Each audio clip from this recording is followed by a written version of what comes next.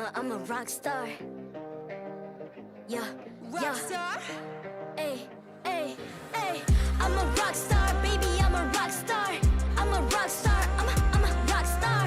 I'm a rock star. Panggil aku rock star. Ini kejohanan kita semua orang rock star. Kita rockstar, kita buat saja gaya kita. Makin panas apinya sudah membara.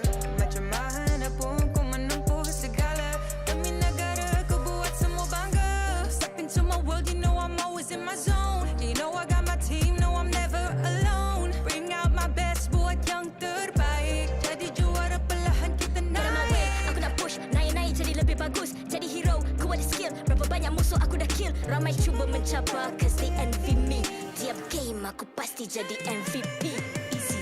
I'm a rockstar, baby, I'm a rockstar. I'm a rockstar, I'm a rockstar. I'm a rockstar, panggil aku rockstar. Ini kejohanan kita semua orang rockstar. I'm a rockstar, baby, I'm a rockstar. I'm a rockstar, I'm a rockstar. I'm a rockstar, panggil aku rockstar. Ini kejohanan kita semua orang rockstar. Tengok nanti siapa yang juara. Ni peluang kita bawa pulang piala. This is my game, this is my time. Menang semua, everything will be mine. Kalau jatuh kau pasti kembali. Bangun balik ku tegak berdiri. Kuatkanlah tenaga, ganjaran diperoleh. Ni kejohanan kita, Malaysia memang boleh. Rise up to the top, kita buat bersama. Semangat kita kuat di bawah satu bendera. Ay. I'ma go hard for the win. Win. On the battlefield till the end. I'm trying to beat the greatest anyone has ever seen. Stand by, I'm coming in for I'm the a win. rockstar. I'm a rock star, baby, I'm a rock star. I'm a rock star, I'm a rock star. I'm a rock star, panggil aku rock star. Ini kejohanan kita semua orang rock star. I'm a rockstar, baby, I'm a rockstar. I'm a rockstar, I'm a rockstar. I'm a rockstar, panggil aku rockstar. Ini kejohanan kita semua orang rockstar.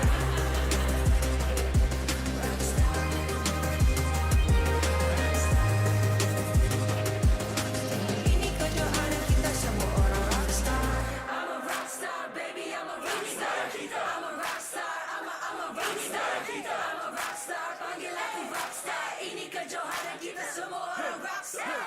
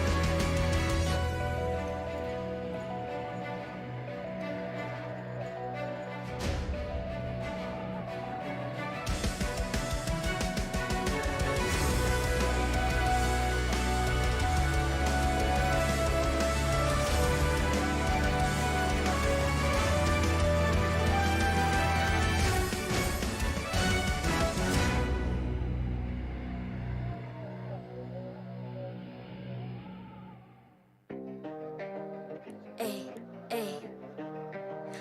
I'm a rock star. Yeah. Rockstar. Ay. I'm a rock star, baby, I'm a rock star. I'm a rock star, I'm a rock star. I'm a rock star, panggil aku rock star. Ini kejohanan kita semua orang rock star. Kita rockstar, kita buat saja gaya kita. Makin panas apinya sudah membara. Macam mana pun kau menempuh segala demi negara, kau buat semua bangga. Step into my world, you know I'm always in my zone. You know I got my team, no I'm never alone. Bring out my best, buat yang terbaik. Jadi juara perlahan kita Get on my way, naik. aku nak push, naik-naik jadi lebih bagus. Jadi hero, ku ada skill. Berapa banyak musuh aku dah kill. Ramai cuba mencapai, cause aku pasti jadi MVP. Easy. I'm a rock star, baby, I'm a rock star. I'm a rock star, I'm a rock star. I'm a rock star, panggil aku rock star. Ini kejohanan kita semua orang rock star. I'm a rock star, baby, I'm a rock star. I'm a rock star, I'm a rock star. I'm a rock star, panggil aku rock star. Ini kejohanan kita semua orang rock star. Tengok nanti siapa yang juara. Ni peluang kita bawa pulang piala. This is my game, this is my time. Menang semua, everything will be mine. Kalau jatuh kau pasti kembali. Bangun balik ku tegak berdiri. Kuatkanlah tenaga, ganjaran diperoleh. Ni kejohanan kita, Malaysia memang boleh. Rise up to the top, kita buat bersama. Semangat kita kuat di bawah satu bendera. Ay. I'ma go hard for the win. Win. On the battlefield till the end. I'm trying to beat the greatest anyone has ever seen. Stand by, I'm coming in for I'm the a rock win. star. I'm a rock star, baby, I'm a rock star. I'm a rock star, I'm a rock star. I'm a rock star, panggil aku rock star. Ini kejohanan kita semua orang rock star. I'm a rock star, baby, I'm a rock star. I'm a rock star, I'm a rock star.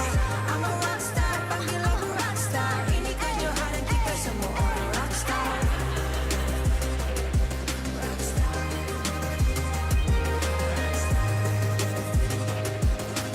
Ini kejohanan kita semua orang rock star. I'm a rock star, baby, I'm a rock star. I'm a rock star, I'm a rock star. I'm a rock star, panggil aku rock star. Ini kejohanan kita semua orang rock star.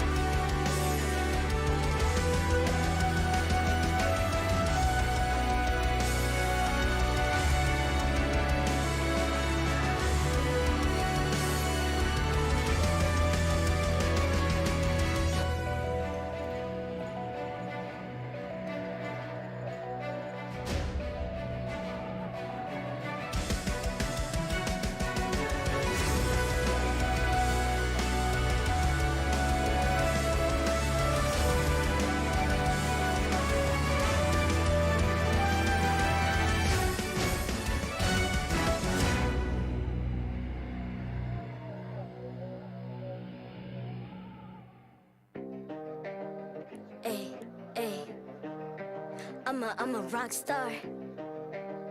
Yeah. Rock star. Ay. I'm a rock star, baby, I'm a rock star. I'm a rock star, I'm a rock star. I'm a rock star, panggil aku rock star. Ini kejohanan kita semua orang rock star. Kita rock star, kita buat saja gaya kita. Makin panas apinya sudah membara. Macam mana pun kau menempuh segala. Demi negara kau buat semua bangga. Step into my world, you know I'm always in my zone. You know I got my team, no I'm never alone. Bring out my best, buat yang terbaik. Jadi juara perlahan kita Get on my way, naik. aku nak push, naik jadi lebih bagus. Jadi hero, ku ada skill. Berapa banyak musuh aku dah kill. Ramai cuba mencapai, cause they envy me. Tiap game aku pasti jadi MVP. Easy. I'm a rock star, baby, I'm a rock star. I'm a rock star, I'm a rock star. I'm a rock star, panggil aku rock star. Ini kejohanan kita semua orang rock star. I'm a rock star, baby, I'm a rock star. I'm a rock star, I'm a rock star. I'm a rock star, panggil aku rock star. Ini kejohanan kita semua orang rock star. Tengok nanti siapa yang juara. Ni peluang kita bawa pulang piala. This is my game, this is my time. Menang semua, everything will be mine. Kalau jatuh kau pasti kembali. Bangun balik ku tegak berdiri. Kuatkanlah tenaga, ganjaran diperoleh. Ni kejohanan kita, Malaysia memang boleh. Rise up to the top, kita buat bersama. Semangat kita kuat di bawah satu bendera. Ay. I'ma go hard for the win. Win.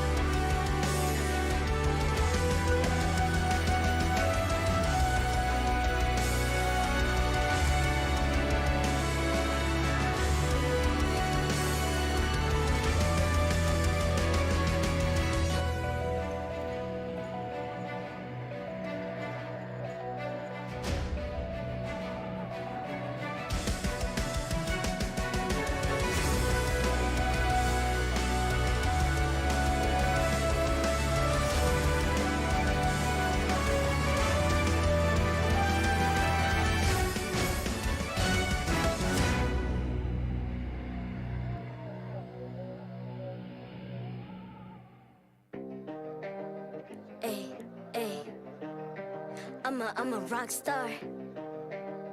Yeah, Rockstar. Ay, ay, ay. I'm a rock star, baby, I'm a rock star. I'm a rock star, I'm a rock star. I'm a rock star, panggil aku rock star. Ini kejohanan kita semua orang rock star. Kita rockstar, kita buat saja gaya kita. Makin panas apinya sudah membara. Macam mana pun kau menempuh segala. Demi negara kau buat semua bangga. Step into my world, you know I'm always in my zone. You know I got my team, no I'm never alone. Bring out my best, buat yang terbaik. Jadi juara perlahan kita Get on my way, naik. aku nak push. Naik-naik jadi lebih bagus. Jadi hero, ku ada skill. Berapa banyak musuh aku dah kill. Ramai cuba mencapai, cause they envy me. Tiap game aku pasti jadi MVP. Easy. I'm a rockstar, baby, I'm a rockstar. I'm a rockstar, I'm a rockstar. I'm a rockstar, panggil aku rockstar. Ini kejohanan kita semua orang rockstar. I'm a rock star, baby, I'm a rock star. I'm a rock star, I'm a rock star. I'm a rock star, panggil aku rock star. Ini kejohanan kita semua orang rock star.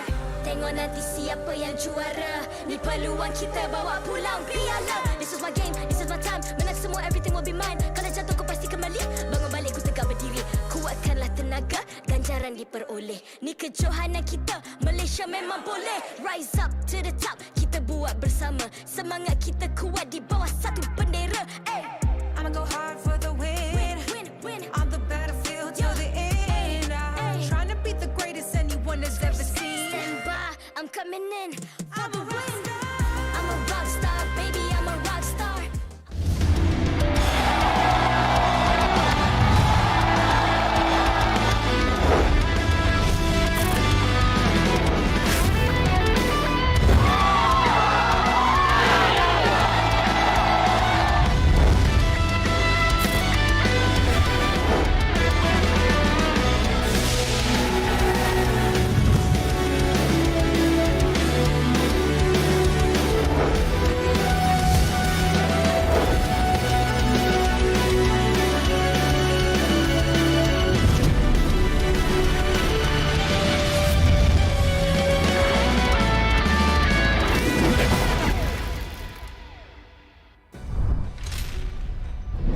MPL Malaysia musim ke-9 yang dikuasai oleh Munton dipersembahkan oleh McDelivery dan Samsung sebagai telefon pintar rasmi kita. Raikan kemenangan bersama dengan Nescafe dan juga gaming bersama dengan Zip. Hari ini saya Abeja kat sini bersama dengan Sif. Kita bukan berdua kat sini. Kita kalau berdua tak lengkap. Betul, dia biasanya kalau berdua mesti ada yang ketiga. Betul. Tapi kita tambah lagi seorang. Jadi kita berempat lagi baik. Berempat lagi. Kita ada Syamilo dan juga kita punya caster baru. Monshel, apa khabar? Hello everyone, it's great to be here. A little nervous, but yeah. It's okay lah. Jadi, Selalu semalam tengok laki je. Hari ni tambah sekuntum bunga kat sini. Oh, semalam awak tak suka tengok saya lah gitu. Lebih kurang macam tu lah. Jadi Monshel, awak kali pertama ke masuk dalam newborn caster ni? Yes, this is my first time being part of the workshop. And yeah, overall it's been a really great experience. Of course, it's quite grueling. They do expect you to really pick up the pace, and you definitely need to be able to watch MPL every week because you will need to keep up with the meta as well as all of the players as well as each games because you know the new patch has dropped, right? Betul, Monshel. Sakit kan? Sakit. Habis tu okey. Habis tu okey. Sebab dia apa yang dia nak katakan adalah dia happy. Lepas tu dia kata macam mana newborn punya workshop, mereka akan diberikan tugasan ataupun mereka akan training terlebih dahulu, nak faham meta, nak faham patch, dan yang paling penting kali kita nak tahu background pemain-pemain sebab itulah kita punya talking point. Dan sekarang ni Munshel antara yang terbaik, dia ada kat sini. Oh, dia translate. Tapi bagi siapa yang tak tahu apa tu newborn caster, Apa tu? Itu salah satu program di mana kita mencari caster-caster baru yang mungkin akan mengganti kita. Dan sebab kita pun makin lama meningkat umur, kita tak tahu bila kita nak gone. Maksudnya bila gone pergi tempat lain. Siapa-siapa juga boleh join newborn caster ni? Rasanya sesiapa janji dia kena perform, janji mereka ada passion nak jadi caster. Macam Monshel sendiri, okey, bila akan cast nanti? I'll be casting tomorrow on match 3. So siapa yang nak tengok nak Munshel, tengok? esok boleh tengok dekat English punya stream. Munshel akan cast. Yes, do support the English cast as well. We do need more support from everyone here, so thank you so much. Happy pula. Hari ni Sid punya happy lain macam. Bukan Sif je, saya pun sama.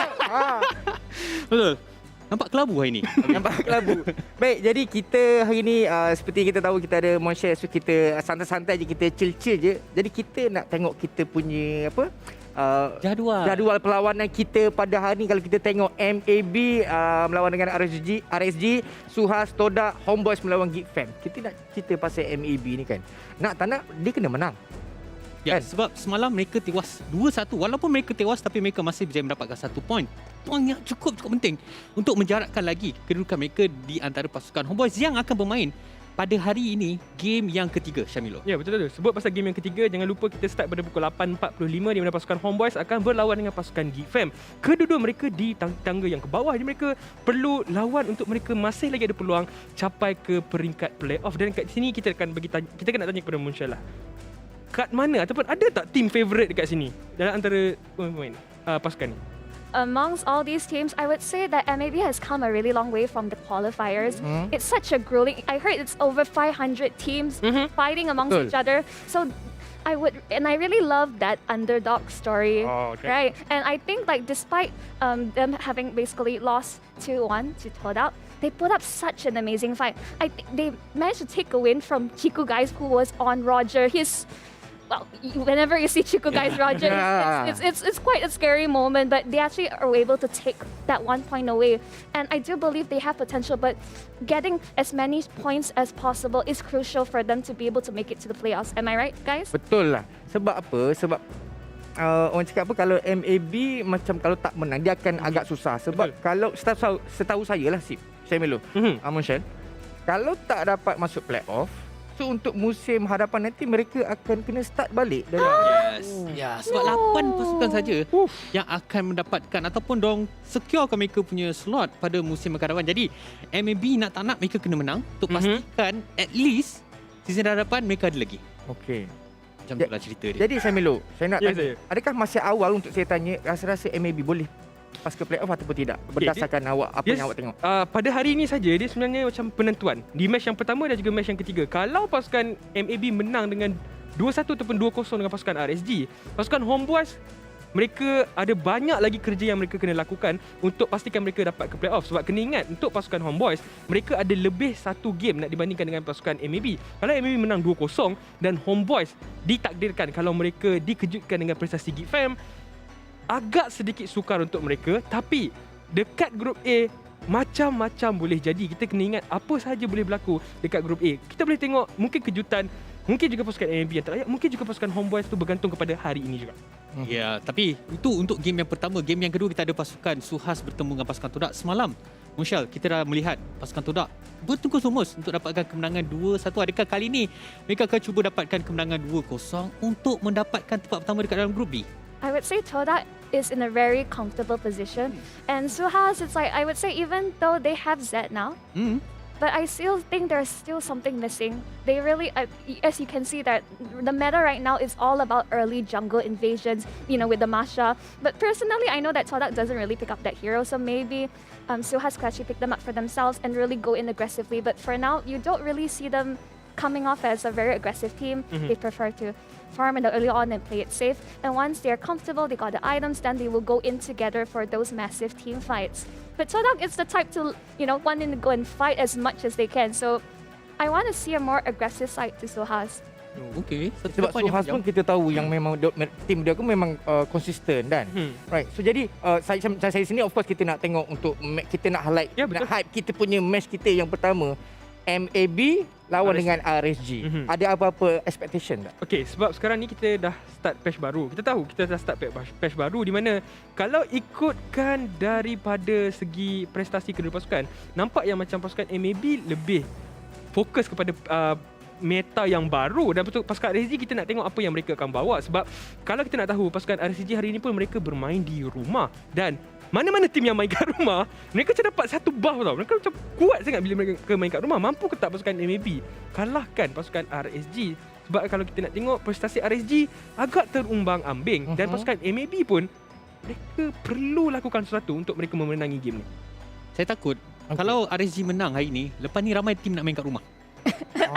Janganlah macam dia memang at home buff, right? Kalau main kat rumah je ni memang macam ada sesuatu Dia bukanlah. Dia macam itu Dia ada buff. metafora. Dia semangat tu lain macam lah. Lain macam. Tapi untuk Moonshell sendiri, untuk perlawanan di antara pasukan MAB dan RSG, semalam kita dah tengok pasukan MAB dah main untuk minggu ni. RSG masih lagi belum menunjukkan prestasi mereka. Lagipun mereka sekarang ni terpaksa main di kat rumah. Jadi untuk expectation daripada Moonshellnya side sendiri, adakah pasukan MAB mampu untuk bangkit ataupun pasukan RSG yang bermain dekat rumah boleh menang terhadap pasukan MAB? I think it's really hard to say because I think some teams do perform a lot better overall at home. But let's not forget they have to be able to, I think with MAB they really have to focus on the key playmakers in RSG. We've seen what Izanami could do last week, and I think there will be a lot of focus on So. But in the end, it's really a 50-50. I feel like MAB really showed us what they're capable of yesterday. And yes, we have not seen RSG play at all this week. So I don't know about you guys, but I'm really excited about this upcoming match. Baik. Jadi kita pun tak boleh nak expect lebih. Mungkin apa yang kita expect tiba-tiba jadi macam tu. Tapi yang kita boleh expect adalah apabila kita lapar, jangan lupa untuk belanja RM50 di McDelivery dan dapatkan 6 ketum McNugget percuma. Bukan tu je, anda juga berpeluang untuk mendapatkan skin eksklusif. Yang paling penting, Monshel, kena letakkan kod dia tu. Betul. MPL Rewards. Ada S kat belakang. Oh, there's an S at the end. Yeah. Oh, that's why I couldn't get those nuggets. Oh. Rugi dah kat situ. Tapi kita boleh guna ni untuk advance order. Dan kita order hari ni, esok tengah hari insyaAllah sampai. Janganlah esok tengah hari. Dia tak boleh. Esok malam ke? Esok malam. Itu maksud seed sebenarnya. Aish. Baik, Sif, dah ready untuk kita punya coin toss match kita yang pertama pada hari ini di antara MAB dan juga RSG. Silakan, Sif. Yes, mari kita bersama-sama dengan Melina Lai seorang diri kerana pasukan RSG terpaksa bermain dekat rumah. Jadi, dia akan menunjukkan apakah keputusan di antara coin toss untuk pasukan MAB dan juga pasukan RSG. Di mana coin toss kita ni dibawakan khas oleh Cadbury Zip. Satu coklat yang cukup sedap. Tapi kita akan fokus terlebih dahulu. Apakah keputusan? Dan keputusannya adalah heads yang akan diberikan kepada pasukan MAB. Jadi, mungkinkah mereka akan memilih first pick? Dan terus saja mereka memilih first pick. Walaupun 38% saja chances kemenangan mereka apabila mereka memilih first pick. Okey, Abang Jan nak tanya. Okay. Boleh Boleh. macam kita je. Okay. Agak-agak kan apa yang pasukan MAB perlu buat yang untuk diorang nak tukar, maksudnya apa yang mereka perlu buat untuk pecahkan 6 kali losing streak tu? Bagi pendapat saya lah, apa yang mereka perlu lakukan adalah main dengan cara mereka sendiri. Pastikan yang apa mereka lakukan adalah mengikut drafting mereka, dan drafting mereka semakin lama mereka perlu cari satu improvement lah. Sebab yang paling penting sekali, kalau draft dah balance, mana dalam gameplay tu insya-Allah 60% boleh memenangkan game. Alright. Jadi, rasanya kita dah tak sabar untuk masuk game kita yang pertama ni. Abeja. Yes, jadi kepada penonton rumah, sekarang kita akan saksikan match kita yang pertama. BM Caster, English Caster, please take it away. As we truly approach the penultimate chapter of MPL-MY Season 9 regular season, most of these teams have proven they can walk the walk, but will it be enough to bring them to the playoffs? Welcome back to MPL-MY, ladies and gentlemen. My name is Stafa, alongside my usual co-caster Gideon, the man himself, here to once again bring you guys some great MPL action, which is of course brought to you by our wonderful sponsors, the official gaming chair Secret Lab, partners in esports TikTok Live, esports charts, and EGG Network, and our co-organizers ESI. Yep, thank you to all of our sponsors for making this happen, but an exciting game is up ahead, and it's going to mean a lot for MAB if they want to make sure that they're not close to relegation and keep ahead of the HomeBois. They've already passed the first hurdle, stealing a game off of TODAK, but they have to make sure 2-0 is the most ideal. But even so, RSG themselves, they are looking to try and contest their own spot against Team Karakal and hold it strong. Yep, it's gonna be quite a thing to witness, so if you guys want to make sure that all your friends and family can catch it as well, not to mention grab some goodies for yourself, make sure to participate in our Share Milestones, which is brought to you by our McDelivery sponsors. By just clicking on that share button at the bottom of the stream, make sure that people can see it, and once we hit these milestones, you guys get rewards. Exactly. 3 tiers, 500, 800, 1,000. If we hit that 3rd tier right at the very end, that means you guys are going to be eligible for the rewards of the lucky draw, which will be shown at the very end of the show. So please make sure, help us and farm the MPL while you still can, because even if we don't hit that 1,000, you guys still get in-game rewards through codes.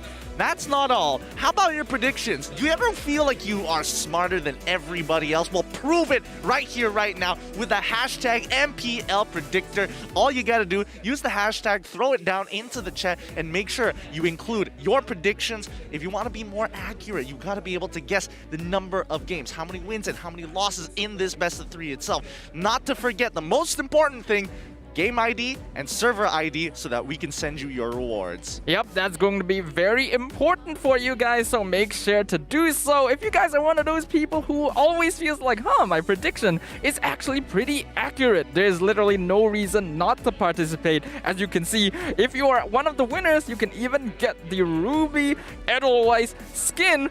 I personally really want this skin myself. I kind of want to try and participating myself on the stream as well, but obviously we're here. It's a bit difficult for us to do so, so you guys make sure to represent me, put out the correct answers, got your game ID, get your server ID, so that we can give you guys this really nice gift.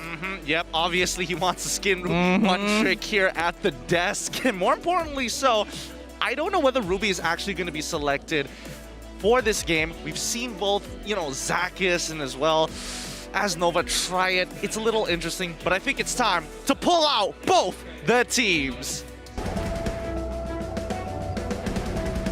MAB Esports! We're starting things off with MAB Esports, the team that is currently on a 6-match losing streak that really need to recover and find their own momentum, but so far have been proving themselves to be quite the contenders. There is still hope for MAB. They need just a few points to maintain their position ahead of the HomeBois, and a lot is driven upon Nova X Kobar and Zach QT's shoulders. The dynamic duo who played well against TODAK yesterday. We need to see it go above and beyond today. It's going to be very important for them to show their stuff against their opponents, RSG. For those of you who might not be aware, RSG MY will be playing from home today due to certain complications. I don't think we need to be very specific in what has occurred. I think most of us should know by now, so maybe they will be able to benefit from the at-home buff. See, that's the thing. Every single time we see a team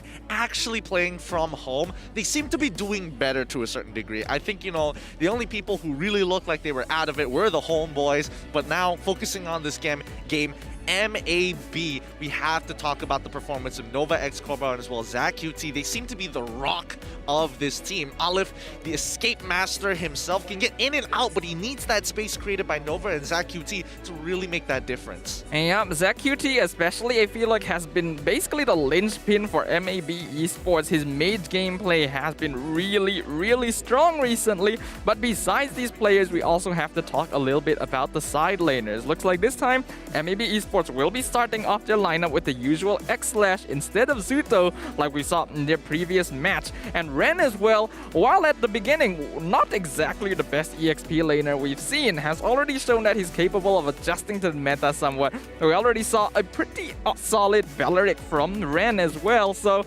interested to see what other strategies MAB might bring to the field. Well, they're gonna have to bring everything they've got because they need to fight up against RSG MY, an extremely interesting team because they have their ups, they have their downs, but they are fielding their newer players, Akim and as well as Iris, once more to really secure their spot. But we have to talk about Izanami, the Prince of Mages overall. Man, the myth, the legend. He has won a championship before, and it doesn't seem like his performance ever drops for the team. Yep, Izanami's performance has been really impressive. If we look at Zach QT as the sort of linchpin for MAB, for RSG MY, Izanami is the clutch. He is the one that brings games that should have otherwise been lost back from the brink for RSG MY. I don't think we need to talk about the Izakuzmi combo already. Very oppressive in the early game. So far, the other players, obviously Kuza, very mechanically skilled, but Akim and Iris still need a bit of time, I think, to really bear their fangs. Personally, I feel like Iris is really good in lane, but he likes to overextend a lot. Akim is actually the opposite, where he's not oppressive in lane, but has a really great team fight understanding. Now, let's have a look to the keys to success for MAB. Win the gold lane at all costs, punish Zakus' aggression, contest Beatrix or 1-1, and disrupt Kuza's farm.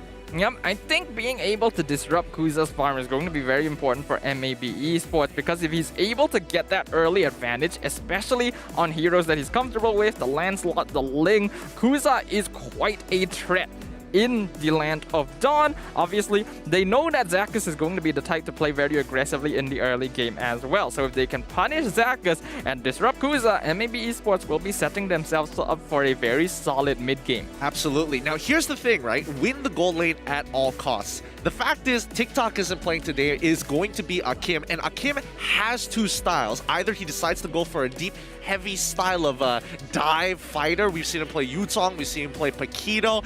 If he plays a traditional marksman, then sure, that makes sense. But if we're looking to the keys of success for RSG, they have to beware of surprise drafts, avoid overextending, create that space for Akim if he is on that marksman, and secure Grok or Matilda. Yeah, being very cautious about surprise drafts is something that RSG MY will have to watch out for, because I think overall, MAB Esports has shown themselves to have adjusted to the meta pretty well compared to a lot of other teams in the MPL this season. RSG MY themselves aren't strangers to strange drafts, considering that they were the ones to bring in the Johnson Kadita, but they will need to make sure that they are prepared for anything unexpected MAB might throw at them. Well, hopefully it's going to be enough for Kuza with a multitude of his pocket picks. I mean, the Yin, the Hell Current, he's one of the very few junglers who actually make the Hell Current work. It's about the timing, it's about the opportunity, but more importantly so, it's the toolkit that he has access to shut down artillery mages.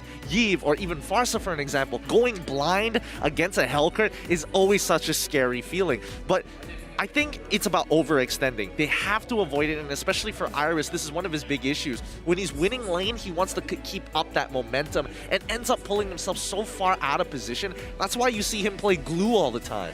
Yep, I have to agree with that. Iris isn't alone in that factor, because there are actually times where Zakus might end up playing a little bit overly aggressive himself, and getting caught out like that is never going to be ideal. But before we enter the game, let's see what those of us on the talent desk have to say. Oh, looks like we're split here on the English cast. It's going to be, you're going for MAB, I'm going for RSG. Shamalo and even Ja also are believing in MAB this time. And also, if you're wondering, Fariza is actually a newborn caster up on the BM side, so go check her out and show them some love if you are watching for BM broadcast. Now, speaking of which, why MAB this time?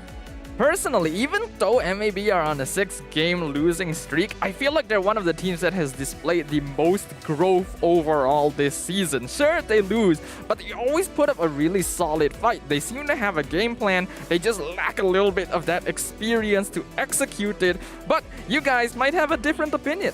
Yep, it looks like an overwhelming majority are leaning towards RSG to win this game. I mean, I can understand the track record has been looking good. Group B is always like a safe pick when it comes down to the predictions, because Group B has been looking so strong, unless they're up against Team SMG. Then it's a little more 50-50 here. Now, looks like the headbands are getting put on for a lot of their players. It's starting to become a trend. I'm looking forward to seeing whether or not this is the buff that RSG MY needs to really show us their stuff. After all, it is still a brand new meta, and to combat a brand new meta, you guys might want to consider looking into a brand new device, none other than MPL Malaysia Season 9's official smartphone, Samsung. Look, it's got a sleek design, it's got everything you need for a gaming phone, but more importantly, you guys can earn one yourselves today. For the very first match only of this best of 3. Please, your predictions are so important to earn yourself an A52S5G. All you gotta do is go to the social medias, quickly find the post, like, give your predictions, and then also use the hashtag MPL predictions in chat itself to get the skins. Oh boy, you guys are just winning all the time. Yep, but without further ado, as you guys can see up on the screen right now, the draft has begun. MAB Esports going to be drafting on the blue side, RSG MY drafting on the red side. Starting off with the bans, we have ZAHZ Johnson being removed from the pool, as well as the most recent oppressive roamer on the land of Dawn, the Masha. Yeah, and I think they're opening things up quite a bit, right? We haven't seen a Valentina, we haven't seen the traditional bans just yet, which is going to be the Valentina,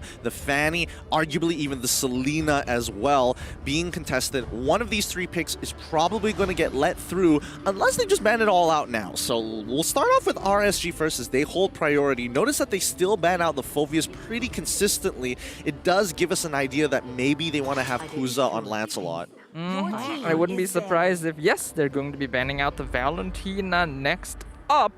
Now, as you mentioned, some pretty notable picks still going to be in the pool. Gonna be that Selena, gonna be that Fanny. I feel like this is one of those situations where RSG MY might be okay with letting the Fanny through, because I don't think Alif has really shown himself to be capable of playing it at a very high level. Well, I mean, it's tough. You're comparing yourself against Kuza, who's really mechanically gifted. His Ling is super nasty. His Fanny is also super nasty as well. But then you also have to worry about his annoying pocket picks that eliminate one target from your team, and you have to play like this 4v4, which I think is a lot of the problems that MAB has to face against RSG. So now, the question is Fanny going to get let through, or are they just going to say, you know what, maybe we just ban out the Selena, Kuza, are they playing for Kuza, or Izanami? Yeah, that is the question. RSG could actually choose to let both of them through, and it looks like that is what they've gone for here by banning out the Eve instead. This will allow MAB Esports to make their selection. I'm assuming, yeah, they will lean more towards the Selena because Alif is not that comfortable on Fanny. Now, the question is, does RSG instantly take the Fanny, and will MAB have a draft to look to punish it? Kufras, I'm thinking about. We've seen people try to go with Popo and Koopa on top of having maybe a Kaja. We've seen Kaja once or twice, but again, it really disrupts your draft. Yeah, the thing about letting these kinds of heroes through is that, yes, even if you can counterpick it with something like the Kufra, it still kind of forces you to have to draft around it. Once you see the Fanny on the opposite team, you know, okay, we need crowd control. And the team that's able to lock in the Fanny for themselves can, from that point on, kind of manipulate the draft in their favor by preparing for these possibilities. Okay, so Karina gets locked in first, so Fanny is not going to get touched, and I don't think MAB have to worry about a thing. Now, Grok, a really big pickup for the side of RSG. We've seen Iris and as well as ZAHZ pull it off. We don't know whether it's going into the Roamer EXP for now, but it's a very good start. MAB have a couple of considerations. They could say, you know what, we see the Grok, he's annoying. We could potentially get Matilda. Matilda gets locked in. I was hoping to see Hilda, for a matter of fact. I would love to see Nova just run into the enemy jungle and fight, but MAB are also going to be locking in Boxia. Okay, I like this response coming out of MAB. RSG MY going to complete their first phase with the 1-1 as well. At first, going with the Matilda does feel a little bit risky because that means that MAB aren't really going to have a dedicated tank, since that's going to be a Matilda roamer and a dedicated mage mid lane on the Selena. So to counteract that, they go for the Boxia jungle, which will naturally counteract the Grok and the Karina. Oh... I'm not sure. I'm not sure whether this is their best option so far. I mean, the tank meta is really interesting, and it's just a lack of damage that they have for the side of MAB right now, which means that they're going to play for their side lanes most likely. Kimmy gets banned out for the side of RSG. Really smart options, because RSG understands, hey, we're looking at this lineup. They basically can only play for picks. They don't have a lot of damage inbuilt into them, so therefore, we need to get rid of these carry style of gold laners, people who can peel for themselves, and Kimmy kind of just fits the build perfectly. And we know that X-Slash can be very oppressive on the Kimmy once he's able to get his scaling, so it's understandable that RSG would decide to ban that out here. but this does imply that RSG wants to focus more on Akim's lane. Going for the 1-1 means that in the early game, he's going to be notably weak, which means that they have to be careful of common X/ picks like the Popple and Koopa as well. That's true. That's true. Zong gets banned out. Yep, and even MAB understand, hey, we're focusing on Kim here. We need to make sure he plays a traditional style of marksman, and that's fine. But also, these are picks that Iris plays as well, right? We need to make sure we protect ourselves from these huge dives, because what exactly is Selena going to do with the Black Dragon? He's going to get into the back line for free, and it's really frustrating as a gold laner to not have that level of appeal, and you're just hoping you can take the guiding winds to save your life. RSG MY, they're going to be locking in their final ban now with the Melissa. An interesting choice from them. I would have preferred them banning out the Popple and Koopa here, because I do still think 1-1 puts up a pretty solid fight against the Melissa in comparison, but I suppose they're just afraid of what X/ can do with his comfort heroes. Really? I think Melissa just beats her in lane. Really? Yeah, she beats her in lane. She outranges her completely, especially if you're not taking Weakness Finder. And I think the only way you lose that matchup is at level 4 or at level 1 when she has Inspire. So I think those are the only two situations where you lose as Melissa. MAB, on the other hand, they get rid of comfort picks for Izanami now. Taking away Kagura, not a bad idea, but there's still Lilia on the table. Farsa is still available. Kadita is something that, you know, Izanami is able to play quite well. Yeah, I don't think Izanami is going to be starved for picks here at all. Looking at RSG, what they're still missing now is most likely going to be the Roamer, because I do see this Grok going into the side lane. I personally am not a big fan of the way that Roamer Grok plays. Of course, RSG, they can still go for that. But I think right now they're going to be looking for Zakus's hero. Hilda. I'm really hoping he plays Hilda. Someone's got to play Hilda at some point, right? So far, we've only seen SUHAZ Esports do it.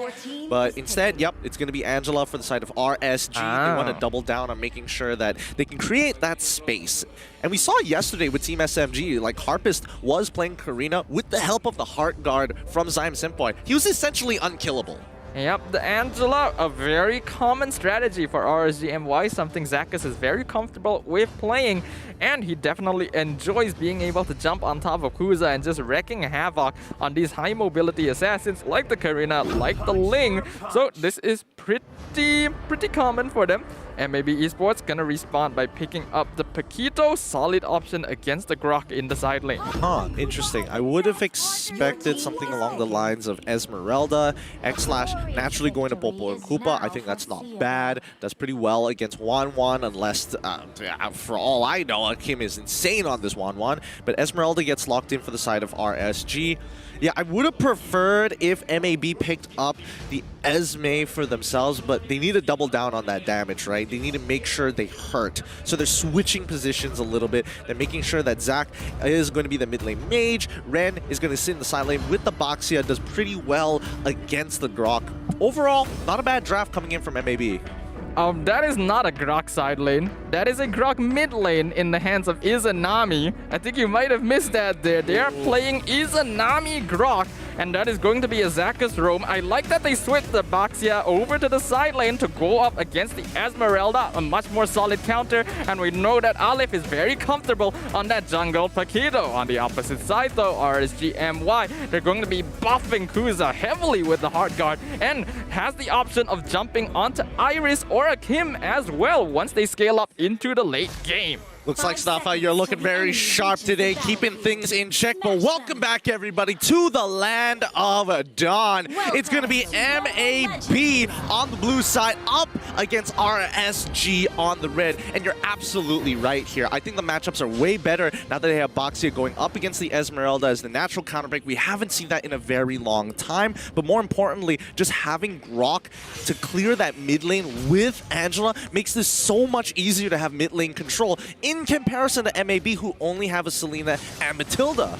Yep, it's very important for RSG MY in this game to get that early lane dominance here, because having their Grok means that they're going all out and making sure they clear the mid waves as fast as possible, provide Kuza with as much farm as possible with the Demon Slayer to hit that level 4 and really start wreaking havoc on the side lanes to allow Iris and Akim to scale. Ooh, good damage onto Zakis, and that's going to force him to recall. But Izanami, he doesn't mind, because at the end of the day, he is playing high and dry, and he is the one getting the levels. So he clears it up real quick and immediately starts rushing down to the bottom side of the map. MAB already calling Popo and Kubal to just chill. You don't need to start forcing yourself under the enemy turret. But Iris, on the other hand, just not having a fun time. Yep, Esmeralda against Baxia and the side lane is just really difficult for Iris. So it's going to come down to whether or not Zakis and Izanami can provide them with a little bit of assistance up there to make sure that the Esmeralda is able to at least get a little bit of farm, because we already see Alif moving up to the top side of the map. Yeah, look at Kuza. He tries to walk on to see if there's any form of farm to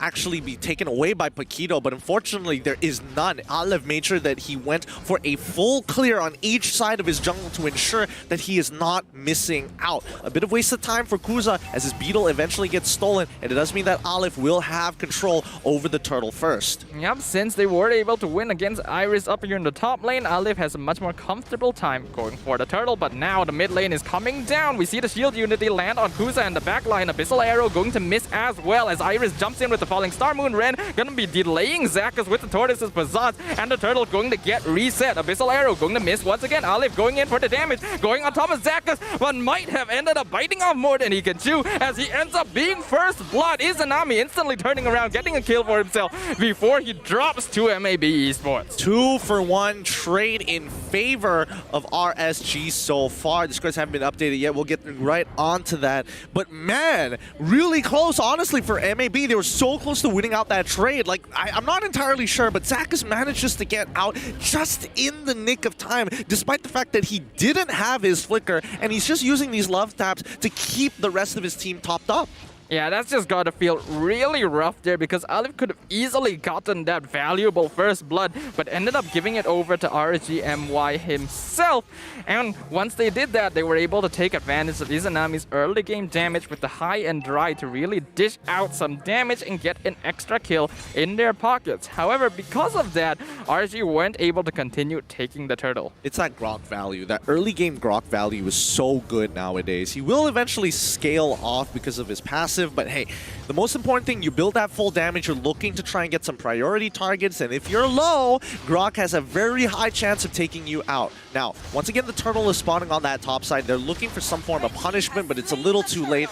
Nova actually jumping in all the way onto Kuza's side. Heartguard is already popped, and now Kuza is going to initiate. Falling Star Moon as well has come out. Vengeance is not going to be enough against the true damage coming in, but Izanami trades his life 1-for-1. Kuza still on the run. Shadow Dance makes him live. Zach QT unable to finish this off. No! Kuza sidestepped the Abyssal Arrow. Good plays coming in from RSG MY.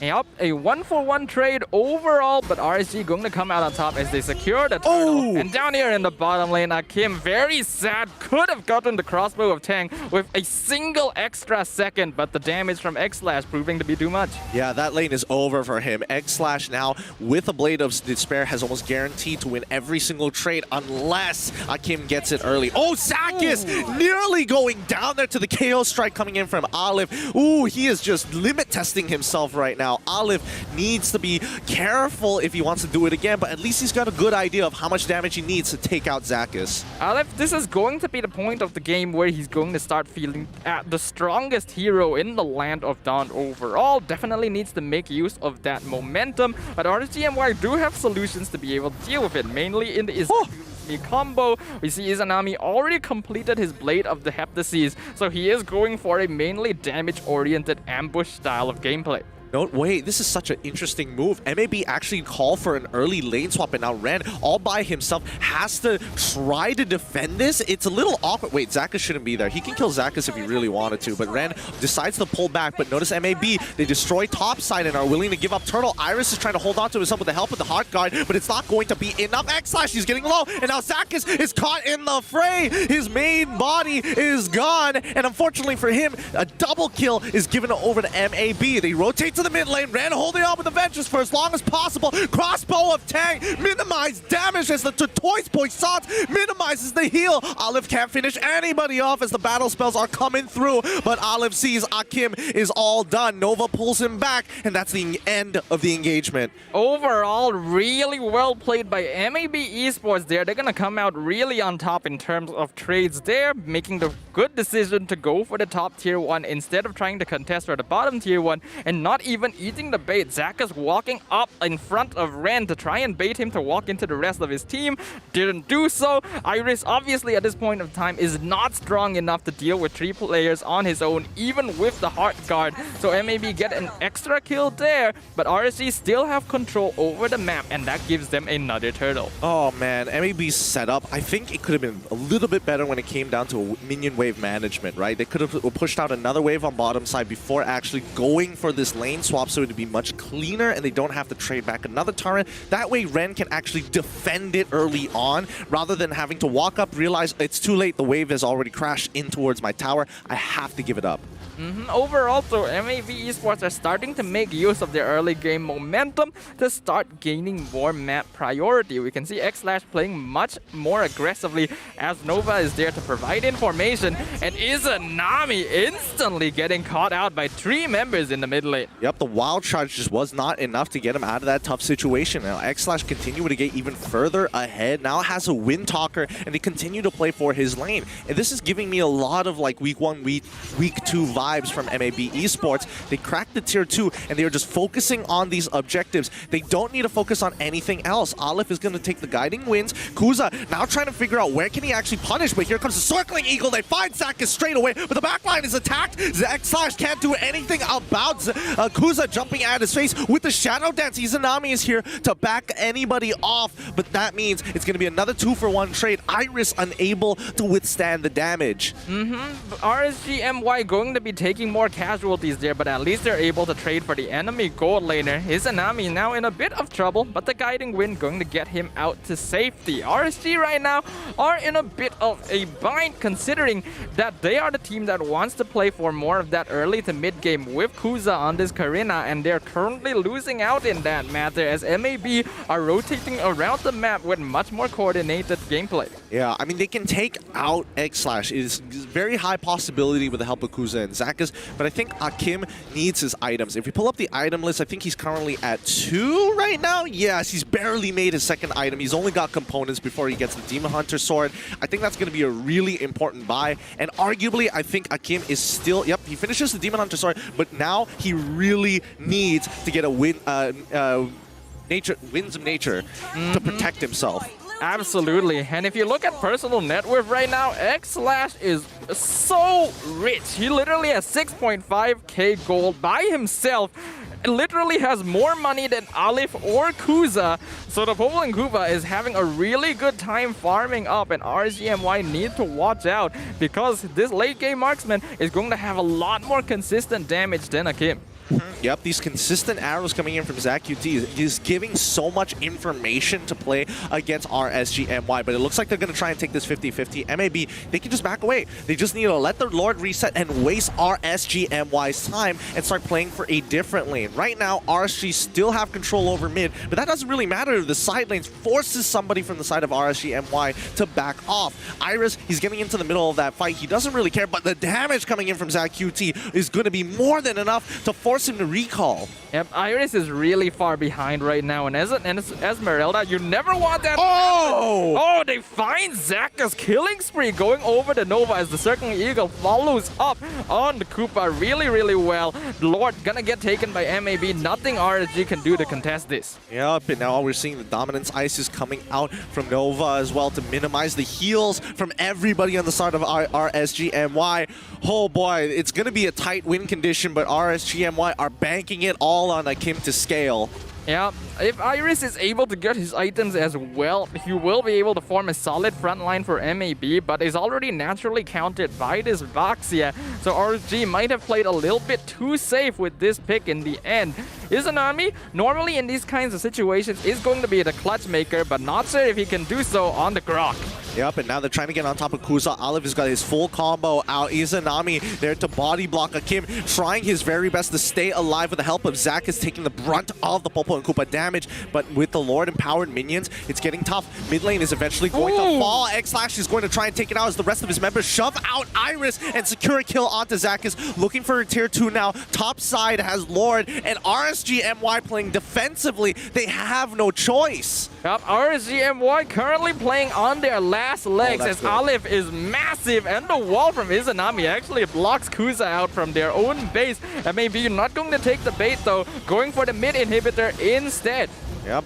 Good movements coming in from MAB Esports. They are just constantly one step ahead of RSG MY. Their tempo is looking really, really nice, and RSG do not have the initiative to actually try. But now they're looking for some form of counter engagement. Izanami is going to get hit with a hard guard, and he's running for X-Slash. He knows what he wants to do. He's buying that space and time, and Akim finally gets a little wander, but it really doesn't matter. They're just going to time out that hard guard before re-engaging. Nova brings it in, and now Red walks with the Porter Toys. Poisson's backline is now under attack, but it doesn't matter. All the ulta down on Akim is gone, out for the count. Zach QT lands another beautiful arrow onto Kuza. They're trying to lock him down, but it's a little too late. The auto attacks won't affect his shadow dance. MAB Esports making an aggressive play and didn't exactly pay off the way they wanted to, but were able to push RSG MY back. Nova getting a really nice two-man pushback with the Circling Eagle, was followed up by Aleph with the knockout strike, but because of that,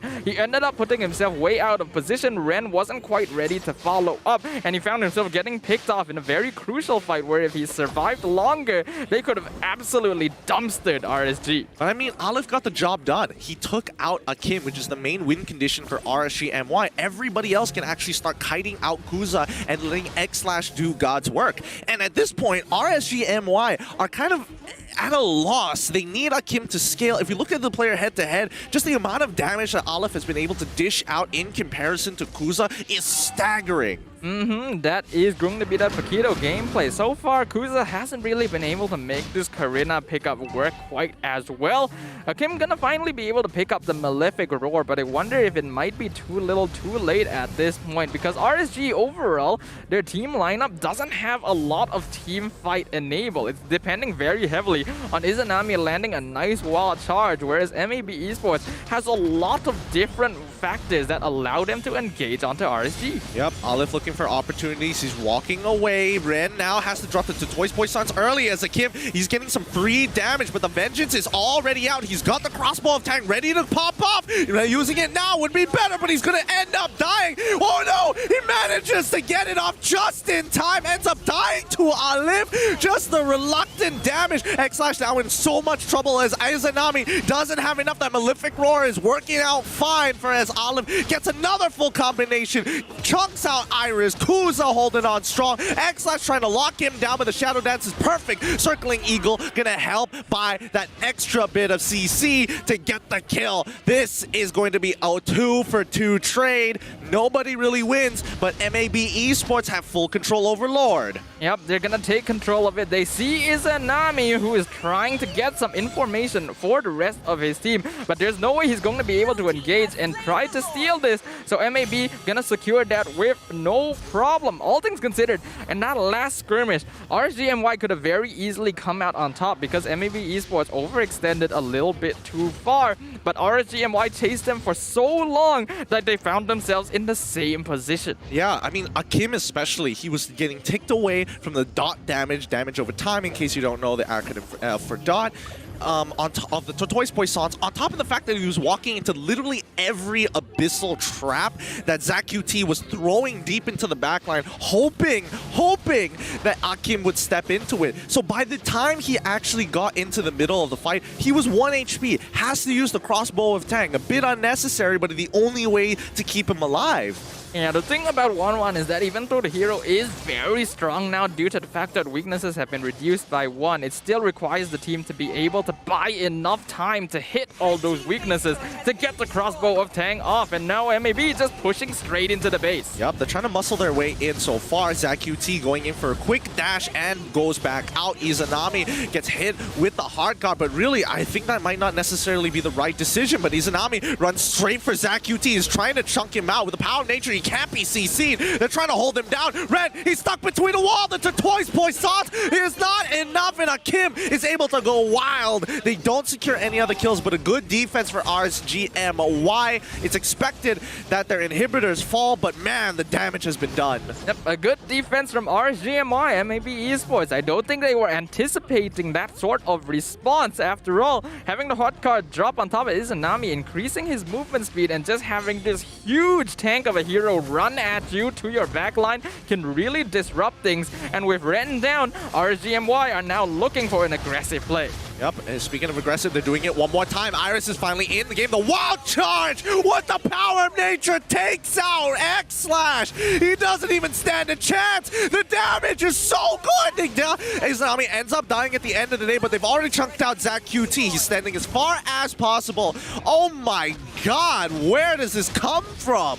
Izanami, the clutch player of RSG MY, doing it again, proving time and time repeatedly that he will bring games back from the brink of defeat for the rest of his team. Going with the help of Zakas to just threaten MAB Esports, forcing them back because there's not much you can do. You can't crowd control Grok when he's standing near a wall, gets some really nice wild charges, sets up for the rest of his team. This is the sort of distraction that RSG MY's team composition really requires, and as long as Izanami is able to continue performing this way, they have a real ticket back into this game. Yeah, and I think Iris has finally started scaling after 8 assists in his bank account. 17 minutes into the game, MAB kind of are missing the point. They need to end this sooner rather than later. X-Slash is now feeling the brunt of that damage since so many of the members from RSG MY are starting to feel unkillable, or at the very least have a way to stop his own personal peel. Yep, as we enter the 17.5 minute of the game, RSG MY recognize that X-Slash is going to be the primary win condition for MAB. Alif does a lot of damage, sure, but other than that, most of MAB does not scale quite as well as RSG MY. But ZQT gonna be forcing out the Purify from D11, making sure that he is not going to be able to get that engagement. Yep, I mean, but they're playing it slow, right? Look at where Aleph is right now. He's waiting to know where exactly everybody is from the side of RSG MY, and then start with the split push. Now, it's forcing Iris to actually go and respond to that top side. Aleph is going to back away, and now MAB are going to bait out with the Lord once more. We can see Aleph gets the successful push up top, so Iris will be forced to respond to that. If MAB want to make something happen, it needs to be now, but we can see the hard guard already being hovered over on Izanami, and it's go time. Yep, they're trying to back away. Ren is so out of position, and Akim uses an early crossbow of Tang. The Vengeance is down, and so is the Tortoise Poissant. Aleph now in some trouble. He needs to get something off. No, not in time. Immortality. Can he get a KO strike down? It's not enough. He's dead. And RSG MY now have full control over the Lord. They take it and are back in this. They are looking to end it off of this push. MAB Esports are now falling apart. RSG MY finally secured the Lord, and it could arguably be the most important Lord of the game, as this is going to be the final evolution past 18 minutes. MAB Esports just getting caught out of position. Ren, this is not the first time this has happened this game, and RSG MY are just clamping down on this vulnerability every single time. Aleph trying to buy time, but without your frontliner, he is just easy pickings. Oh, there's just no value. There's just no value to be on that side of the map, and if so, at least be able to escape. Unfortunately, Izanami is making it really, really hard for him, using that Guardian's Bulwark to make sure that it kind of stops his original pathways, but he has to remember that he can hop over it. It's just about timing. It's really about the shield unity timing. Yep, RSG MY now have basically completely flipped this game on its head, and now are the ones threatening to end the game against MAB Esports. Now forced to mount a desperate defense against this final Evolve the Lord. Yep. Now they've already lost most of their outer turrets at this point. They just need an inhibitor. They find it, and now they initiate the fight, jumping on top of Red, who pops the vengeance once again. Akim is about to die, but it's a little too late as as his ult is already popped. Iris still alive, holds strong. Akim manages to sustain, but they manage to land a good arrow on him, secures that kill as they muscle their way in. RSG looking to try and end this. Izanami ends up dying for it with a sliver of HP. MLBB Esports holds strong on the defense. My goodness, a little bit of miscommunication there between RSG MY, because if the rest of them had just thrown their bodies against the crystal like Izanami, they would have ended the game right there and then, but decided to back things off, feeling a little bit too risky to try and continue. MAB Esports being able to mount a beautiful defense, partly thanks to the fact that Nova was able to get a nice circling eagle disengaged to push them out of position. Oh boy, Akim was playing so very well, but then you can see the value of that vengeance when timed correctly against that crossbow of Tang. He is just killing himself every auto attack.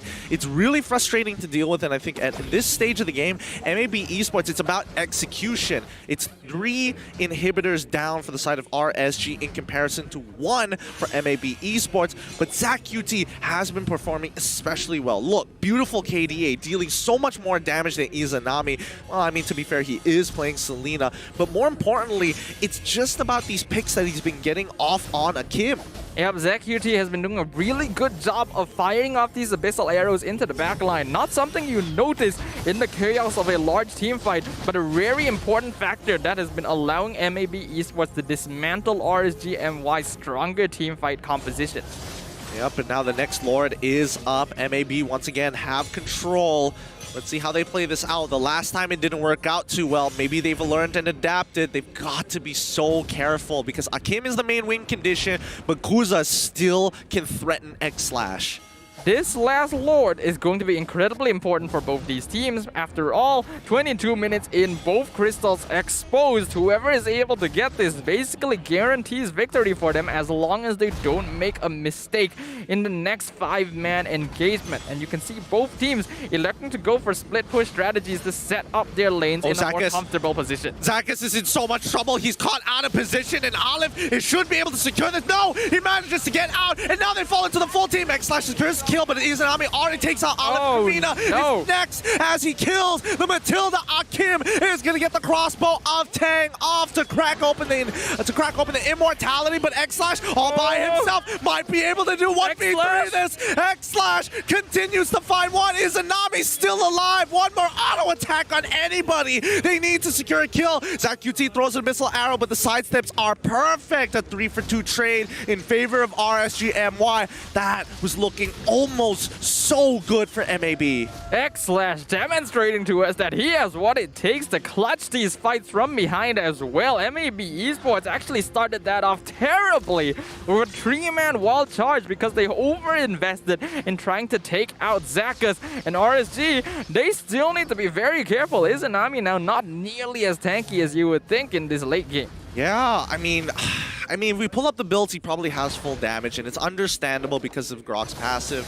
I mean, look at that, perfect. But smartly enough, he has just decided to make sure I need to protect myself against ZachQT and as well as Ren. So inevitably, he wants to protect himself from the burst. He gets the Athena shield, but more importantly so, that Bloodlust Axe, a very classic old Grok meta build to increase the sustainability. And with a BOD and Blade of Heptases, it helps so very much. I also like that he elected to go for the rapid boots instead of more of a defensive option because he knows that he wants to run into MAB Esports faces with the Heart Guard and is willing to take some risks in terms of his durability to ensure that he can set up for the rest of his team. Speaking of which, they're doing it once more. MAB Esports going to play the map while RSG MY must prioritize this Lord. They have Zakas trying to hold that wave back because he has a global ultimate. Now, Nova, he's going to start with a circling eagle on towards Akim. He pulls the guiding wind. Red is on top of him now as well. Heartguard comes out to Izanami. The crossbow of Tang is out. Nova looks like the first to fall. X-Slash looking for some positions. Nobody to attack as Olive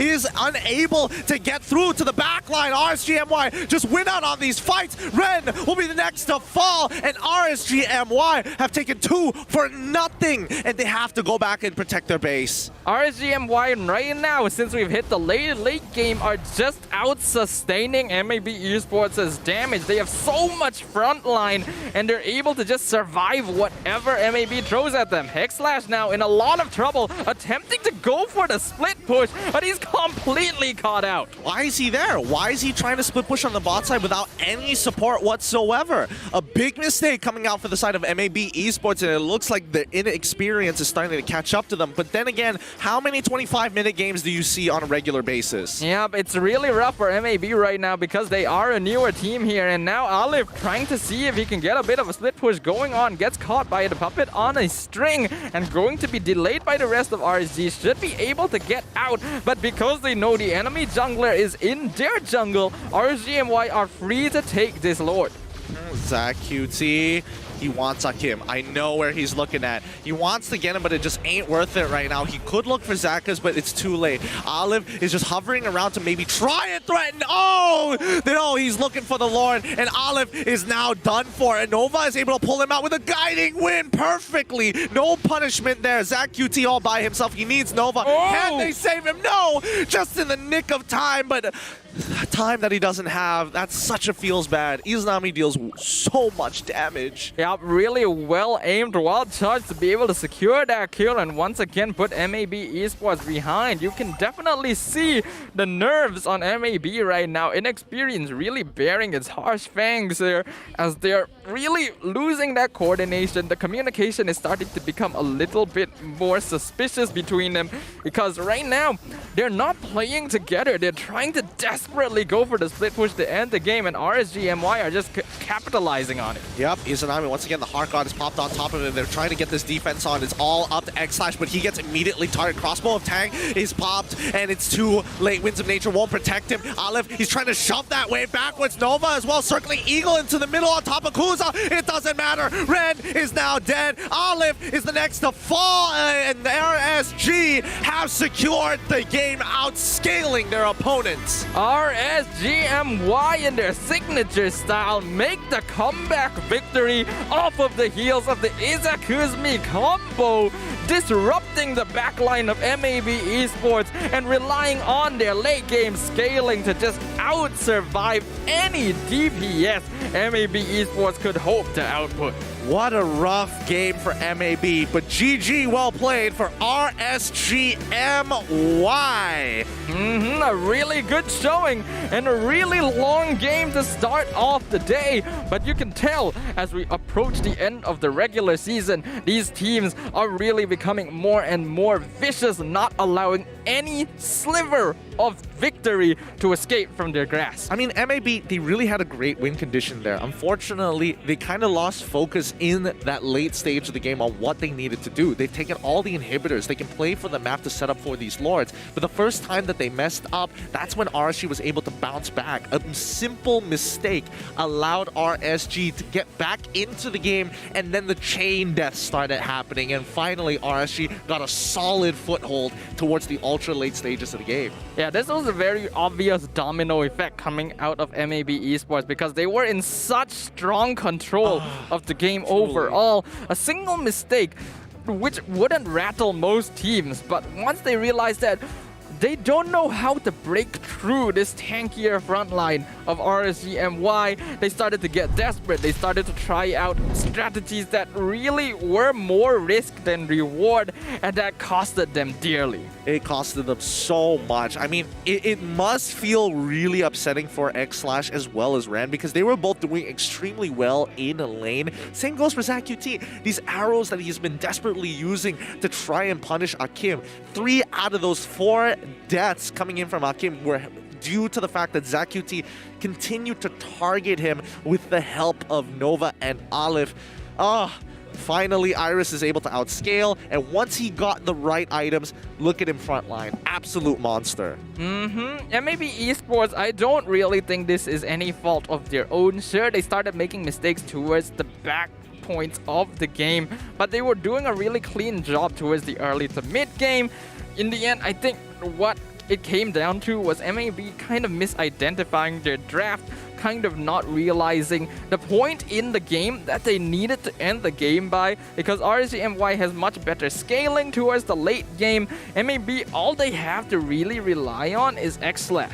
Yeah. They just needed to play around him. They were so desperate in getting these kills, and I think, honestly, well played to RSG MY. Like Kuza, he's ending the score with 8, 1, and 12. Despite the fact that his team was losing pretty hard in the early to mid, Kuza did great. MVP, most valuable player, going over to Kuza, of course.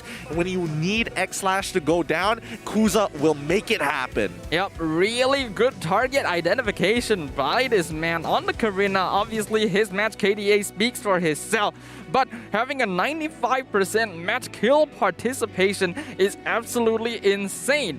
That is the reason why his GPM is going to be a lot lower than many might assume. But the fact that he was able to just jump into the backline, take out a member of MAB Esports, and then back off, even if the rest of his team gets caught, Kuza is always there to make sure that MAB never gets an overwhelming victory. Oh boy. Oh, rough game one. Rough game one for MAB. Hopefully they're not demoralized on it, but congratulations for RSG MY once again. I'm excited to see what Game 2 has in store. What are the adaptations are we going to see from RSG MY? Because clearly you can tell that their biggest weak point is that early to mid game where they were trying to figure out how exactly they got around. And then once they realized, okay, we got to double down on a plan, we have to play for a late game, that's when RSG looked like they were the most cohesive. Yep, RSG MY, obviously, again, I think this was something of Izanami being able to bring things back. We can see in the highlights here towards the early game, even though RSG MY was putting up a good fight, MAB were able to get better trades overall. And this is because they played off lane priority, knowing that Akim and Iris are pretty weak towards the early to mid game. Yeah, I mean, just look at the way that they're fighting. Every single time getting some good hits on towards Akim, allowing Alif to get the job done. Then you just trust to X/ and the peel for X/, and they naturally just win these fights. Here is the saddest one. Akim is just taking all the damage in the world. Just literally everything. The Toys Poissons hurts, the Abyssal Traps hurt, and you can't really do too much but use that Crossbow of Tang. But the saving grace came down to Izanami with the help of that Heart Guard, just taking out X/, and more importantly so, realizing that Iris has scaled, they can actually just face tank all the damage that MAB Esports are willing to drop on them. Yeah, Izanami honestly was playing so clean this game that I personally feel like he should have gotten MVP himself, because even though you didn't really notice it, he was able to get really good wild charges. He was able to go in on his team. You can see here in the end, towards that last skirmish, he almost ended the game himself if the rest of his team was just there to give him some backup. Being able to catch out Alif with the wild charge, just be a frontline, an absolute nuisance for his team, proved to be very valuable in the later stages of the game. Extremely valuable in the matter of fact, but this mistake here coming in from X/ really there's no way to explain it. It is a very big flaw coming in from MAB Esports. When you get to this stage of the game, you still have to maintain communications about what you are doing, and they just lost direction. Yeah, and in the late game especially, making mistakes like that is going to be way more punishing than in the early game. After all, the death timers just increase exponentially, and if you get caught out, your team is not going to have you around for an entire minute, especially on important pickups like Alif, like X/.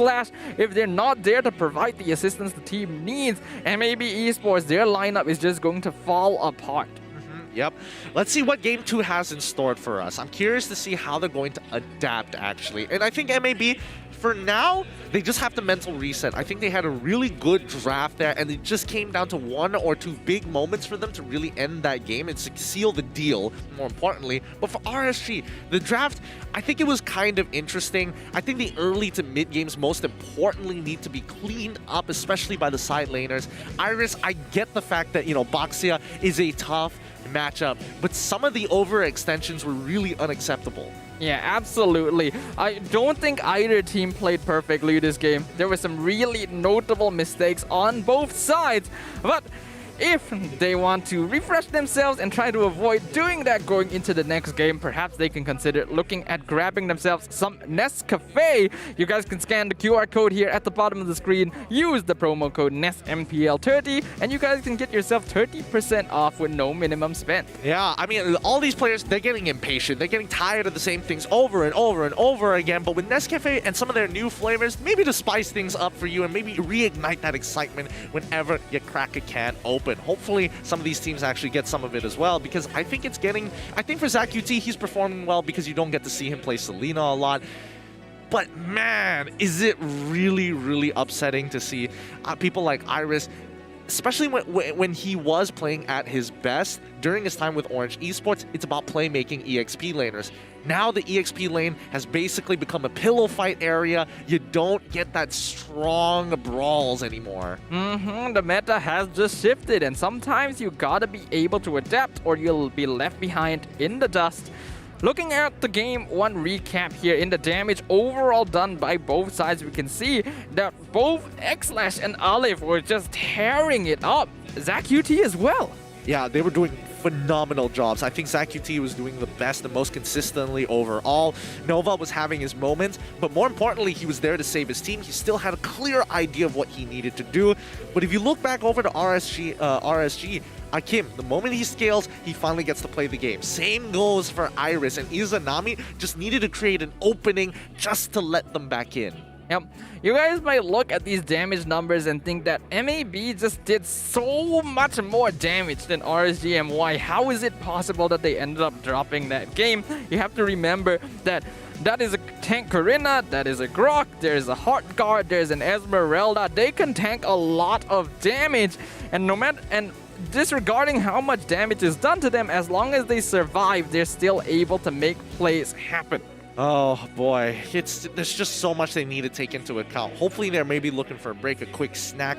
Now more chocolate than ever. Don't forget that we are gaming with Cadbury Zip. Get yourself some from the nearest 7-Eleven, or you can buy it online by scanning this QR code down below to make things easy and convenient for you. I know for me personally, I'm like, I'll rather buy it online. I can't be bothered going out these days all the way to the 7-Eleven because the 7-Eleven is really far and I don't like walking. I'm gonna I think a lot of us can definitely understand that sort of sentiment, but I think for all of you who are watching MPL, I'm sure a lot of us really do enjoy snacking on something, having a drink while we're watching a good show. And well, MPL is just not only providing the show, but the refreshments as well. So make sure you guys keep your eyes peeled, grab yourself not just some Cadbury, but some Nescafe as well, and prepare yourselves for game number 2. Okay, now with 33 seconds on the clock, what are the adaptations coming in from both MAB and RSG? What are you hoping to see here from these drafts? Because I'm assuming that RSG is going to take blue side once again.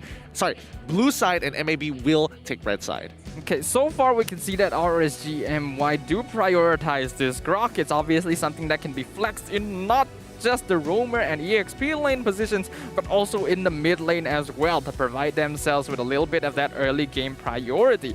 I would like it if RSG went for a slightly less greedy draft and go for 1 late game scaler instead of 2 in both side lanes, but we'll see what happens because the draft has begun. Yep, let's get right into it with RSG on the blue side and MAB on the red. Immediately, we are seeing the Grok. I mean, they prioritize it so much, they understand that it's valuable no matter whose hands it's going to be in. They ban it out straight away. They also get rid of the Ling and Phoveus. Fair enough. Very quick phase 1 ban. And MAB, Valentina, Masha, and as well as Fanny. The Fanny going to be banned out by MAB Esports, which leaves the Selena wide open for RSG MY. I'm pretty sure MAB, they're already aware of this, so most likely we're going to be seeing Zach UT pick up the Eve pretty soon. I'm thinking Eve or maybe even Kagura. It really depends. If he's playing Eve, then he's playing for a specific team comp. If he's playing Kagura, he's playing for the lane. Because at the end of the day, even if you get hit by an Abyssal Arrow or Abyssal Trap, you can cleanse out of the stun and create that distance so that you can't get attacked by Selena, transforming and getting some big boy damage. So yes, that's what we're seeing. Kagura's playing for the lane, and Matilda gets picked up by the side of MAB. Alright, good catch over overall. Nova's going to be reprising his position here, but as you mentioned, the Kagura is a really solid answer to the Selena. In typical cases, it would be a bit dangerous to lock this in so early on because you don't know for sure whether or not the Selena is a dedicated roamer. But since they're up against RSG, it seems much more obvious that this is going to be Izanami's hero instead of Zakas's. So to respawn, they pick up the Kagura, which has really good early game poke, and as you mentioned, a natural cleanse in case they get hit by the Abyssal Arrow. Yep. Now RSG sees this, right? And they're thinking, okay, they've already got their roamer in the mid laner. Do we match it? Do we show a roamer of our own? Do we need something a little bit more aggressive? Or are we just going to leave it be and start focusing on our side lanes? And now that's where we see the Boxia as well as Kufra. One of these is going to be the jungle. Oh, really? You think that there's a possibility of the Kufra jungle? I think there is a possibility here. I feel like, okay, maybe not for Kufra, but I feel like Boxia a little bit more high probability because Zakas does favor that Kufra a lot. But with RSG instantly locking in two really bulky frontliners, that's something that MAB Esports needs to keep in mind. I think in the late game, Kagura shouldn't have too much problem building up damage to be able to tear through that armor. And they're going to be picking up the Beatrix as well, which is a solid counter, but means they have to be very careful in the early game because once this Kufra and the Boxia jump on top of X-Slash, it's going to be very difficult to get him out. For all we know, it could just be another Karina coming out of RSG, and I feel that might just be the situation depending on how... Oh, no, never mind. RSG actually banned it out. They don't want MAB to pick it up for themselves. Very understandable. All right, that's fair enough. But the EXP lane matchup is where it's a little concerning, right? Because what do you have left? If you start playing Glue into Boxia, I think it's about 50-50. It's not as bad as like if you play Uranus or Esmeralda into Boxia, where you very clearly cannot win the lane. But is this going to be a side lane Boxia after all? I feel like Kuza can definitely play the jungle Boxia, and that's most likely what they are leaning towards. MAB Esports feeling that possibility as well, going for the ban on the Yuzong because they feel like that's something that Iris might go for to dive into the back line. They also ban out the Melissa, so it looks like they're just concerned about any possibility of a Kim getting a solid matchup against the Beatrix. RSG now with the final ban. I mean, maybe they've been pretty consistent with their bans so far, especially with the final two. RSG, for all we know, could go with the double fighters again. They banned out the Lancelot this time. Was it necessary? I don't think it's that necessary, and I think it's actually pretty good for RSG instead. But now, MAB, they have priority. First pick in the second phase. Where are they going to lean towards? I feel like RSG are currently drafting in a way that's going to force Olive onto the jungle Paquito again. I think they just want him to play on a hero that has less mobility compared to a Lancelot because it can be really heavily punished by this Kufra. So MAB Esports going to be responding with the Bellaric on Ren. Okay. I think this is going to be pretty easy for RSG. Oh no! They lock in the Benedetta. All right. Okay, I think that's all right, I suppose. I'm not sure where this Benedetta is going to be going. Could be the EXP lane and then Boxia goes into jungle, or it could be the opposite because Boxia does pretty well into Bellaric because Bellaric won't be able to heal off his second ability.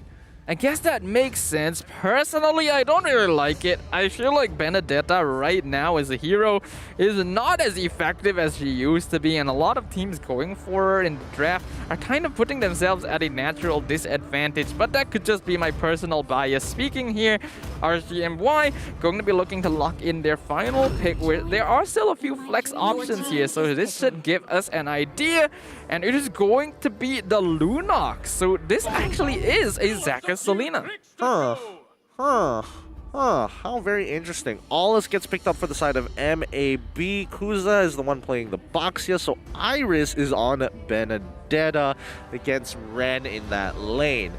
What a very interesting lineup for the side of RSG. Oh wait, this is not an Izanami Lunox. This is an Akim Lunox. They're playing the Lunox in the gold lane against the Beatrix. So they're looking to get set up a more comfortable side lane here. I feel like Benedetta still going to have some trouble against the Belleric, but the Ollis going to finally get picked up again after the most recent nerfs basically made the hero not appear on the stage since. So we'll see whether or not Aleph can bring that up as we look at the lineups once again. RSG MY going to be very bulky, high mobility, but their damage is going to be heavily reliant on Akim in the late game. Whereas on the opposite side, MAB Esports obviously going to have a solid late game with the Kagura, the Ollis, and the Beatrix, but it will be up to Ren as well as Nova to make sure that the early game goes their way. Well, it's time, you know, it's time to go for game number 2 here in the land of Dom, with RSG now on the blue side up against MAB Esports on the red. This is going to be quite an interesting bout. Now, he needs level 12 before he's even relevant, so Kuza naturally is going to have the initiative to start off this game. But I mean, with such an interesting lineup from both sides, right? I think they're just both playing for this late game. They want Akim to scale.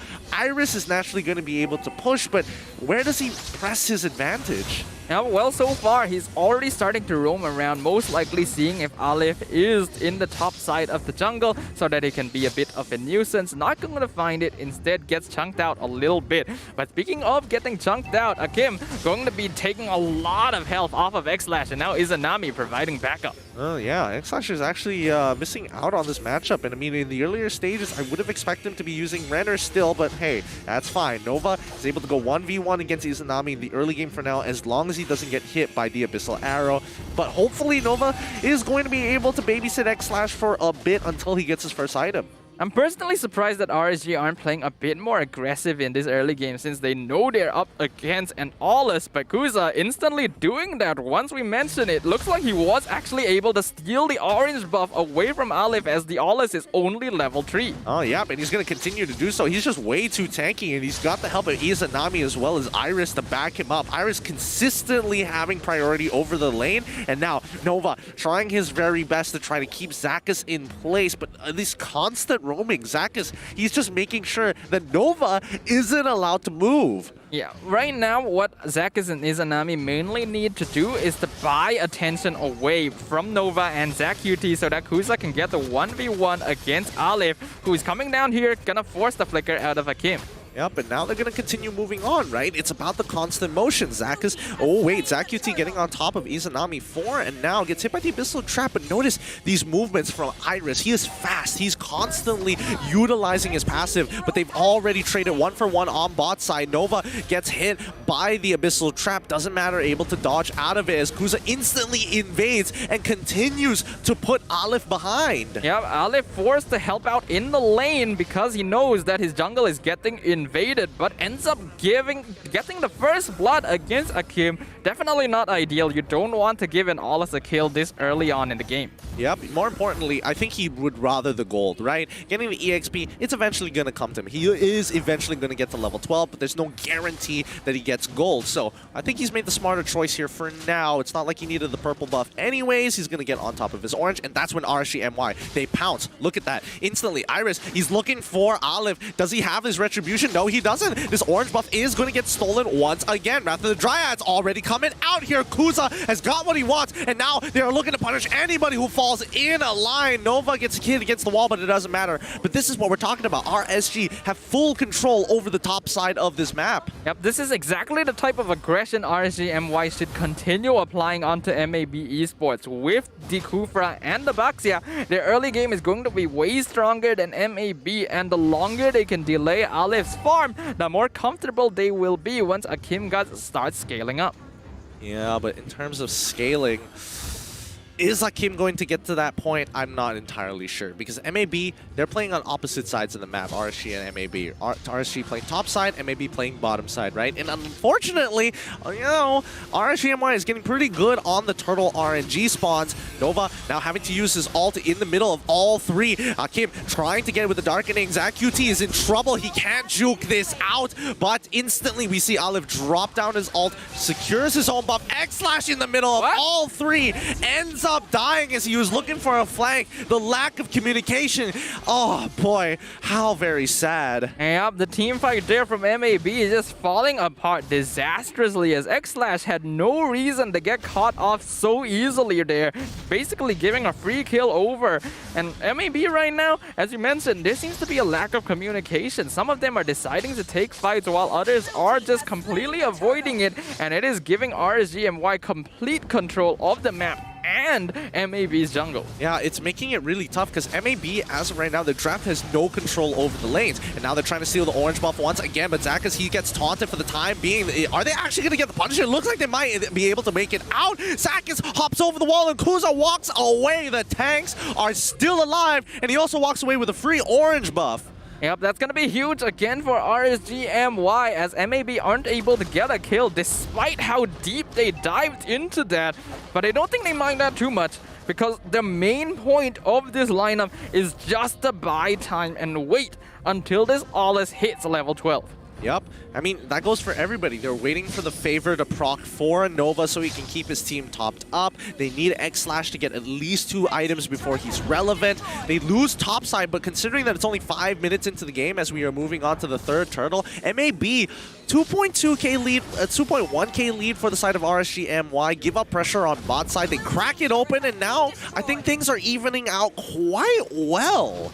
Yeah, MLBB Esports is actually doing a very good job of prioritizing targets. They know they can't take fights, so they're going to go for structures instead. And any gold they're able to earn is going to be very valuable for Alif. He's just hit level 7, still 2 levels behind Kuza, but we know that Ollis as a hero is designed to be a ticking time bomb. And if RSG MY aren't able to continue applying the same pressure they've been doing, it will eventually come back to bite them in the butt. Yep, not to mention that ZachQT will eventually outscale Izanami when it comes down to overall AoE damage, so they gotta play it careful, really careful. And a matter of fact, Ren going to the bot side to actually try and protect this tower while MAB do a cheeky lane swap. Ooh, Zakis tries to make the play there, drops down the Wrath of the Dryads, gets the taunt as well. Zakis, he doesn't get hit, he walks out of turret range just to save his life and help secure the kill onto Ren. That's gonna be another tier 1 falling into the hands of RSG MY. Iris will clear this wave. Oh, Wesker is dealing the damage, but now Iris is trying to get on out. Eye for an eye already used. Olive isn't able to secure the kill, but they managed to still secure the tower. Iris is able to escape from that, and RSG MY get a tower down the bottom side, but MAB Esports still playing on the opposite side of the map, recognizing that 4 players are down in the bottom lane. They go for the top tower, they get another turtle. The arrow going to land onto X-Slash, but Izanami completely out of position, gonna get picked off. Yep, they're looking for the turnaround here. ZachQT is trying to run away. Zakis is able to block it, but it's too late. ZachQT is already down, and Izanami has paid the price. Kuza is trying to go straight into the jungle, but MAB Esports, they're ramping up their pace. They're realizing side lanes have no control. We cannot afford to lose the mid lane, and they are strongest when together. Yep, MAB gonna have to play together as a team right now. Aleph is still 2 levels away from really hitting that power spike, but that is going to be a timing that MAB are desperately waiting for.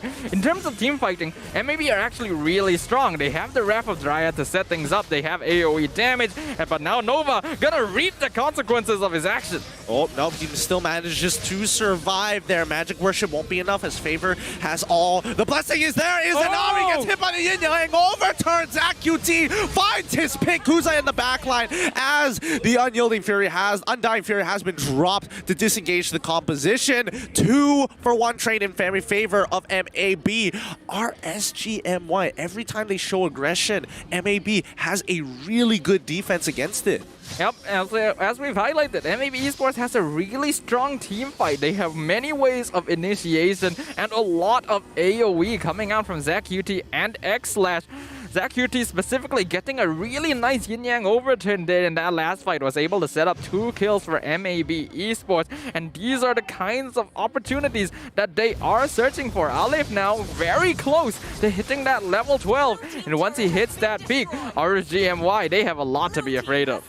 Yep, I mean, in the meantime, they sacrifice a tier 2 as RSG is able to secure the Lord. Zach is looking to catch people off of rotation, but again, MAB Esports, they decide to play defensively and focus on taking the safe routes. They cannot afford to get picked off one by one, especially when the Lord has just spawned. We're going to be seeing a very similar situation to game number 1 here, where both teams are very even and have solid ways of initiation and taking team fights. But now MAB Esports are the ones with higher scaling on their side. So RSG MY need to ensure that they're able to take a solid advantage before they really start falling to the late game DPS potential of MAB. Let's not forget, right now Aleph is level 12. He's got all the upgrades for his axe, and RSG are a little cautious, but Zach is looking for an opportunity. Zach, X-Slash is able to drop Edit's Rage in time, but it doesn't clear the wave entirely. They lose out the tier 2, and now it's going to be Nibiru's passion to finally fully clear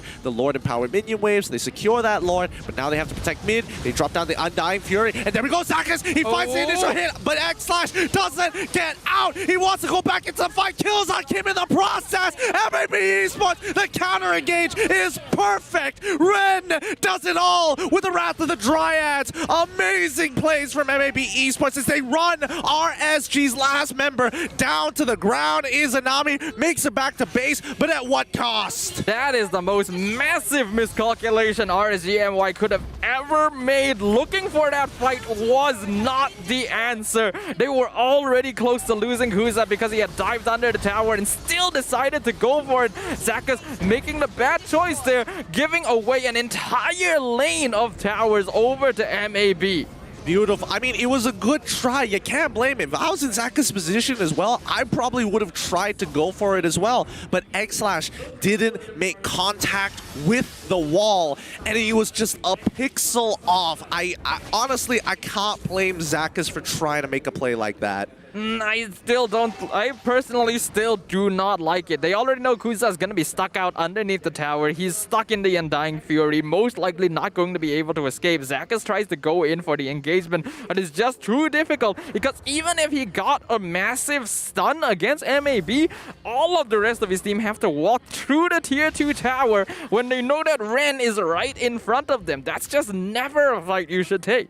All right, let's see how they're going to play this out again. Zach does see Ren in the middle of the jungle, but I don't think this is the situation where it matters just yet, right? I think they're waiting for the next upcoming Lord. They want to break this tier 2, get that space in the space that they need, and get rid of these outer turrets so that MAB lose focus. But now MAB starting to encircle the rest of them. Zach is in the middle of all three here. It's going to be the Undying Fury already out. Akim gets 3-shotted straight away. He doesn't even have the brilliance in time. Akim is down, and it's a triple kill for X-Slash as he runs down Izanami for a maniac. MAB Esports have hit their item power spike, and it's too late for RSG MY. It's going to be a Luminous Lord knocking on their doorstep. I have to admit, I've never seen a Beatrix get a maniac only using Wesker, but X-Slash showing that every single weapon has its usage. Triple kill and maniac going over to MAB Esports. They've hit their power spikes, they've hit their timing, and now RSG MY are completely on the back foot. They no longer have any options to be able to counterplay against this, and Akim, the only late game option that they have, requires to be in close range to actually output his damage. Oh boy, this is some rough stuff for RSG MY right now. Now, MAB in full stride are going to be walking up towards RSG MY's base.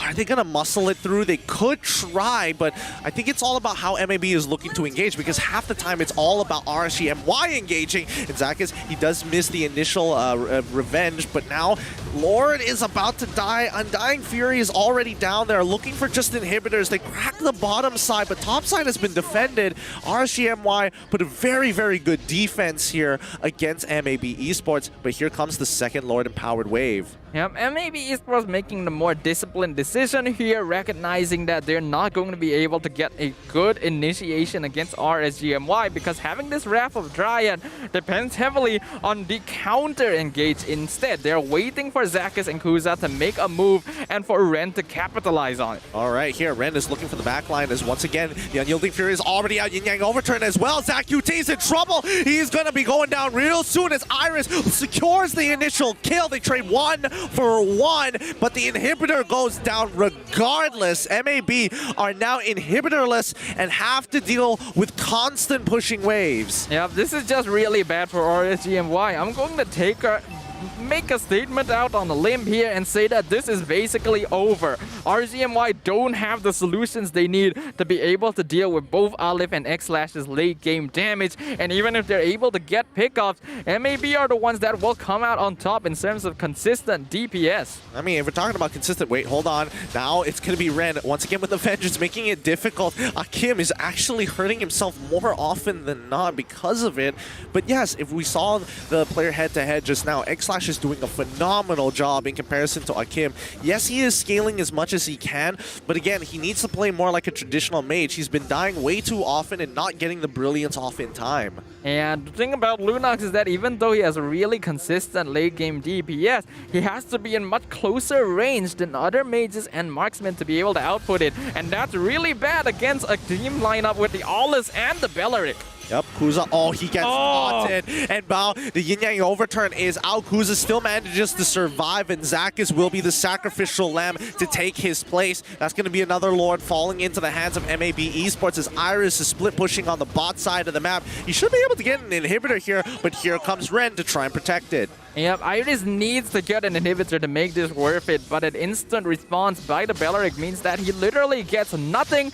Another Lord going over to MAB Esports. Kuza finally picking up a blade armor, but I'm not sure if it's going to be enough at this point of the game, because MAB Esports are 7,000 net worth ahead of RSG. Yep, Iris, he's going to cut this Lord-empowered wave, but this is probably going to be the last push here for the side of MAB Esports, as they can probably muscle their way in against RSG MY and force Akim to use his Darkening very early on against the Lord. This is going to be a rough defense. Iris, he needs to come back. They need his damage right now. He's depending on the team to actually defend this so that he can get an inhibitor. Undying Fury already dropped down, and Kuza using the Tortoise's Bazans to chunk out the Lord. But instantly, Zakis gets taken out. The Wesker damage proving to be too much. Aleph going straight for the crystal. Whoa. They do not care. Iris can split push as much as he wants. Your team can try to defend as much as you want, but the crystal is wide open. GG, well played to MAB Esports. A repeat, but on the opposite end for MAB. They outscale their opponents to secure the win. Yep, looks like late game damage is going to be the win condition between both of these teams. Going into game number 3 now, as they've been able to even things up.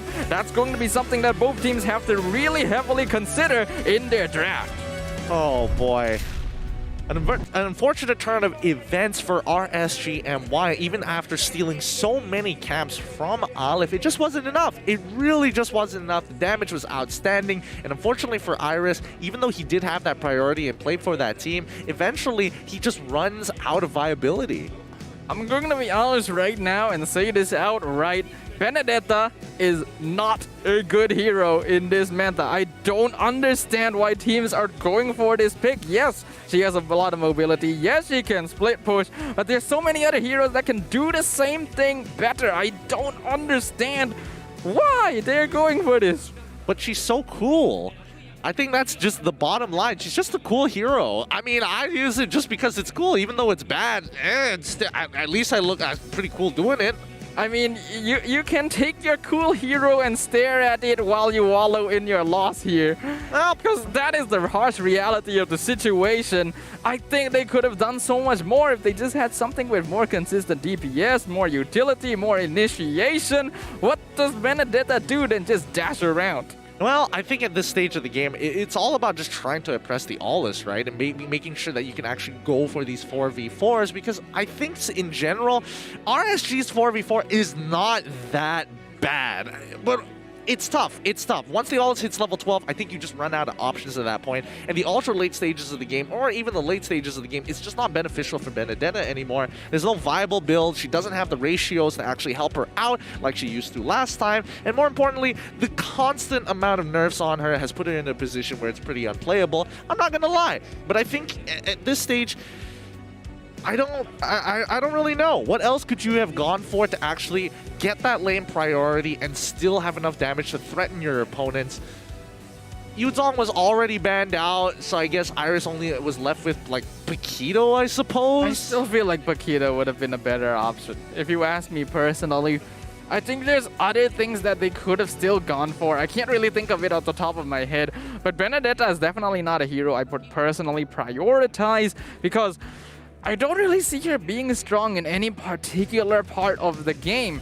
And heroes right now really need that kind of identity to forge themselves a niche in the current meta. Yeah, and I mean, even in the matchup alone, you can see that her build is basically for sustain. War Axe, you also get the Bloodlust Axe, and immediately just full tank items just to survive and be as annoying as possible. The Execute wasn't utilized that well overall, especially for the lower targets on the side of MAB Esports, heavily reliant on the picks and as well as the constant damage, but Akim was really having it rough. I mean, I'm not gonna lie, X-Slash has outplayed him quite well, especially with the utilization of Wesker. I think in the end, it does come down to making sure that your team composition has a solution to every part of the game. You need to have that solid scaling curve. If you have multiple early game heroes, you got to make sure to have enough late game scalers to be able to match up to that. I think MAB Esports, while their early game is a little bit weaker as a result of this, all they had to do was delay. And RSG MY, even though they were playing really aggressively and doing a good job of just punishing these late game heroes, it wasn't enough. Yeah, it just wasn't. But let's look at the MVP of this game going over to X-Slash. He played a strong Beatrix game this time.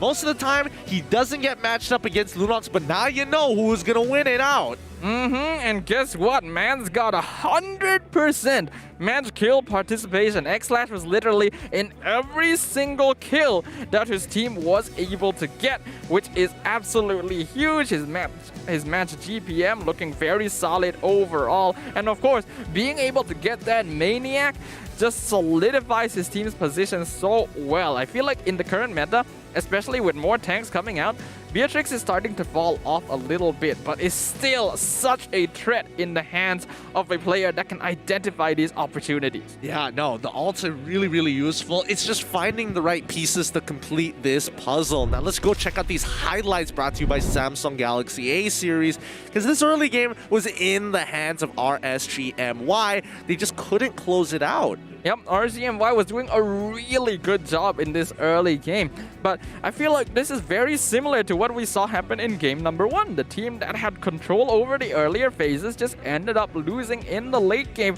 simply because they don't have enough consistent scaling overall. You can see in this fight specifically, this was a huge turnaround by Zach UT, getting the 3-man yin-yang overturn to really start setting things up. This was a huge mistake, I feel, because they already lost Kuza. They had so much to deal with the Wrath of Dryad and the Undying Fury, and they still went for the engage. Yeah, I mean, it was an attempt. I think the most important thing is identifying the win conditions coming in from MAB Esports, and they eventually have 3 people who can outscale their entire team composition. And I think RSG MY just disrespected that because they were so strong during the early stage of this game.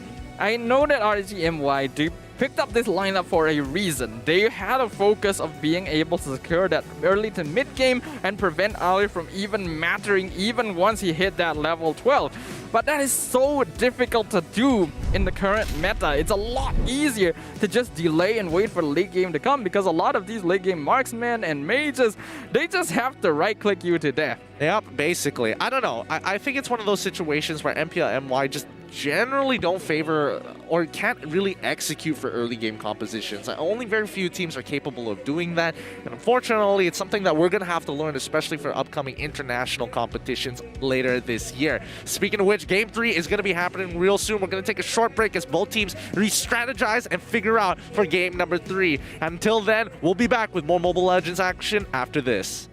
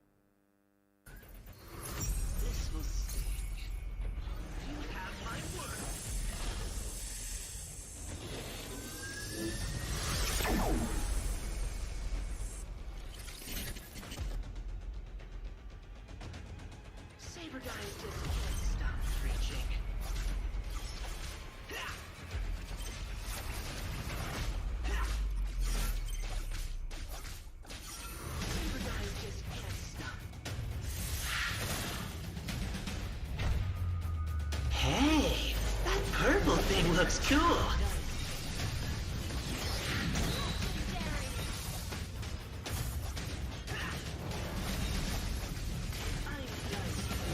Well, who's the hero now?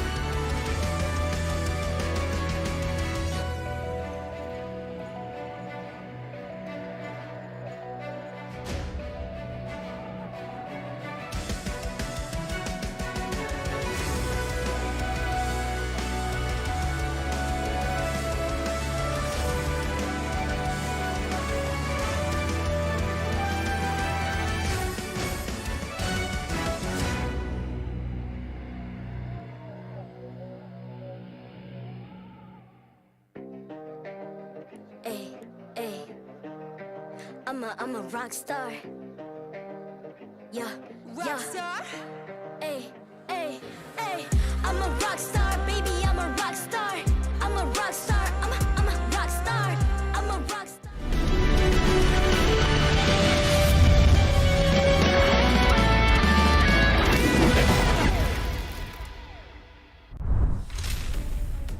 Welcome back, everybody, to the English broadcast of the MPL-MY Season 9. The game is still currently ongoing in this series, and it's not easy. The current score 1-1 between MAB up against RSG MY. My name is Getting Q. This is going to be Stadafa on the desk today. Game number 3, we got to start thinking about draft because it really comes down to who gets into that late stage of the game. Both teams capable of doing it, but before that, we have to thank everybody, including our sponsors, for making this happen. With our official gaming chair, Secret Lab, our partners in esports, TikTok, esports charts, and EGG Network, and not to forget our co-organizers, ESI. Yep, so far we've been seeing only comeback victories from both these teams, indicating the importance of being able to solidify their position in the late game by having a solid late game scaling lineup. Teams who focus a bit too much on getting that early game, even if their execution is clean, find themselves not able to put up a fight in the late game because if your lineup is more difficult to execute, it's a lot easier for the enemy team to just right-click you to death. Yeah, no, that's the most important thing here. I mean, if you look on over at the scores, you can definitely tell, but in the damage numbers alone, there's such a huge gap. There's just a huge gap between MAB and RSG MY. Even though RSG MY were able to achieve a really good early to mid-game transition, mid to late, MAB, as soon as Olive hit level 12, got his third item, it was basically over for RSG, and X-Slash really outdoing himself as well. Yeah, X-Slash was absolutely the star of this last game, not only getting a Maniac on the Beatrix, but actually making use of the very less than often picked up Wesker as an option, because he knows that most of RSG wants to go up into his face. So it's very easy, just blast them right back. Yep, I mean, he's been doing a really good job so far, but let's see whether it's going to happen here in game number 3, right? I mean, based off the drafts alone, there's just a lot of priority on RSG MY that's saying they think Rock is really insane. They ban it out, they pick it up for themselves. Phoveus always gets taken away, and that's when you see, oh, you got to get rid of the Fanny, you got rid of Valentina, as well as the Masha on the red side for MAB. Yep, considering that they were on the blue side in the previous draft, I'm kind of surprised that RSG MY didn't try to prioritize going for the Grok themselves, since they would have had a very easy first pick. So it does seem like they were trying to gear the draft more towards picking up this Selena on Izanami, but we all know that Izanami, he's more of the clutch player for RSG. Yes, he's very strong with this Selena, but I think he needs to be on a hero to make more of an impact, especially since the side lanes right now still seem a little bit shaky. Yeah, I mean, the side lanes is a very big question mark here, and I think that goes for both RSG as well as MLBB. Nova as well as his mid laner ZachQT are doing a really good job at actually matching up against both Zakas and Izanami, right? They mirror each other very, very well, and I think even ZachQT has been performing outstandingly well for the past 2 games. Izanami, on the other hand, I think in this particular situation, the draft really kind of held him back, unfortunately. Games 1, he was doing pretty good. Game 2, not that bad in terms of Abyssal Arrows, but the counter engagements from MAB were just a little too good. Yeah, I think Izanami, his performance was still as consistent as always, but when you hit that late game, Selena becomes a lot less effective, and it's a bit harder to make those clutch plays. But without further ado, game number 3, it's finally time to see whether or not MAB or RSG will be the victors of this first series. Yep, let's see what it's going to be. MAB going to be banning out Grok as well as Masha. Instantly, RSG MY ban out the Phoveus. I'm guessing that they're also going to get rid of the Valentina. I'm not sure about the Fanny, because last match, game number 1, we didn't see Fanny get banned at all throughout that draft. Game number 2, we saw MAB made sure that they put some priority on it within the first rotation. Ooh, Bellerin gets banned now for the side of RSG. Yeah, I think this is smart from RSG. Even though we didn't see a lot of it coming out from Ren, it really impeded their ability to make these big initiations, having to deal with that hero basically, because Ren can just absorb damage for as long as possible, and even if he does die, his job is done. All right, so Valentina gets banned out. Selena, I mean, whoever's been getting Selena has not been winning, let's be honest here. But MAB this time going to be starting off with the first pick Ling and are willing to give Selena over to RSG. Yep, this makes a lot of sense. So far, in both of the previous games, the team on the blue side has used their last ban to get rid of the Ling, simply because the hero is very oppressive nowadays. Despite the adjustments, his late game DPS now actually makes him a solid late game scaling assassin, and that is what teams are really taking advantage of. Yeah, I mean, a lot of teams are taking advantage of it. Most of the time, people want to ban it out, but for MAB, they need to make sure that it's not in the hands of Kuza. He's extremely deadly on it. Paquito gets picked up very quickly, and the same goes for Cho. They have the counter pick, and they also have an early to mid-game jungler that can actually handle his own toe-to-toe against the Ling. Yep, I like this response coming out from RSG MY. They're both solid flex picks as well. So even though it does seem obvious that this is a roamer and jungle position. You can never be 100% sure, and even just a little bit of uncertainties in the draft can really help shove it in your favor. You know, speaking of which, in terms of stats, Paquito has been doing pretty well in terms of the jungle position. His win rate is decently good. Lancelot, on the other hand, hasn't been having a fun time. Yeah, that is the thing. Nowadays, you need to have consistent DPS, and not just that, you need a little bit of survivability as well. But MAB Esports, not just focusing on the late game, but making sure they have that solid curve, immediately lock in a really oppressive early game combo, the Selena and the Franco. Yeah, they're going to be working very closely with each other to punish members for the side of RSG. They're looking for picks consistently and start putting the enemies behind. Now, let's see how RSG is going to finish off this first phase, knowing that they have to deal with both Franco as well as a Selena. I would make an argument here that now this should call for RSG to say, yo, Zakas, I guess you have to play Cho in this particular situation, and then we're going to look for maybe some side lane priority. I think going for the Kagura here for Izanami would be pretty safe for RSG MY, because again, can very easily cleanse either the Abyssal Arrow and the Hook. Then they do need ways to be able to deal with that. But RSG instead going to be instantly showing that no, this is a side lane Paquito by locking in Kuza's Lancelot. I don't really like that. I would have preferred RSG to actually lock in their mage. Lilia would have been really great. Yve, I can understand that there's a lot of ways for MAB to get on top of it. So Lilia, Kagura would have been astounding options. Arguably even Sicilian would have been nice as well. Yep, and because they didn't lock those in, I wouldn't be surprised if MAB Esports are going to start banning it out, starting with the Kagura. I think Lilia would be a pretty solid choice as well, just to make sure that RSG MY's clutch player isn't going to be able to make the huge team fight turning plays in the mid game. Yeah, RSG on the other hand, they're banning out just traditional brick walls in the EXP lane. They're going to start things off with the Esmeralda. It wouldn't be too much of a surprise if they ban out Uranus as well. No, they're going to get rid of the Hylos this time. Hylos, what are they setting it up for? I do like this. They get rid of the Hylos because they are afraid that Ren is going on another tanky, basically impossible to kill side laner like the Belleric. They want to make sure that Iris can actually make something happen with this Paquito, so they are concerned about that happening. And maybe Esports actually decide, no, we're not going to ban the Lilia, we are going to ban the Brody instead. So they're setting up for a better gold lane for X-Lash. I mean, I think MAB are just making some hard reads here, right? They want Akim on something that he's very comfortable with playing, and he's shown Brody before. But now we're going to see Lunox once again. I'm guessing it's going to go into the gold lane, but it could be flexed open. RSG, I think this is not bad of a pick, even if it is just going to sit in the mid lane for the time being. MAB need to finish off their composition.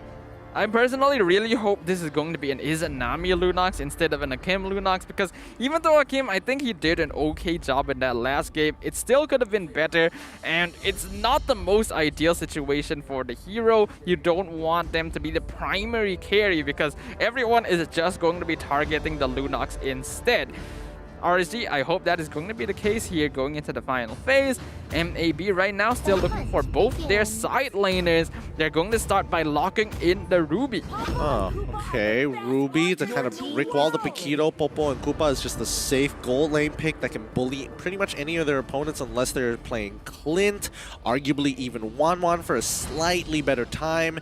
Let's see what RSG MY have to offer at this point. Cho is definitely going into the roamer position. Paquito definitely going to the EXP. Lunox, we have no idea whether it's in gold or in the mid lane. Really depends. I am hoping it's a mid lane. Yep. And RSG go for something like a Melissa pick for Akim. That would make the most sense to me since it's going to be up against the Popol and Koopa. Okay, actually, yeah, Melissa's not too bad in this particular composition, but then again, it's about, like, not getting picked off. Kufra, wait, hold on. Kufra gets locked in here, so that does mean that Akim is going to be going in towards that gold lane. Izanami is going to be the one that plays the Cho. Very bizarre. That is incredibly bizarre here. I don't think we've seen Izanami playing on the Cho yet, and whether or not this is going to be a tank Cho or more of a damage Cho going into the mid lane, I don't really like this. It's kind of weird coming out of RSG. Overall, I think MAB has a more solid lineup, but if anything strange happens, it's RSG that's going to be the ones making it work.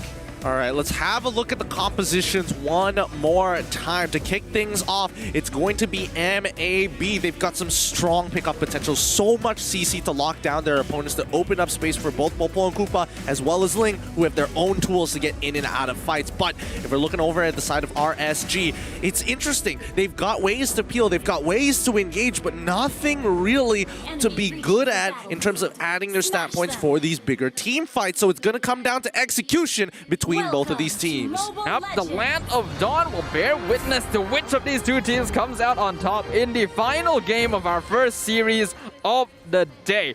Honestly, I still think this is a very weird lineup coming out of RSG MY, and we can see that this is going to be a tank show.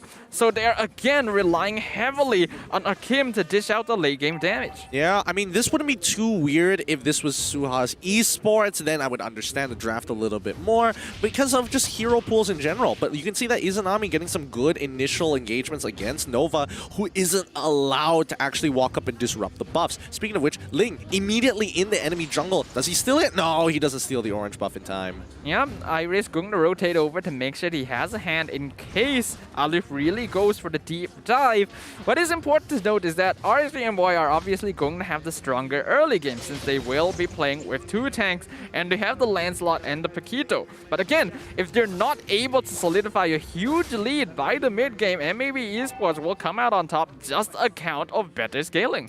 Yeah, and I think more importantly so, like MLB Esports, they can just play for picks the entire game with Nova and ZachQT just hovering around the mid lane and looking for opportunities to catch them off guard or just slow them down. I mean, see, they've already found that initial hit, and they're just going to keep on repeating the process.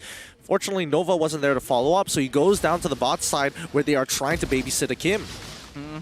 Zach is not going to be able to do too much here, at the very least buy some time for his team.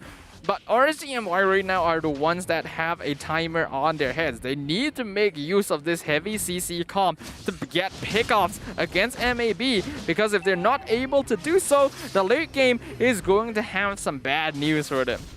Kuza is going to get on top of the Turtle 4 now, but the rest of the team going to follow up very shortly. It's important for RSG MY to win these neutral objectives. And first off, they need to start zoning away Aleph. He sees this, he doesn't want to be part of this, but Iris is actually winning out his 1v1 against Ren, which is good to see. This is what we are expecting for RSG MY. Yep. Oh, that abyssal arrow almost steals it away. Zach is now going to be delaying Aleph as X-Slash, taking a lot of damage from Akim, even with Nova's help. So that's going to be a good job, as Zach is going to be forced to use the flicker to get away, but I am offended. ZachQT jumping in the back line to try and get the kill. No casualties on either side, but I think MAB gonna slightly come out on top in that one. I mean, they did get the flicker out of Zakas, so they just minimize his playmaking capabilities. They do miss out a little bit of EXP in the mid lane, but really does that matter between ZachQT and Nova? I personally don't think so. So at this stage of the game, the way RSG should be playing is that they get a majority of their priority on top side whenever the purple buff is up for MAB Esports, and then look to punish. But on bottom side, I mean, this is what you should expect. X-Slash is going to get babysit, and more importantly, Zakas needs to find opportunity to catch both Nova and X-Slash in one fell swoop. Yeah, but it's going to be very difficult to be able to do so. They're still going to try it though. Izanami now coming into the bottom lane, scouts out Nova. Should be able to spot Aleph as well, as now the engagement begins. Yep, very good move. Zakas finds Aleph as well. Looking to take him out. First blood already achieved so quickly by RSG MY. Immediately they're out. And that's going to be another kill as Iris is able to rotate just in time. They're looking for the dive. ZachQT flickers on, X-Slash flickers right on out of there. And they're looking to try and punish Zakas. Is he able to walk out? Yes, he does. X-Slash does not want any more of this business. And it's going to be the Brilliance instantly. But Kuza gets locked down with such strong CC, forcing Akim to flicker away from the Iron Hook. Izanami is there to back him up just in case, but now that's it for RSG MY. RSG MY gonna come out on top on that, getting a 2-for-1 against MAB, getting that first blood bounty as well. But I think they could have definitely gotten by without losing Kuza there. Again, overstaying their welcome. I feel like this is a problem RSG tends to have, staying a bit too long to try and get a bit too greedy. Yeah, but now Iris, he's getting hit. Oh no, he's got no flicker now. He's stuck and he's hit by the I'm offended. He needs some help here. ZAHZ is trying, but no, it's not going to be enough. You'll eventually be giving this kill over to Ren, who wants the win to continue to go even in his lane.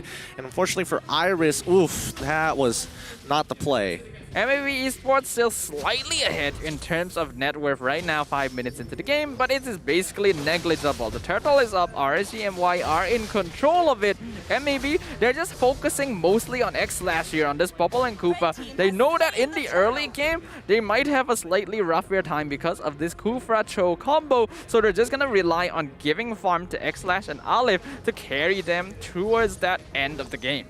Now we're coming into the mid game here. RSG MY are starting to pump up the pace, but you can see that X-Slash, he's gone for the cheeky lane swap once again, and they are just taking and trading turrets as much as they can to maintain the goal lead, the small goal lead that they have. Oh wait, MAB's Ren doing some good work here, still able to survive from a Kim. ZAHZ finds the initial engagement on towards Nova, who won't be able to get out of this. Izanami, he probably could have flickered much sooner to get the kick, but doesn't really matter. They've traded flicker for flicker. At the end of the day, Nova will not be able to get on top of Kuza easily. Yep, some strange uncertainty from RSG MY going to prevent them from getting kills that I feel like they would have otherwise earned, and MAB Esports doing a very good job of rotating, but the engage onto Ren, still surviving thanks to the lifesteal. ZAHZ is going to be delaying Nova, but it really doesn't mean anything. He gets the Tyrant's Rage, sets up for the perfect execution, but Nova is still alive, and Olive still secures his purple buff. Oh my goodness.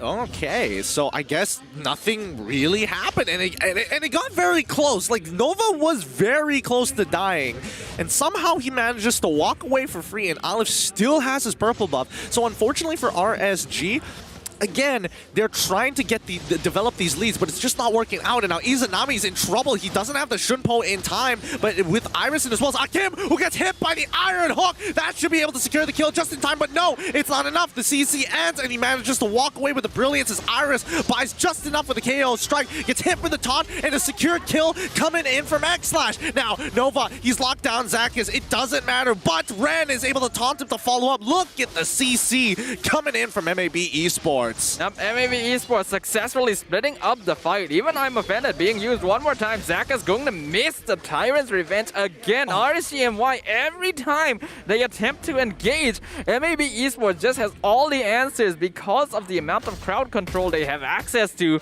And we have to remember, Olive was not participating in most of that skirmish. If the Link was around since the beginning, I think MAB could have scored a couple of kills. Oh boy, I mean, it's important for him to farm, and he's continuing to try to get ahead here, but it's not really meaning too much just yet. RSG MY will start to fall off now as MAB continue to ramp up the pace. They have priority over the lanes. They've cracked open the tier 1s on top and bottom side, and most importantly, they've been able to secure this third turtle. Now we are moving towards Lord. Looking overall at the items being made by both sides, we can see that most of them have completed their first items overall. In terms of farm, Olive definitely ahead of Kuza, already completing the Windtalker and the Berserker's Fury for that late game auto attack style of play that Ling is now starting to play more as compared to the previous burst style. Oh wait, Ren gets the initial catch into Izanami, but you can already see that Nova is trying to get the lockdown. He gets kicked by Izanami, and Olive is able to walk for free. He does drop down the Tempest off blades. He will secure the kill onto Izanami, but Akim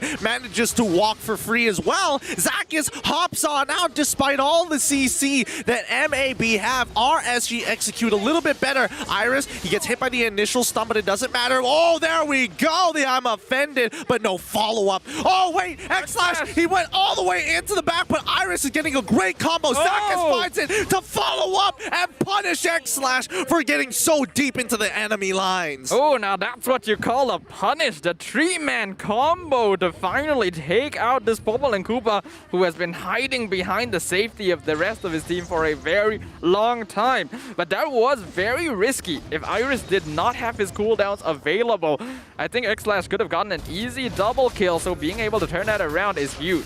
Yep, Olive getting some good damage onto Kuza for now. That I don't think it's going to force him to recall, but I also think that they understand that right now Iris is kind of sustainable. He's able to make plays for himself, and they don't want to risk it. Ren misses the I'm offended, unfortunately, but for now, it's all about timings, right? Zakas, he does find that pick onto Nova, and Akim is just near enough to get the Darkening off online. X-Slash is here to get the stun onto Zakas, and now an initiation coming in from Olive. He's running into the middle of that fight. KO strike hits once, doesn't hit the second time. Bloody Hunt onto Iris, not enough, but Ruby finds the kill. Izanami gets the initial, third hit of the G Kundo, but can't finish it off. Nova just running in both sides, despite the fact that abilities have been used. Walk away with minimal casualties. Zakas taking the Abyssal Arrow. Iris is the only one who gets punished. Despite the chaos of these skirmishes, most of the time we're coming out of them with basically the fewest kills I could have anticipated.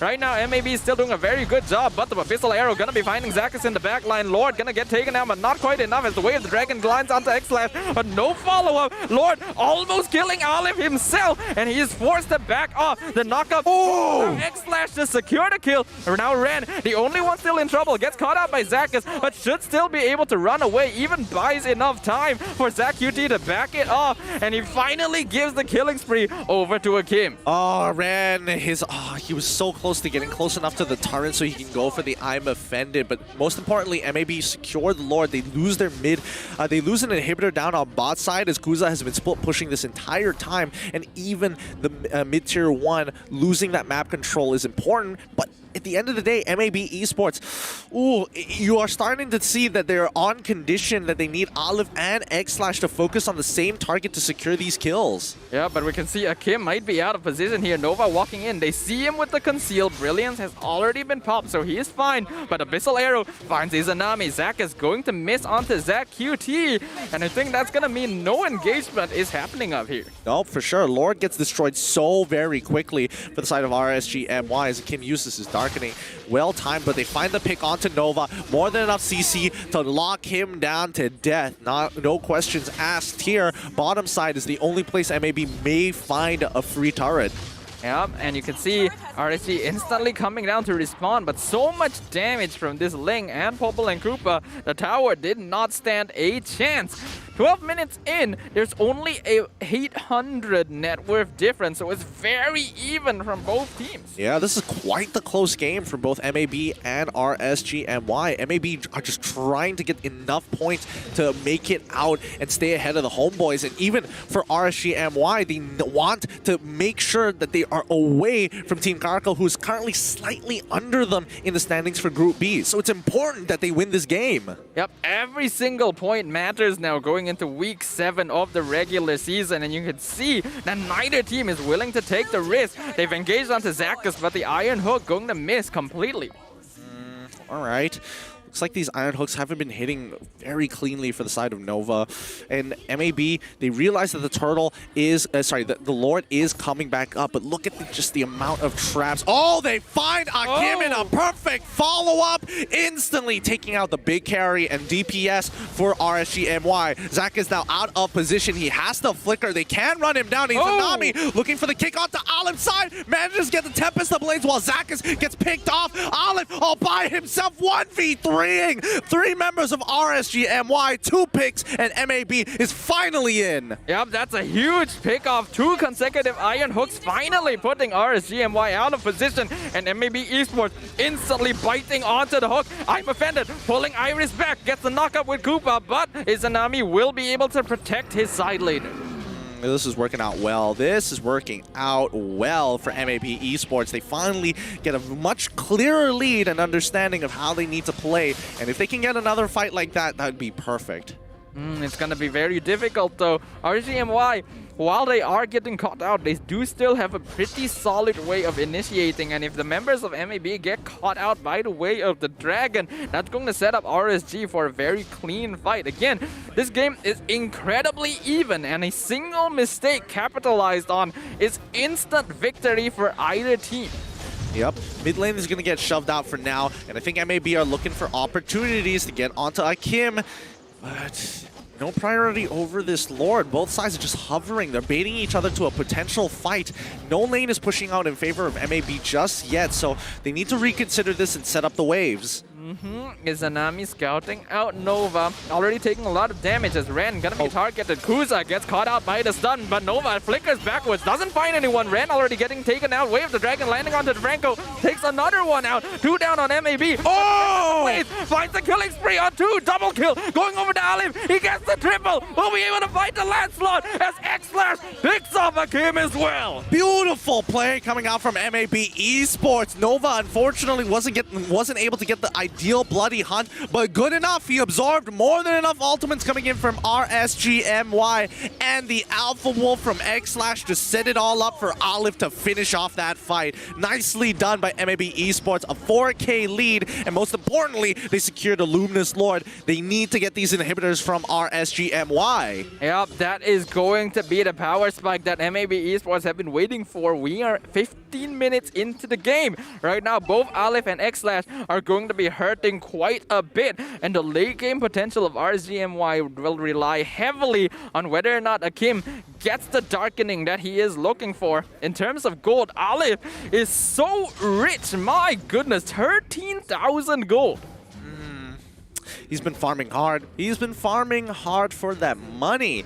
And now they have to utilize it to profit. They need to get these inhibitors and they need to get these picks. And I think RSG MY, they've got to be extra careful here. They have to wait for MAB to utilize their cooldowns. 1 inhibitor down in the mid lane. They're looking for a second on the bottom side, but they find the kick out towards Aleph. This is perfect. He broke his immortality. He's going to be forced to use the Tempest of Blades, and Kuza can actually find it. No, he doesn't secure it, but that's all right. RSG MY, they got 2 inhibitor turns. The damage has been done.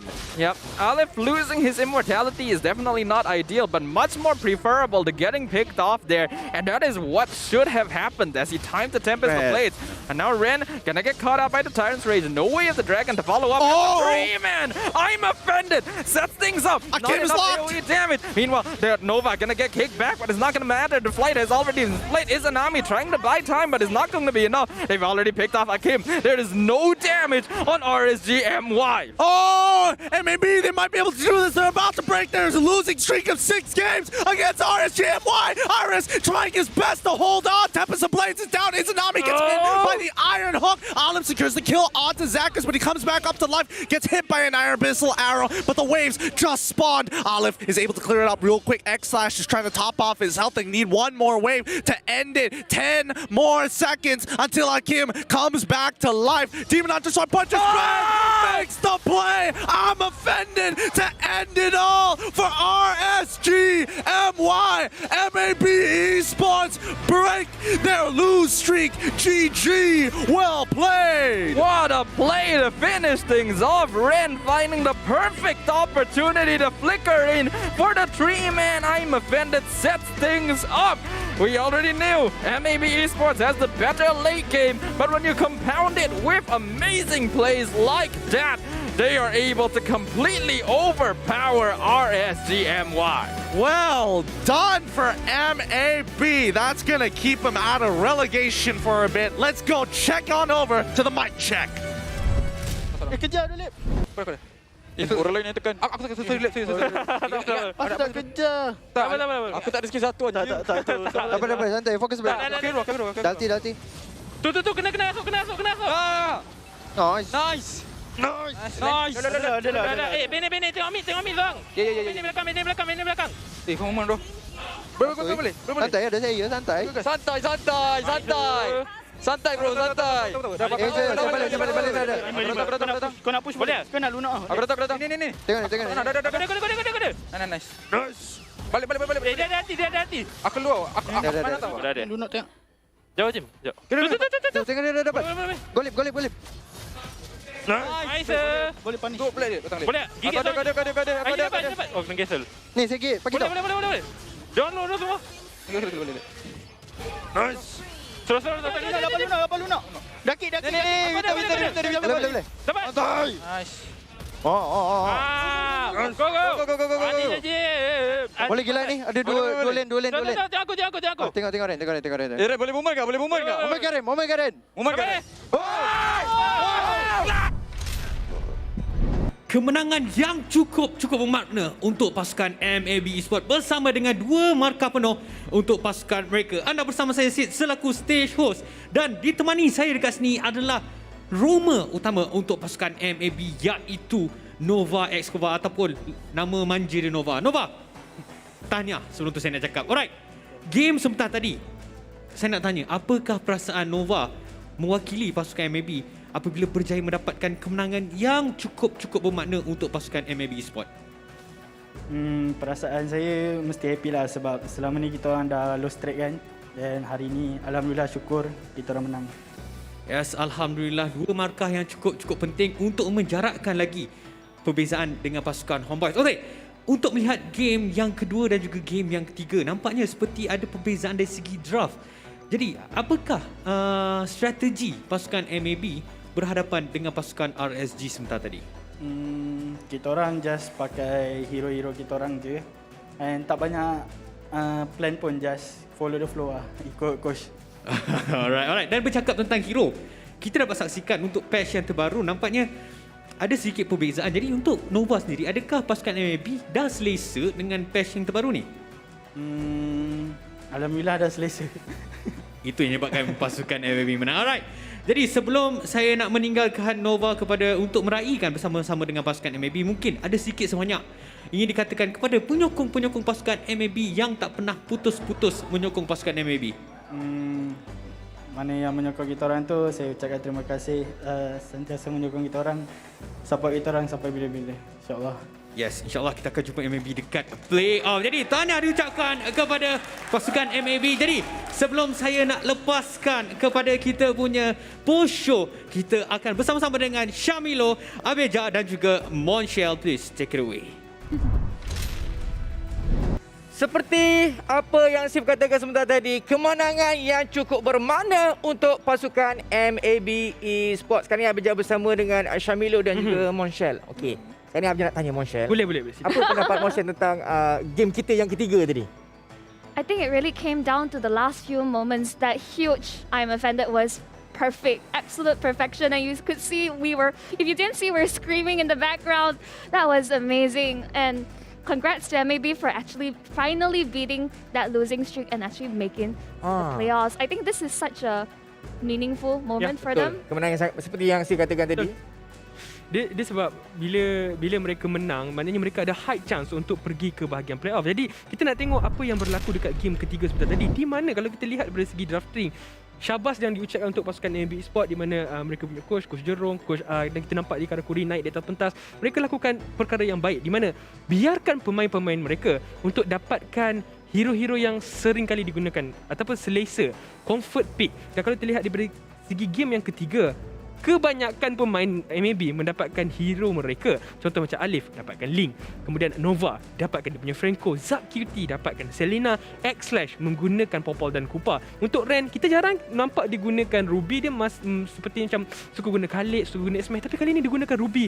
Dia punya I'm offended seperti apa yang Musha katakan tadi. The last part tadi tu, saya dengar dekat mic check dia cakap apa? Dia kata okay, moment keren ni flicker dan gunakan ulti sangat baik. Dan terus saja kita lihat dari segi itemization, di mana Alif fokus kat sini, di mana Link dah tak perlu siapkan War Axe, di mana ketika ini Link akan memfokuskan kepada attack speed dan fokuskan kepada critical damage yang besar boleh dihasilkan daripada Link tanpa ada War Axe. Dulu siapkan War Axe untuk menambahkan penetration untuk daripada segi stacking. Kali ni fokuskan attack speed, mudahkan untuk menjatuh target-target yang lembut di dalam pasukan RSG MY seperti Lunox.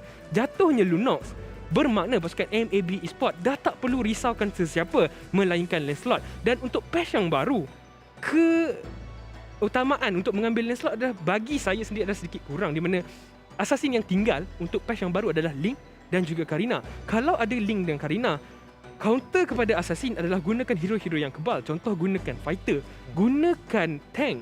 Jadi itu perkara yang lebih baik bagi saya untuk di sini. Dan untuk pasukan RSG MY untuk meletakkan Izanami, menggunakan hero-hero tanky dekat bahagian mid mungkin bukan perkara yang selesa untuk digunakan oleh mereka. Jadi kita nak lihat berapa damage yang digunakan di mana di pasukan MAB Esports. Alif dengan 87,000 damage. Dan kita nak tanya sikit kepada masyarakat sini lah, selaku kita punya caster baru. Kita tanya dia, apa pendapat awak tentang patch yang baru yang boleh dikatakan boleh bagi kaitan sikit untuk pasukan MAB dengan pasukan RSG? Right, I mean overall with the new meta, with the new patch, it's really, I think a lot of teams are picking up the double tank meta, and you can see that I would call it like the sustain and basically the one last man standing meta, honestly, because all it really comes down to who is able to out-sustain your opponents and to be able to take out objectives as fast as possible. Because you can see the minute MAB was able to snowball out of control, within that last crucial moments, they took the crystal down in a matter of moments.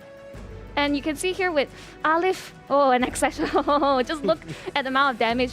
It's like, we know the revamp with Link, he does come out with more consistent DPS towards the late game. So that's why, as you mentioned, he is really popping off during this patch.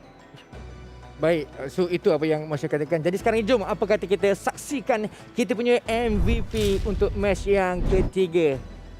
Alif dengan KDA 818, kill participation 94%, match goal per minit 940. Almost tu.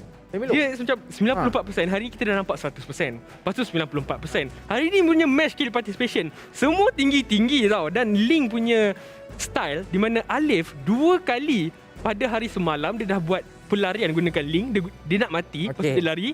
Hari ni pun dia buat juga tapi dia tak nampak dekat kamera sangat. Tapi itulah kepantasan pemain ini. Dan dulu sebenarnya Alif ni digeruni dengan pengambilan assassin dia seperti Link. Dan kalau kita lihat daripada segi item, dia ada Demon Hunter Sword, dia siapkan Wind Talker untuk memfokuskan kepada basic attack dia sendiri, keluarkan damage yang besar daripada basic attack. Kemudian Endless Battle, ada Berserker Fury untuk menambahkan damage daripada skill Malefic Roar untuk counter hero-hero yang kebal. Kita dah nampak pasukan RSG gunakan Chore bahagian mid, gunakan Kufra. Hero-hero tersebut perlu burstkan dengan pantas sebab tu ada Demon Hunter Sword dan juga Malefic Roar. Untuk pengguna Link yang baru ketika ini, kalau Tempest of Blade dulunya kalau kita guna untuk lari saja, lepas tu kita lepas Tempest of Blade kita tak hirau sangat untuk kutip pedang. Kali ni Link yang baru, nak tak nak anda kena kutip pedang tu untuk dapatkan first kill dengan lebih pantas. Jadi kalau kita tengok kat sini kan, okey, kita tahu yang Alif ni memang kalau dengan Link memang superb. Jadi kita tengok dia punya escape tadi memang sangat cantik. Dan sekarang ni apa kata sama-sama kita saksikan highlight yang telah pun disediakan oleh Samsung. Syamilo. Ya, kalau kita lihat dari segi highlight di mana pada early game pasukan RSG MY, mereka punya target adalah cari X-Slash. Dapatkan X-Slash sebanyak yang mungkin supaya merencatkan sedikit farming X-Slash dan mereka boleh target kepada Link. Kalau kat sini kita lihat, kita mungkin boleh tanya sikit kepada Munsya sendirilah. Apa yang sebenarnya berlaku untuk pasukan RSG MY? Sebab kita nampak early game mereka macam boleh pegang game. Right. I can see with MAB, you can see that they really outperformed them during the late game. So during earlier on, I do feel like there was some situation. We saw how Lunox, they managed to cut it out, and with the amount of CC that was on MAB Esports, there's no walking out of it. With the brilliance, that was not enough. So I think with MAB here, they're just so good at being able to find those crucial moments to really take out the one member of RSG, because despite that Lunox is their main DPS, she's very squishy. It's just like all it takes is one iron hook, or if she's able to use brilliance, the Abyssal arrow could come true. There's no way walking out of it, and RSG just doesn't have the damage to deal with the likes of MAB Esports lineup. Ya, betul tu. Jadi kekurangan damage untuk pasukan RSG sebenarnya Beja merencatkan sedikit mereka punya team fight. Sebab mereka punya bila mereka nak dapat team fight, mereka kena pastikan Akim ready. Tapi bila Akim tak ready, macam mana mereka nak dapatkan team fight yang berhasil? Dan kalau kita lihat, banyak kali I'm offended daripada Ren sangat-sangat penting. Kalau kita berikan MVP, nampak tak yang ini closing yang sangat ini Beja macam closing yang sangat cantik daripada memang terbaik lah yang ini kan. Itu boleh katakan. Kalau kata ni kita nampak macam Alif dapatkan MVP kan. Itu kita ada rank juga. Baik, sekarang jom kita tengok kedudukan kumpulan untuk grup A. Tim SMG, SUHAZ, MAB, Orange dan juga HomeBois. Untuk grup B pula Red, TODAK, RSG, Tim Karakan dan juga Geek Fam. Yap, untuk grup A ni kita nampak yang MAB Esports ada sedikit perubahan di mana mereka mendapatkan kemenangan 2-1. Jadi mereka ada beratas daripada pasukan Orange Esports 13 poin, sama dengan pasukan SUHAZ di mana pasukan SUHAZ lepas ni akan berhadapan dengan pasukan TODAK. Kita akan lihat sebenarnya dekat grup A ni kan, risaulah. Memang risau. Dia macam sebabnya dia macam CP-CP. Sama je Beja, 13, 12, 8 tu pun silap boleh naik atas lagi. Dia apa banyak surprise yang kita boleh tengok Michelle. Kalau kita tengok dekat group A dia punya points kan. Jadi nak tak nak pun MAB kena tak boleh orang cakap apa, tak boleh lalai, tak boleh leka, dia still kena fokus. Dan HomeBois pun kena menang barulah boleh orang cakap apa nampak peluang untuk pergi ke playoff. Jadi kita dah tengok match yang ketiga tadi. Jadi Abjad nak tanya juga, jadi antara Kuza dan juga Alif, jungler manakah yang lebih perform lah bagi pendapat Syamilo dan juga Monshel? Kita tanya Syamilo dulu. Monshel dulu lah. Abjad suka tengok Monshel bercakap ni. Oh, do you do? Right. I think in previous weeks we did see that Alif did struggle a little bit, especially with his assassin heroes. We saw that Lancelot versus Marsha fight. That was not great. But I think he really outshined this time with this Ling. Yep. And I guess when he mentioned how he gets out with the Tempest of Blades, I always thought that, it's kind of a waste, because it's such a huge ult. But now with the revamped Link, he has so much DPS that he doesn't have to rely so much on his ult. And I would think that with Alif, he really needs to take some time to really snowball, because once he gets a really good lead initially, you can just see he just goes miles and miles and miles, and that's what MAB needs. They really need to let Alif skyrocket out of there to win. Setuju? Kena let Alif skyrocket. Ya, dia sebab setuju. Sebab macam kalau Alif kalau kita bandingkan dengan Kuza ni dia punya assassin.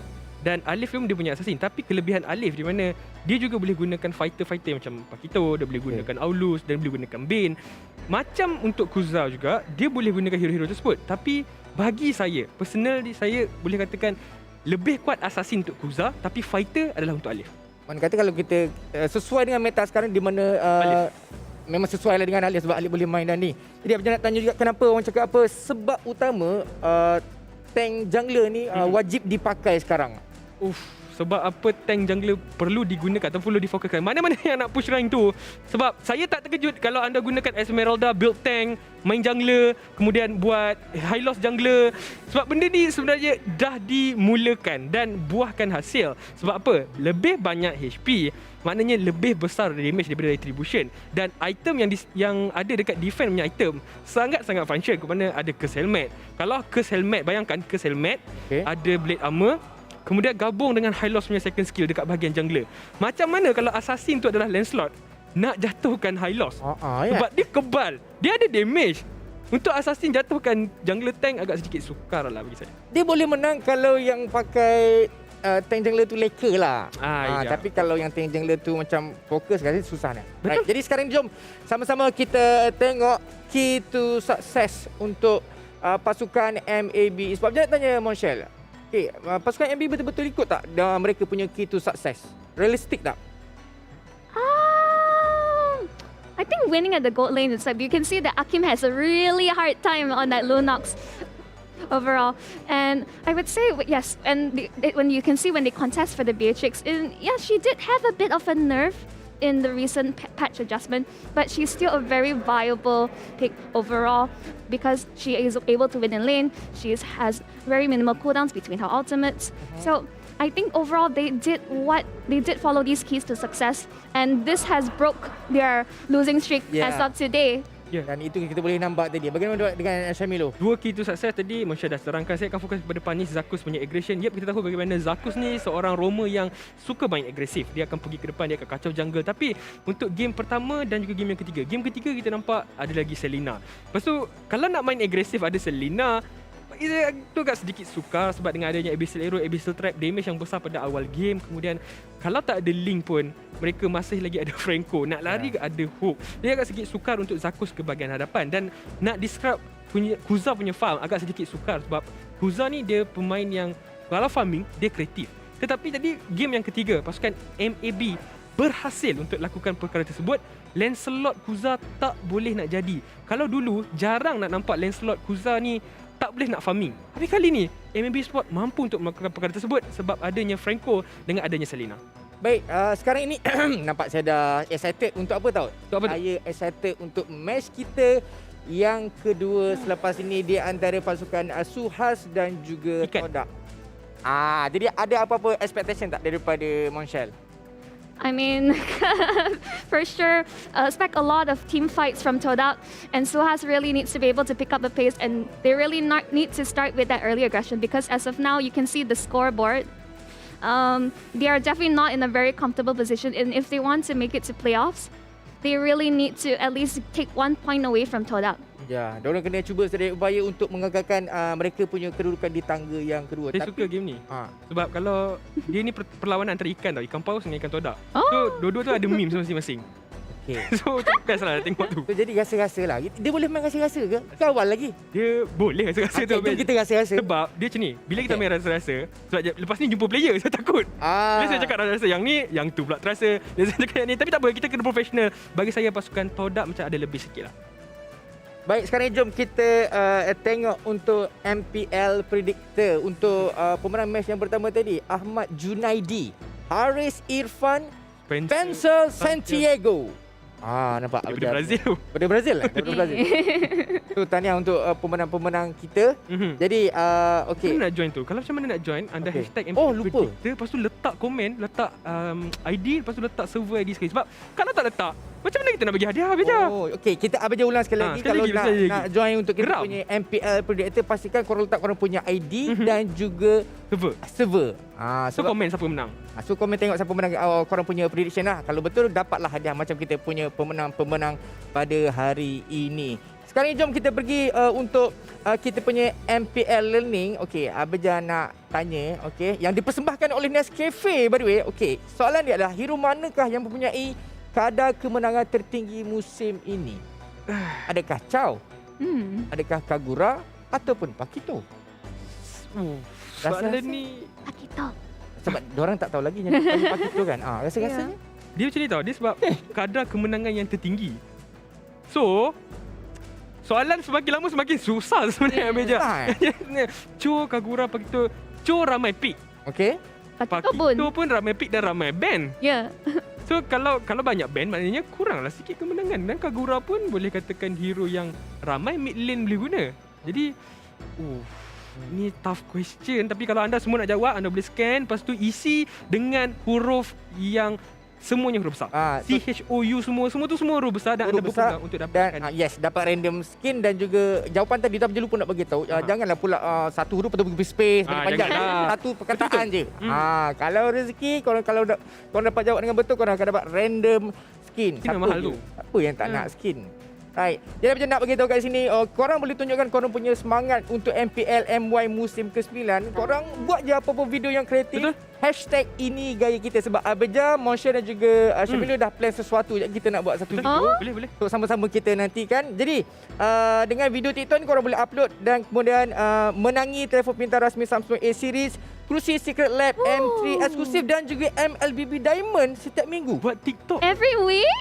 Buat TikTok boleh dapat phone, boleh dapat gaming chair, boleh dapat diamond. Nak apa lagi? Anda semua kalau beli tiket, especially kalau MAB, sebab MAB tengah perform sekarang, beli tiket MAB. Lepas tu kalau mana tahu boleh datang kemudian buat TikTok dengan Alif, buat macam ni.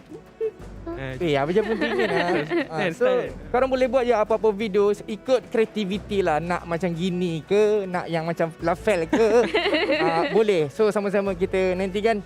Jadi terima kasih untuk Masya kerana sudi bersama dengan kita orang. So good luck untuk esok esok. All the best. English stream. Sama-sama nak tengok boleh check out mission dekat English punya ni. Baik, jadi untuk anda semua sama-sama kita nantikan kita punya match yang kedua di antara pasukan SUHAZ dan juga TODAK. Apakah korang punya prediction? Sama-sama kita nantikan. Kita kembali selepas ini.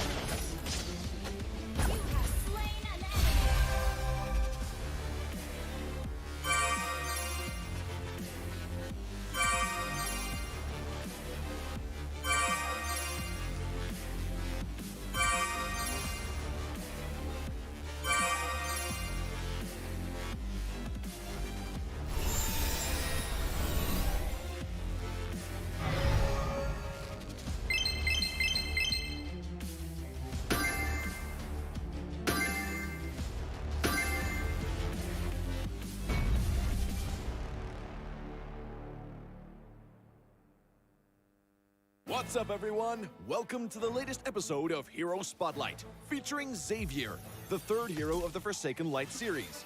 Xavier is a ranged mage, boasting superb sustained damage. With his unique skill set, he can extend his attack distance almost infinitely and enhance his power each time he lands a skill shot on an enemy. Hero skills. First skill, Infinite Extension. Infinite Extension is Xavier's foremost damage tool. Xavier fires a mystic bullet that damages enemies in a straight line. The bullet's flying distance increases each time it hits a target. Second skill, Mystic Field. Mystic Field is a functional skill that integrates pursuit, escape, and crowd control. Xavier conjures a mystic barrier that slows enemies and speeds up allies. When hit by Xavier's other skills, the barrier will expand into a forbidden field that immobilizes enemies within. Ultimate Dawning Light. Dawning Light is the first ever global attack in Mobile Legends. Xavier unleashes a beam of mystic magic that damages all enemies in a line on the map and directly enters the Transcendent state. Passive. Transcendence. Transcendence allows Xavier to scale steadily in battle. Each skill hit on enemy heroes grants Xavier a passive stack that enhances his subsequent skills. At max stacks, his next skill cast allows him to enter the Transcendent state, during which all his skills are enhanced to the maximum. Pro tips. Pro tip number 1. Make use of minions and creeps to extend the attack range of Infinite Extension and launch a surprise attack on enemies in the distance. Crumble into dust. Pro tip number 2.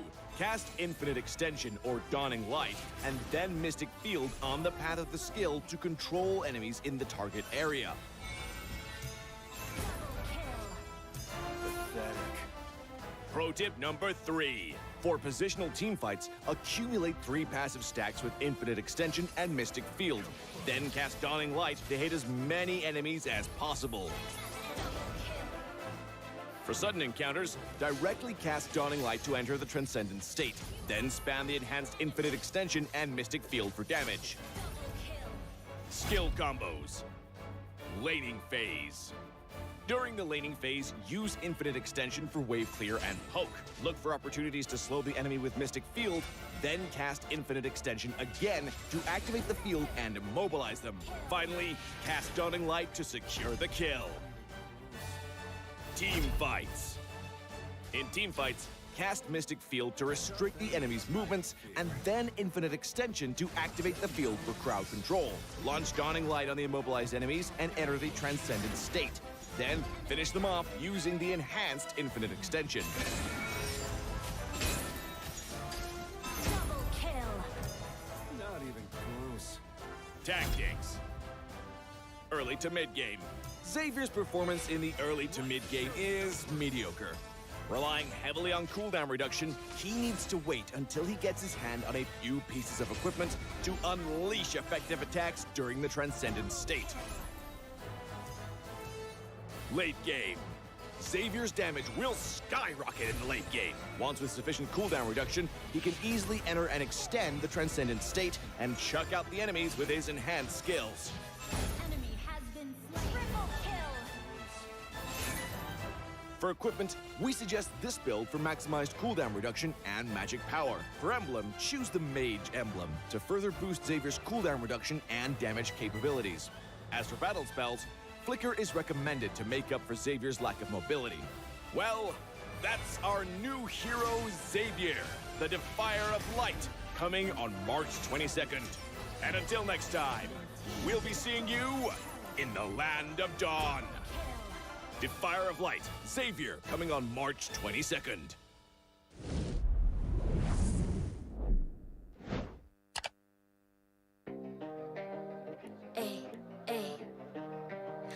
I'm a rock star. Yeah, rock star. Ay, ay, ay. I'm a rock star, baby. I'm a rock star. I'm a rock star. I'm a rock star. I'm a rock star. Panggil aku rock star. Ini kejohanan kita semua orang rock star. rockstar, kita buat saja gaya kita. Makin panas apinya sudah membara. Macam mana pun kau menempuh segala. Demi negara kau buat semua bangga. Step into my world, you know I'm always in my zone. You know I got my team, no I'm never alone. Bring out my best, buat yang terbaik. Jadi juara perlahan kita naik. Aku nak push, naik-naik jadi lebih bagus. Jadi hero, ku ada skill. Berapa banyak musuh aku dah kill. Ramai cuba mencabar, cause they envy me. Tiap game aku pasti jadi MVP. Easy. I'm a rockstar, baby, I'm a rockstar. I'm a rockstar, I'm a rockstar. I'm a rockstar, panggil aku rockstar. Ini kejohanan kita semua orang rockstar. I'm a rockstar, baby, I'm a rockstar. I'm a rockstar, I'm a rockstar. I'm a rockstar, panggil aku rockstar. Ini kejohanan kita semua orang rockstar. Tengok nanti siapa yang juara. Ni peluang kita bawa pulang piala. This is my game, this is my time. Menang semua, everything will be mine. Kalau jatuh kau pasti kembali. Bangun balik ku tegak berdiri. Kuatkanlah tenaga, ganjaran diperoleh. Ni kejohanan kita, Malaysia memang boleh. Rise up to the top, kita buat bersama. Semangat kita kuat di bawah satu bendera. Ay. I'ma go hard for the win. Win. On the battlefield till the end. I'm trying to be the greatest anyone has ever seen. Stand by, I'm coming in for the win. I'm a rockstar, baby, I'm a rockstar. I'm a rockstar, I'm a rockstar. I'm a rockstar, panggil aku rockstar. Ini kejohanan kita semua orang rockstar. I'm a rockstar, baby, I'm a rockstar. I'm a rockstar, I'm a rockstar. I'm a rockstar, panggil aku rockstar. Ini kejohanan kita semua orang rockstar.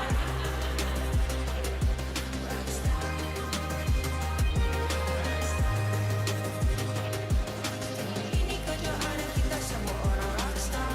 I'm a rockstar, baby, I'm a rockstar. I'm a rockstar, I'm a rockstar. I'm a rockstar, panggil aku rockstar. Ini kejohanan kita semua orang rockstar.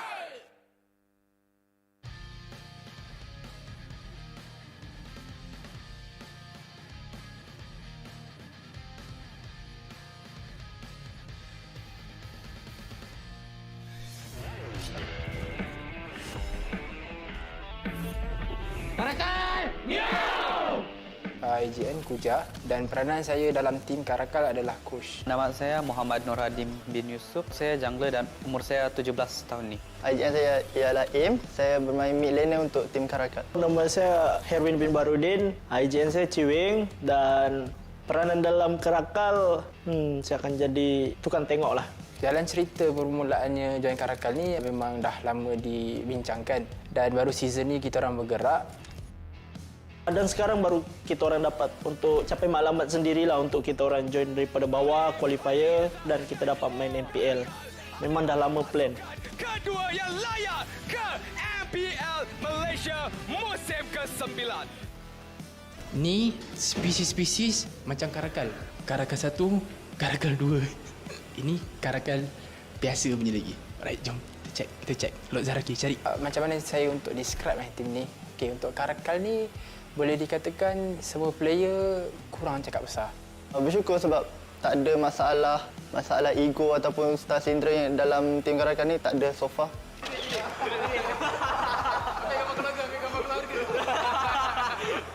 Okay, kenapa Karakal? Sebab saya suka sifat dia. Dia macam kucing hutan kan.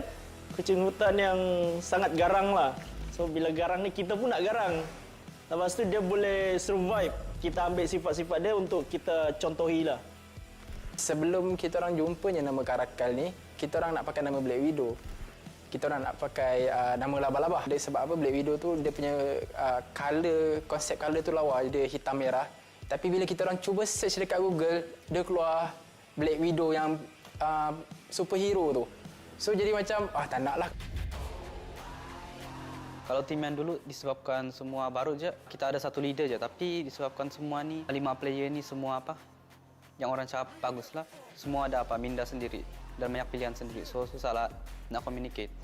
Ini bukan saya yang cakap, ni majority netizen atau orang-orang luar atau pro player cakap. Diorang kata tim ni tim all star. Diorang kata every player yang ada dalam ni player yang berbakat. Tapi kekuatan dekat sini adalah bila kita kumpulkan semua all star dalam satu tempat. Problem dia akan timbul satu je benda. Bila semua menganggap diri ni hebat, diorang akan ada naik satu perasaan ego. So benda tu yang paling susah untuk kita orang kontrol sekarang, untuk turunkan semua ego dan semua orang kata apa, saling bekerjasama. Bagi aku masih kurang sikit lah sebab apa? Sebab kurang chemistry, baru tukar line up. Tapi saya rasa bolehlah kita dapat fight yang terbaik di MPL Season 9 ni. Bila dalam environment tu ramai yang matang berfikir, matang untuk bercakap, secara tak langsung Eza dia akan turut join kematangan bila bercakap, kematangan untuk berfikir. So rasanya tak susah untuk handle Link Eza even though dia punya umur 17.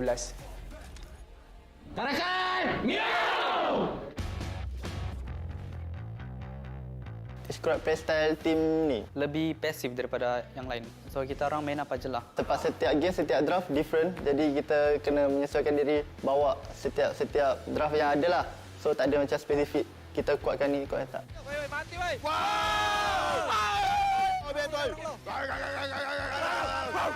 Halo. Everyone yang dalam tim ni, diorang ada task diorang sendiri dan diorang ada perspektif, diorang punya role. Setiap momen tu diorang ada perspektif diorang masing-masing.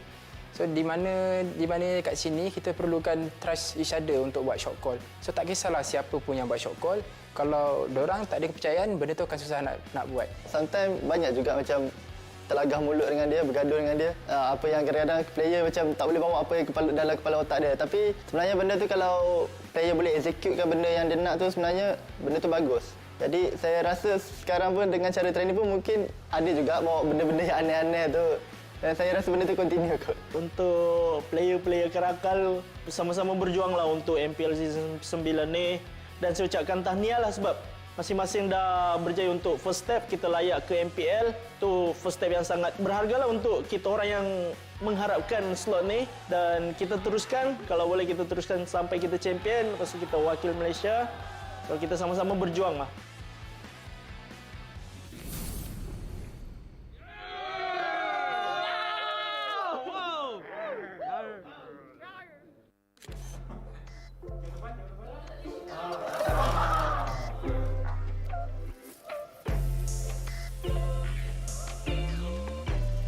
Okay, rambut dah kemas.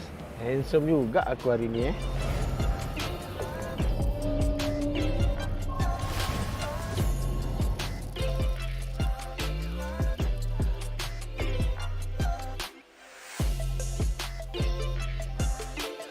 Ini apa korang tengah buat sekarang ni? Tengah mencuba mengkaji-kaji gameplay negara luar. Tim sekarang tengah review game Region MPL Philippines.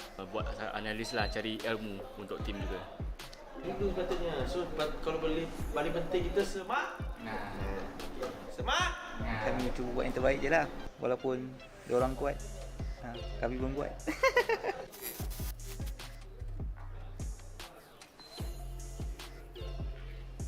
Guys, sekarang ni pukul 8. So setiap hari kalau ada game ke tak ada game, kita akan morning walk. So morning walk ni dekat sana. Inilah rutian harian kami untuk panas badan. Lepas tu kita akan fokus kat game. Okay, let's go guys. Let's go. So far semua okey. Jaga diorang pun senang walaupun diorang lelaki. Tapi bila diorang dengan saya, diorang okey lah dengan cakap macam kita nak kena jaga diorang punya schedule, diorang punya makan apa semua. So far diorang okey dan diorang ikut je.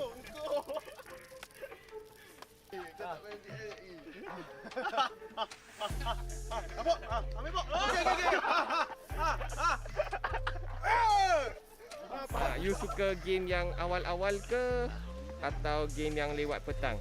Anytime, anywhere, any set time, set place, saya ready. Kita semua ready. Just call us. Bring it on!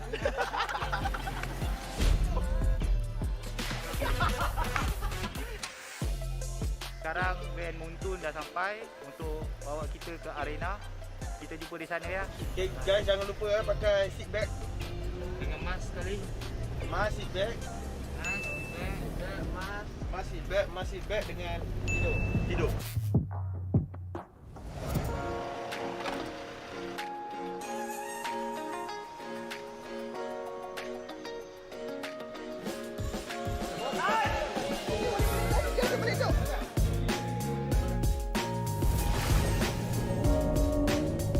Hai, Assalamualaikum. Nama saya Muhammad Fadil bin Hishamuddin ataupun saya lebih dikenali Fadil dalam Mobile Legends ni. And saya merupakan manager untuk SUHAZ eSport.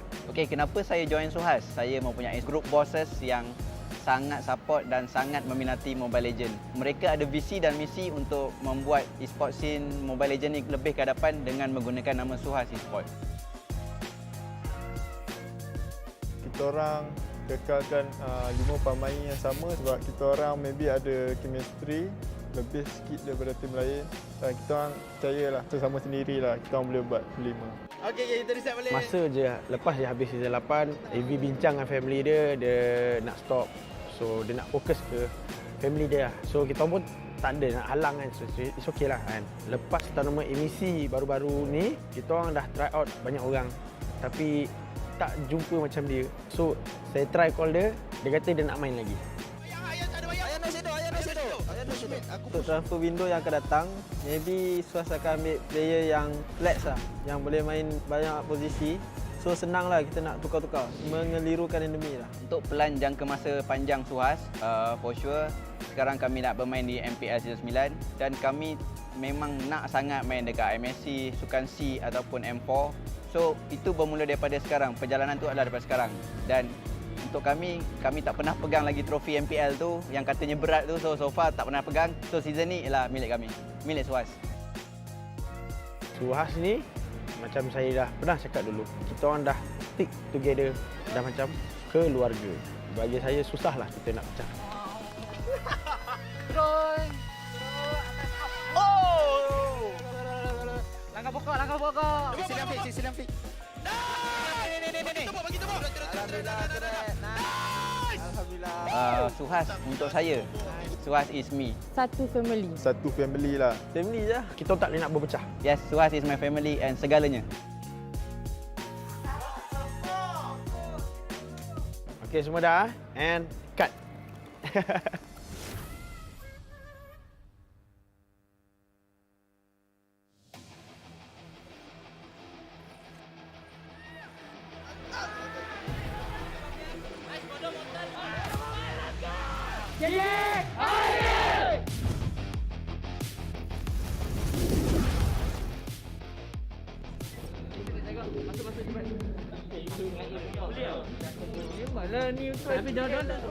Perasaan tahun 16 agak teruja untuk buat benda dengan player yang baru, dapat chemistry yang barulah untuk next level punya journey. Secara jujur saya sedih lah sebab mereka bukan lagi satu tim dengan saya, tapi saya harus terus move on lah. Yang tu sedih lah, tapi nak buat macam mana, semua orang ada perjalanan masing-masing. So kita orang masih dalam kontrak berjuang untuk tim ni. Ramai yang keluar tapi saya lebih gembira dengan teammate saya yang sekarang lah sebab dapat perubahan yang besar lah. Ini adalah first time saya menjadi captain lah, jadi agak takut lah sebab takut tidak dapat lead team lah. Saya cuba untuk lebih matang lah dengan teammate-teammate yang lain dan saya belajar untuk memberi info-info lah semasa in-game. Bekerja dengan player-player yang agak baru sebenarnya satu cabaran sebab target kami sangat-sangat tinggi. It's a very good learning process, bukan sahaja untuk mereka tapi saya. Sebab season ni ialah kami mempertaruhkan sistem yang telah selama ini RSG daripada season yang lepas sampai sekarang. Sebab tu kita bawa Jason daripada Singapura datang ke Malaysia. Agak memberi cabaran sebenarnya sebab Jason tidak fasih berbahasa Melayu.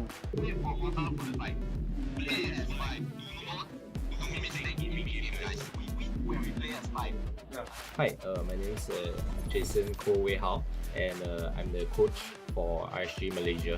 Bagi pandangan saya, Jason ni sebagai coach dia memang baguslah dari segi drafting. Sebab sebelum ni Jason ni adalah bekas player Mobile Legends, jadi dia fahamlah dengan player-player apa yang player mau main, apa yang player takut. Jadi dia memahami player. Jadi bagi saya itu amat baguslah. I became a coach to go to other regions to coach a full-time team and hoping that with my many years in the mobile experience, I can help all the talented kids in the other region reach somewhere that I couldn't reach lah. Some problems that I faced while doing online coaching with the team is that first of all, I think language barrier is a thing that definitely we have to face. So not all players can speak fluent English, and of course the things that I say they might not fully understand at times. Maybe they can only understand 90% or 80% of what I'm talking. So that's one of the biggest challenges, as well as I'm not there with them physically. So rather I'm not able to read their mood, or rather how they are feeling through their webcam. So I think these are some of the biggest challenges that I'm facing right now.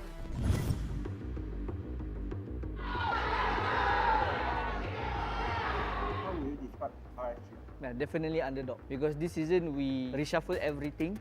We start back from scratch, but we trust in our system. Sistem kami insya-Allah akan membawa kami, at least kami akan target ke playoff dahulu. Underdog is the best thing that orang kata boleh describe RSG untuk season ini. Season ni kalau ada orang yang anggap kami underdog, kami terimalah, sebab memang season lalu kami underperform.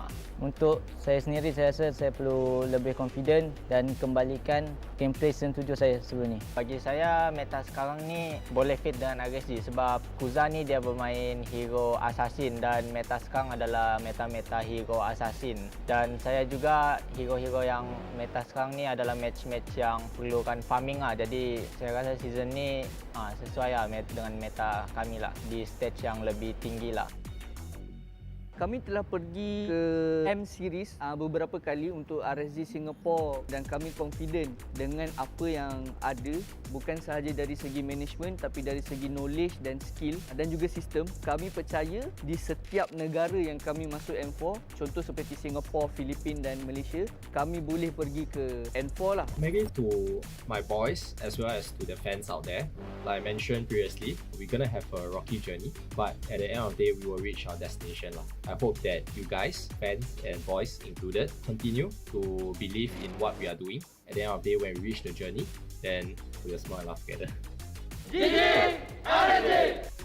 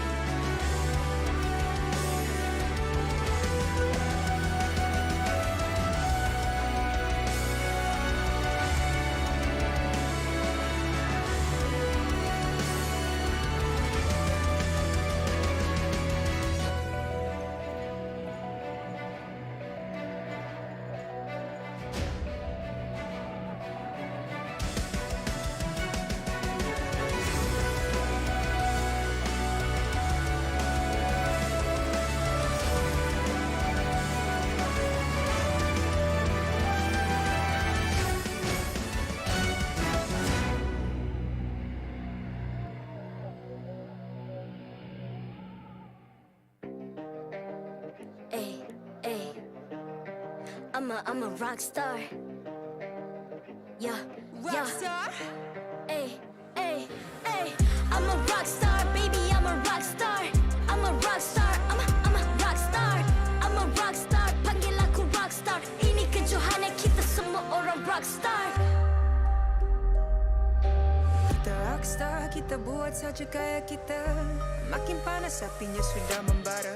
Macam mana pun kau menempuh segala. Demi negara kau buat semua bangga. Step into my world, you know I'm always in my zone. You know I got my team, no I'm never alone. Bring out my best, buat yang terbaik. Jadi juara perlahan kita naik. Aku nak push, naik-naik jadi lebih bagus. Jadi hero, ku ada skill. Berapa banyak musuh aku dah kill. Ramai cuba mencapai, cause they envy me. Tiap game aku pasti jadi MVP. Easy. I'm a rockstar, baby, I'm a rockstar. I'm a rockstar, I'm a rockstar. I'm a rockstar, panggil aku rockstar. Ini kejohanan kita semua orang rockstar. I'm a rockstar, baby, I'm a rockstar.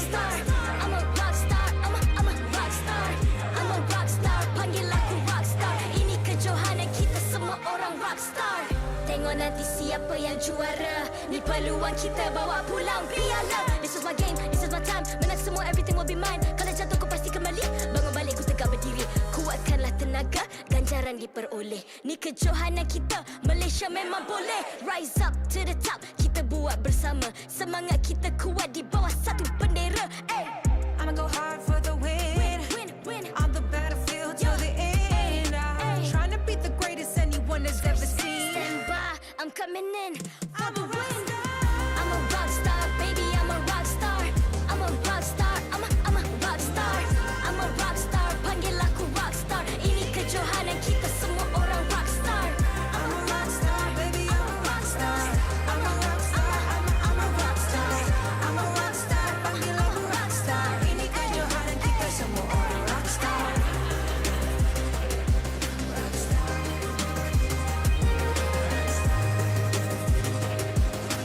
Ini kejohanan kita semua orang rock star. I'm a rock star, baby, I'm a rock star. I'm a rock star, I'm a rock star.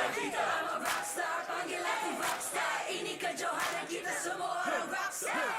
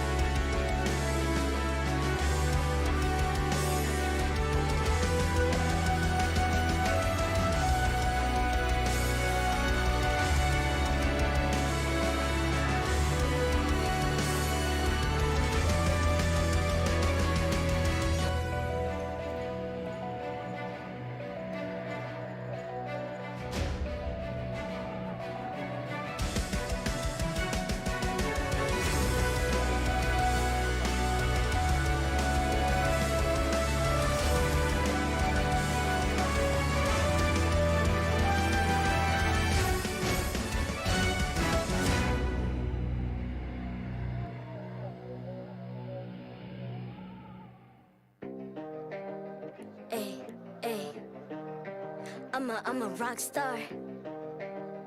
Yeah, Rock star? Ay. I'm a rock star, baby, I'm a rock star. I'm a rock star, I'm a rock star. I'm a rock star, panggil aku rock star. Ini kejohanan kita semua orang rock star.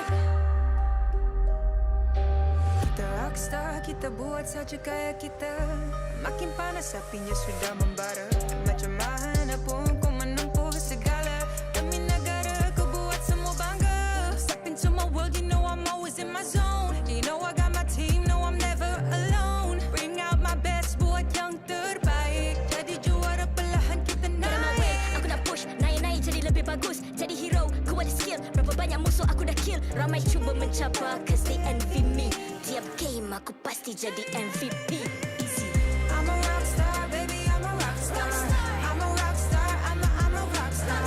I'm a rockstar, panggil aku rockstar. Ini kejohanan kita semua orang rockstar. I'm a rockstar, baby, I'm a rockstar. I'm a rockstar, I'm a rockstar. I'm a rockstar, panggil aku rockstar. Ini kejohanan kita semua orang rockstar. Tengok nanti siapa yang juara. Ni peluang kita bawa pulang piala. This is my game, this is my time. Menang semua, everything will be mine. Kalau jatuh kau pasti kembali. Bangun balik ku tegak berdiri. Kuatkanlah tenaga, ganjaran diperoleh. Ni kejohanan kita, Malaysia memang boleh. Rise up to the top, kita buat bersama. Semangat kita kuat di bawah satu bendera. I'ma go hard for the win. On the battlefield till the end. I'm trying to beat the greatest anyone has ever seen. Stand by, I'm coming in for the win. I'm a rock star, baby, I'm a rock star. I'm a rock star, I'm a rock star. I'm a rock star, panggil aku rock star. Ini kejohanan kita semua orang rock star. I'm a rockstar, baby, I'm a rockstar. I'm a rockstar, I'm a rockstar.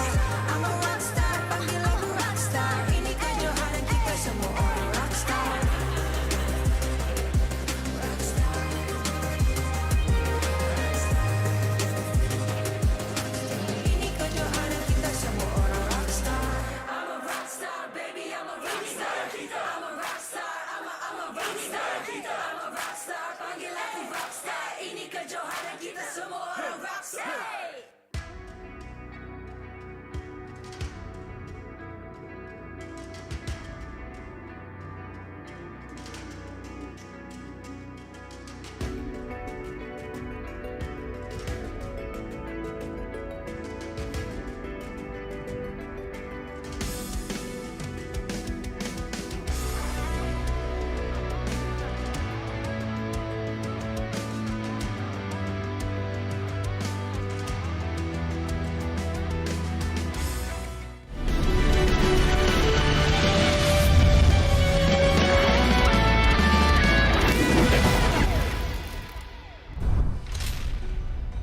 Untuk match kita yang kedua, SUHAZ menentang TODAK. Selamat kembali ke MPL Malaysia musim yang ke-9 yang dikuasai oleh Munton. Dipersembahkan oleh McDelivery. Samsung sebagai telefon pintar rasmi kita. Raikan bersama dengan Nescafe dan juga gaming dengan Cadbury Zip. Saya Abeja masih lagi bersama dengan Sif.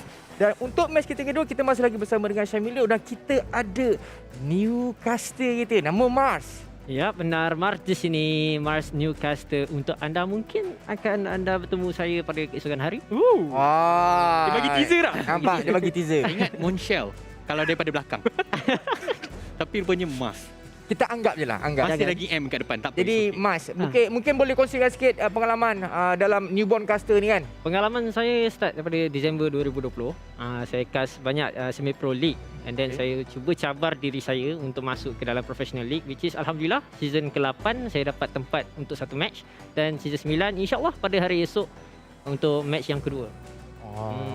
Alhamdulillah. Esok kita boleh tengok lama sih. Jadi apa je tiba-tiba suddenly dia macam tertanya-tanya. Okey, nak jadi caster. Kita tak tahu kan. Mana nak tahu rezeki Abang tiba-tiba jadi caster. Jadi untuk jadi seorang caster ni sebenarnya apa orang cakap apa cabaran dia?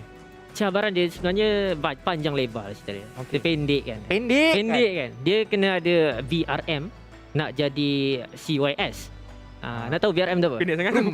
Brum. Pendek sangat tu. Kena Jangan pendek macam tu. Dia kena berani. Kan. Untuk saya beranikan diri. Untuk R dia kena rajin buat study pasal team, rajin buat pasal meta. Dan M dia kena ada minat. Yang paling bukan Monshell. Bukan. Dia minat. Kena ada minat. Kalau ada minat baru dia boleh keep going untuk jadi CYS. Tahu apa CYS? Tak tahu. Caster yang sebenar. Cerdik. Ingat caster yang Sempoy. SMG. OBR tu apa? Oh begitu rupanya. Dah sambung ke? Tak ada idea. Tak ada idea kita sambung. Master rehearsal tak cakap macam tu. Baik, Sif, untuk kita punya match yang kedua, SUHAZ dan juga TODAK. Kita dah cakap tadi tau, perlawanan antara ikan paus dengan TODAK. Mana akan menang? Sebab kalau kita awak nak cakap apa? Tak. Sebab tadi pun ada ikan jurung. Tapi seperti yang dikatakan oleh Syamilo, perlawanan di antara ikan. Sebab saya memang jenis yang minat seafood. Jadi keduanya, walaupun saya tak boleh makan TODAK. Tapi TODAK bukan seafood. Bukan. Iya ke? Boleh makan dengan TODAK? Dia tak boleh. Tapi yes, perlawanan yang cukup penting untuk kedua pasukan. Sebab kalau TODAK menang, mereka boleh berjaya mendapat tempat yang pertama. Untuk SUHAZ kalau menang, mereka stay dekat tempat nombor 2. Ya, sebab kalau kita boleh nampak dari segi carta kedudukan mereka, kemenangan mereka ni menentukan kat mana mereka akan berada. Adakah mereka akan stay, kalau nak lebih selamat, TODAK kalau menang 2-0 mereka akan boleh katakan tempat mereka dekat upper bracket tu dah selesa. Untuk pasukan SUHAZ pula, kalau mereka menang, mereka menjarakkan lagi mereka punya point dengan pasukan-pasukan lain. Tapi boleh katakan bergantung juga dengan match-match selepas ini. Untuk pasukan SUHAZ, prestasi mereka ada turun naik. Dan pasukan TODAK pula, pada hari semalam mereka tewas satu game dengan pasukan MLBB. Mereka still menang 2-1. Tapi mereka tewas satu game ketika Ciku menggunakan Roger. Adakah kali ni kita akan nampak serious line up daripada pasukan TODAK? Saya tak tahu. Sebab semalam je dia tanya Ciku. Macam mana pendapat tentang meta kan. So Ciku cakap tak berapa suka. Sebab diorang masih lagi mencari rentak. So macam aja tertanya-tanya untuk match kita pada kali ini. Adakah pasukan TODAK akan terus mencari rentak ataupun diorang akan langgar je? Mungkin juga kan untuk pasukan TODAK dia walaupun boleh dikatakan pasukan antara pasukan yang perfect pasukan yang sempurna untuk semua pasukan yang ada, tapi mereka ada kelemahan mereka sendiri. Dan untuk pasukan MLBB seperti apa yang dikatakan oleh Syamilo telah menghidu kelemahan tersebut walaupun TODAK telah menang pada semalam.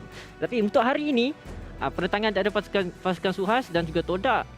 SUHAZ pun dia kadang-kadang ada come up with something new tau. Jadi kita nak tengok untuk match yang seterusnya apa yang SUHAZ nak buat. SUHAZ pun kena menghidu juga. Ya, sebab MLB semalam dah hidu, dia dapat 1 point. Dia kena hidu lagi banyak. Hidu apa? Hidu tu yang bau tu. Bau dia kena bau. Betul. Itulah masalahnya kalau daripada segi game tu, kalau kita nampak pasukan TODAK dan juga sebab Abel datang Jiku semalam sebab dia kata pasukan TODAK ni masih mencari mereka punya meta, mencari mereka punya drafting. Tapi pasukan SUHAZ, saya perasan yang untuk pasukan SUHAZ box lebih gemar untuk menggunakan hero-hero yang dia punya hero adalah tanky sikit kat bahagian jungler. Contoh macam dia pernah bawa Kufra jungler, dia pernah bawa hero-hero seperti Balman, dan ini advantage sedikit untuk pengguna yang dah biasa hero-hero tanky. Sebab kita tahu dekat patch yang baru, lagi kebal anda dekat bahagian jungler, lagi senang nak farm. Dalam masa yang sama, damage retribution tu lagi besar. Sesuai dengan meta sekarang. Betul tu. Jadi pada pendapat anda bertiga kan. Jadi apakah kekuatan pasukan SUHAZ di pasal early game ni? Untuk pasukan early game, pasukan SUHAZ ni dia ada aggression. Dia kita tahu bagaimana DS pemain yang lama. Dan untuk pasukan TODAK juga, kalau segi agresif mereka kurang sikit, tapi team fight mereka tu sangat-sangat menarik. Saya nak tanya sikit kepada Mas, untuk kedua pasukan ni apa perbezaan daripada segi game style mereka? Sebab game style pada pasukan TODAK apa yang saya nampak lah, macam apa yang seperti kata Syamilo sebelum ini, pasukan SUHAZ dia kerap kali mengambil assassins, tapi kali ini sebab perubahan meta, perubahan patch, mereka kerap kali mengambil tank di bahagian jungle, dan ini menyebabkan mereka boleh berlaku sedikit agresif di bahagian jungle.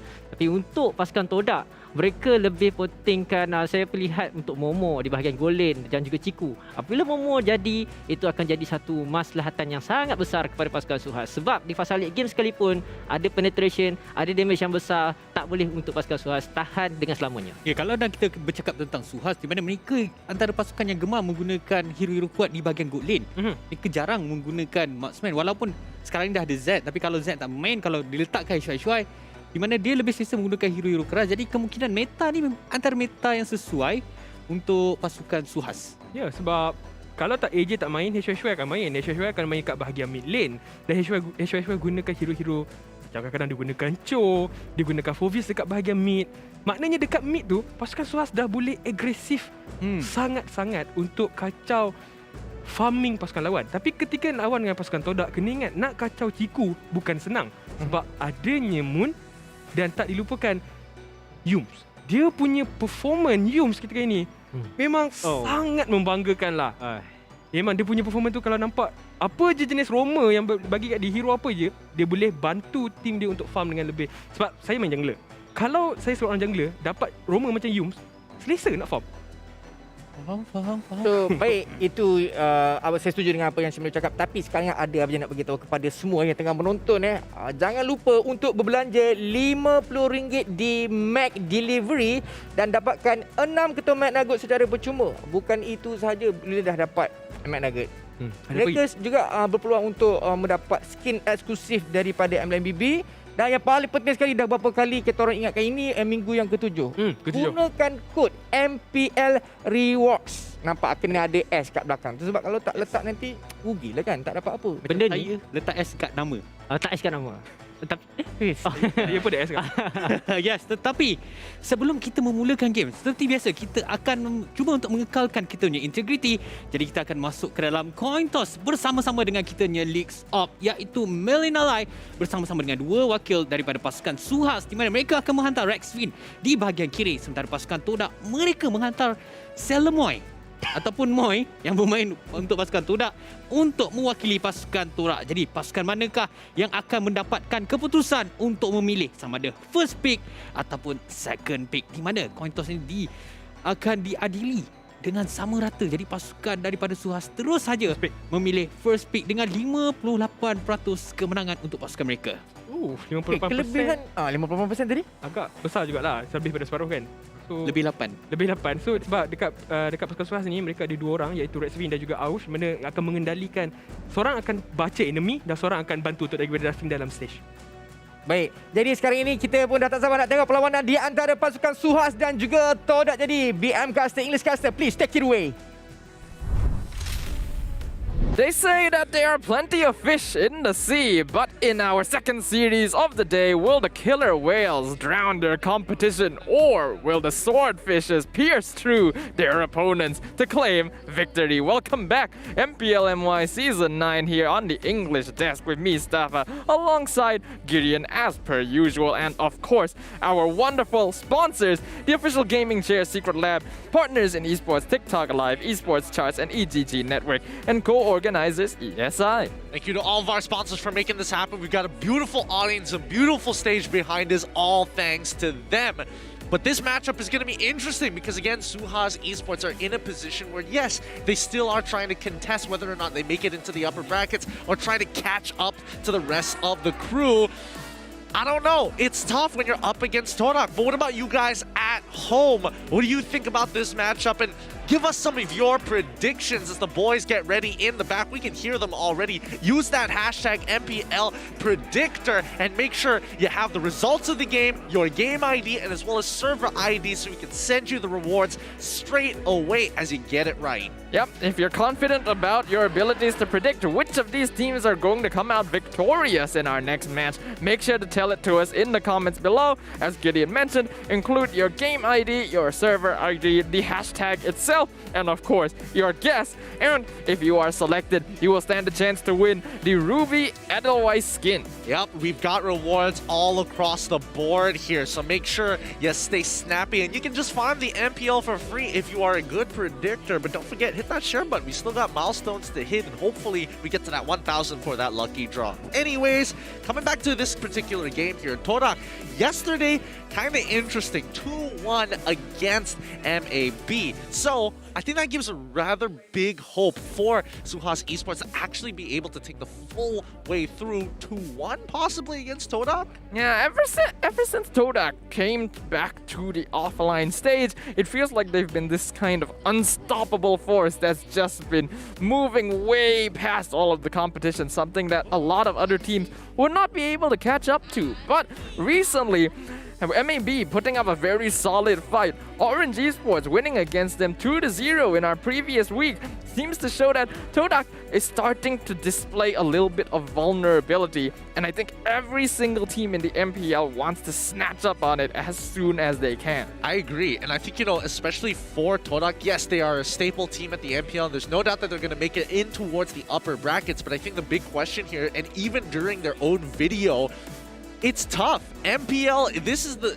most difficult MPL they have faced so far. Every competitor has what it takes. It's all about competition. It's about execution, prowess. And if, I don't know, it looks like the draft is playing a really big part here in Week 7.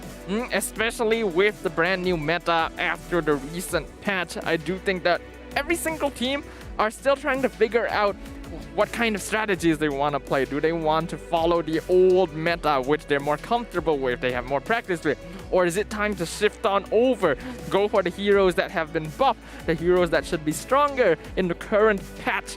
It's really a difficult balance to have to strike between your own experience as well as what the meta may dictate. Oh, hopefully that's going to be more than enough, and more so the adaptations. I'm not sure if HY or AJ is going to be playing today. If they have both, that'd be great, because so far the experiment with the HY in that mid lane is rather interesting, revolving a lot around Cho and Grok. I think it especially works out quite well in the meta now, because we are seeing more teams play with those tank or /fighter heroes in the mid lane to clear up more space and get priority. But before we continue, it is time to bring out both teams to the stage. SUHAZ Esports! Will the HY mid lane experiment bring good results for SUHAZ once again? So far, we've been seeing SUHAZ Esports perform sometimes well, sometimes not so well. but we'll see whether or not Box, of course, the main jungler of the team, will be able to carry the killer whales to victory against the swordfishes of TODAK. It won't be easy, but they're putting everything on the line to try and help secure their spot and try to make it to the upper brackets of the MPL playoffs. TODAK! On the other side, we have none other than TODAK, who are going to be starting off the stage today with their M3 lineup. Doesn't look like they're interested in playing around anymore. It's time to bring on their serious face. Oh, and look, you can tell how serious they are. No, wait, no, I take it back. They've got the poses. They've got everything. Clip it, boys, because they're always bringing out a performance here up on the stage. Yep, especially Yoom. So far, we've already seen him play really well on those roamer positions. His Kufra yesterday was world class. Will he be able to continue setting up victories for TODAK today? It's going to be important here. Serious mode on for either team. The points are diminishing and every move matters. Let's have a look at the player stats, starting off with SUHAZ Esports to kick things off. HY in the mid lane has been quite an interesting exception. Zed now coming back into the lineup and going to be playing in towards that gold side. A lot is riding on him because now that you don't have that scaling mid lane mage, then you're going to have to rely on other sources for damage. I think Zed is going to have a pretty interesting matchup here today, because in the gold lane he's going to be going up against Momo for TODAK, and we already know what kind of playmaker that player is, and whether or not Zed, the brand new face to SUHAZ Esports, will be able to pull his weight. Now, let's also look at Box up against Chiku. So far, you know, Box has been labeled as one of the few junglers that can actually go toe-to-toe against Chiku in earlier seasons, but a lot of time has passed, and Box has matured as a jungler, bringing a lot of interesting junglers. We've seen Balmon, we've also seen Kufra in the jungle. Hopefully, we get to see that once more. Perhaps these shifts to the meta, these shifts to the style of jungler that people are more used to seeing, will be what SUHAZ Esports needs to bring one up over TODAK. But if TODAK have one thing they're skilled at, it is being unpredictable themselves. Yep, this is the M3 lineup for TODAK. Nothing too surprising here. However, Moon's overall performance in the past 2 weeks has been a little on and off, a little inconsistent for my liking. That is true. Moon, obviously, when he is performing, is deserving of his title of the King of Mages. But so far, it does feel to be a bit of a switch that he's not able to consistently flip on. So it's going to come down to his performance today to see whether or not he can solidify that mid lane against potential fighter mid laners played by HY. I mean, it's about neutral objectives, right? Box is currently back at the top when it comes down to neutral objectives. In comparison to TODAK, who are very fluid with the way they play their draft and their win conditions. Speaking of win conditions, who do we think are going to be winning today? It's actually pretty evenly split. Both of us here are thinking that TODAK are going to be the winners alongside Sif and Fariza. But on the opposite side, Jel, Shamilo, and LaFell think that SUHAZ Esports have what it takes today. Pretty sure I was just watching Moyen as well. Yums and as well as Moon playing Thumb Wars up on stage before the game.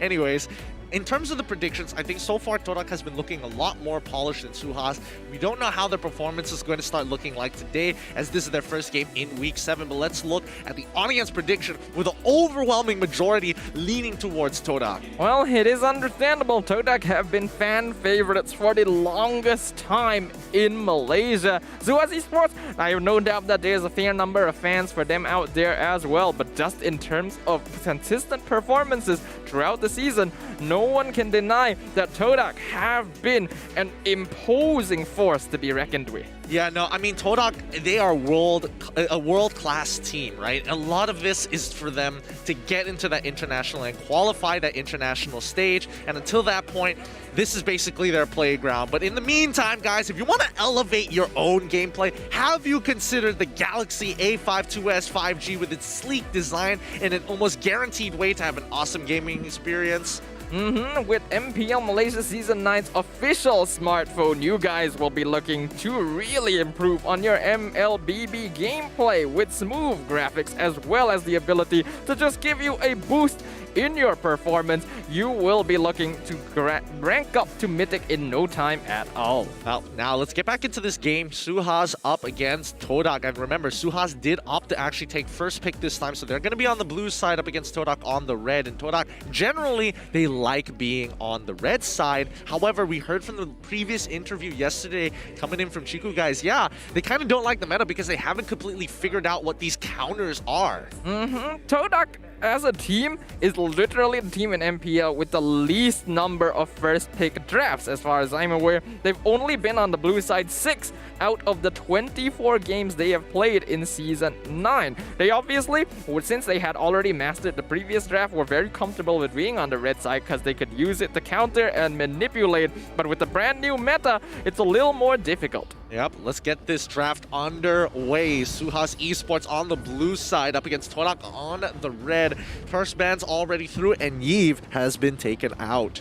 Pretty unusual to see Yves getting banned out first in any draft, but it is understandable. TODAK are masters of just creating chaos in team fights, and one of the easiest ways of doing that is with large AoE disruption abilities like the real world manipulation. SUHAZ Esports obviously want to have more control over how they want to take their engagements, so they're not going to give this tool over to TODAK. You know, Karina has been rising up in popularity amongst MPL-MY. I feel like it's a super stable pick. The fact that you can only just build all tank items and still have the raw damage to take out backline marksmen is kind of frustrating, and something that I was hoping that the hot fixes that we received recently would address that, but instead it just addressed Masha.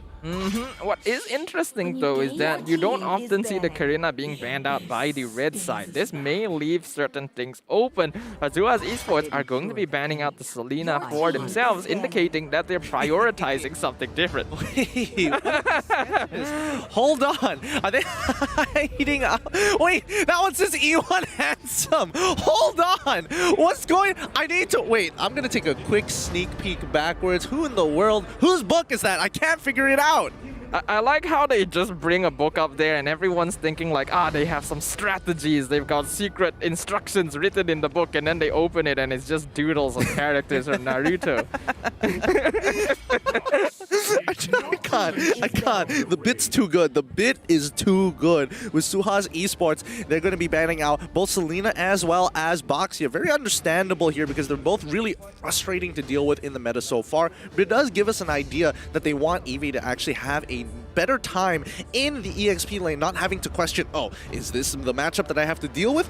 Or is Boxia going into the jungle? This also very much indicates that SUHAZ are looking for early game heroes, most likely something like the Grok or the Masha. So TODAK are going to be banning out the Grok, but that's going to leave Masha wide open for SUHAZ Esports. Is it something that they'll prioritize enough to go for? That's not all. Fanny as well.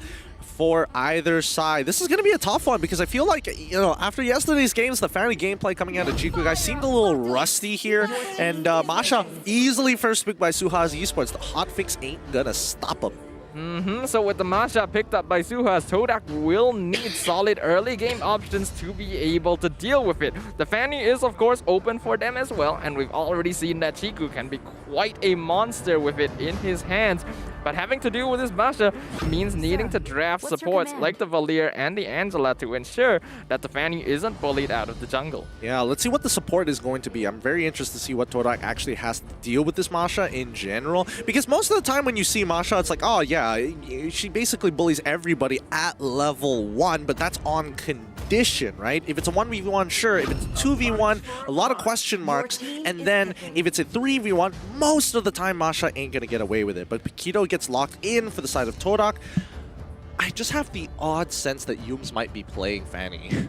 that is always the possibility, isn't it? How would Fanny perform against a Masha in the early game? If played correctly, I can actually see Fanny doing a lot of damage, but not sure if it's gonna be enough to break through the 3 HP bars. Overall though, TODAK just going for the safe option with this Paquito first. Yeah, I think Paquito really safe, really flexible as well. Let's see what SUHAZ Esports are looking at this, because I would hate to be on their side of the draft looking at this. Let's see. Since they've already drafted the Masha, it's a bit hard to go for the Kufra at this point, though they could still go for Kufra or Ruby and put the Masha in the side lane, maybe even the mid lane, since they are fielding HY. I mean, they could just throw Kufra into the jungle if they wanted to, but I think they're going to go with the safe picks. They get the Brody for Zed, they get the Esmeralda for Eve, and I think it's totally fine. This is a really comfort draft, comfort picks for the side laners for SUHAZ Esports, who usually are the main win conditions. Yeah, this also does prove my kind of suspicions that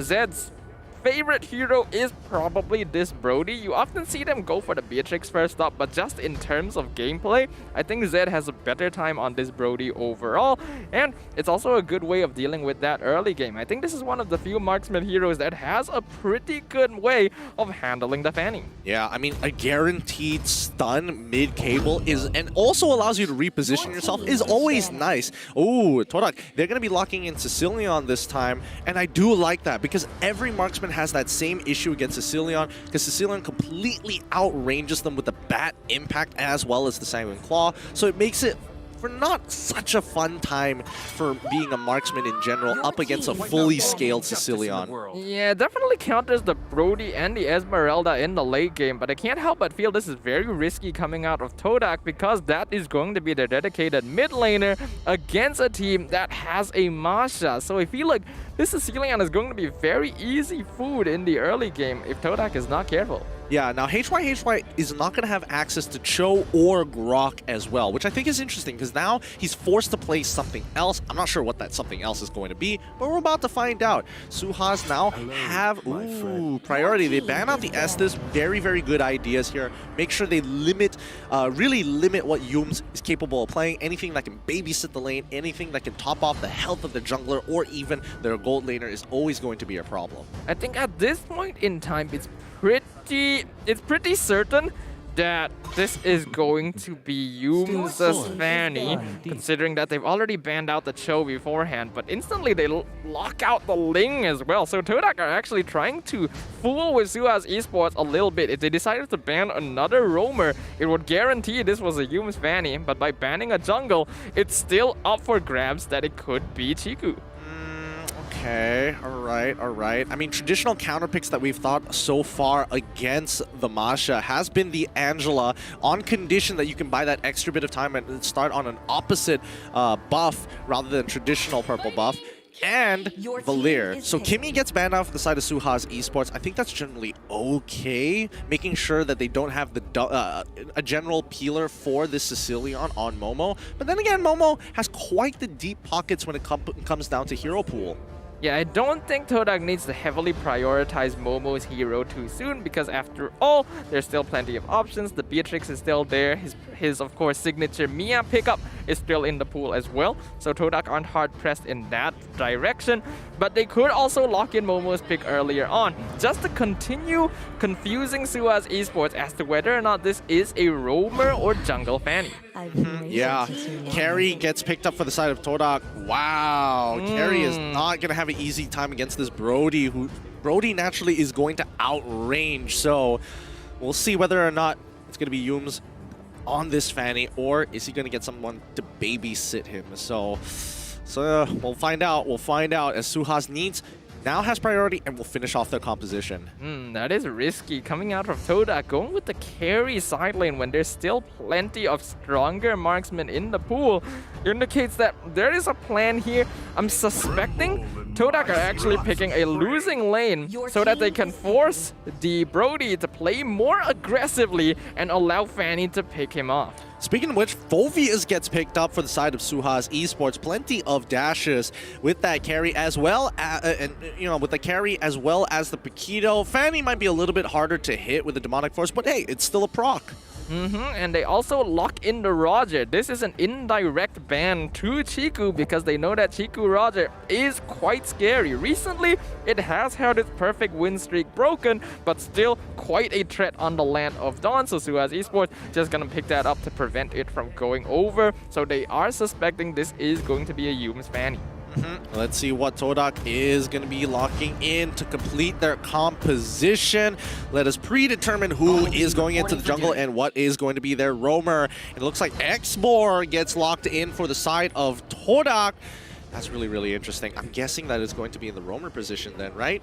No, I'm pretty sure that's a jungler Xborg. Jungler Xborg. Looks like they're taking some inspiration coming out of MPL-ID and as well as the Philippines. I do like this adaptation though, because at the very least you have an opportunity to break away from Masha. Yeah, that's absolutely the reason they're going for the jungler Xborg. He has basically 2 health bars, a free dash when his first health bar is broken down, as well as solid true damage that is readily available even from level 1. A bit of a discount Valir, you could say, to try and counteract the aggressive play that the Ace will try to make on this Masha in their jungle. Yep, especially since there's so much HP on this Masha. Burning it away slowly with true damage is going to be the play. Hopefully this is going to be enough, but it looks like a technical pause has happened before we got into it. Thank God it happened before we went into game. Yep, we always got to make sure that if there are any issues that the players are facing, that we will be able to resolve it beforehand, because you don't want to enter a game at a disadvantage for anyone. We want to make sure that competitive integrity is maintained, and for that reason as well, it is better for these pauses to occur before the game begins, because it's a lot easier to resolve them before that happens. Yeah, but it does give a little bit of time for us to really think about this, right? I feel like this is a really unique composition coming out for the side of SUHAZ Esports. We don't get to see it happen very often. They have a Phoveus playing in the gold lane as of right. A Phoveus playing, and this is going to go into the mid lane, right? This is HY's pick. He needs to be able to kind of control the area in comparison to Yums, who is going to be on this Fanny, right? So how do you kind of think of the dynamic? Are they going to go clear that mid wave and instantly look towards the gold lane for punishment? The thing about having the Phoveus in the mid lane is that the hero does take a while to really start scaling up. And in terms of wave clear, Phoveus' wave clear is actually kind of slow.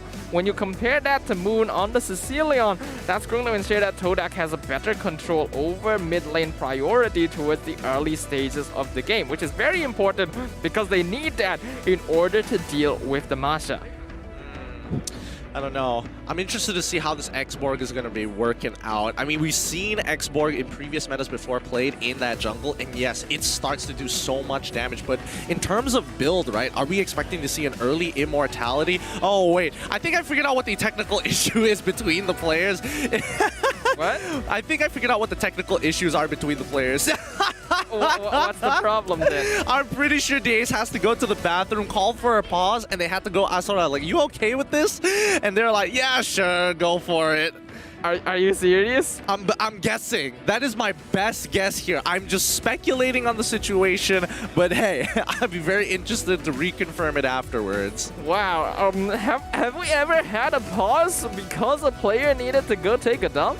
Well, I don't know, but it feels like SUHAZ Esports are definitely enjoying their time here up on stage for good reason. I mean, at least it's not going to be affecting his gameplay at the end of the day, so there's going to be less excuses for SUHAZ. I suppose no player would want to end up in a situation where you are competing in a tournament and then halfway through your game you get tummy aches, you know? That never an ideal situation, is it? Never ideal. You always want to be in the comfort of your own home, but if you can't be in the comfort of your own home, you got to call for a technical pause. Good times here at the MPL-MY. But yeah, speaking of which, I don't know. Personally, I feel like the current meta as right now is kind of jank. I feel like anything can kind of go at this stage of the game. in terms of execution, TODAK just seems to be the best team when it comes down to executing even the hardest of team compositions. And we saw the other day, that really bit them in the butt here when they were up against Orange Esports. Yep, it does seem like TODAK hasn't really quite figured out this meta yet. I think you mentioned that earlier. You heard it from them directly as well. TODAK is a team that's very responsive. They like to play around with the draft. They like to play around with their opponents mental-wise. So, yeah, you know.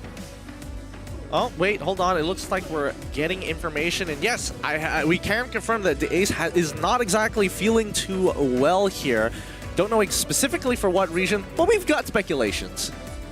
Either way, we gotta assume that he did just go to take a dump. That is the safest way we can say. That is the safest observation. For all we know, it could be a lot worse, but hopefully it's not the case. We're already hearing claps going off. Looks like the BM side are having the time of their lives so far, but yeah. Oh boy, until then, we gotta be patient for these games. Overall though, I'm kind of curious to see how this Export jungle is going to go, because yes, it is a pretty solid solution towards the Masha, but I'm also worried about the fact that I think Export's jungle clear is going to be a little bit slower than your typical jungler. I wouldn't imagine it to be so. I think the fire missiles alone deal a good amount of damage once you've built up that gauge and start dealing true damage, and then it becomes just easier to kind of clear it off. Is that AJ just sitting out in the crowd? I mean, why not, right? If you're not going to be joining your team on the stage, you may as well watch them here. Of course, lots of support from the audience. You can hear the crowd. Of course, everyone is here to support their favorite teams. And for those of you who want to join us, there are tickets still on sale, but you see, imagine there's not going to be a lot of them left. So if you're interested in any of the games that's going to be happening for the rest of this week, and of course next week, which is going to be the final week of the regular season, make sure to go check it out. Exactly.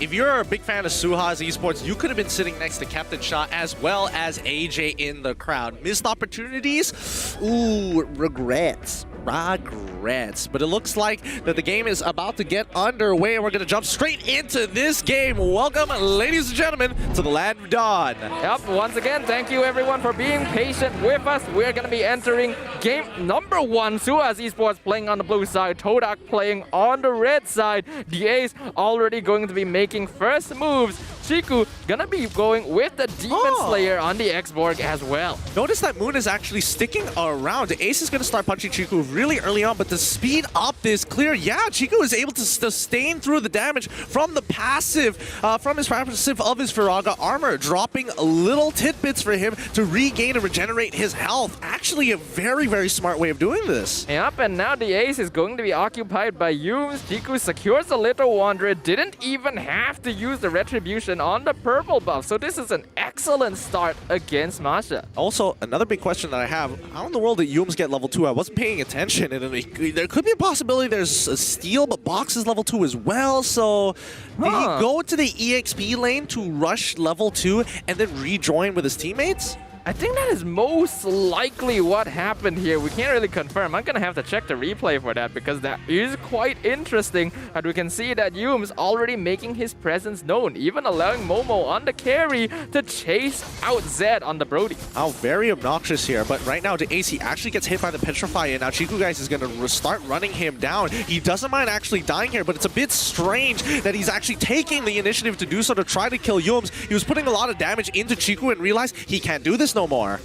Well, looks like we have a pretty solid counter to the Masha Roamer now. X-Borg jungle, really effective so far. And even Momo doing a very good job up here against Zed, already taking out half of the gold plating on the tower, giving TODAK a 500 gold net worth lead. Yeah, but I'm also going to take it with a pinch of salt. Yumes, he's going to get on out of here. The Lycan pounce timed perfectly by Box to chase him down through the steel cables. That's going to be first turtle falling into the hands of SUHAZ Esports. TODAK Chiku currently just stealing away the purple buff. Formaze, winning on this matchup against Eevee.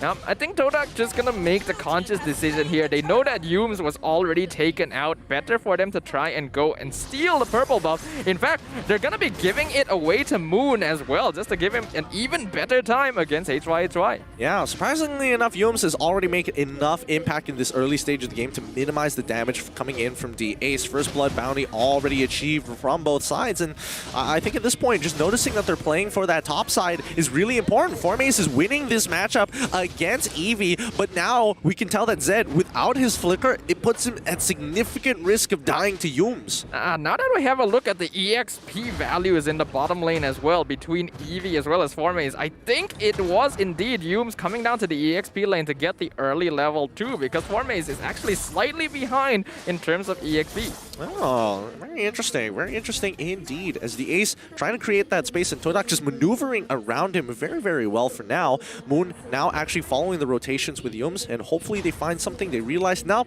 all the recalls are being popped by SUHAZ Esports, and now they will play for topside. I am actually impressed by how aggressive Boone has been playing on this Cecilion. You usually expect him to just stay in the mid lane and try and scale up, but he's moving around with Yums, taking advantage of that mobility to not only try and secure kills, but start giving Moon stacks a lot earlier on than usual. Speaking of which, Zed getting attacked very heavily on top side with the help of Xborg as well as Carriage, taking these big trades. It's a little unfun for Zed because he wants to dominate this matchup, but with so much here, it's a little tough. Chiku, he's already gotten hit by the Asterisk Eye. Ooh, the breakaway, allowing HY another demonic force proc one more time with the help of the Ace, but the Ace is going to secure that kill. A little unfortunate for Chiku, guys, but hey, a big win for SUHAZ Esports. Yep, Chiku, guys, finally biting off a bit more than he can chew. He is still ahead of Box in terms of EXP slightly, but he's going to allow, this kill is going to allow him to really start catching up, and it's a really good timing as well because the turtle has just spawned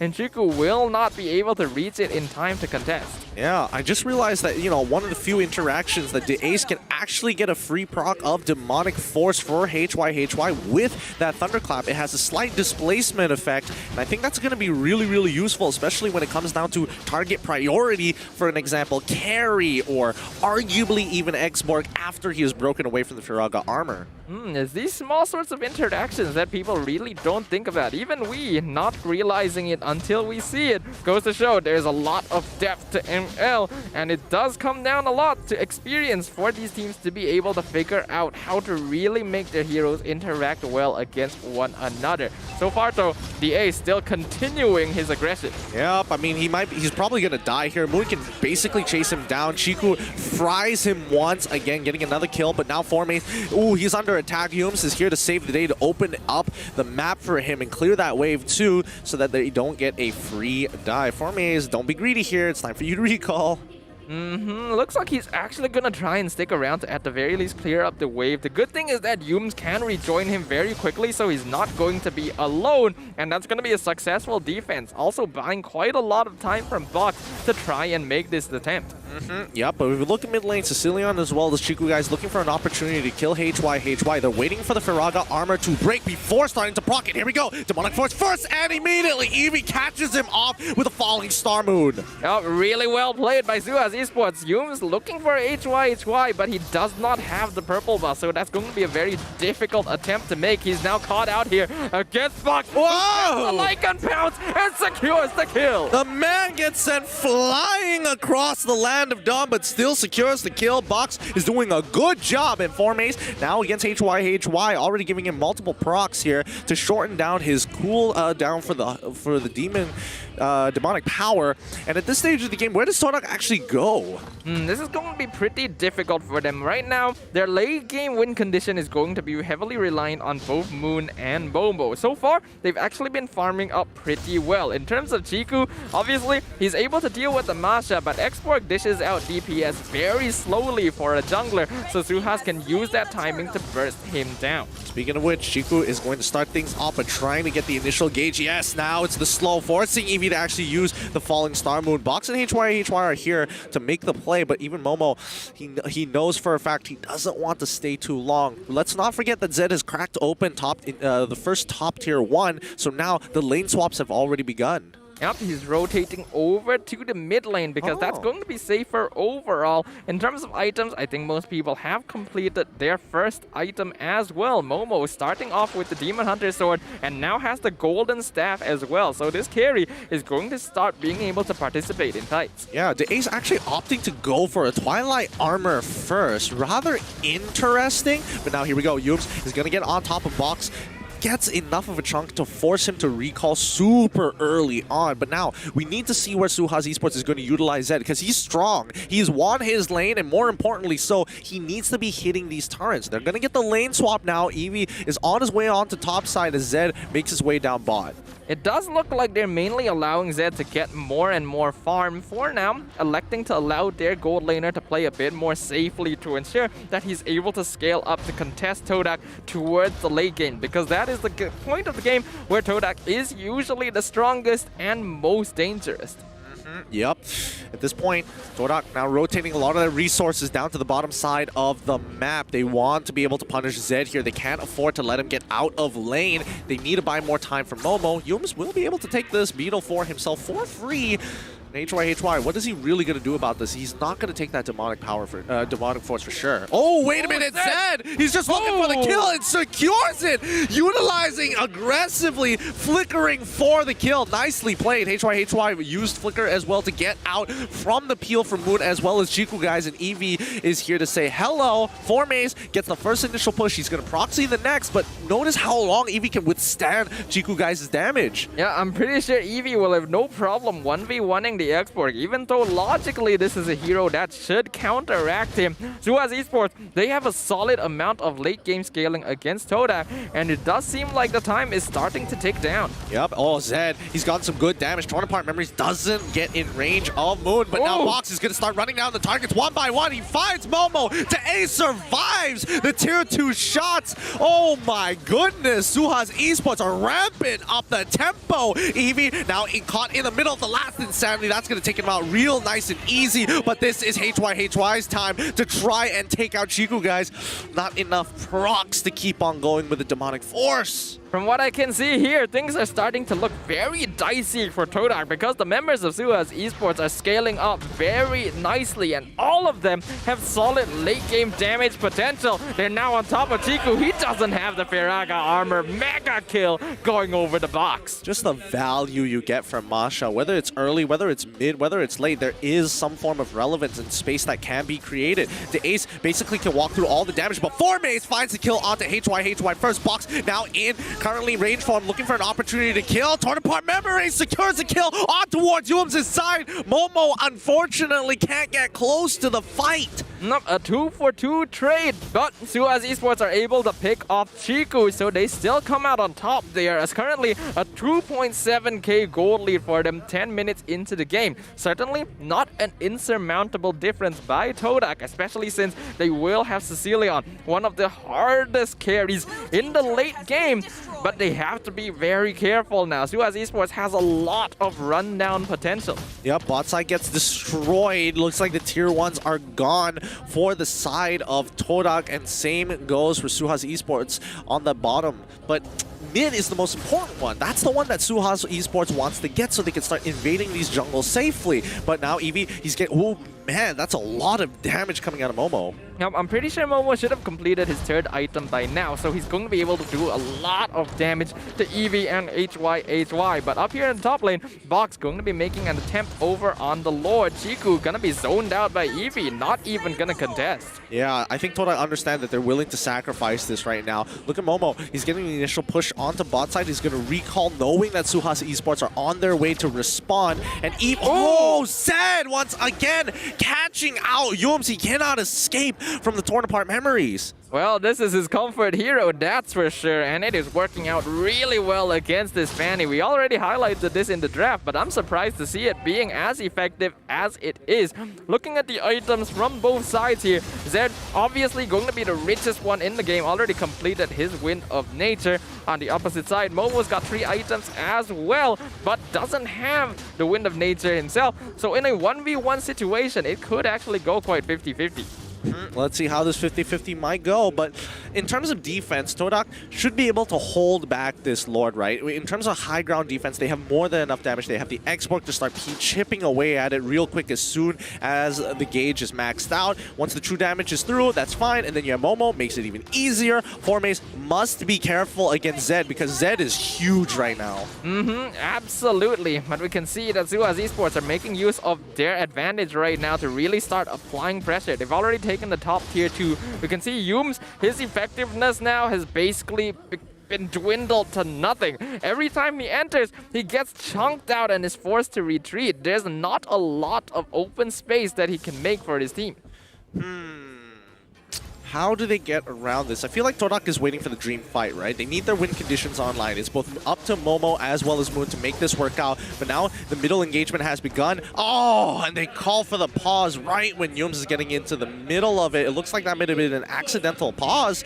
But now we get back into the game. Yums, he's caught out of position and needs to get out. He finds it, but Moon has more than enough damage, outranging Zed, chunking him out to 10%, and SUHAZ back away. That was a very curious pause right there. I've definitely never seen anything like it. I wonder if it was an accident. Feels like it's a very difficult thing to do by accident, but who knows? Either way, game is going to continue. Right now, SUHAZ Esports still comfortably ahead of TODAK. 11 kills to 5. They are waiting for the next Lord to come up.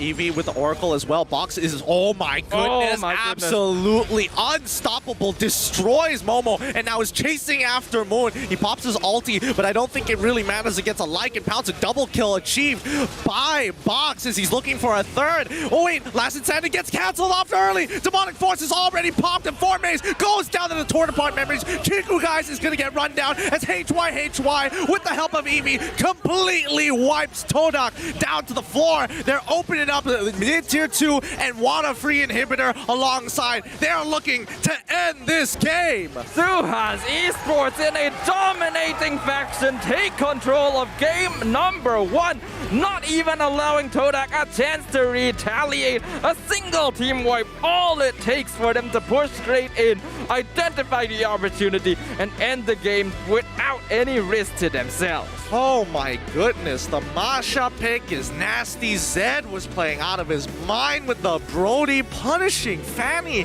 of all heroes. TODAK are going to have to hit the drawing board when it comes down to the draft. Yep, it does seem like this meta has kind of weighed them down a little bit. Not quite able to figure out how to counterplay a lot of these teams. So I wouldn't be surprised if going into game 2, we saw TODAK drafting on the blue side, because having that all-important first pick seems to be very valuable now. Yeah, it really is. And I think it was just really rough. The fact that, you know, Fulvius was able to have so many free procs, and even after he has completely used all of his Demonic Force, he could still get his ulti back rather quickly because of Fanny, because of Formace, and most importantly, getting that primary target, Momo. It made it so easy for him when he does have the Ice Queen's wand just to repeatedly just smack him. Yep, this was a really good draft coming out of SUHAZ Esports. I think it was very effective at counterplaying TODAK's game plan, at punishing their greediness. I do feel like their lineup this time really was a bit too greedy, going for the Sicilian and the carry for the late game. Yes, the X-Borg worked out well in the early game, but even if he can counter the Masha, he's not quite able to output enough burst damage to follow up on any more kills. Yeah, and now looking at the item build so far, I think the main issue right now is the fact that Fanny falls off really quick, especially if you don't get those early kills as soon as you hit that level 2, right? Yes, he did create that space, and yes, he did punish the ace, but the ace on Masha has so much more relevance throughout the game. It's a very interesting build that he elected to go for as well, starting off with the Twilight Armor into the Guardian's Helmet and then the Athena Shield, basically making the ace very difficult to kill while still outputting a fair amount of DPS. The scary thing about Masha nowadays is not just the fact that she's able to output a lot of damage while taking a lot of damage, it's that she is strong throughout the entirety of the game. Yeah, and especially with Unbending Will, like as soon as one of those health bars are gone, you just get even stronger and stronger, and you really start to feel its effects later on into the game where she starts to scale even harder in comparison to someone like Fanny. However, I do like this interesting solution coming out from TODAK's side. You can kind of see how it works in the early game with the help of that X-Borg, but unfortunately with so many dashes, it's just the free way for HY to get into the middle of the fight. It really is, and Yums, unfortunately, having a really bad game this time, 0-7 on the Fanny. Definitely something you would not have expected, but turns out the hero is starting to become a little less effective in the current meta. As a roamer, you really do need that purple buff if you want to roam around setting up kills. Yeah, if not, you just have to get into position, sit there and wait in position for a long time until your energy comes back up before you initiate. But I think, you know, all in all, well played to SUHAZ Esports, and especially for Zed. His item progression was so quick after cracking top tier 1 and then immediately run down to the bot side to get another tier 1. And by the time he got his Winds of Nature, Yums was not even a factor. Getting caught out so often, not just by Zed, but by Box as well, with the perfect timings on his Lycan pounces, basically jumping half the world away just to be able to solidify those kills. He was 6-0 on the Roger as well. I think Box did a really good job this game, following up on kills and just generally finding opportunities that his team was able to set up for him.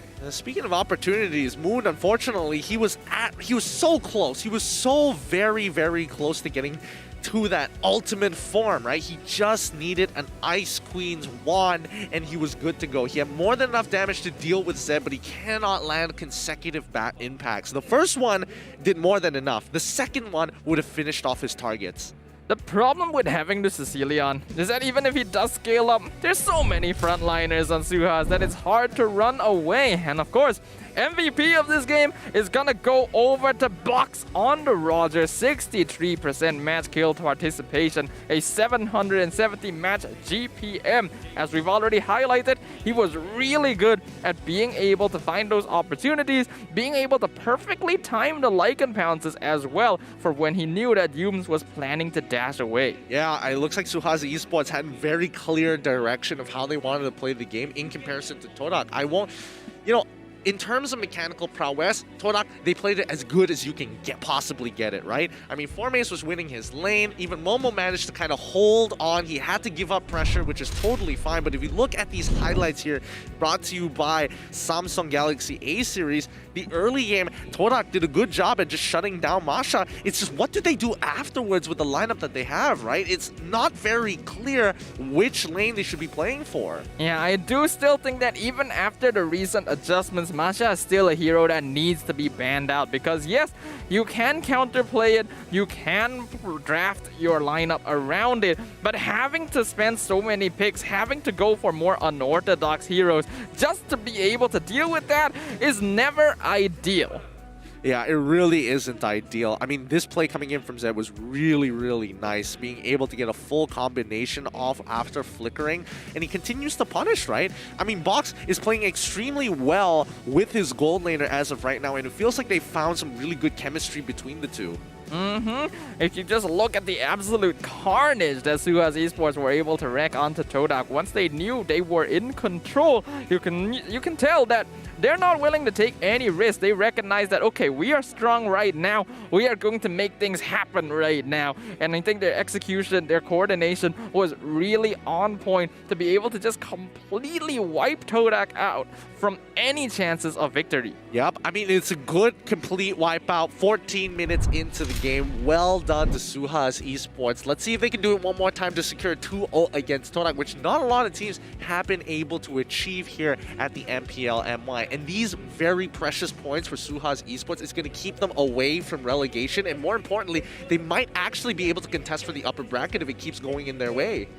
The good thing about the state of the standings right now, for TODAK especially, is that I think they have enough points already to really be able to secure a position in the upper bracket going into the playoffs. Obviously, more points to keep that position as secure as possible is good, but SUHAZ Esports are definitely the ones with a little more drive to be able to earn those points for themselves, because they want to be able to nab those top 2 spots. Yeah, and hopefully they do. I mean, considering that RSG unfortunately lost their previous game, it does give them a much better possibility here. But I think for SUHAZ, I guess it's as good as it gets if they get that 2-0, man. And I think they'll be having to celebrate with Nescafe as well as the rest of us. And hopefully you guys can join in on that fun by getting that 30% discount by scanning the QR code down below and trying out some of their new flavors, maybe some of their older flavors. It really is up to you. Nescafe has been here to support all of us here at the MPL, us on the caster's desk, the players on the stage,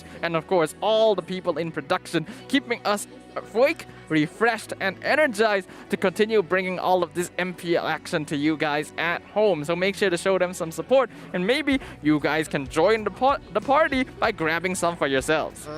Now, in the meantime here, speculations on what is the adaptation coming in from SUHAZ and as well as TODAK. Like, I'm guessing TODAK, for all we know, and based on the way that they play, they like red side. I think they're going to take red side once again. I don't know. I feel like, yes, they like the red side, but with the brand new patch, it's a bit difficult for them to adjust. So I'm actually suspecting that they'll go for the blue side in game number 2. But we'll see. Before that, the previous match recap here is to show us how much damage each of those players were able to do. Yep. Starting things off, I think the overall damage is looking real even between the two sides, right? Like, I mean, if you start comparing them one by one, Moon and Chiku being the top dealing damagers, and then you look at Eevee as well as Box being the 2 top damagers, it's all about how much you're able to dish out effectively in securing those kills. And that's where you see, oh, SUHAZ, they don't have as much damage as TODAK, but they still won that game regardless. So I think personally at this stage, they really have to start considering their options. I understand the carry ban because they want, the Karina ban, just to make sure it's an easier time for people like Momo, even if he wants to play Mia, right? At least you don't have to deal with a Shadow Dance that prevents auto attacks. That is true, but despite that, I do think that there were better options for TODAK overall. I still do think the Sicilian and carry were a little bit too greedy. Yes, you can go for the Sicilian, but I'm not sure if a carry against a Brody is going to work out for them. I think they were expecting Yums to be a lot more effective on this Fanny than he ended up being. And that's to no fault of Yums himself. SUHAZ Esports were just playing circles around him. Yeah, no, they were playing a really good game too. They have plenty of ways to actually deal with him. Instead of hard lockdown, they just have homing missiles to follow him when he is playing as a support, so he doesn't have as quick of an item progression as you would expect compared to a Fanny jungle. So I don't know. I feel like if it's going to be the same sides, right? TODAK, instead of banning the Grok, they're most likely going to start getting rid of other options, probably the Masha, for an example. SUHAZ Esports, on the other hand, the way that they've been banning the Yves as well as the Selena, I can understand, and I think is probably what they're going to stick with. Well, before we enter game number 2, though, perhaps some of you guys might be interested in grabbing a snack for yourselves to make sure that you can enjoy the rest of MPL at maximum capacity. Now, more chocolatey, make sure you guys grab your Cadbury Zip from 7-Eleven or even buy it online. And it's up to you whether you prefer going to 7-Eleven or buying it online. If you're watching this on your phones as you are taking, public transport, plenty of 7-Elevens nearby to actually stop, get a quick bite before you continue on watching MPL. Yep, a little bit of chocolate may be what you need to keep yourself energized on top of that Nescafe so you don't miss a single moment of game number 2, because I think this is going to be very exciting now that TODAK going to be pushed against the wall a little bit. They don't want to end up in another 2-0 loss like we saw from them last week. Yep, hopefully things are going to change, but with 2 minutes on the clock, let's figure it out here, right? I think SUHAZ, they're playing a strong game, and especially with the gold laner Zed, he's really proficient at this Brody. However, Brody does have a couple of weaknesses, right? If you die once as Brody in the gold lane, the lane is basically over for you, especially if it's a 50-50 matchup. The hero is very snowball based, and being able to take control of that early game is very important because the hero is designed to dish out a lot of damage in the laning phase. If you're not able to take advantage of that, then it does become a bit difficult for the hero to catch up. For that reason, I think it's very important for TODAK to apply a little bit of pressure towards the gold lane if Zed is able to pick up the Brody again, just to make sure that Momo won't have any difficulty scaling into the late game. Yep. I think Momo, he was so close. He already got that 2 items, but he just could not get into the fight. And every single time he did, unfortunately, he was getting attacked by HYHY on this Phoveus in the mid lane. So, I don't know. I think at this point, maybe TODAK might reconsider actually taking the Sicilian and maybe go for like a little bit of an early game mage. Hopefully, maybe Lilia, something along that line, so they can start peeling away for someone like Momo. I think they also have to maybe consider banning out the Phoveus as well. The hero doesn't get a lot of screen time nowadays, but there is a reason why certain teams still go for very early bans on the hero. It's just very difficult to deal with that demonic force, especially nowadays where most of the top picks have a lot of mobility that Phoveus can take advantage of. Yep, both teams saying their prayers before getting back into the game. They're going to need the will of God if they want to win this one, because it seems that both teams are taking this as seriously as possible. If there was a switch to turn on serious mode, they're both on right now. With 5 seconds left to go, we're going to be going into the draft for game number 2 and seeing who is on the blue side. TODAK finally taking a hit and deciding they need that first pick. Yep, looks like TODAK going to be playing on blue. They ban out Masha straight away. Interesting choice, considering that any team that is on blue side will usually try to prioritize this hero very early on. So this indicates that Yum specifically is not a big fan of playing the roamer Masha. Or they're probably going to be looking to play a different type of draft here, because again, we did see Export come out of Jiku, guys. If he wants to try it again, I wouldn't be too surprised if he does. Fanny is going to be the next ban coming in for the side of TODAK. What's your command? Your team So, I mean, SUHAZ Esports have a lot more room to work with here on the first phase of the draft. Interesting choice from TODAK. They're going to be continuing out their bans by getting rid of the Fanny as well. These are all heroes that you would commonly see being led through by the blue side simply because they have first pick. I'm wondering what else they're going to be deciding to ban out. Maybe something like the Phoveus at this point. But we also have to remember that heroes like the Selena, like the Franco are all still in the pool. Alright, Yves gets banned out. Priority comes back to TODAK. What else do they ban here? What else was an issue? The last time they banned out Grok and as well as Selena. I think they want to hold Selena up for Moon this time round. Or I guess they could leave Grok up for Formace. I mean, we've seen Formace do it before. Was it that fun for him? I'm not entirely sure, but we'll see their preferences in a little bit, as there is only 10 seconds left on the clock, and it looks like Grok is going to be the ban. I was thinking that TODAK might leave both Grok and Selena open so that they could force SUHAZ Esports to pick one or the other, but banning out the Grok for themselves means that the Selena should be the obvious choice for SUHAZ Esports to ban out. I'm wondering what other notable picks are still open here. For all we know, it could be SUHAZ who bans it out. And I think if SUHAZ does, then that means TODAK is going to first pick Cho, I suppose. They could go for the first pick Cho. If they want to play safe, they could still go for the Paquito.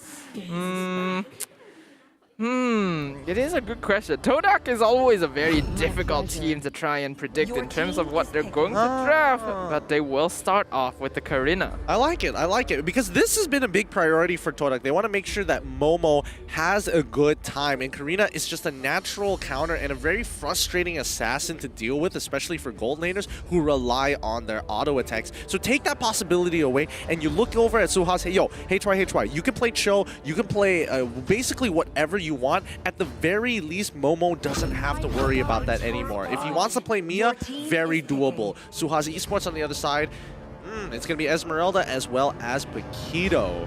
Pretty unusual to see these two heroes picked up at the same time, because normally you would see a team start off with the Paquito or the Esmeralda to keep the sort of flexibility of the hero open. This basically confirms that this is going to be an Eevee, Esmeralda and Vox on the Paquito in the jungle, so TODAK will be able to start using this information to counter pick.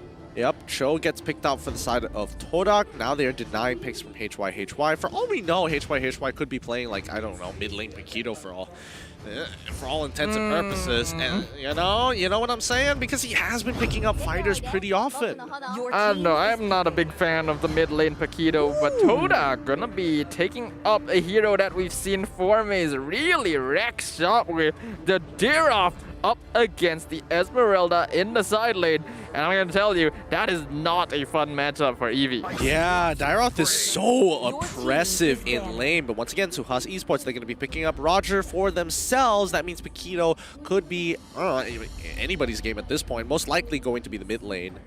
Are you serious right now? Yeah, I mean, really? It's the HY special. It's the HY special, man. I don't know what to tell you. That's so weird here. I was so sure this was going to be a Paquito jungle because the idea of a Paquito mid lane, yes, I know that HY plays fighters in the mid lane, but Paquito of all people, that's going to be quite interesting to watch. Well, to be fair, we don't know what TODAK has in store actually for the mid lane. For all we know, it could be Lilia, there could be a whole bunch of things, but SUHAZ Esports very smartly, they understand these mid lane matchups. Anything that has some form of pushing power, they're going to get rid of, right? Lilia, number one, that comes on top of that list when it comes down to mages who can push. Phoveus gets banned out for the side of TODAK, saying, hey, you better double down on this Paquito. There's no changing. We're going to make sure of it. Gimme gets banned out for the side of SUHAZ Esports. Very, very smart plays coming out from both teams. Yeah, we're seeing some very fast bans come out of SUHAZ Esports, so they already know exactly how they want to play against TODAK. Gonna be getting rid of the Lilia first because obviously very annoying mage that can control the mid lane and has the free get out of jail free card, whereas the Kimmy is their similar last ban from game number 1, just to make sure that Zed will be able to put up a fight against Momo. Yeah, I think they're going to...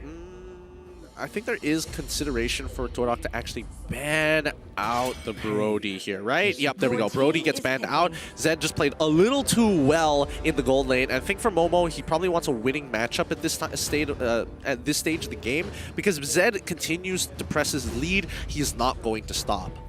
So now we're going into the second phase of picks. SUHAZ Esports are still looking for Zed's hero and the Ace's hero. At this point in time, it might be safer for them to pick up something like the Beatrix for Zed in advance, because we do know that Zed's gold lane hero pool is actually a little bit small.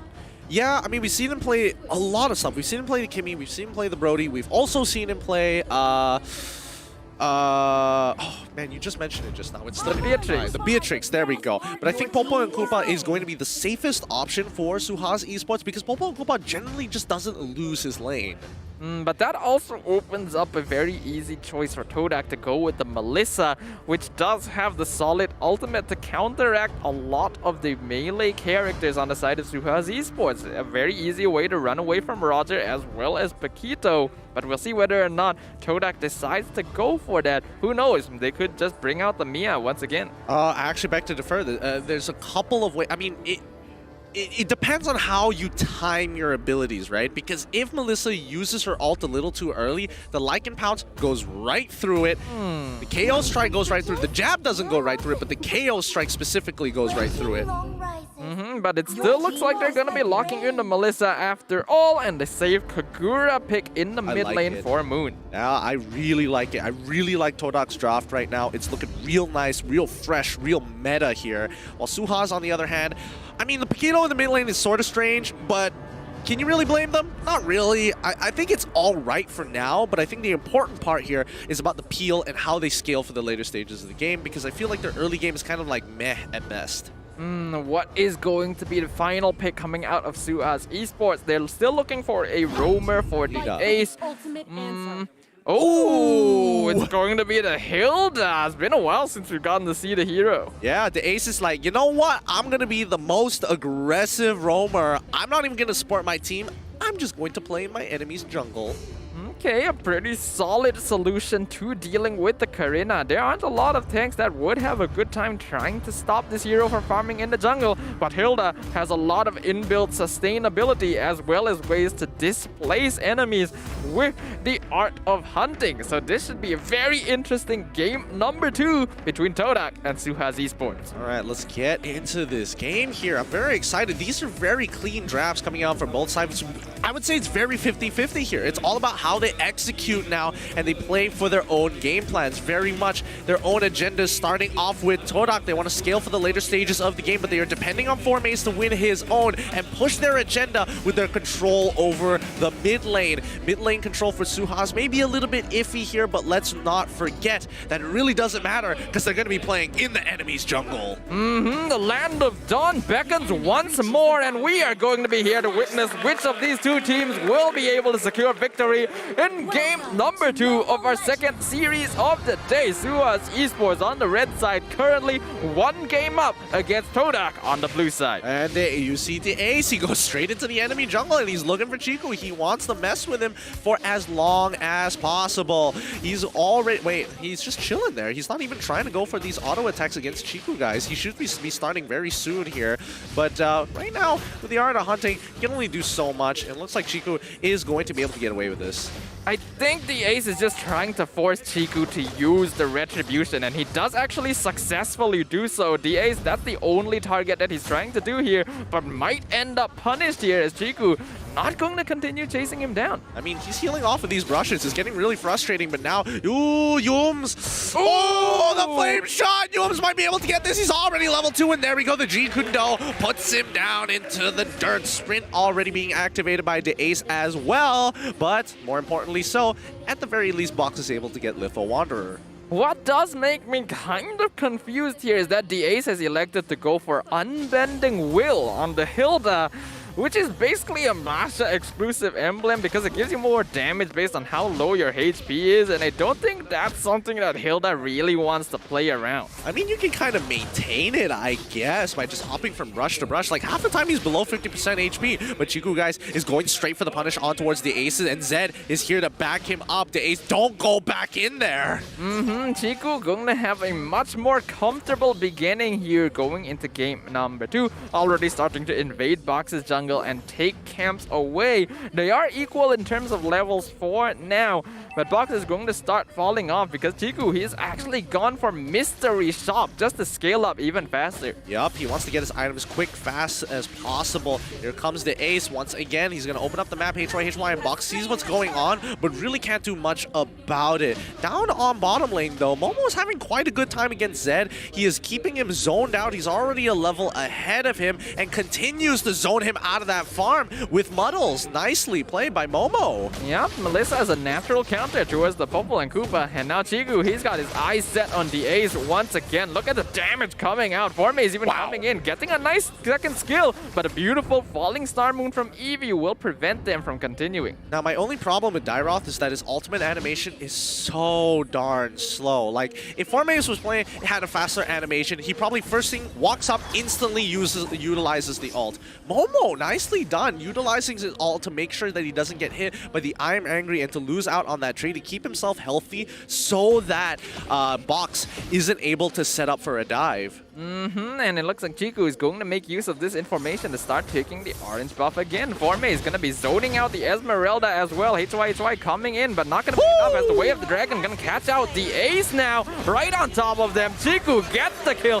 Box now in a lot of trouble as he is chased down, uses the dash to get over the wall, but drops in with the flicker. Jikundo finished off by the flame shot. A good play coming in from TODAK. They were just baiting it out. They knew they didn't have enough damage because Chiku already used his ult rather early into that fight, but Moon just waiting for the right opportunity to actually shut down the ace with a yin-yang overturn, clean plays, and they continue to punish up on top side. Moon, he has full control over the mid lane, but he must not get too over eager. Oh no, he's gonna get ganked by the ace so far. He manages to get out for now, but Eevee, unfortunately, Chiku, guys, and Formaze continue to oppress his lane. He's able to escape with the falling star moon for now, but TODAK have already been able to secure a very comfortable gold lead here. 2.7k 4 minutes in. This is very bad for SUHAZ Esports. Yeah, and Momo has been sustaining in the lane very nicely with the Inspire Moon, and as well as Yum's going to take on the ace. They know HY is on his way. Yin Yang overturn doesn't connect just yet as the ace forced to pop that sprint. Look how fast he is. Box is here as well to join that fight, but Chiku, while this is happening on bot side, he's immediately going to take a free turtle. Yep, TODAK are playing incredibly efficiently right now. This is like perfect macro gameplay, understanding exactly where the members of SUHAZ Esports are and investing just enough resources to buy time for the rest of the team to get objectives. Yep, Eevee is trying to help Box try to get his farm, and Chiku, oh no, they've been locked back from the back by HY. They find the first kill and even get a second one. A quick collapse to punish Chiku and Formace. Nicely done by HY. Yep, SUHAZ Esports finally gets the punish here. HY finally getting that knockout strike he was looking for.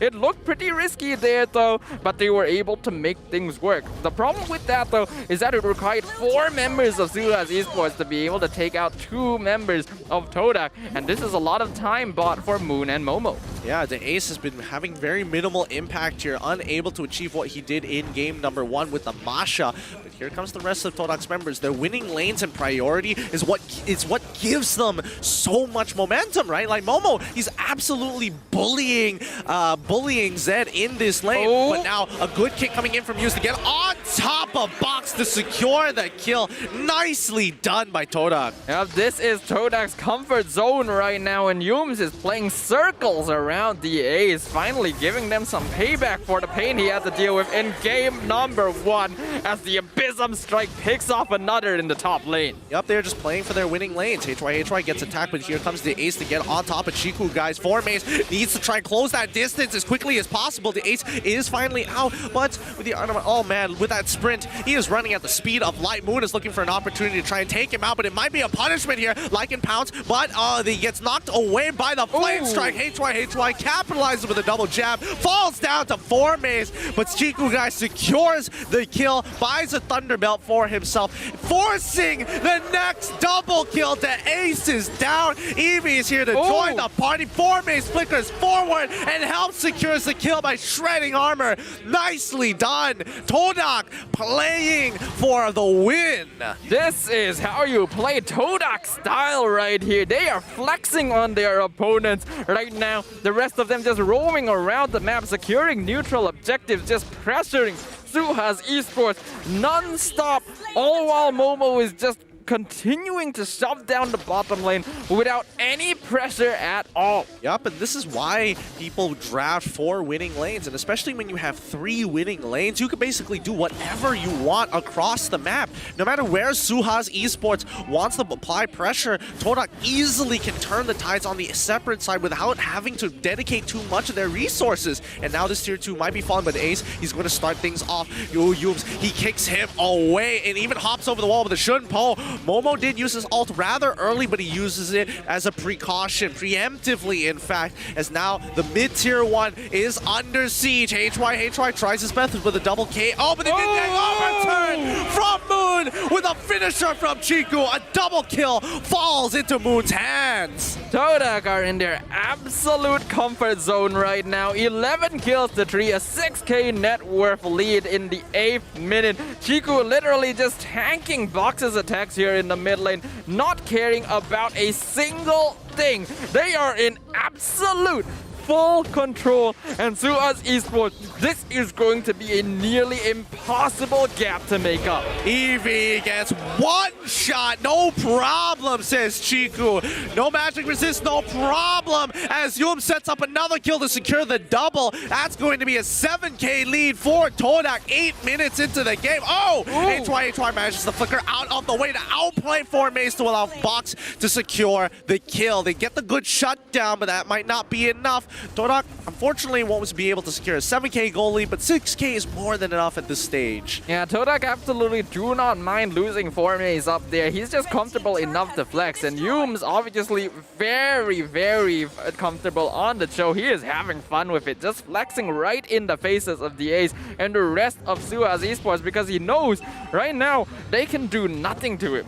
Yeah, I mean, at this point, how does SUHAZ actually come back? They have to play for late. The Ace gets hit initially by the G-Kun. No, HY gets hit by the full blast of the Yin-Yang overturn, but it's not enough. Moon is on the run, but the unstoppable Chiku finds his kill into the Ace so far. But look, all the members of TODAK, especially their damage dealers, are not exactly in the best position, except for Momo, who finds his own kill. Box trying to take out Chiku, but it's just impossible. His full tank build is too much, and he also is going to bring down the house on HYHY. Monster kill going over the Chiku guys. Literally 1v3 by himself in the mid lane against SUHAZ Esports as the rest of his team is just chasing Eevee down.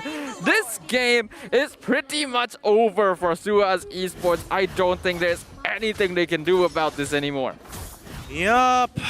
I don't think they can really do much. I think at 8.8k, about 10 minutes into this game. All right, let's pull up the item list and see where we're currently at, right? 24 to 33,000 differential. If we look at the head-to-head right now, Chiku guys has basically got him beat on every single aspect except for kill participation. But in terms of total gold, he's 2.4k ahead, which is basically a full item. And the levels and EXP difference is too much. Box is 3 levels down. Chiku is able to withstand 3 people's worth of damage and still take out Zed. He wants another one. Gets the reset one more time. A triple kill and Chiku finally goes down. Oh my goodness. Chiku literally 1v5 against SUHAZ Esports, getting a triple kill and only dying because he literally dived their inhibitor turret.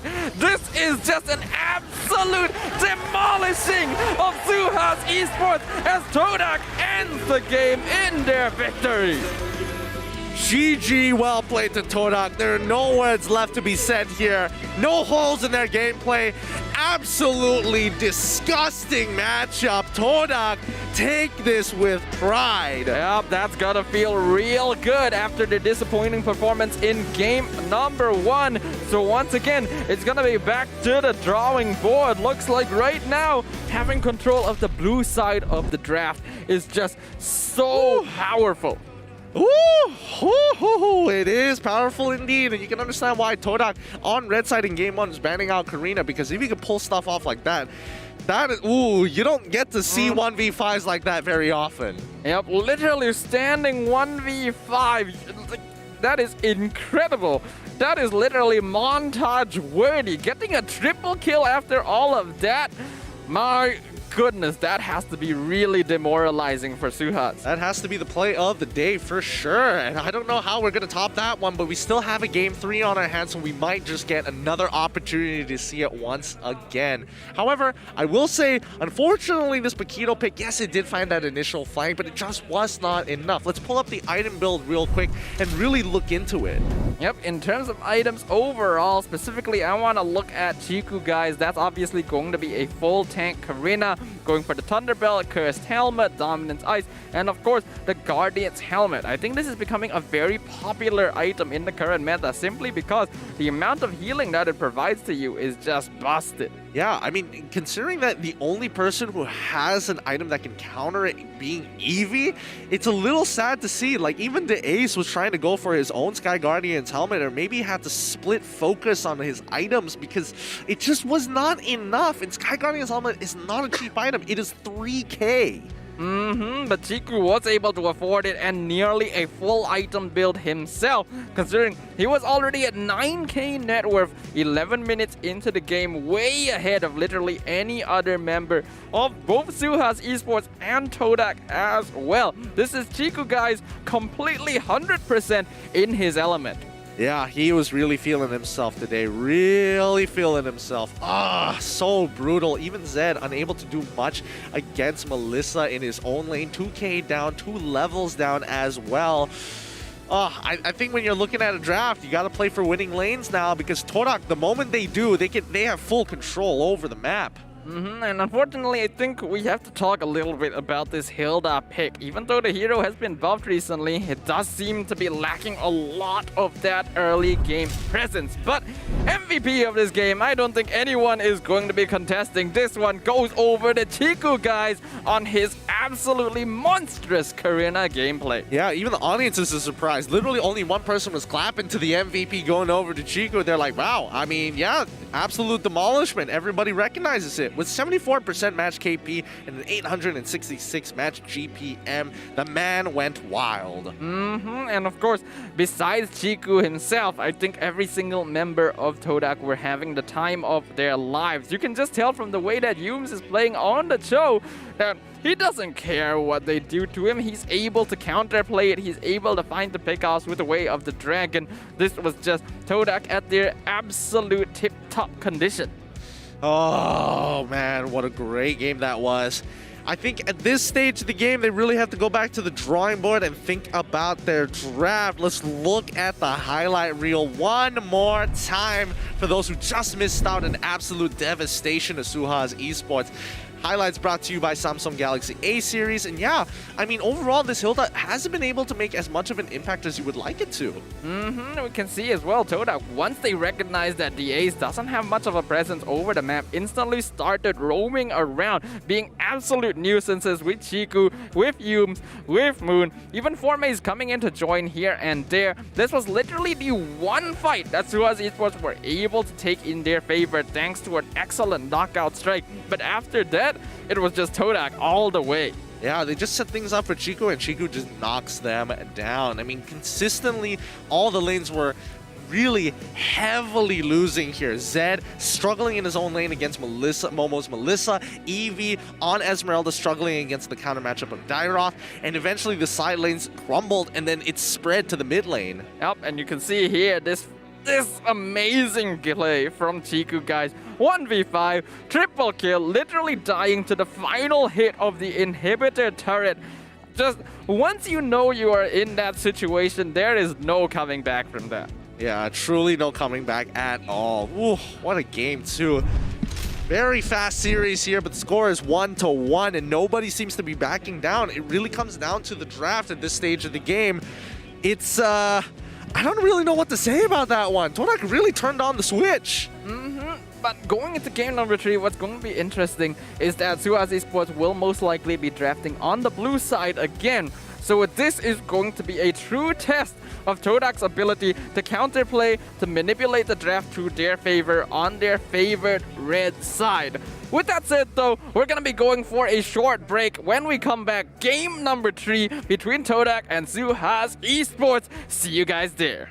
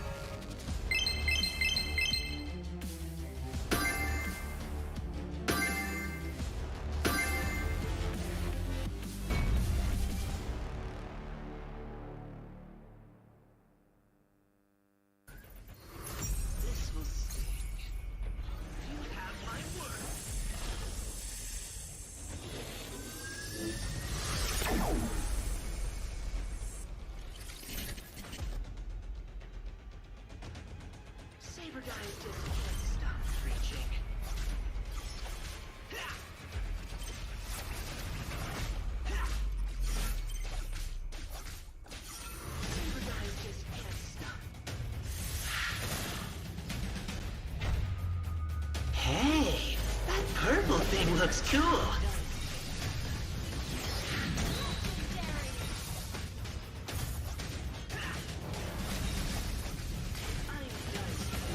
Well, who's the hero now?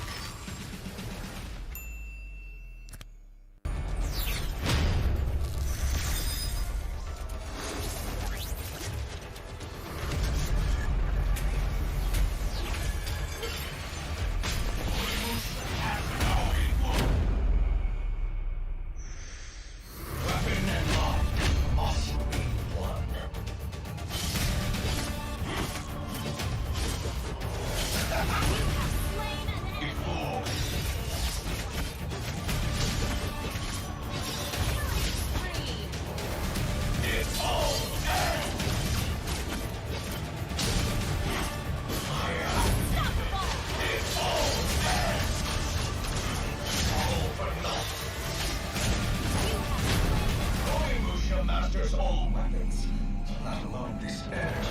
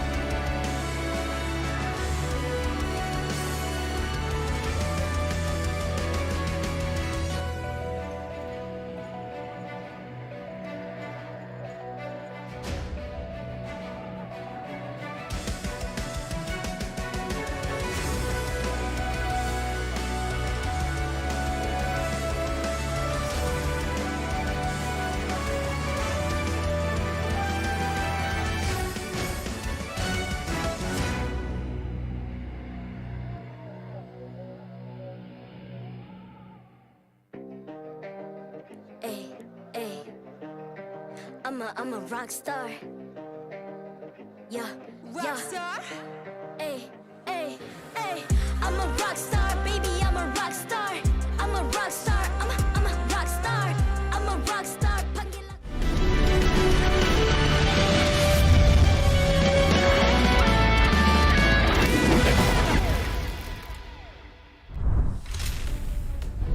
Welcome back, everybody, to the English broadcast of the MPL-MY Season 9. Two of our Kingfish are battling for supremacy here. The score is 1-1 between SUHAZ and TODAK.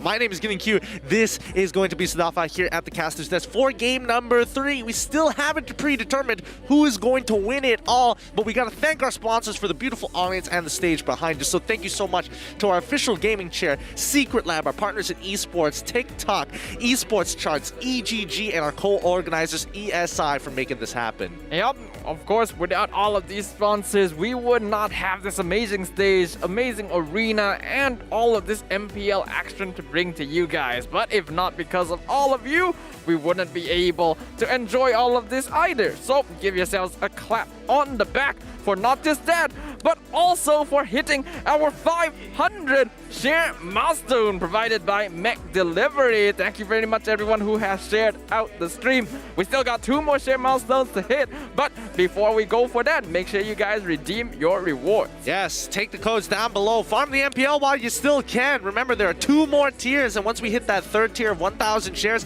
the lucky draw is enabled, and you lucky winners are going to be walking away with more rewards. Anyways, coming back into this game 3, this is where we come down to blue side supremacy, right? So far, the blue side has been having an outstanding win rate after this new recent hotfix patch, and it's a little awkward to figure out how to counter draft around it. Even TODAK is seemingly struggling to have enough bans by the time Masha is even viable. Yeah, I think we can definitely see the trend between the blue side and the red side of the draft nowadays. Blue side, obviously, the strength is going to be the ability to get that all-important first pick and to not have to waste bans to get it away from your opponent. Whereas red side is going to be stronger once the meta is more well-defined. Now, guys, if you haven't watched game number 2 here, you missed out an absolute domination coming in from TODAK and SUHAZ Esports. I think this is why they have to start reconsidering this Karina as one of their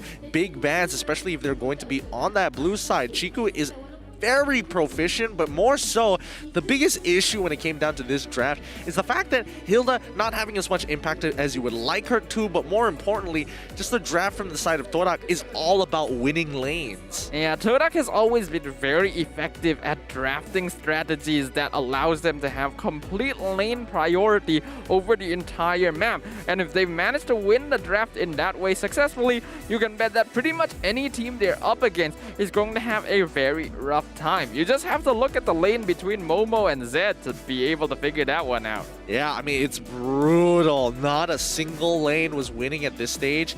And more importantly so, the Ace was not able to stop Chiku, guys, or force him to use his retribution.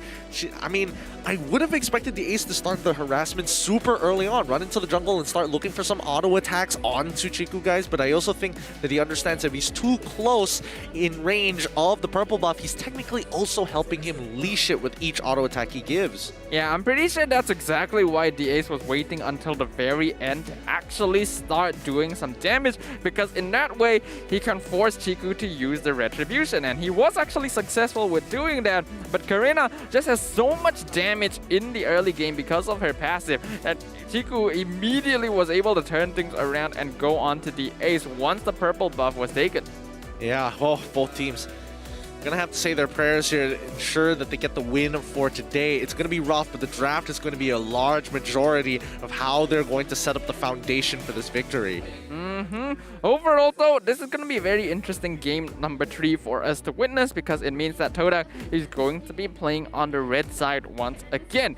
And they've already mentioned before that it is quite difficult to play on the red side nowadays because of how much the meta has shifted. But before that, looks like we're going to be seeing a player swap. They're gonna be taking out Zed and putting AJ in for SUHAZ Esports. Right, it looks like they're gonna have AJ once again in that lane, and I'm guessing it's gonna be double fighters for the side of SUHAZ Esports to try and change things up and help with the overall team fighting against TODAK. Maybe this might be enough, maybe it's not enough. It's a little hard to say considering how good TODAK's draft was in game number 2. I do think it's a pretty solid solution overall though, because that means that HY will probably be playing in the gold lane, and since he likes to play fighter heroes, they will tend to have a better time going 1v1 against squishier marksmen in the early game. So I think SUHAZ Esports just wants to make sure that they win the lane so that TODAK don't just outright get map supremacy.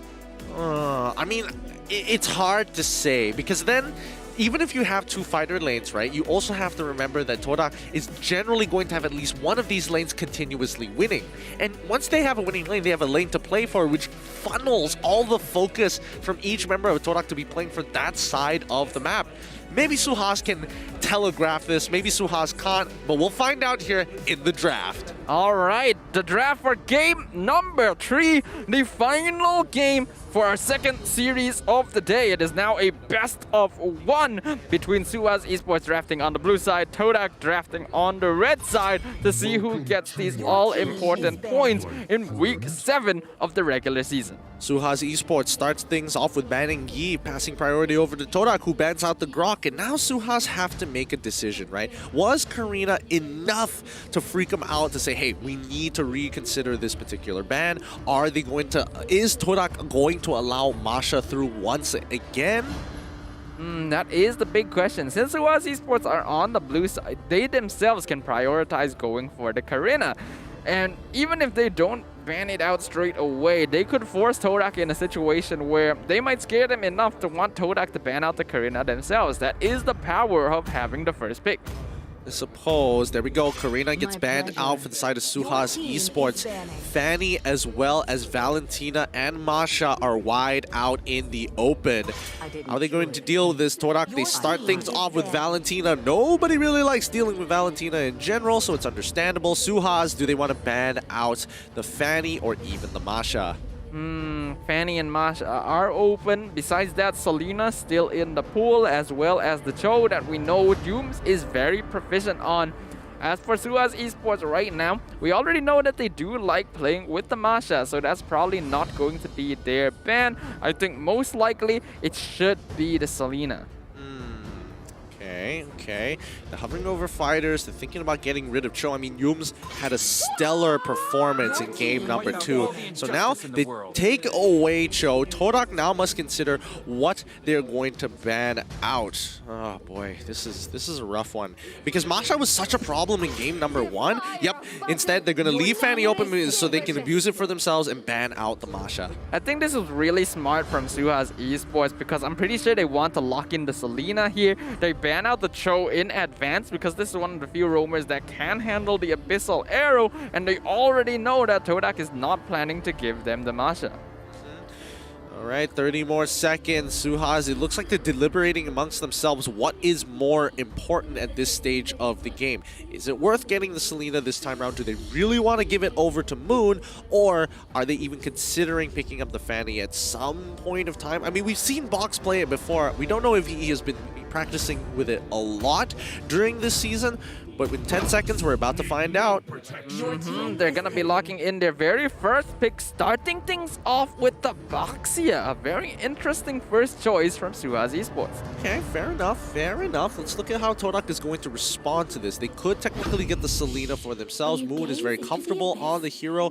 They're going to lock that in real quick. But then that begs the question, right? It's all about that mid lane, that mid-roam combo. If you have somebody who's able to push lanes, therefore your roamer is able to kind of spread out across the map and spread his influence. But if you get Fanny this time, unfortunately you won't have priority over that mid lane. Yeah, I definitely don't like the Fanny in this game. I'm pretty sure it's going to be a gentleman's agreement between both teams to just not pick it up. TODAK instead go for the Dirov, solid side laner, and a pretty good counter to the Boxia just in case SUHAZ put it in the EXP lane. I just have the oddest feeling that this Boxia is most likely going to be played into the jungle. We'll see about it in a little bit. But right now, Dyroth, I would say, is one of the most oppressive EXP laners, and there's not a lot of bad matchups for him. That's why SUHAZ Esports might need to elect to go for something a little bit more unusual. I don't think there's a single EXP laner in the game that can actually put up a solid fight against a Diraf 1v1. So SUHAZ Esports needs to keep that in mind as they now lock in the Franco as well as the Paquito. Alright, so Paquito and Franco get picked up for the side of SUHAZ Esports. Fair enough. Paquito doesn't do too bad against the Dyroth, but half the time you're not really interacting with Dyroth. You're trying to minimize your damage, trying to make sure you hit level 4 before anything else, before you even challenge the Dyroth, because then your full combination should be more than enough to take Dyroth out in the 1v1. Yep, I can absolutely guarantee that is the case. Paquito against Dirov is one of the few matchups that actually might end up in your victory, but it really depends on you hitting that level 4 first and actually being able to mechanically outplay your opponent. That's going to be quite difficult though, because it is up against 4Maze, one of the most mechanically effective players in the entire MPL. Yep, Wanwan gets picked up for the side of TODAK. It looks like they're making a hard read against SUHAZ Esports, saying, hey, if you're looking for a double fighter lane, at the very least we'll have somebody who's able to kite for days. Phoveus gets banned out immediately by TODAK, so very smart of them to only pick the Wanwan as their third pick, as their fourth and fifth ban is going to be probably Phoveus and any other counter, maybe Kufra as well, I guess? I'm actually suspecting TODAK might be saving that last ban for... Actually, no, Zed isn't playing anymore, so the Brody isn't really an issue that they need to think about. Probably Yuzong as well, right?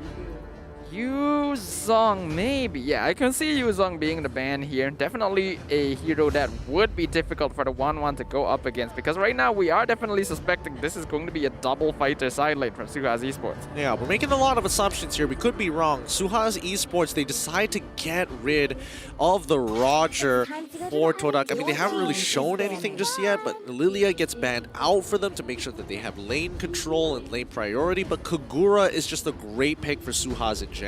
Yep, but right now TODAK are actually still looking for a potential mage pick, because we know that not just Moon, but Yums can play the Selena quite well too, so the Kagura might be something that they themselves want to pick up.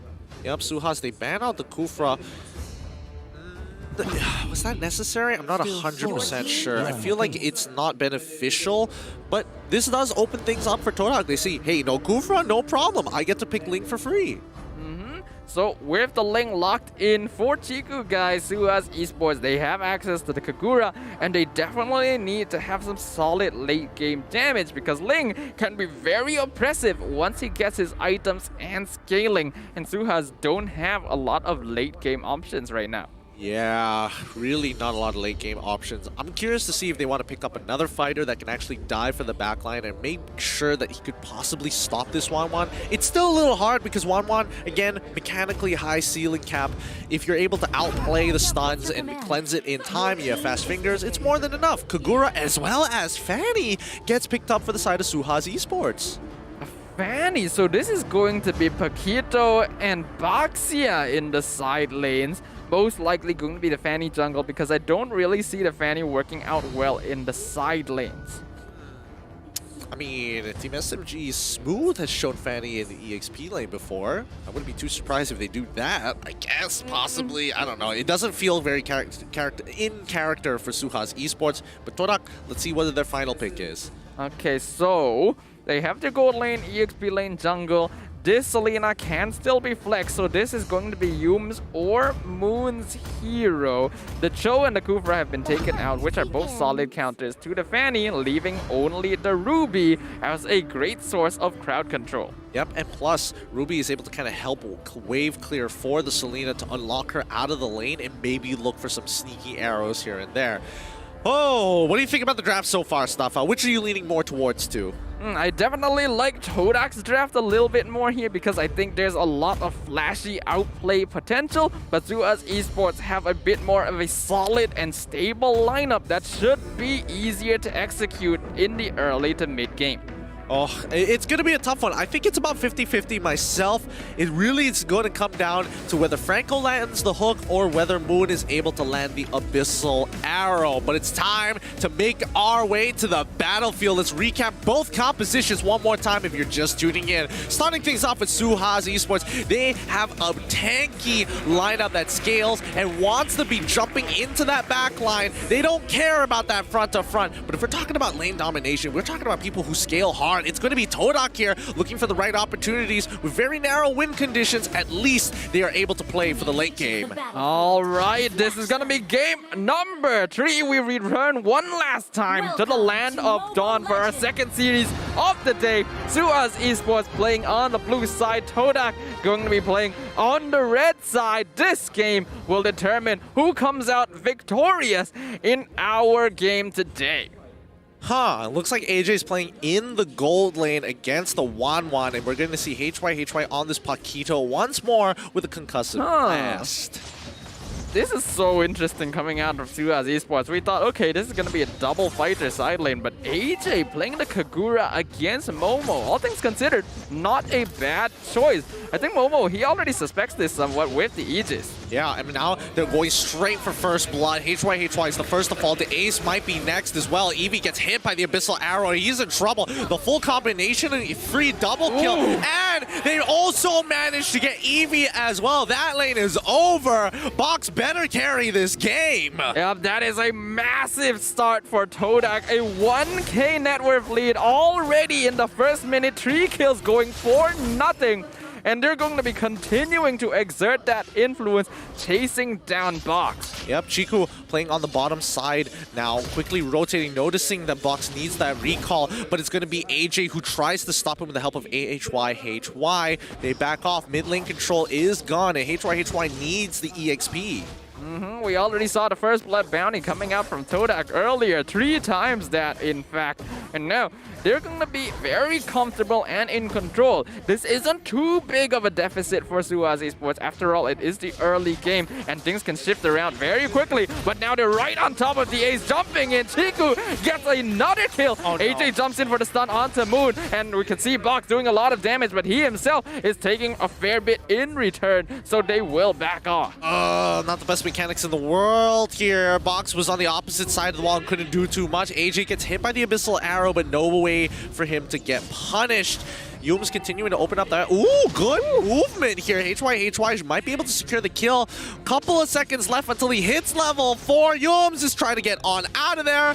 But now, as soon as his jab is up, he secures level 4. Now has the KO strike, but Momo is here to save the day. Box tries to get on top of it. He's going to Tempest of Blades to secure the kill onto HY. Momo still able to peel for himself. I think we may not have noticed, but Momo was able to use his inbuilt cleanse to actually avoid getting pulled by the Iron Hook in that fight. So that's actually quite a valuable ability to have been wasted from the side of SUHAZ Esports. TODAK now in a very comfortable control of the game. Already, Formaze though getting caught out. Oh! Ruby allows the Abyssum Strike to complete. He loses his life, but he takes out Box in exchange. Oh my goodness, Yums just bought just enough time to make Formaze's life worth it, managing to get a long animation for his ult off to take out Box, who was already 40% of his HP. Well done coming in from Yums. Yep, that's gotta feel bad for SUHAZ Esports, because if not for that single moment of getting CC'd by the Ruby, they would have been able to take Formaze out with no cost to themselves. TODAK still maintaining their net worth lead and now looking to invade. Yep, they get straight onto the Ace. They know he doesn't have Flicker, and they're going to continue punishing him time and time again. Yums and Moon really have some good synergy as they keep controlling this mid lane. And if they have to sacrifice a little bit of farm to do so, they can do so. They are in absolute control. Still a 2k net worth lead 4 minutes into the game. A very difficult lead to have to overcome as long as TODAK does not make any more mistakes. And Yums just being an absolute nuisance across the map right now. Not just matching, but completely overpowering the Ace's presence on this Franco. Yeah, look down bot side though. TODAK, they realized initially they wanted to bait out HY into getting caught out, but they noticed that possibly there could be a dive, and Yums has other priorities. He opens up the brush. He sees two. Does he have the I'm offended yet? No, he's already used it. It's still off of cooldown, but Chico's in that middle of that fight. Box gets picked up by Chico, guys. Tempest of Blades for a second one, and they continue to die, but the Yin Yang overturn from AJ finds one. HY finds a second, a double kill to shut down Yums and Chico. Yeah, Momo looking for the pickoff here, but gets stopped by AJ. AJ being able to save that fight beautifully with the two-man yin-yang overturn. Otherwise, TODAK would have continued to just absolutely dominate, but they're not quite done yet, as Formaze is gonna get punished in their jungle. Yep, Eevee just matched him the entire way, and then HY is able to get the damage down and keep disrupting Formaze to not allow him to get his ult off despite the damage he was able to apply. Chico, on the other hand, unfortunate for him, he gets flanked, dies. Top side almost breaking as well. A good move by Box. The Ruby just barely able to keep it alive, but I don't think that's going to matter much, as the amount of HP on that tier 1 means it's gonna drop to basically someone poking it. So not really going to think about keeping that alive for TODAK. They just want to maintain lane priority as the turtle comes up.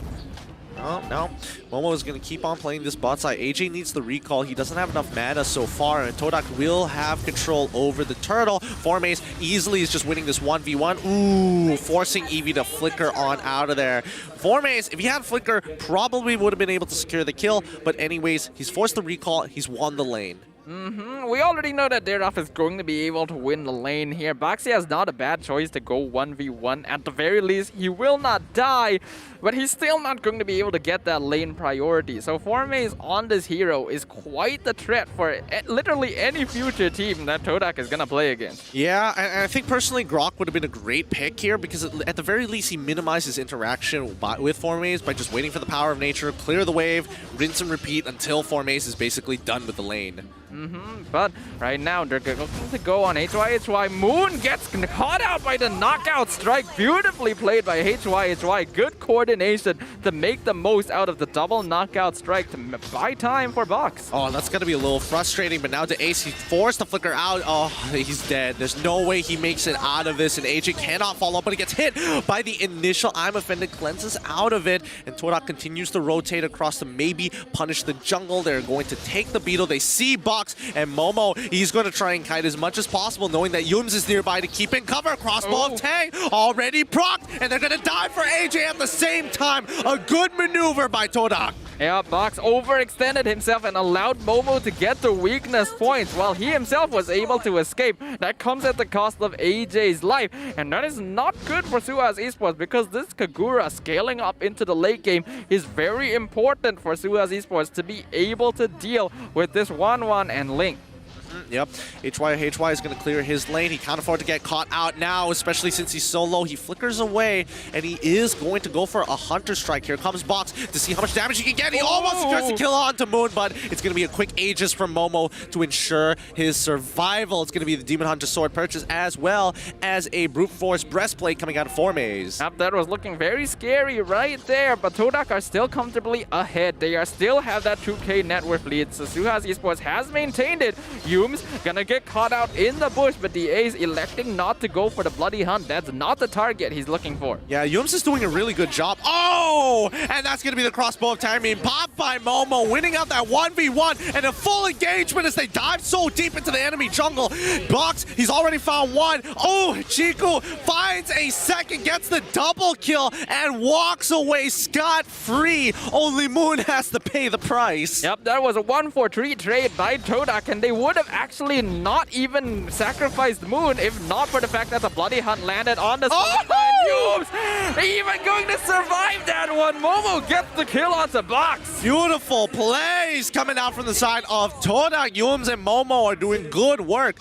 Momo's so efficient, making sure that his abilities aren't wasted, and Formaze finally gets to be part of the action. He cracks open the tier 2, is trying to bait out this fight so the rest of TODAK can collapse. Yeah, Momo already in the backline looking for the crossbow of Tang. Formaze fighting HY in the backline looking for Yums, but he is still alive. Unstoppable streak onto Chiku. How is this Ruby surviving all of this? I mean, he still had the immortality, so it wouldn't have mattered, but he doesn't lose immortality. It's just really efficient. And TODAK with a 6.5k lead 9 minutes into the game, this is starting to look like game 2 all over again. Yep, Chiku currently sitting at nearly 8k gold. Momo at 7k himself. None of the members of SUHAZ Esports even close as the lead just grows. Yep, and now they find Formaze. They're getting a good amount of steel cables, but the Ace is going to secure the initial kill. Everybody is low from the side of SUHAZ. They need to back off. The Ace is willing to sacrifice his life. Trade 1 for 1. It's as good as it's going to get for SUHAZ Esports. But Yums, he sees Eevee, and now Chiku is going to engage with the Divine Swords on top of him. The I'm offended to buy that extra bit of time to Toys Poissons is good, but Eevee finally dies. AJ gets the Yin Yang overturn to kill Chiku. Baxia has done enough, walks away, and this means that Momo gets to farm the enemy jungle for free. Yeah, that is a 2-for-2 trade, and that was mainly thanks to AJ with literally the perfect timing on his stun once he knew that the Tempest of Blades was going to land. Otherwise, Chiku would have been able to get out of that no problem at all. SUHAZ Esports, they need to continue making small plays like this, but it is going to be so difficult when TODAK are so oppressive over the map right now. Yeah, I mean, TODAK is just full control, right? I mean, they've left Formaze on this island to be by himself, and somebody always has to go and deal with him. And if they do, on the opposite side, that's when you see TODAK start pressing their advantage. And I think they're going to do it again. They're going to be 1-4. Formaze on that top side, they start the Lord, and as soon as SUHAZ appears, that's when Formaze is going to show up in lane. The power of this dare off right now is that the hero can basically 1v1 anyone. So making Formaze could do the split push means that SUHAZ have to actually send more than one member in order to deal with him, and if they're not able to catch him, that is a lot of time wasted. Yep, HY is completely dead here. Baxia is going to try and cover him. Formaze flickers forward to try and secure this kill. It might not necessarily be enough, but if you're looking towards that mid lane, oh, the damage coming in from Formaze. Killing spree coming in from Momo, but now it's all about the picks. Eevee, unfortunately, caught out of position to try and protect HY ends up giving up his life. The Ace is forced to pull back. He needs to start playing for his carries. Yep, Chiku even taking the 1v1 against Box, doing a lot of damage to each other, but they both will decide to disengage. Slowly but surely, TODAK are pushing SUHAZ Esports back into their own base, and only 12 minutes into the game, they are losing complete control over the map and any potential farm they might be able to get to continue scaling up. Yep, TODAK is just waiting. They realize that they can just wait for the Luminous Lord, so they don't finish it off quickly. As soon as 12 minutes hits, there we go, Lord Enhance, and now they start the Lord, just like almost guarantee that they can break open an inhibitor turret. This Lord should go to TODAK, no problem at all. SUHAZ Esports are in no position to try and contest this. And 8k net worth lead for TODAK, 12 minutes into the game. This is usually the point in the game where you can basically say, yeah, this is GG. Yep. Oh, Eevee almost getting hit by the Abyssal Arrow here, and even the I'm Offended was expanded for it. They're just waiting for this Lord minion wave to spawn.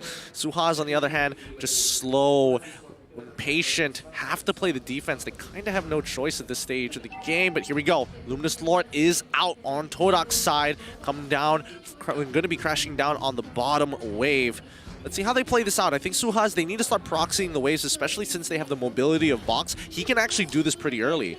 Yeah, Box definitely needs to start trying to do some split push in terms of team fighting. SUHAZ depends heavily on DAs getting a hook on a valuable member of TODAK, but it is so difficult. They are positioning around this iron hook. They've already taken out the mid tier 2, and now the Luminous Lord is going to be crashing down the bot lane. Yep, here we go. That's one inhibitor secured by the side of TODAK as they start walking into the enemy base. Yomes is trying to bait out as much of the fight as possible, even wasting the enemy's conceal. More importantly, they get close enough for the second inhibitor, but Lord is too distracted with Eevee. A good play, but Yomes finds it one more time.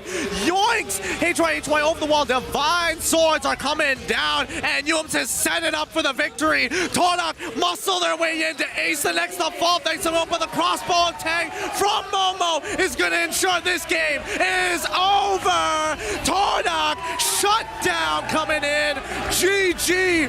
Well played for TODAK. You can hear the cheers of the TODAK fans in the arena as TODAK completely shut down SUHAZ Esports for the clean victory. Looks like they have been able to figure out how to draft on the red side after all. A dominating performance similar to game number 2, proving that TODAK, even in this brand new meta, has what it takes. Oh boy, this has been a brutal game. Well done to TODAK. Let's hear the winner's mic check. Belakang dia. Aku nak cari ni. Boleh lompat Wan. Aku lompat. Boleh. Aku datang. Aku tidak Wan. Bagi tolong aku. Nice. Aku belakang kau. Boleh. Tapi aku datang. Nice. Ni. Aku go. Bunuh. Allah Akbar. Ada bagi tahu Aku dapat. Ada beli. Kejap. Boleh. Ya. Nice. Aku tertekan Wan, Cok. Tak apa santai Z. Santai dia. Boleh encok. Boleh. Nice. Woohoo. Nice. Woohoo. Jadi kamu Nas je. Nas slow apa? Dah fokus lu, sabar. Kita kutip satu game lu. Tengah nak. Kau dong game aku 5 orang pun tak mati ni. Tak mati. Tak mati. Jangan risau. Nice tu je. Nice. Tak mati. Jangan risau. Jangan risau, saya baik je. And terus mid pun boleh. Pada tadi hero defend. Mid terus. Dia tadi hero defend. Tahu. Fokus tahu.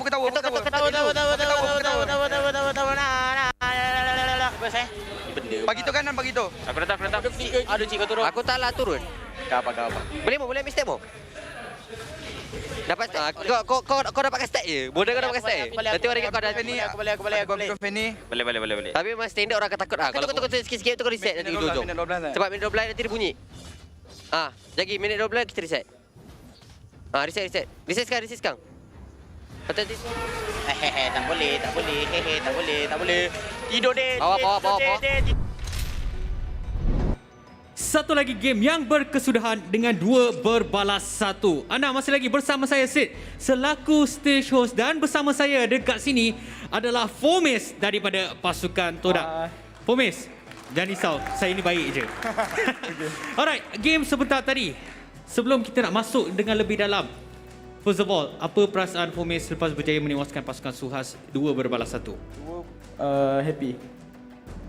Lagi? Apa yang rasa lagi seronok ni?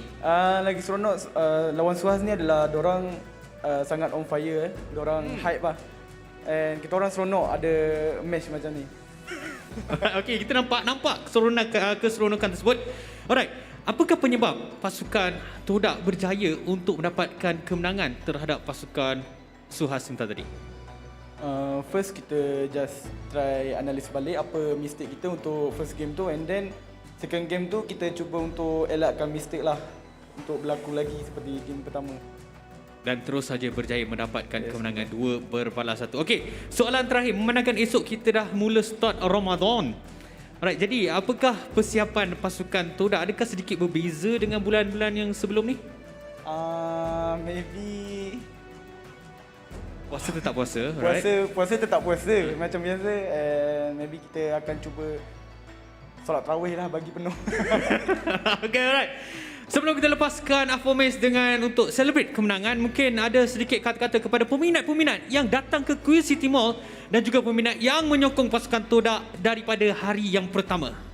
Okay, first, terima kasih sangat-sangat sebab setiap minggu datang support kita orang sangat appreciate benda tu. Betul. And then tetap support kita orang walaupun kita orang menang and kalah.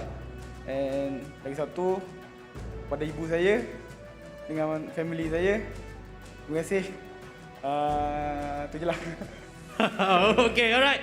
Tahniah sekali lagi diucapkan kepada pasukan TODAK. Jadi kita akan terus pergi kepada Abeja, Syamilo dan juga Mas untuk melihat apakah sebenarnya yang telah pun jadi sebentar tadi.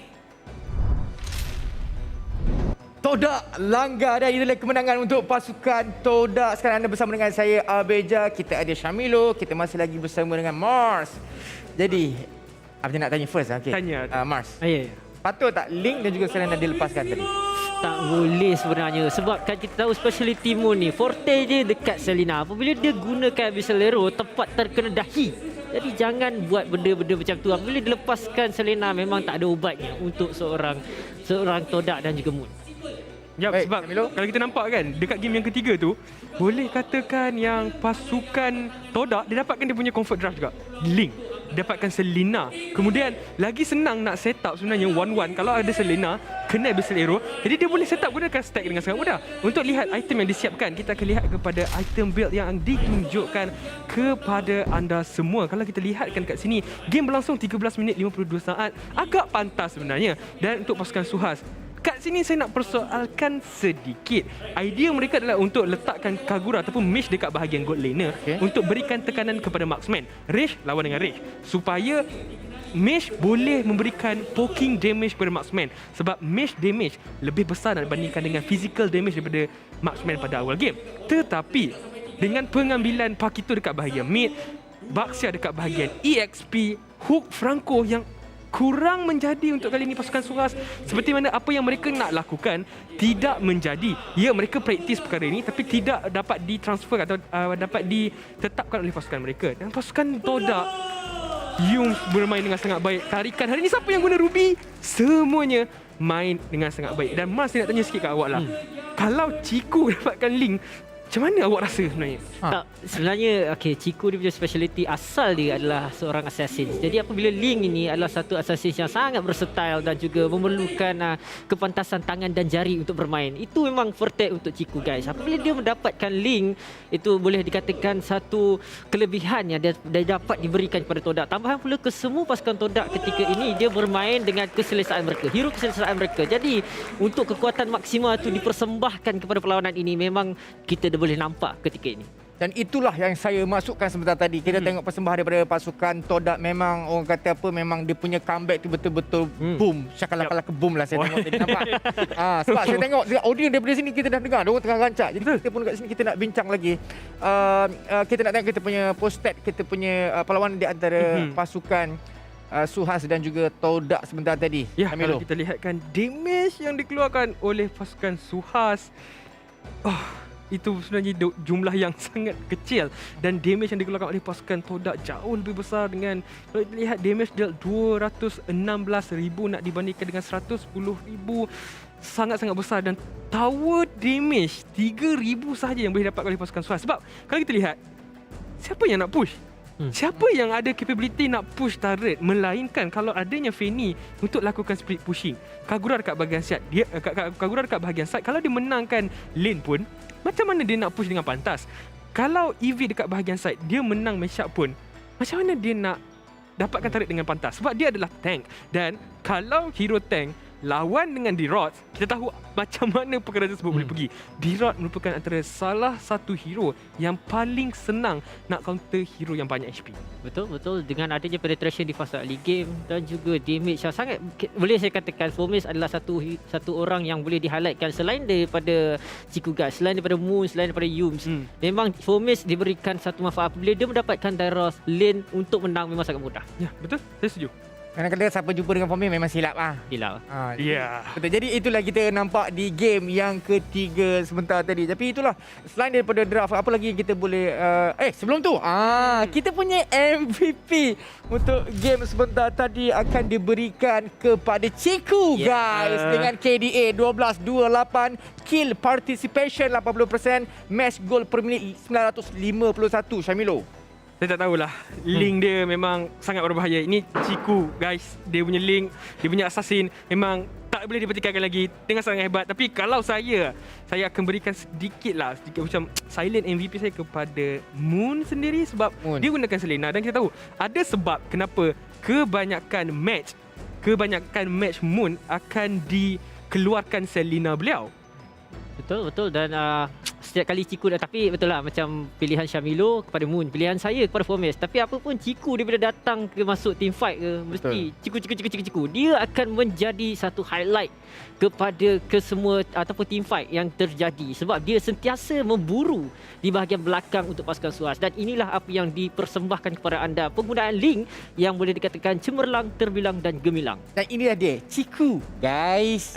Baik, jadi kita dah tengok tadi tapi kan kalau macam Mars sendiri kalau berjumpa dengan Ciku, apabila Ciku pakai link kan, so apa yang Mars sendiri akan buat? Ataupun memang takkan ada peluang lah kalau dapat Ciku dapat bermain dengan link? Kalau saya ban Ciku je. Jangan ban link. Okay. Tapi kita sama-sama saksikan highlight untuk anda daripada Samsung Galaxy A series di mana kita dapat lihat pertempuran di antara kedua-dua pasukan. Kalau kita lihat dari segi highlight, kalau kita lihat macam mana pasukan SUHAZ mereka cuba bermain dengan draft mereka.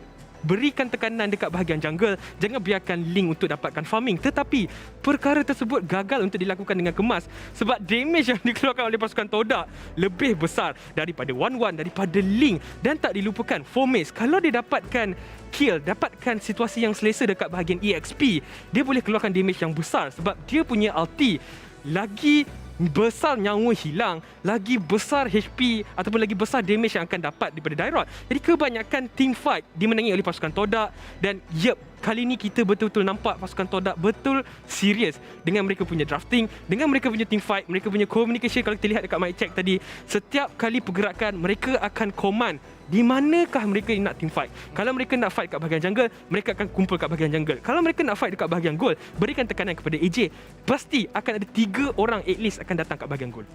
So, kata communication sebenarnya memang penting. Mana kata kalau tak ada communication susah juga untuk kita nak plan sesuatu dan make it happen.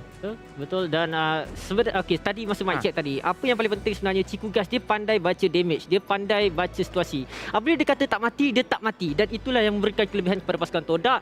Apabila dapat membaca game dengan mudah saja dia untuk execute satu perlawanan. Itulah dia macam Ciku guys. Dan itu dia untuk kedudukan kumpulan di grup A, Team SMG, SUHAZ Esports, MAB, Orange dan juga HomeBois. Untuk grup B kita ada Red Esports, TODAK, RSG, Team Karakal dan juga Geek Fam MY. Kalau kita tengok poin kat sini kan, MAB dengan HomeBois untuk di grup A rasanya dia tak jauh sangat kan. Dia kalau kita nampak dekat bahagian grup A ni dia dapat 12, 13, 14, 8 tu sebenarnya tak jauh beza lah. Dekat grup A ni kita tak tahu lagi siapa yang betul-betul tak layak ke play-off. Dan kat grup B kita nampak yang hari ni pasukan TODAK menang dan point dia sama dengan Red. Jadi tempat pertama, tempat kedua masih lagi menjadi tanda tanya. Untuk di grup A ni boleh dikatakan macam-macam boleh jadilah. Macam-macam boleh jadi. Tapi yang paling penting sudah pasti kedua-dua pasukan tu kena orang cakap apa, berikan effort lebih dan tak boleh main-main lah supaya dapat mengekal kemenangan untuk mendapatkan mata bagi melayakkan pasukan mereka ke play-off. Betul. Baik, tadi kita dah selesai untuk punya ni kan. Jadi banyak tanya tentang katakanlah kita dapat untuk second pick kan. Apakah langkah penting untuk kita counter draft? Mars. Langkah penting untuk counter draft adalah baca pada hero first pick dululah. Terletak kepada sesebuah pasukan juga. Kalau dia ambil hero damage, mungkin contoh macam Karina kan.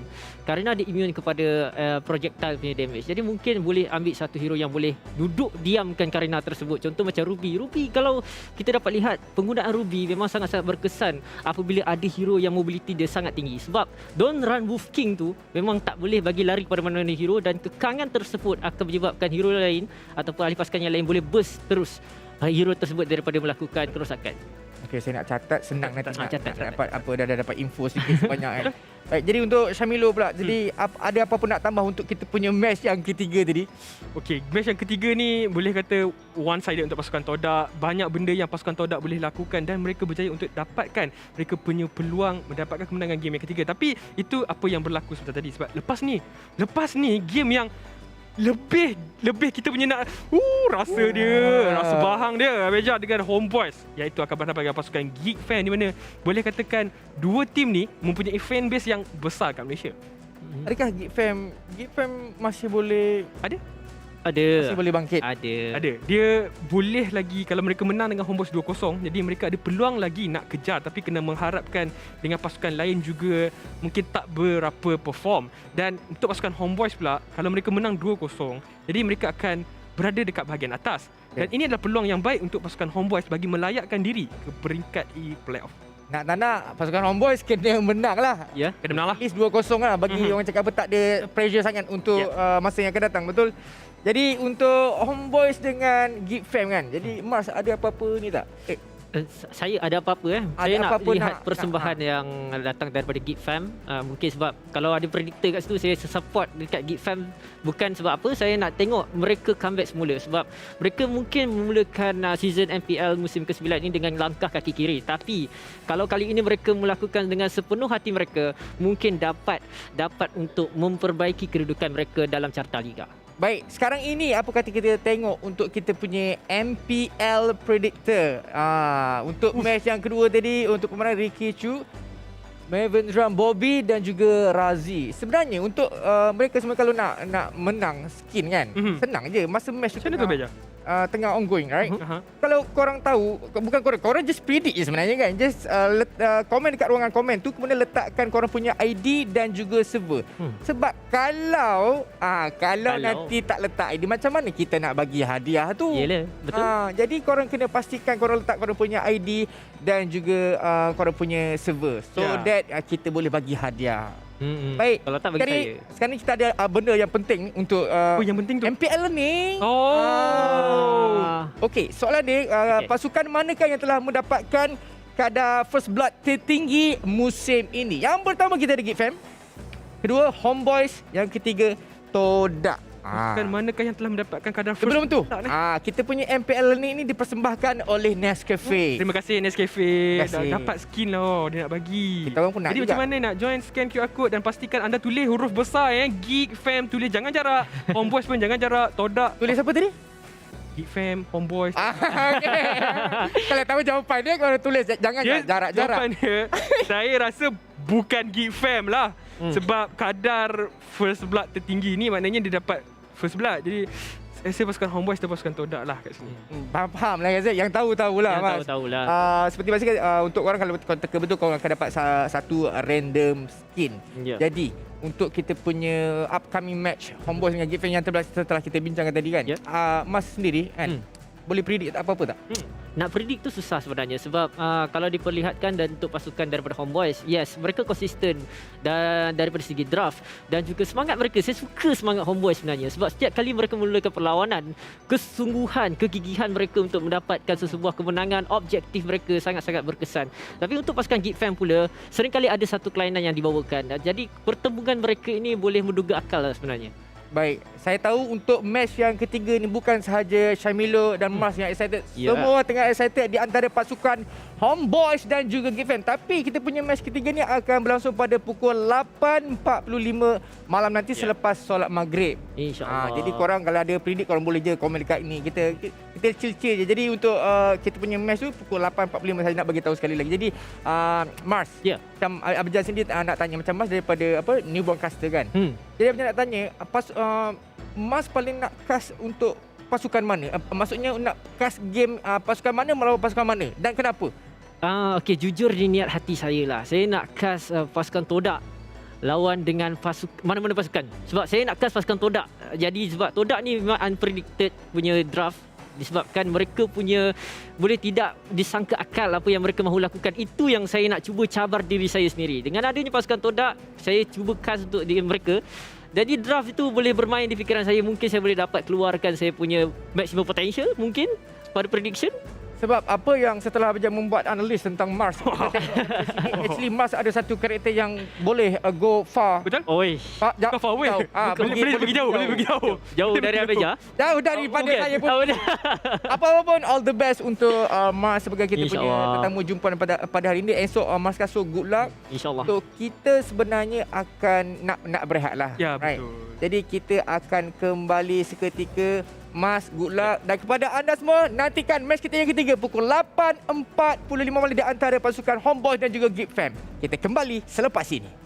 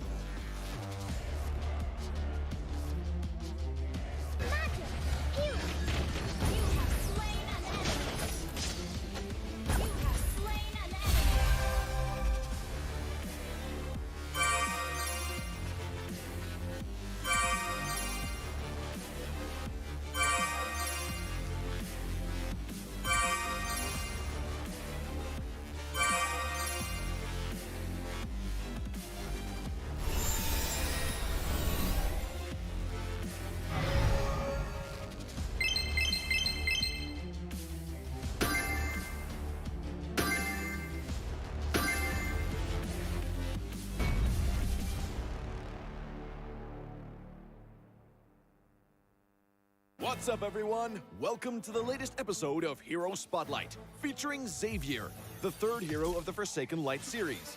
Xavier is a ranged mage, boasting superb sustained damage. With his unique skill set, he can extend his attack distance almost infinitely and enhance his power each time he lands a skill shot on an enemy. Hero skills. First skill, Infinite Extension. Infinite Extension is Xavier's foremost damage tool. Xavier fires a mystic bullet that damages enemies in a straight line. The bullet's flying distance increases each time it hits a target. Second skill, Mystic Field. Mystic Field is a functional skill that integrates pursuit, escape, and crowd control. Xavier conjures a mystic barrier that slows enemies and speeds up allies. When hit by Xavier's other skills, the barrier will expand into a forbidden field that immobilizes enemies within. Ultimate Dawning Light. Dawning Light is the first ever global attack in Mobile Legends. Xavier unleashes a beam of mystic magic that damages all enemies in a line on the map and directly enters the Transcendent state. Passive. Transcendence. Transcendence allows Xavier to scale steadily in battle. Each skill hit on enemy heroes grants Xavier a passive stack that enhances his subsequent skills. At max stacks, his next skill cast allows him to enter the Transcendent state, during which all his skills are enhanced to the maximum. Pro tips. Pro tip number 1. Make use of minions and creeps to extend the attack range of Infinite Extension and launch a surprise attack on enemies in the distance. Crumble into dust. Pro tip number 2. Cast Infinite Extension or Dawning Light and then Mystic Field on the path of the skill to control enemies in the target area. Pathetic. Pro tip number 3. For positional teamfights, accumulate 3 passive stacks with Infinite Extension and Mystic Field. Then cast Dawning Light to hit as many enemies as possible. For sudden encounters, directly cast Dawning Light to enter the Transcendent state. Then spam the Enhanced Infinite Extension and Mystic Field for damage. Skill combos. Laning phase. During the laning phase, use Infinite Extension for wave clear and poke. Look for opportunities to slow the enemy with Mystic Field, then cast Infinite Extension again to activate the field and immobilize them. Finally, cast Dawning Light to secure the kill. Team fights. In team fights, cast Mystic Field to restrict the enemy's movements, and then Infinite Extension to activate the field for crowd control. Launch Dawning Light on the immobilized enemies and enter the Transcendent state. Then finish them off using the Enhanced Infinite Extension. Double kill. Not even close. Tactics. Early to mid-game. Xavier's performance in the early to mid-game is mediocre. Relying heavily on cooldown reduction, he needs to wait until he gets his hand on a few pieces of equipment to unleash effective attacks during the Transcendent state. Late game. Xavier's damage will skyrocket in the late game. Once with sufficient cooldown reduction, he can easily enter and extend the Transcendent state and chuck out the enemies with his enhanced skills. Enemy has been slain. Triple kill. For equipment, we suggest this build for maximized cooldown reduction and magic power. For emblem, choose the Mage emblem to further boost Xavier's cooldown reduction and damage capabilities. As for battle spells, Flicker is recommended to make up for Xavier's lack of mobility. Well, that's our new hero, Xavier, the Defier of Light, coming on March 22nd. And until next time, we'll be seeing you in the Land of Dawn. Defier of Light, Xavier, coming on March 22nd.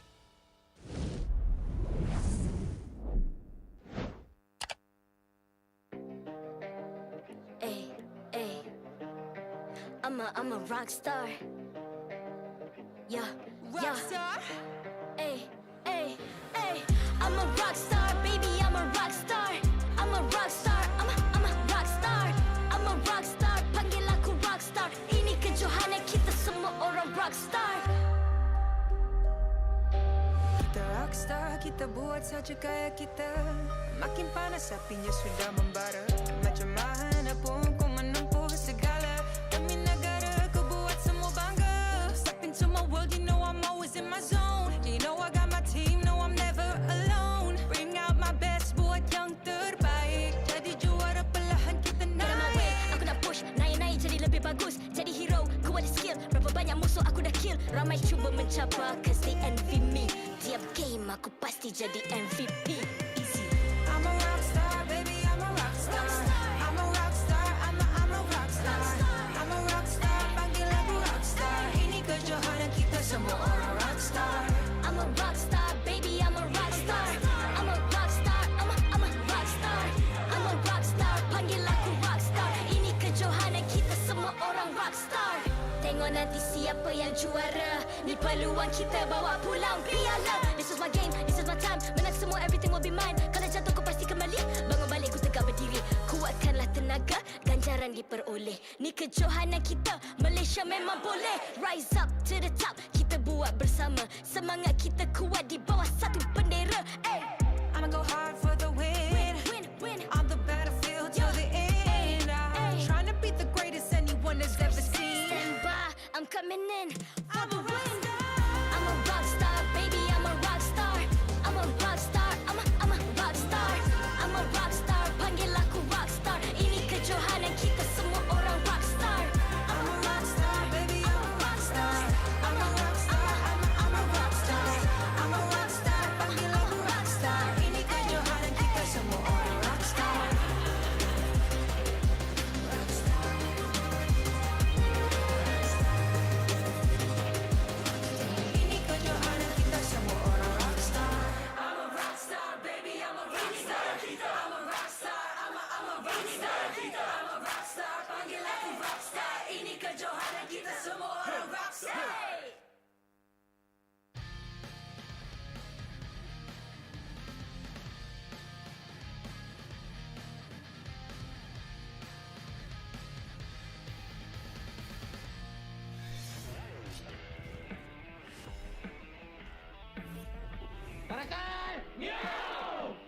IGN Kuja dan peranan saya dalam tim Karakal adalah coach. Nama saya Muhammad Nur Hadim bin Yusuf. Saya jungler dan umur saya 17 tahun ni. IGN saya ialah Aim. Saya bermain mid laner untuk tim Karakal. Nama saya Herwin bin Barudin. IGN saya Ciwing dan peranan dalam Karakal saya akan jadi tukang tengok lah. Jalan cerita permulaannya join Karakal ni memang dah lama dibincangkan dan baru season ni kita orang bergerak. Dan sekarang baru kita orang dapat untuk capai maklumat sendirilah untuk kita orang join daripada bawah, qualifier dan kita dapat main MPL. Memang dah lama plan. Kedua yang layak ke MPL Malaysia musim ke-9. Ni spesies-spesies macam Karakal. Karakal 1, Karakal 2. Ini Karakal biasa punya lagi. Alright, jom kita check. Lord Zaraki cari. Macam mana saya untuk describe tim ni? Okay, untuk Karakal ni boleh dikatakan semua player kurang cakap besar. Bersyukur sebab tak ada masalah ego ataupun star syndrome yang dalam tim Karakal ni tak ada so far.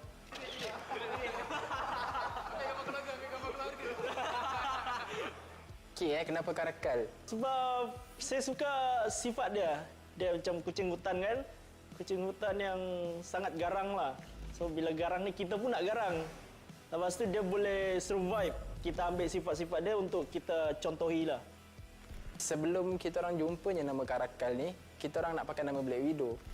Kita orang nak pakai nama Labah-Labah. Sebab apa Black Widow tu dia punya konsep color tu lawa, dia hitam merah. Tapi bila kita orang cuba search dekat Google, dia keluar Black Widow yang superhero tu.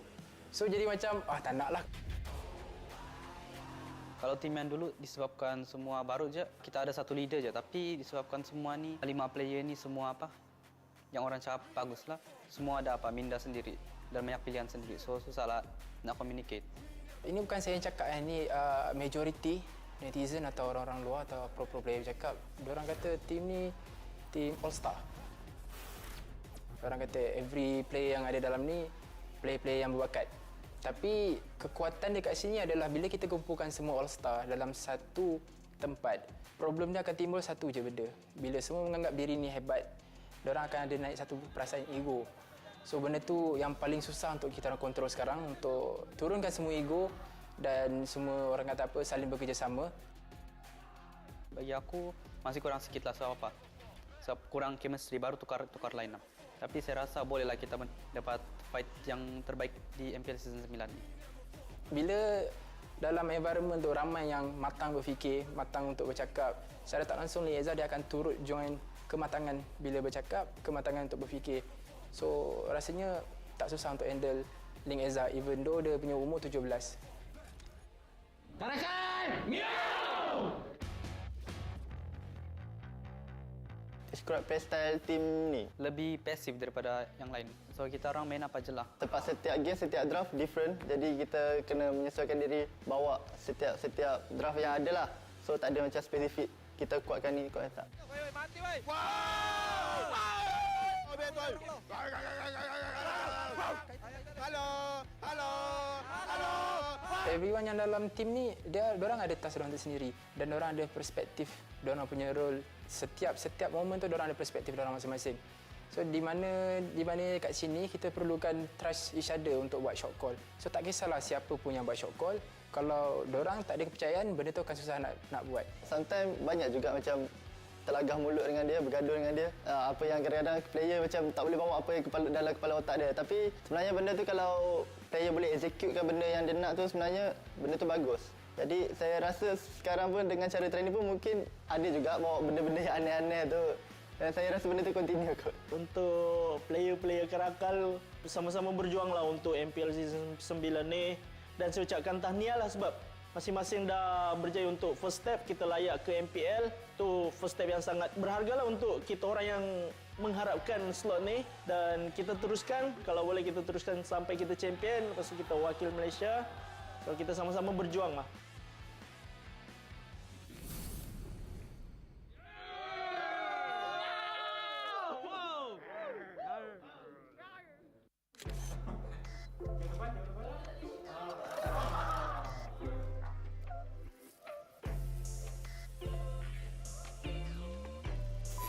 rambut dah kemas. Handsome juga aku hari ni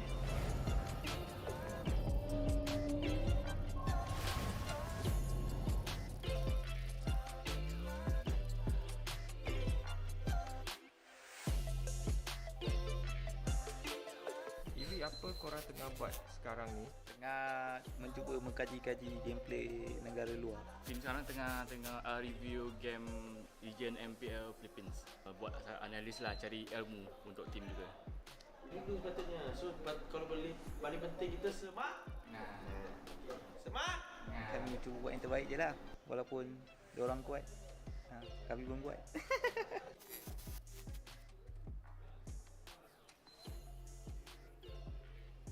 Guys, sekarang ni pukul 8. So setiap hari kalau ada game ke tak ada game, kita akan morning walk. So morning walk ni dekat sana. Inilah rutian harian kami untuk panas badan. Lepas tu kita akan fokus kat game. Okay. Let's go guys. Let's go. So far semua okey.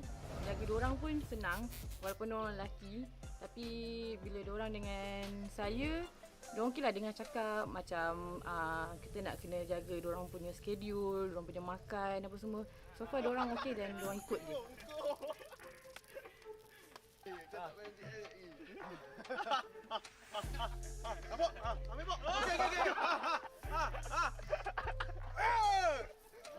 You suka game yang awal-awal ke atau game yang lewat petang? Anytime, anywhere, any set time, set place, saya ready. Kita orang semua ready. Just call us. Bring it on!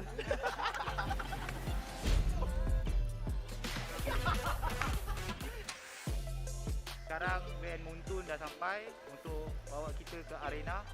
Kita jumpa di sana ya. Okay guys, jangan lupa pakai seat belt. Dengan mask sekali. Mask, seat belt.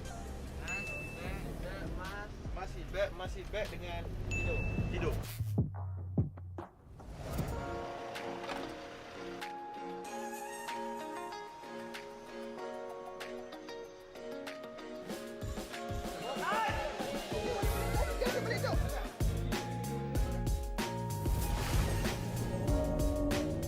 Assalamualaikum. Nama saya Muhammad Fadil bin Hishamuddin ataupun saya lebih dikenali Fadil dalam Mobile Legends ni. And saya merupakan manager untuk SUHAZ Esports. Okey, kenapa saya join SUHAZ? Saya mempunyai group bosses yang sangat support dan sangat meminati Mobile Legends. Mereka ada visi dan misi untuk membuat esports scene Mobile Legends ni lebih ke hadapan dengan menggunakan nama SUHAZ Esports. Kita orang kekalkan 5 pemain yang sama sebab kita orang maybe ada chemistry lebih sikit daripada tim lain dan kita orang percayalah sesama sendirilah kita orang boleh buat 5. Okey, kita reset balik. Masa je lepas dia habis season 8, AV bincang dengan family dia nak stop. So dia nak fokus ke family dia lah. So kita pun tak ada nak halang kan. So it's okay lah kan. Lepas tournament emisi baru-baru ni, kita orang dah try out banyak orang. Tapi tak jumpa macam dia. So saya try call dia, dia kata dia nak main lagi. Untuk transfer window yang akan datang, maybe SUHAZ akan ambil player yang flex lah, yang boleh main banyak posisi. So senang lah kita nak tukar-tukar, mengelirukan enemy lah. Untuk pelan jangka masa panjang SUHAZ, for sure sekarang kami nak bermain di MPL Season 9 dan kami memang nak sangat main dekat MSC, Sukan C ataupun M4. So itu bermula daripada sekarang, perjalanan tu adalah daripada sekarang. Dan untuk kami tak pernah pegang lagi trofi MPL tu yang katanya berat tu. So far tak pernah pegang. So season ni ialah milik kami, milik SUHAZ. SUHAZ ni macam saya dah pernah cakap dulu, kita orang dah stick together, dah macam keluarga. Bagi saya susah lah kita nak pecah. Oh! Langkah pokok. Silam fik.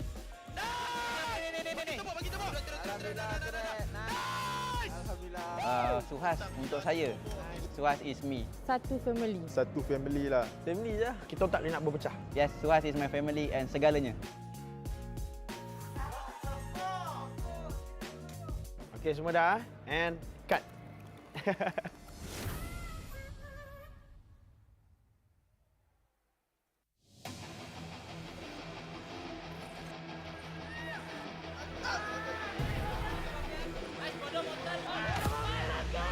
Perasaan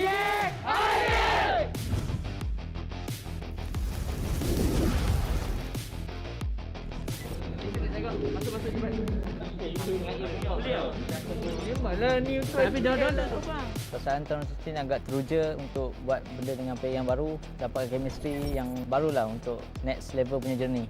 Secara jujur saya sedih lah sebab mereka bukan lagi satu tim dengan saya, tapi saya harus terus move on lah. Yang tu sedih lah, tapi nak buat macam mana, semua orang ada perjalanan masing-masing, so kita orang masih dalam kontrak berjuang untuk tim ni.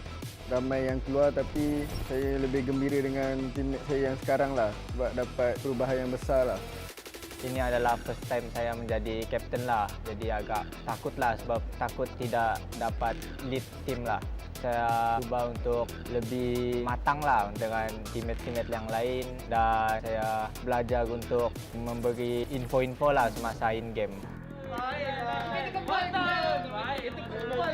Bekerja dengan player-player yang agak baru sebenarnya satu cabaran sebab target kami sangat-sangat tinggi. It's a very good learning process, bukan sahaja untuk mereka tapi saya, sebab season ni ialah kami mempertaruhkan sistem yang telah selama ini RSG daripada season yang lepas sampai sekarang. Sebab tu kita bawa Jason daripada Singapura datang ke Malaysia. Agak memberi cabaran sebenarnya sebab Jason tidak fasih berbahasa Melayu.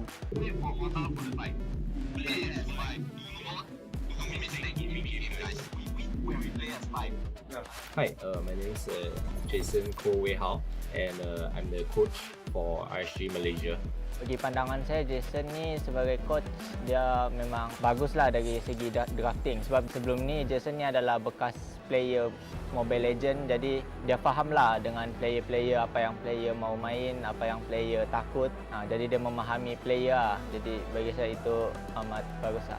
I became a coach to go to other regions to coach a full-time team and hoping that with my many years in the mobile experience, I can help all the talented kids in the other region reach somewhere that I couldn't reach lah. Some problems that I faced while doing online coaching with the team is that first of all, I think language barrier is a thing that definitely we have to face. So not all players can speak fluent English, and of course the things that I say they might not fully understand at times. Maybe they can only understand 90% or 80% of what I'm talking. So that's one of the biggest challenges, as well as I'm not there with them physically. So rather I'm not able to read their mood or rather how they are feeling through their webcam. So I think these are some of the biggest challenges that I'm facing right now.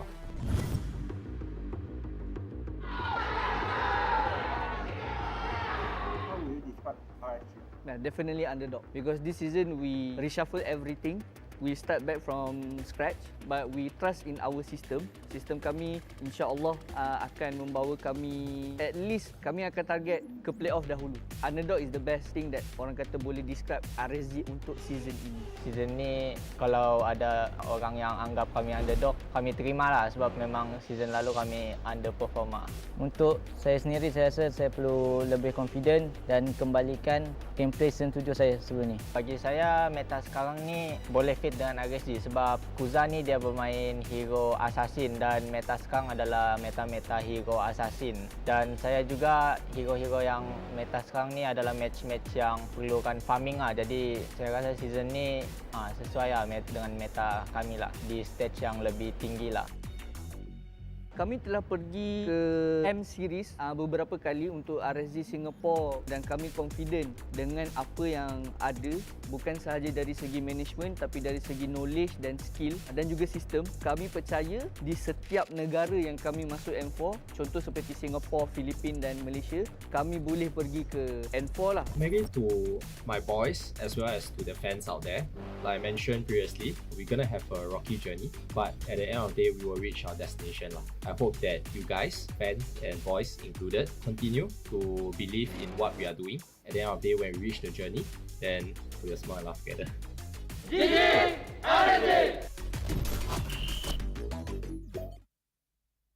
Bener?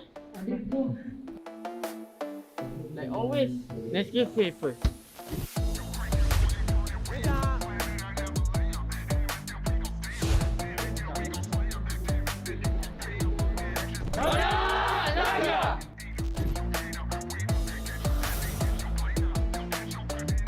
the team TODAK Semai, take one.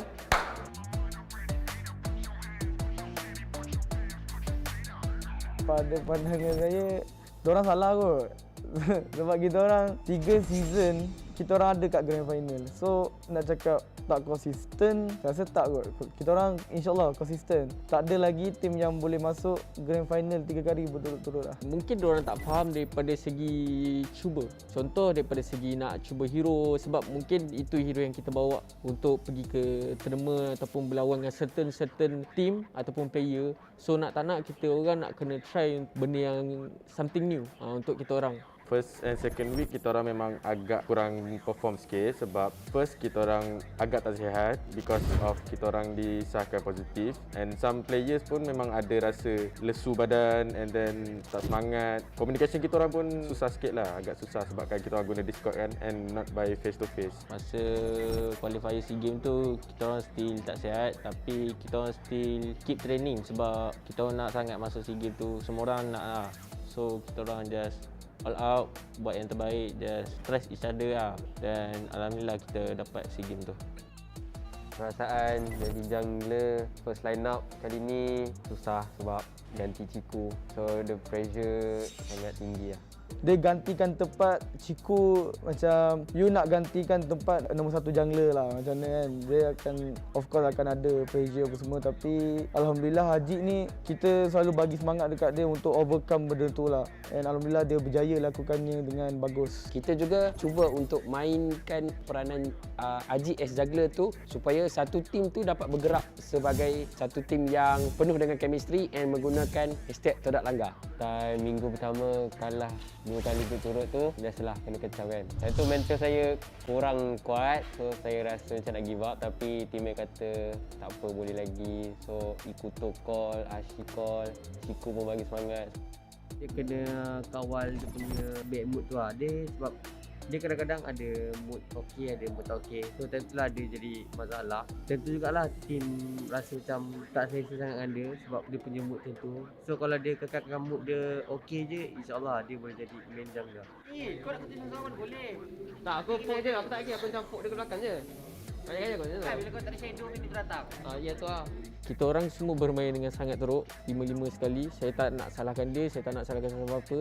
Just teamwork. Bila dah masuk minggu ketiga dan selepasnya kita dapat tahu yang Ajik ni seorang yang terlampau sangat ikut buku. Orang suruh buat ni, dia buat ni. Orang suruh buat tu, dia buat tu. So kita try to change the mindset lah first. Kena brainwash dia, nak kena fahamkan.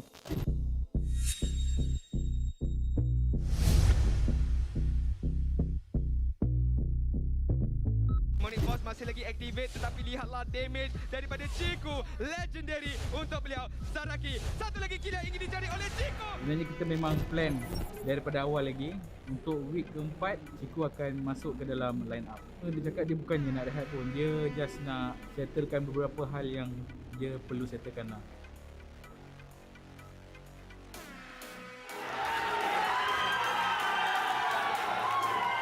Perasaan kita orang amat gembira sebab Ciku dah nak main kembali lah kan, sebab dah lama dia tak main lebih kurang 4 minggu dah. Kita orang rasa lebih bersemangat dengan adanya Ciku. Kalau ada Ciku ni kita orang boleh buat banyak lagi benda, kiranya macam banyak meta yang pelik-pelik kita orang boleh bawa kalau ada Ciku.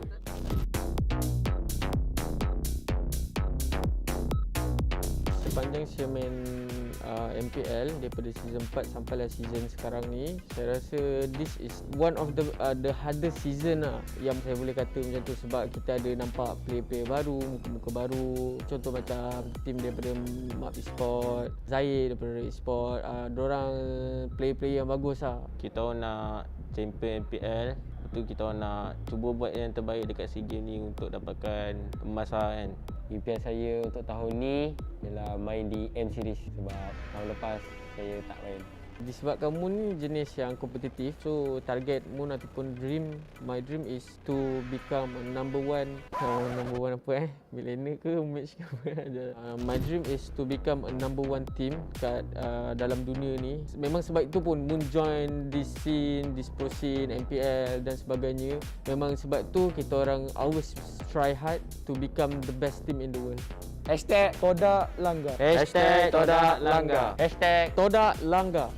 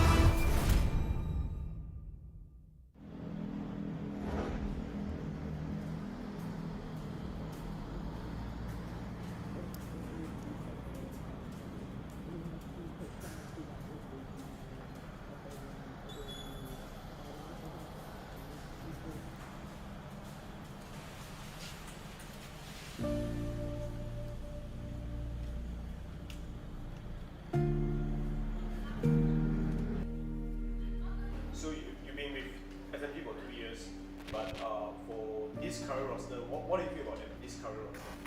It's a very competitive roster.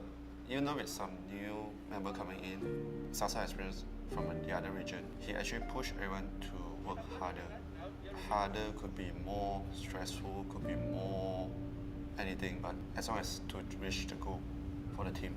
Because you know we've been 7-8 for like so many seasons. I think with Sasa coming in, he also don't want to be 7-8. That's what pushed others to try to play as much as we can. Because we feel that all the standard in Malaysia team are quite evenly. We never underestimate any of our opponent. Any one extra game for us to play is a bonus for us. Because it's not any time we can get a playoff or stage game. Any one game for us is actually a bonus for us preparation for M3. That's what the difference maybe. Yeah. 3, 2, 1, The difference, yeah. For me, MPL ID is more harder than Malaysia MPL-MY lah. The player hero pool, the gameplay style a lot different.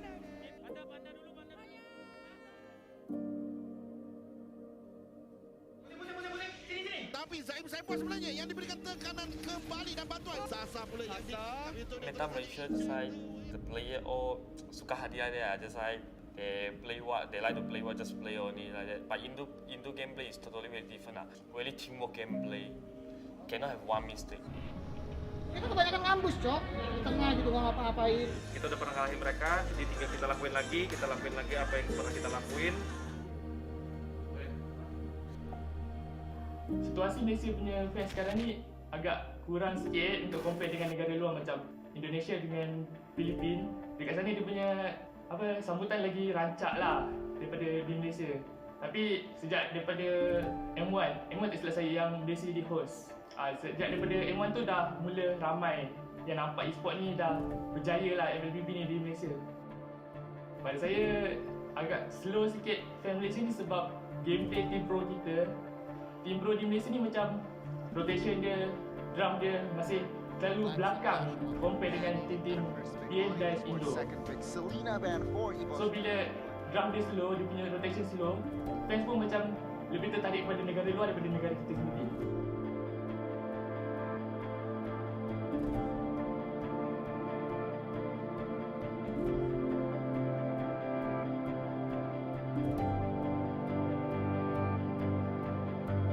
Season 8 ni kita bergerak sebagai pasukan yang underdog and kita buktikan kita dapat tempat pertama dengan MPL season 8 ni. Macam tu juga lah ke M3.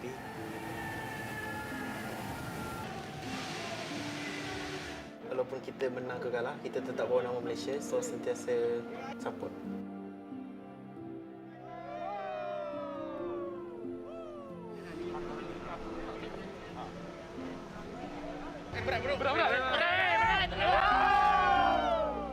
Todak Langgar. Watch us for Todak! Todak Langgar.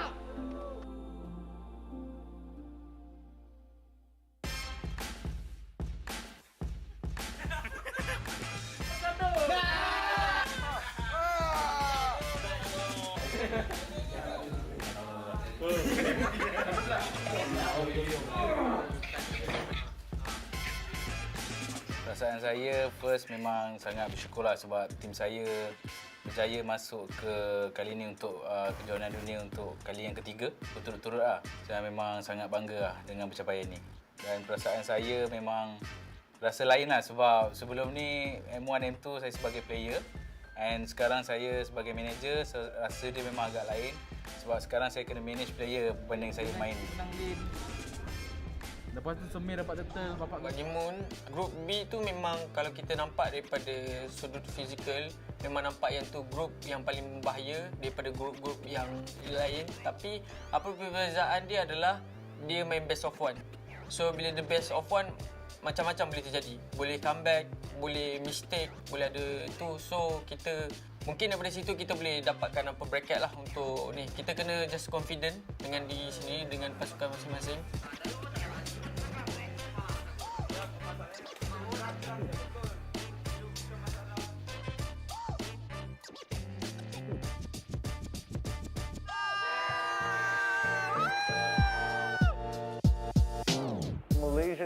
Malaysian meta is a very chase the dopamine sort of meta, you know? Whatever makes you feel really good about yourself at the end of the day. We like to be flashy, of course. Everybody likes being flashy. But more importantly, I think it's becoming more refined in a sense where we're not as afraid to try out new things. We're not as stubborn following a very limited meta. We want to start pushing out of it. We've taken a lot of inspiration from both Indonesia and as well as Philippines, and we're starting to weed out what we like and don't like about their metas to come up with our own. It just pushes the limit of Mobile Legends in terms of meta, in terms of players' mentality, in terms of stamina. There's a lot of aspects to it, and I feel like it actually shows you that this is how you'd be a professional player.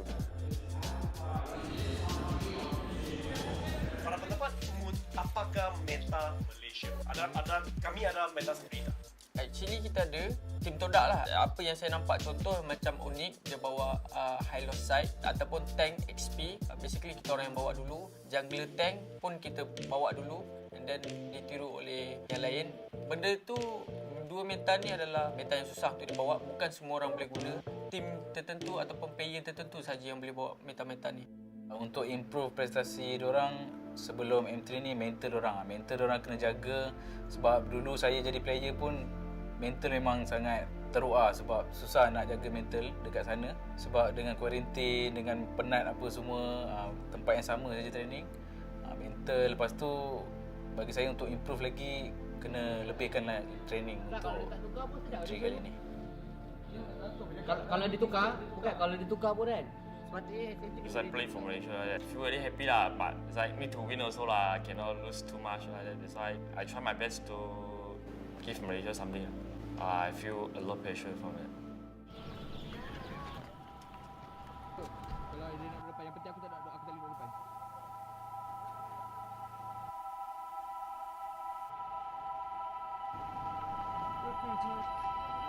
Malaysia! Kami! Malaysia! Kami! Malaysia! Malaysia! Boleh! Bye! Yo! Getik guys. Weh, Semir seorang-seorang. Semir seorang-seorang. Daily training now. First day quarantine. So kepada supporter TODAK, jangan lupa suruh kita orang ke M3 nanti.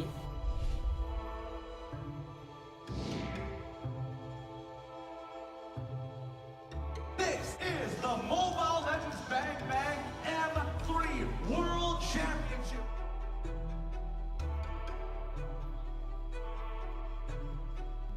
SMG, diorang bukan just ada Sasa, player yang ada banyak pengalaman daripada Indonesia punya scene, tapi diorang juga ada super coach James. M1 dia tolong RRQ dapat nombor 2. And then M2 dia still tolong RRQ juga. And then RRQ pun dapat banyak championship MPL dekat Indonesia. And then this time around dia tolong SMG.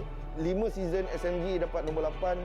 This season SMG dah dekat grand final. So kita dapat nampak significant change and improvement yang James bawakan. And then for TODAK pun diorang ada banyak nafas baru. Ada Momo, ada Yums. And then diorang ada analyst. So diorang dapat pelbagaikan lagi gameplay diorang. Dan Angka yakin dua-dua tim ni boleh pergi sangat jauh dekat M3. Apa dia? Hello, 1 2 3 1 2 3 1 2 3. Slow dong, aku pergi slow. Bye bye. Bye bye. See you tomorrow.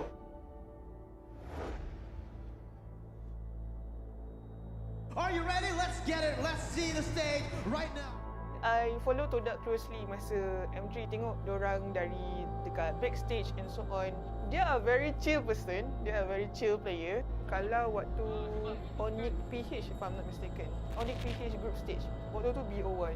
Waktu tu memang ada macam salah faham sikit and ada macam pergaduhan sikit lah between, if I'm not mistaken, Moon and Fomes. And Moon pun cerita pasal benda ni. And then, tapi yang I sangat suka diorang ni, for example, okay, I bagi you 2 minutes, gaduh, lalalala, dah, that's it.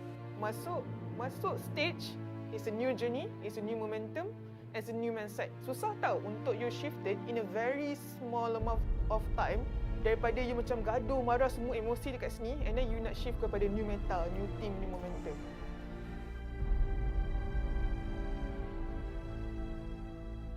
After that, after diorang kalah dengan Onyx PH, diorang menang dengan Onyx Indonesia, which is one of the giant in Indonesia, and diorang menang MPL S8, if I'm not mistaken. I still believe in my boys. I still believe in TODAK. Go with the TODAK Langgar style.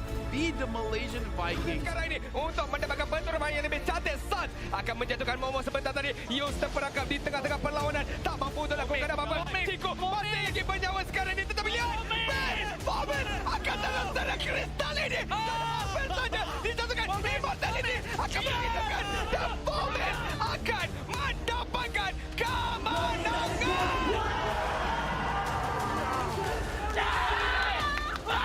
Satu kemenangan yang cukup penting. Fomes berjaya untuk membawa pasukan Malaysia bermain di kawasan upper bracket. TODAK suka buat orang sakit jantung lah. Suka sangat. And kita, to be honest, kita pun tak tahu. Kalau menang, menang. Kalau kalah pun tak apa. But how did they make the comebacks was really surprising. And it's not just in Malaysia itself. Indonesia, Philippines, and even the NA servers, they didn't expect TODAK make such a comeback. Like against TODAK Esports. They made a strict push just like that.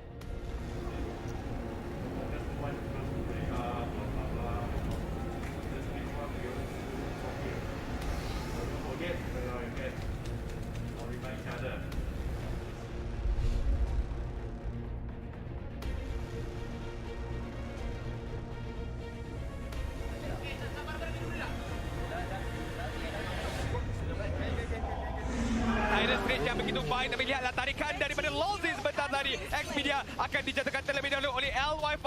Diablo di bahagian belakang. Sasa telah dimusnahkan. Level 2 Selina, you don't want to burst. You go and burst level 4 high loss. Esme OT, skill 1 dia dah mati, Mak. Terus ini for apa? Saya agak terkejut juga sebab tengok daripada bracket team SMG, sebenarnya SMG lagi senang untuk go to next round. Tapi SMG yang turun ke lower bracket dan tak layak. So saya agak terkejut lah dengan prestasi SMG. Am I surprised today that they got eliminated so early? I can say not surprised because that's the very first time entering international or world championships, except for Long and Sasa. The rest, they're very fresh to this.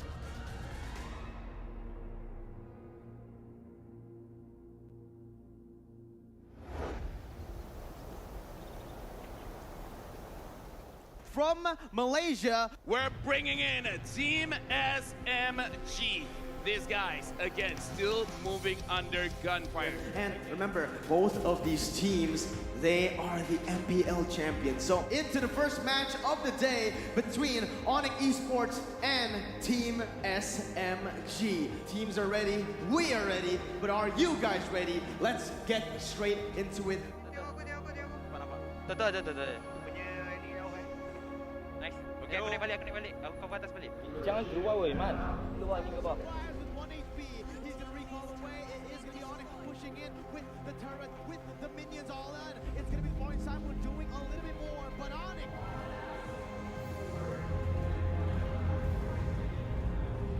I do believe Team SMG kena terciduk dulu supaya diorang boleh bangkit dengan lebih baik. Because sometimes we need the hard lesson for us to be better. Of course, team SMG memang terciduk. Dia bukannya satu perkataan yang kita nak hentam dia, tak. It's a fact. But I do believe kalau diorang tak give up, they will make an amazingly comeback. Sebab itu cara permainan Malaysia tau. Malaysia bila kalah sekali je, we will come back stronger than before lah. For example, like macam TODAK. TODAK before ni, diorang start kecil je. Diorang menang tournament-tournament kecil and then they make it to the MPL. So it's a very humble journey about TODAK pergi MPL, and then if I'm not mistaken, for the first time diorang masuk MPL, diorang dapat naib juara. And then after that they go into M1, dapat top 3. So yeah, I think same goes to team SMG. I think maybe because of the pressure, maybe because of the environment itself, or maybe tak biasa lagi. Tapi once you ada pengalaman tu, you unstoppable lah. That's why I rasa team SMG perlu rasa pahit tu untuk you rasa manis selepasnya. Sebab TODAK is something that kind of team juga. You perlu telan rasa pahit tu supaya you boleh rasa kemanisannya yang akan datang. Itu adalah cabaran atau ujian yang you tak biasa lagi. Once you get used to it, habislah semua orang. Serius.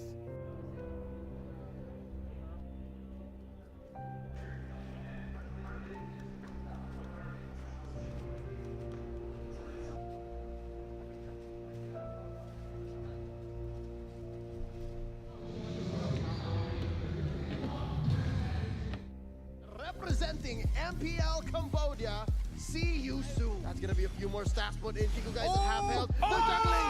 In goes Oob. He's a monster kill and it's over. See you soon. Takes game number 1. The yells and the screams. See you soon. Tak ada Kagura yang dalam bus kan. Tak, tapi sebelum tu dia tak ada kat situ je kan. Sebelum tu. Ada dia camping dia memang. The base is the target, and just like that, we're going to game 3. TODAK still alive. He's punching through. That's gonna be the vengeance. That's gonna be the counter inferno. Not enough. Chico guys knocks him out. 2 down. Force you soon. That's gonna be the target of Momo. Down goes Chico guys, but down goes the base.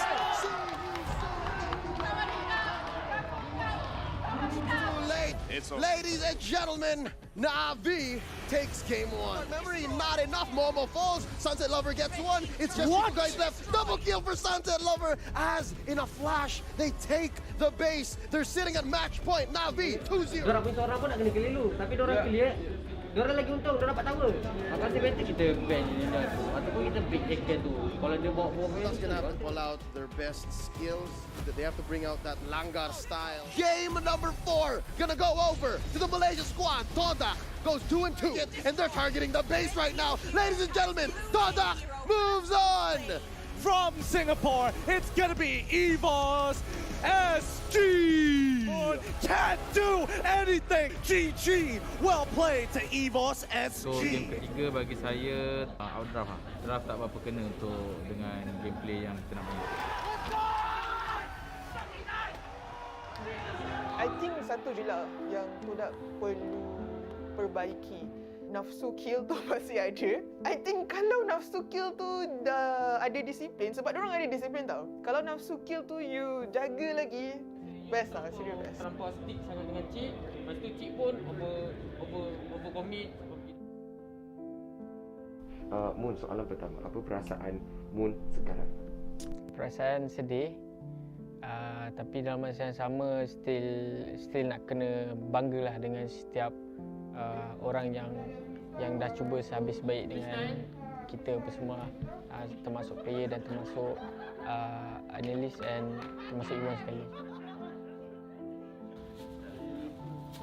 Ada apa nak cakap kepada fan-fan? Bye, jumpa kat Malaysia. Bye, team TODAK. Bye.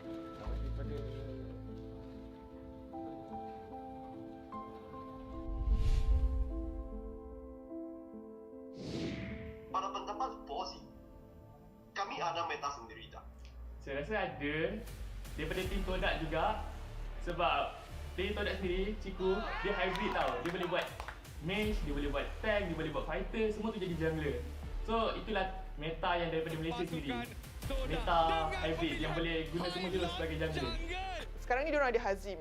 Hazim adalah penganalisis yang tak ada background kompetitif. Maksudnya dia tak pernah masuk tournament and so on.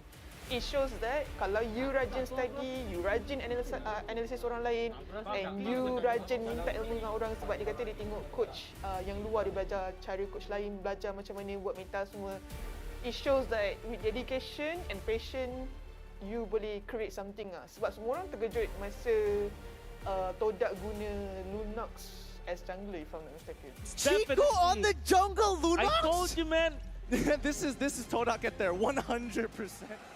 Meta Malaysia dulu kita selalu dikenali sebagai orang yang suka adapt dengan meta, especially dekat Philippines dan juga di Indonesia. But right now, kita sendiri pun dah develop our own meta di mana kita quite rely on memakai marksman dan juga support untuk support kepada marksman itu and make the marksman strong at the late game and then try to win the game. So our meta is more focusing on helping or contributing dekat marksman supaya dia boleh, orang kata istilah fat, get the more items, get the level and power strike yang dia perlukan untuk win the game. So in terms of developing the meta, ramai orang cakap kita tiru say Indonesia ataupun Philippines. Part of it is true for certain teams. Ada beberapa team dekat Malaysia, diorang very innovative. Orange is very innovative, TODAK very innovative, as well as Geek Fam, diorang very innovative. But the thing about meta is, bila kita try tiru orang, kadang-kadang benda tu tak jadi. So, this is where the process begins. Kita tengok for inspiration and then we try. And then based on the try and error, kita tengok what works for us and apa yang tak okay untuk kita orang. And then you make adjustment dekat situ. So, walaupun kalau kita awal-awal ambil meta orang lain, but through trial and error, dia akan jadi identity kita sendiri. Meta special yang Malaysia selalu gunakan untuk kalahkan banyak tim daripada luar is kita punya split push meta.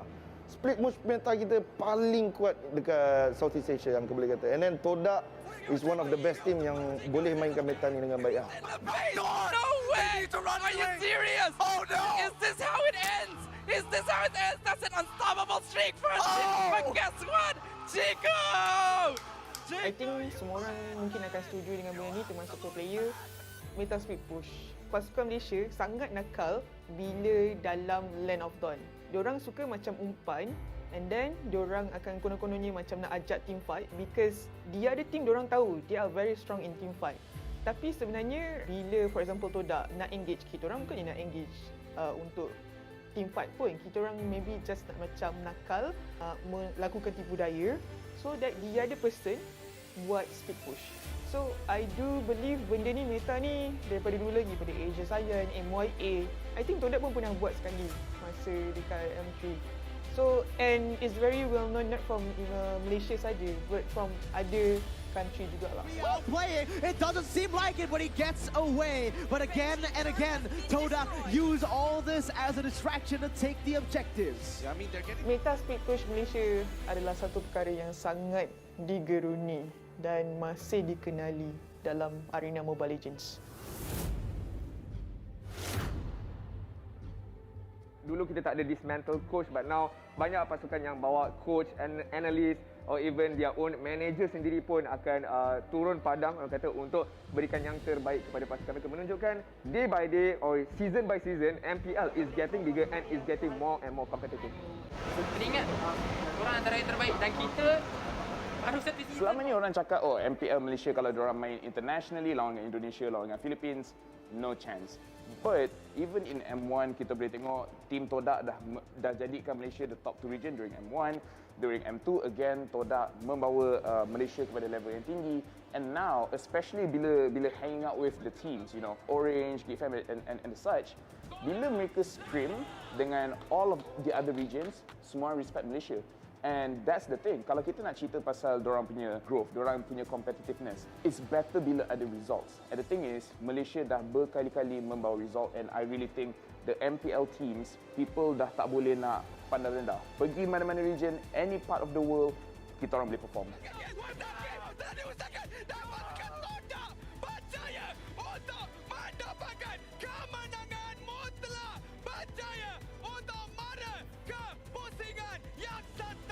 I think dari segi gameplay, we need to study a lot. When we talk about meta, most effective tactical available meta is actually a trend.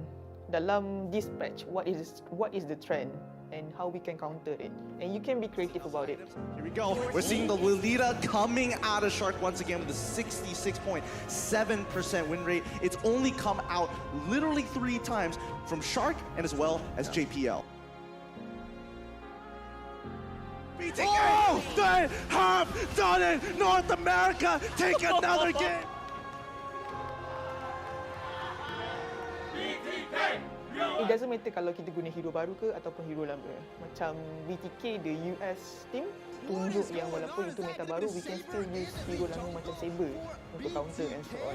And most importantly, retakes are great. The retake, he finally gets hit by the last hit of the sweep, and it also final. So, I think for Malaysia team sebenarnya kena study. Kalau you tak ada coach, kalau you tak ada analisis, memang you kena buat sendiri. And then second, kalau dah famous, jangan ada superstar syndrome lah. Because itu yang akan buat you macam lupa diri lah. Always be humble kerana kita selalu kena sandwich between Indonesia and Philippines. So, and kita tak pernah menang trofi lagi walaupun kita dah 3 kali ataupun a few times pergi kejuaraan dunia lah. Jangan rasa bila kita power ataupun jago kampung, kita rasa kita paling best. Tak. Actually have that kind of a mindset, masuk tournament apa pun, have the mindset that I'm the best in the world, not just in Malaysia lah.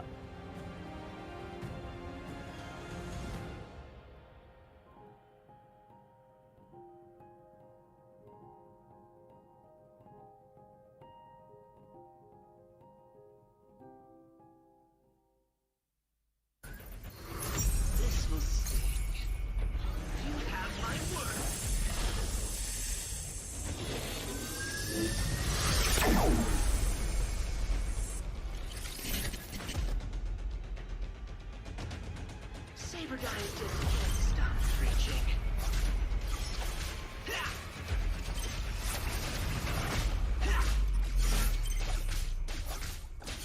Saber guys just can't stop. Hey, that purple thing looks cool.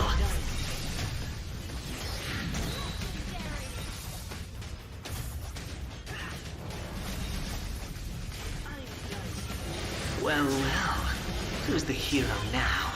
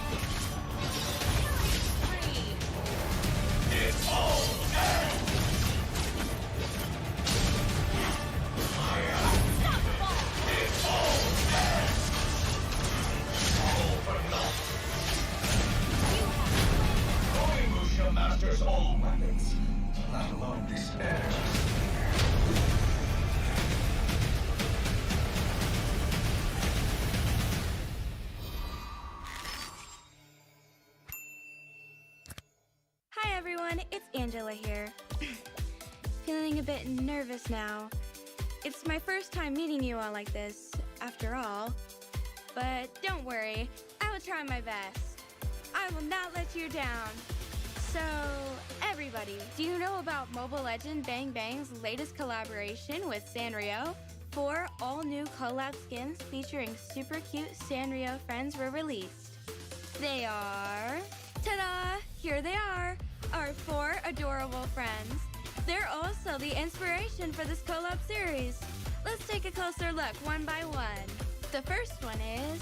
Oh, it's me! What comes to your mind when you see this beautiful dress? I'd say it's lovely Kitty and her red bow tie. A classic school uniform gets a touch of playfulness combined with iconic Kitty accessories and patterns. Look at this metal Kitty brooch on my bow tie. Super lovely. On both sides of my dress, there are gilded Kitty patterns. Majestic. Do you think that's all we've got? Look carefully at my balloon sleeves. Next.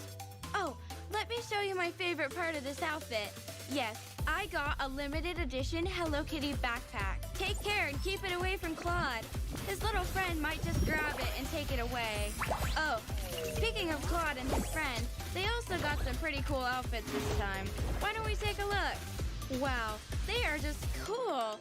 Black and yellow just look perfect on Bats and Claude. Everything's just hip, from the white hair with dark highlights to the unique Bats Maru headset. That's exactly what Claude's all about. As for Bats, he's also showing us his coolness on Claude's t-shirt, shoes, and even the back of his holographic jacket. I can already picture Bats rolling his eyes at opponents. Let's see, anything else we've missed? Aha, look at Claude's belt. Right on the spray bottles are some cross and circle signs. They're also on his headset. I think we all know what they mean. Yeah, it's Bats Maru's name. Bats is on the side of Claude's gun as well, just like a little wingman. And Bats himself has a gun too. Watch out for this sharpshooter and his super cool bubble blaster. Next is Florin and Cinnamoroll, both dressed in blue and white, elegant and fresh at the same time. She wears a bonnet ornamented with a lace-over band. Its two ends hang at the sides of her face, resembling Cinnamoroll's long ears. And under it is her glistening hair cascading down her back, as curly as Cinnamoroll's tail. Also, look at the white lace and pink bow ties over her bonnet and sleeves. They just perfectly complete this sweet, fabulous Lolita dress. Wow, and the accessories! The plush Cinnamoroll bow ties, Cinnamoroll metal brooches, and the Cinnamoroll crossbody bag. Aww, the cuteness is killing me. Last but not least, the finishing touches of the collaboration. Chunga is here. This time she becomes the little artist, and the outfit is just right for her. The beret, exactly the same kind as Piran's. Her hair tied up with a Piran hairband. That's what a pro does. The painter apron has Piran's face on it, neat and cute. The fuzzy Piran slippers feel just cozy, and the Piran backpack big enough for all the brushes and even the board. Now, she's sitting under the Piran lights, hanging on the tree, taking a break. It seems that she has just finished an artwork on that Piran drawing board. What did she draw, you may ask? It's Piran with a pearl earring, of course! What a brilliant idea! Good job, our cutest artist ever. So, that wrapped up our introduction of the Sanrio collab skins. Hope you enjoyed my debut show. If you find any other details that I missed out on, please do let me know. My cute friends and I will be waiting for you in the game. Can't wait to play and fight together with you. Thanks for watching. See you next time. Bye-bye.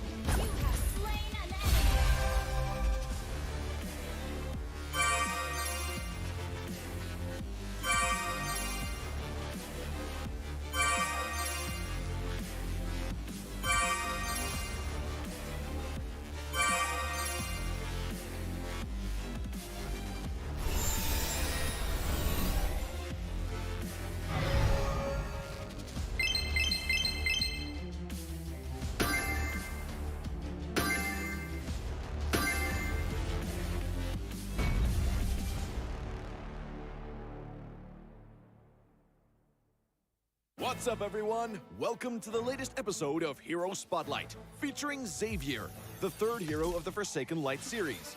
Xavier is a ranged mage, boasting superb sustained damage.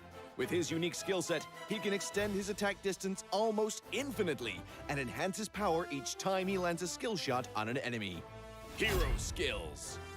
First skill, Infinite Extension. Infinite Extension is Xavier's foremost damage tool. Xavier fires a mystic bullet that damages enemies in a straight line. The bullet's flying distance increases each time it hits a target. Second skill, Mystic Field. Mystic Field is a functional skill that integrates pursuit, escape, and crowd control. Xavier conjures a mystic barrier that slows enemies and speeds up allies. When hit by Xavier's other skills, the barrier will expand into a forbidden field that immobilizes enemies within. Ultimate Dawning Light. Dawning Light is the first ever global attack in Mobile Legends. Xavier unleashes a beam of mystic magic that damages all enemies in a line on the map and directly enters the Transcendent state. Passive. Transcendence. Transcendence allows Xavier to scale steadily in battle. Each skill hit on enemy heroes grants Xavier a passive stack that enhances his subsequent skills. At max stacks, his next skill cast allows him to enter the Transcendent state, during which all his skills are enhanced to the maximum. Pro tips. Pro tip number 1. Make use of minions and creeps to extend the attack range of Infinite Extension and launch a surprise attack on enemies in the distance. Crumble into dust. Pro tip number 2. Cast Infinite Extension or Dawning Light and then Mystic Field on the path of the skill to control enemies in the target area. Pathetic. Pro tip number 3. For positional teamfights, accumulate 3 passive stacks with Infinite Extension and Mystic Field. Then cast Dawning Light to hit as many enemies as possible. For sudden encounters, directly cast Dawning Light to enter the Transcendent state. Then spam the enhanced Infinite Extension and Mystic Field for damage. Skill combos. Laning phase. During the laning phase, use Infinite Extension for wave clear and poke. Look for opportunities to slow the enemy with Mystic Field, then cast Infinite Extension again to activate the field and immobilize them. Finally, cast Dawning Light to secure the kill. Team fights. In team fights, cast Mystic Field to restrict the enemy's movements, and then Infinite Extension to activate the field for crowd control. Launch Dawning Light on the immobilized enemies and enter the Transcendent state. Then finish them off using the enhanced Infinite Extension. Double kill. Not even close. Tactics. Early to mid-game. Xavier's performance in the early to mid-game is mediocre. Relying heavily on cooldown reduction, he needs to wait until he gets his hand on a few pieces of equipment to unleash effective attacks during the Transcendent state. Late game. Xavier's damage will skyrocket in the late game. Once with sufficient cooldown reduction, he can easily enter and extend the Transcendent state and chuck out the enemies with his enhanced skills. Enemy has been slain. Triple kill. For equipment, we suggest this build for maximized cooldown reduction and magic power. For emblem, choose the Mage emblem to further boost Xavier's cooldown reduction and damage capabilities. As for battle spells, Flicker is recommended to make up for Xavier's lack of mobility. Well, that's our new hero, Xavier, the Defier of Light, coming on March 22nd. And until next time, we'll be seeing you in the Land of Dawn. Defier of Light, Xavier, coming on March 22nd.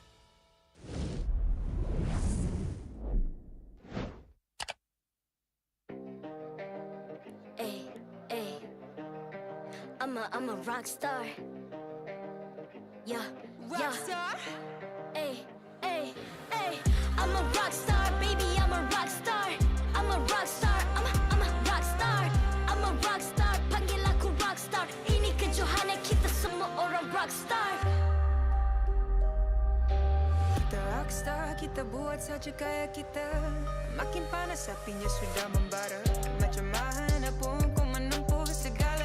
Demi negara kau buat semua bangga. Step into my world, you know I'm always in my zone. You know I got my team, no I'm never alone. Bring out my best, buat yang terbaik. Jadi juara perlahan kita naik. Get on my way, aku nak push. Naik-naik jadi lebih bagus. Jadi hero, ku ada skill. Berapa banyak musuh aku dah kill. Ramai cuba mencapai, cause they envy me. Setiap game aku pasti jadi MVP. Easy. I'm a rockstar, baby, I'm a rockstar. I'm a rockstar, I'm a rockstar. I'm a rockstar, panggil aku rockstar. Ini kejohanan kita semua orang rockstar. I'm a rockstar, baby, I'm a rockstar. I'm a rockstar, I'm a rockstar. I'm a rockstar, panggil aku rockstar. Ini kejohanan kita semua orang rockstar. Tengok nanti siapa yang juara. Ni peluang kita bawa pulang piala. This is my game, this is my time. Menang semua, everything will be mine. Kalau jatuh kau pasti kembali. Bangun balik ku tegak berdiri. Kuatkanlah tenaga, ganjaran diperoleh. Ni kejohanan kita, Malaysia memang boleh. Rise up to the top, kita buat bersama. Semangat kita kuat di bawah satu bendera. Hey. I'ma go hard for the win. Win. On the battlefield till the end. I'm trying to beat the greatest anyone has ever seen. Stand by, I'm coming in for the win. I'm a rockstar, baby, I'm a rockstar. I'm a rockstar, I'm a rockstar. I'm a rockstar, panggil aku rockstar. Ini kejohanan kita semua orang rockstar. I'm a rockstar, baby, I'm a rockstar. I'm a rockstar, I'm a rockstar. I'm a rockstar, panggil aku rockstar. Ini kejohanan kita semua orang rockstar.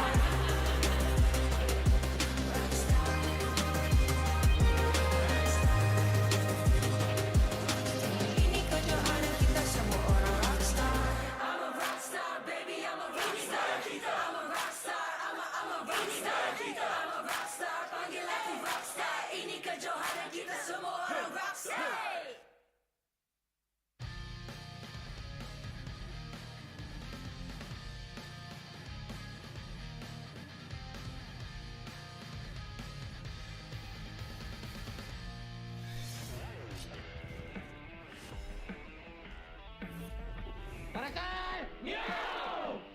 IGN Kuja dan peranan saya dalam tim Karakal adalah coach. Nama saya Muhammad Nur Hadim bin Yusuf. Saya jungler dan umur saya 17 tahun ni. IGN saya ialah Aim. Saya bermain mid laner untuk tim Karakal. Nama saya Herwin bin Barudin. IGN saya Ciwing dan peranan dalam Karakal saya akan jadi tukang tengok lah.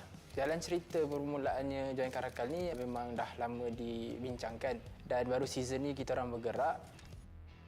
Dan sekarang baru kita orang dapat untuk capai maklumat sendirilah untuk kita orang join daripada bawah, qualifier dan kita dapat main MPL. Memang dah lama plan. Kedua yang layak ke MPL Malaysia musim ke-9. Ni spesies-spesies macam Karakal. Karakal 1, Karakal 2. Ini Karakal biasa punya lagi. Alright, jom kita check. Lord Zaraki cari. Macam mana saya untuk describe tim ni? Okay, untuk Karakal ni boleh dikatakan semua player kurang cakap besar. Bersyukur sebab tak ada masalah ego ataupun star syndrome yang dalam tim Karakal ni tak ada so far.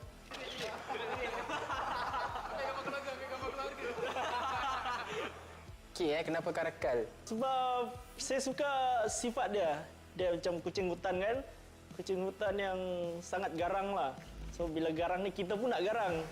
Lepas tu dia boleh survive. Kita ambil sifat-sifat dia untuk kita contohi lah. Sebelum kita orang jumpanya nama Karakal ni, kita orang nak pakai nama Black Widow. Kita orang nak pakai nama Labah-Labah. Sebab apa Black Widow tu dia punya konsep color tu lawa, dia hitam merah. Tapi bila kita orang cuba search dekat Google, dia keluar Black Widow yang superhero tu. So jadi macam tak nak lah. Kalau tim yang dulu disebabkan semua baru je, kita ada satu leader je. Tapi disebabkan semua ni, 5 player ni semua yang orang cakap baguslah. Semua ada minda sendiri dan banyak pilihan sendiri. So susahlah nak communicate. Ini bukan saya yang cakap, ni majority netizen atau orang-orang luar atau pro-pro player cakap. Diorang kata tim ni tim all-star. Diorang kata every player yang ada dalam ni player-player yang berbakat. Tapi kekuatan dekat sini adalah bila kita kumpulkan semua all-star dalam satu tempat, problem dia akan timbul satu je benda. Bila semua menganggap diri ni hebat, diorang akan ada naik satu perasaan ego. So benda tu yang paling susah untuk kita orang kontrol sekarang, untuk turunkan semua ego dan semua orang kata apa, saling bekerjasama. Bagi aku masih kurang sikit lah sebab apa? Sebab kurang chemistry, baru tukar line up. Tapi saya rasa bolehlah kita dapat fight yang terbaik di MPL Season 9 ni. Bila dalam environment tu ramai yang matang berfikir, matang untuk bercakap. Secara tak langsung Eza dia akan turut join kematangan bila bercakap, kematangan untuk berfikir. So rasanya tak susah untuk handle Link Eza even though dia punya umur 17.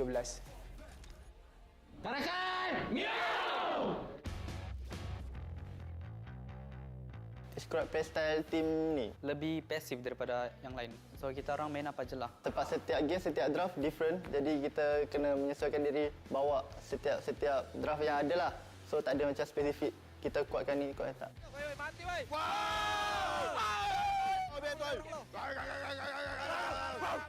Halo. Halo. Halo. Everyone yang dalam tim ni diorang ada task diorang sendiri dan diorang ada perspektif diorang punya role. Setiap momen tu diorang ada perspektif diorang masing-masing. So di mana kat sini kita perlukan trust each other untuk buat shot call. So tak kisahlah siapa pun yang buat shot call, kalau diorang tak ada kepercayaan, benda tu akan susah nak buat. Sometimes banyak juga macam terlagah mulut dengan dia, bergaduh dengan dia. Apa yang kadang-kadang player macam tak boleh bawa apa yang dalam kepala otak dia. Tapi sebenarnya benda tu kalau player boleh executekan benda yang dia nak tu, sebenarnya benda tu bagus. Jadi saya rasa sekarang pun dengan cara training pun mungkin ada juga bawa benda-benda yang aneh-aneh tu. Dan saya rasa benda tu continue kot. Untuk player-player kerakal, bersama-sama berjuanglah untuk MPL Season 9 ni. Dan saya ucapkan tahniah lah sebab masing-masing dah berjaya untuk first step, kita layak ke MPL. Tu first step yang sangat berharga lah untuk kita orang yang mengharapkan slot ni. Dan kita teruskan, kalau boleh kita teruskan sampai kita champion, lepas tu kita wakil Malaysia.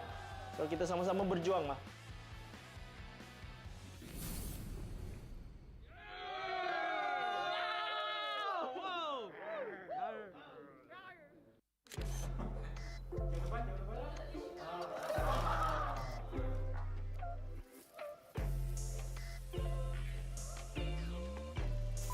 Rambut dah kemas. Handsome juga aku hari ni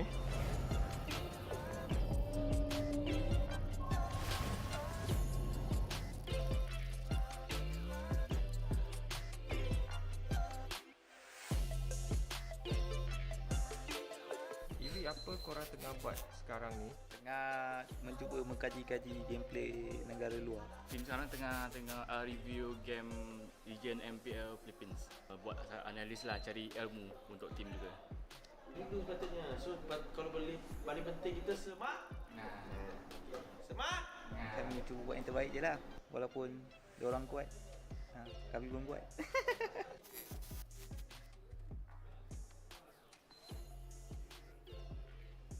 Guys, sekarang ni pukul 8. So setiap hari kalau ada game ke tak ada game, kita akan morning walk. So morning walk ni kat sana. Inilah rutian harian kami untuk panas badan. Lepas tu kita akan fokus kat game. Okay, let's go guys. Let's go. So far semua okey. Jaga diorang pun senang walaupun diorang lelaki. Tapi bila diorang dengan saya, diorang okey lah dengan cakap macam kita nak kena jaga diorang punya schedule, diorang punya makan apa semua. So far diorang okey dan diorang ikut je.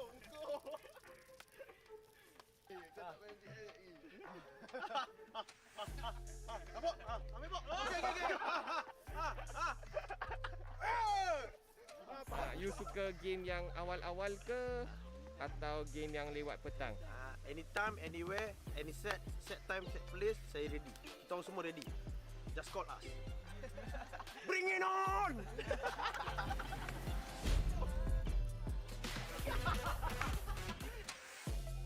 Sekarang band Muntun dah sampai untuk bawa kita ke arena. Kita jumpa di sana ya. Okay guys, jangan lupa pakai seat belt. Dengan mask sekali. Mask, seat belt. Mask, seat belt dengan tidur.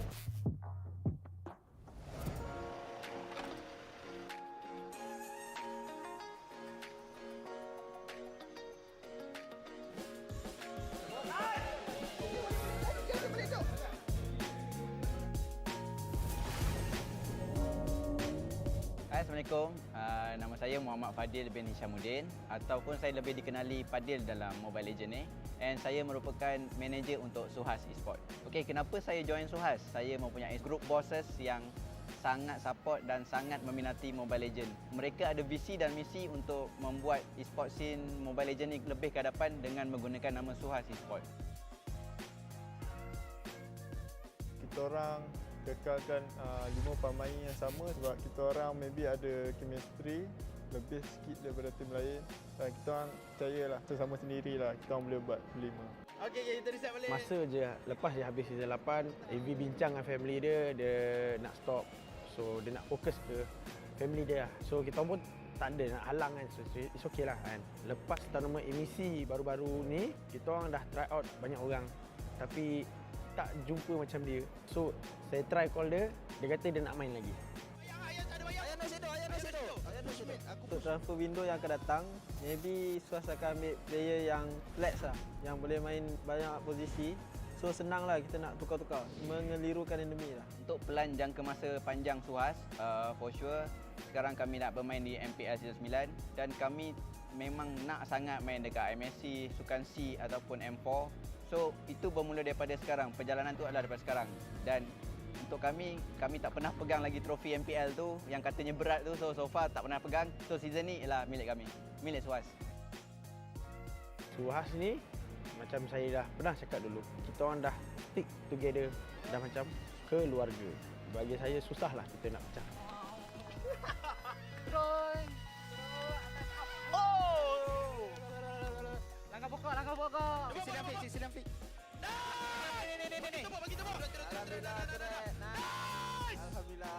SUHAZ untuk saya, SUHAZ is me. Satu family. Satu family lah. Family je. Kita tak boleh nak berpecah. Yes, SUHAZ is my family and segalanya. Okay, semua dah and cut.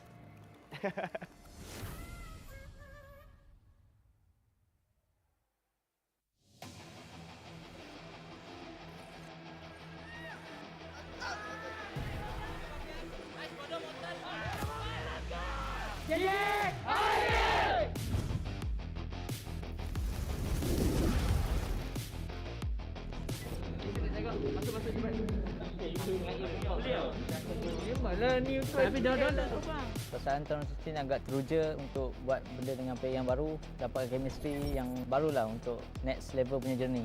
Secara jujur saya sedih lah sebab mereka bukan lagi satu tim dengan saya, tapi saya harus terus move on lah. Yang tu sedih lah, tapi nak buat macam mana, semua orang ada perjalanan masing-masing. So kita orang masih dalam kontrak berjuang untuk tim ni. Ramai yang keluar tapi saya lebih gembira dengan teammate saya yang sekarang lah sebab dapat perubahan yang besar lah. Ini adalah first time saya menjadi captain lah, jadi agak takut lah sebab takut tidak dapat lead team lah. Saya cuba untuk lebih matang lah dengan teammate-teammate yang lain dan saya belajar untuk memberi info-info lah semasa in-game. Bekerja dengan player-player yang agak baru sebenarnya satu cabaran sebab target kami sangat-sangat tinggi. It's a very good learning process, bukan sahaja untuk mereka tapi saya. Sebab season ni ialah kami mempertaruhkan sistem yang telah selama ini RSG daripada season yang lepas sampai sekarang. Sebab tu kita bawa Jason daripada Singapura datang ke Malaysia. Agak memberi cabaran sebenarnya sebab Jason tidak fasih berbahasa Melayu.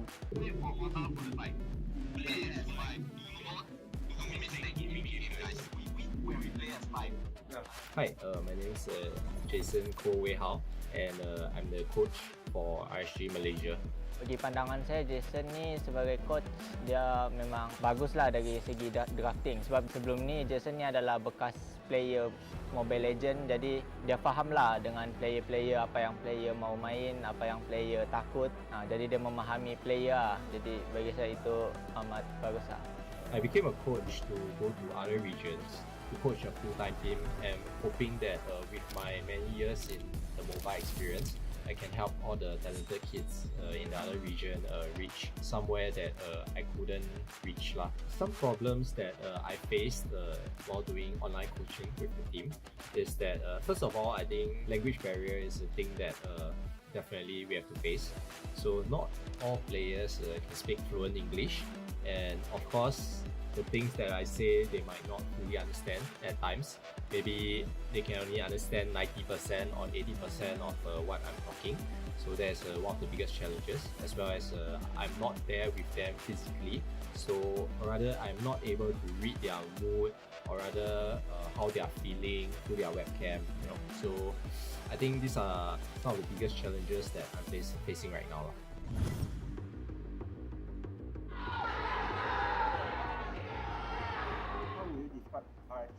Definitely underdog, because this season we reshuffle everything. We start back from scratch, but we trust in our system. Sistem kami insya-Allah akan membawa kami, at least kami akan target ke playoff dahulu. Underdog is the best thing that orang kata boleh describe RSG untuk season ini. Season ni kalau ada orang yang anggap kami underdog, kami terimalah, sebab memang season lalu kami underperform. Untuk saya sendiri, saya rasa saya perlu lebih confident dan kembalikan gameplay season 7 saya sebelum ni. Bagi saya, meta sekarang ni boleh fit dengan RSG sebab Kuza ni dia bermain hero assassin dan meta sekarang adalah meta-meta hero assassin. Dan saya juga hero-hero yang meta sekarang ni adalah match-match yang perlukan farming lah. Jadi saya rasa season ni sesuai lah dengan meta kami lah, di stage yang lebih tinggi lah. Kami telah pergi ke M Series beberapa kali untuk RSG Singapore dan kami confident dengan apa yang ada, bukan sahaja dari segi management tapi dari segi knowledge dan skill dan juga sistem. Kami percaya di setiap negara yang kami masuk M4, contoh seperti Singapore, Filipina dan Malaysia, kami boleh pergi ke N4 lah. Maybe to my boys as well as to the fans out there, like I mentioned previously, we're gonna have a rocky journey, but at the end of the day we will reach our destination lah. I hope that you guys, fans and boys included, continue to believe in what we are doing. At the end of the day, when we reach the journey, then we will smile and laugh together. GG! RSG! Mana? Like always, let's give way first.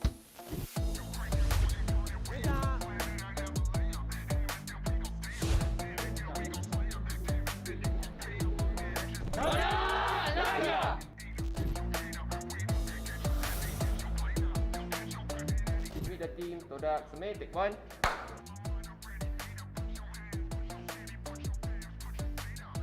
Pada pandangan saya, diorang salah kot.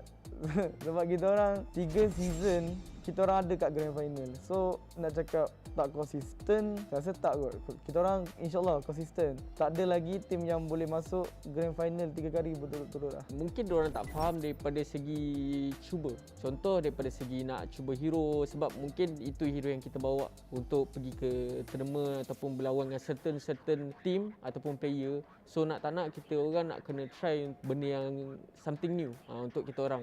First and second week kita orang memang agak kurang perform sikit sebab first kita orang agak tak sihat because of kita orang disahkan positif, and some players pun memang ada rasa lesu badan and then tak semangat. Communication kita orang pun susah sikit lah, agak susah sebab kan kita orang guna Discord kan and not by face to face. Masa qualifier SEA Games tu kita orang still tak sihat, tapi kita orang still keep training sebab kita orang nak sangat masuk SEA Games tu, semua orang nak lah.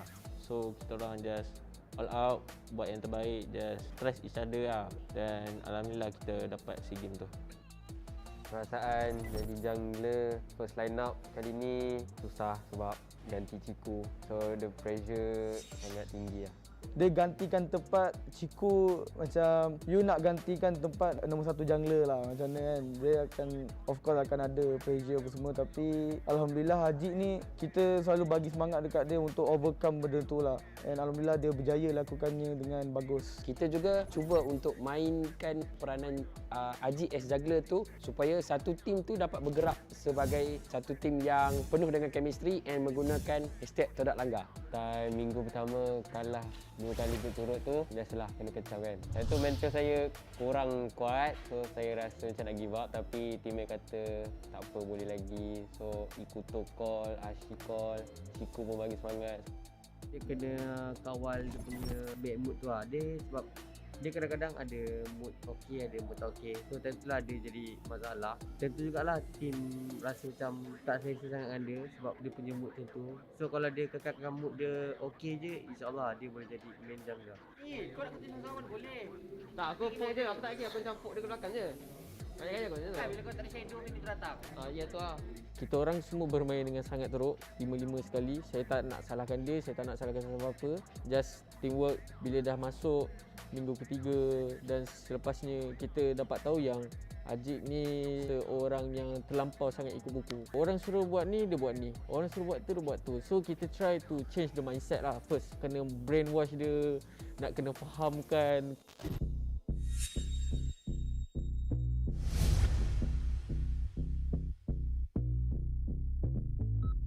Masih lagi activate, tetapi lihatlah damage daripada Chiku. Legendary untuk beliau. Saraki, satu lagi kill yang ingin dicari oleh Chiku. Sebenarnya kita memang plan daripada awal lagi untuk week keempat Chiku akan masuk ke dalam line up. Dia cakap dia bukannya nak rehat pun, dia just nak settlekan beberapa hal yang dia perlu settlekan lah.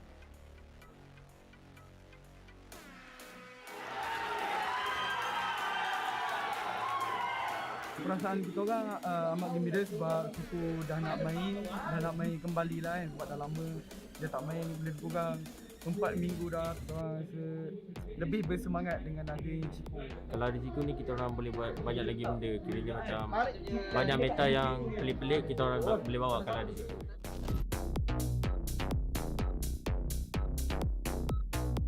Sepanjang saya main MPL daripada season 4 sampailah season sekarang ni, saya rasa this is one of the hardest season lah yang saya boleh kata macam tu, sebab kita ada nampak player-player baru, muka-muka baru. Contoh macam tim daripada MAB ESPORTS, Zahid daripada ESPORTS, diorang player-player yang bagus lah. Kita orang nak champion MPL, lepas tu kita orang nak cuba buat yang terbaik dekat SEA Games ni untuk dapatkan emas lah kan. Impian saya untuk tahun ni ialah main di M Series sebab tahun lepas saya tak main. Disebabkan Moon ni jenis yang kompetitif, so target Moon ataupun my dream is to become number one apa millennial ke match ke apa. My dream is to become a number one team kat dalam dunia ni. Memang sebab itu pun Moon join this scene, this pro scene, MPL dan sebagainya. Memang sebab tu kita orang always try hard to become the best team in the world. #TODAK Langgar. #TODAK Langgar. #TODAK Langgar.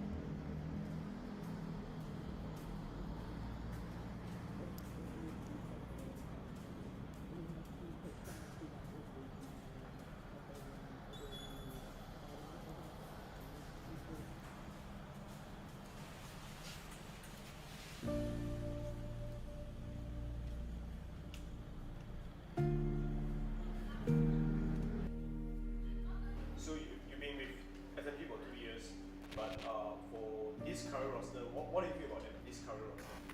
It's a very competitive roster. Even though with some new member coming in, Sasa experience from the other region, he actually pushed everyone to work harder.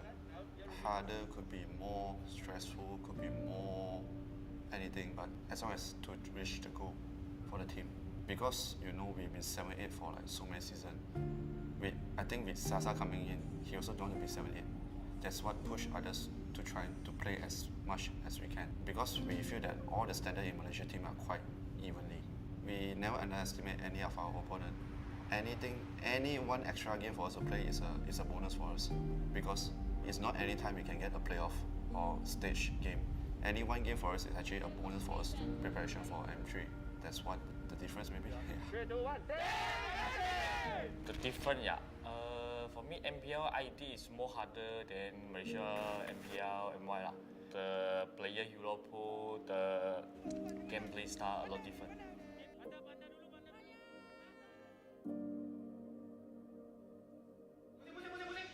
Tapi Zaim Saipua sebenarnya yang diberikan tekanan kembali dan bantuan. Sasa pula yang Meta Malaysia side, the player all suka hadiah dia. Just like they play what they like to play, what just play only like that. But Indo gameplay is totally very different lah. Really teamwork gameplay.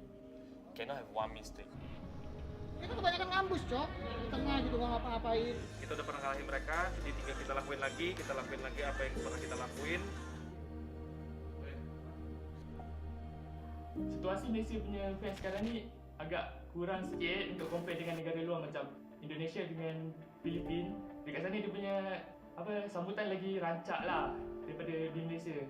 Tapi sejak daripada M1 tak silap saya yang Malaysia jadi host.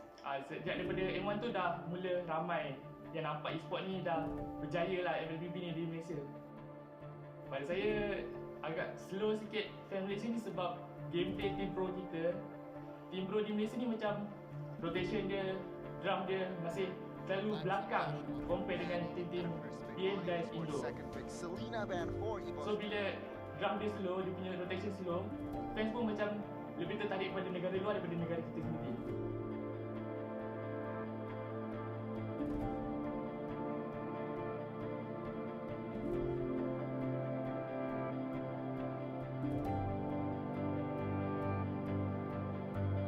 Season 8 ni kita bergerak sebagai pasukan yang underdog and kita buktikan kita dapat tempat pertama MPL season 8 ni. Macam tu juga lah ke M3.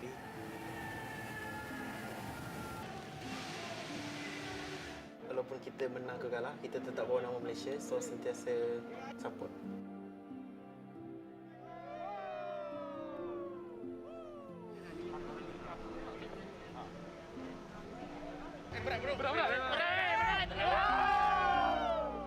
Todak lah kena. Watch us for Todak! Todak!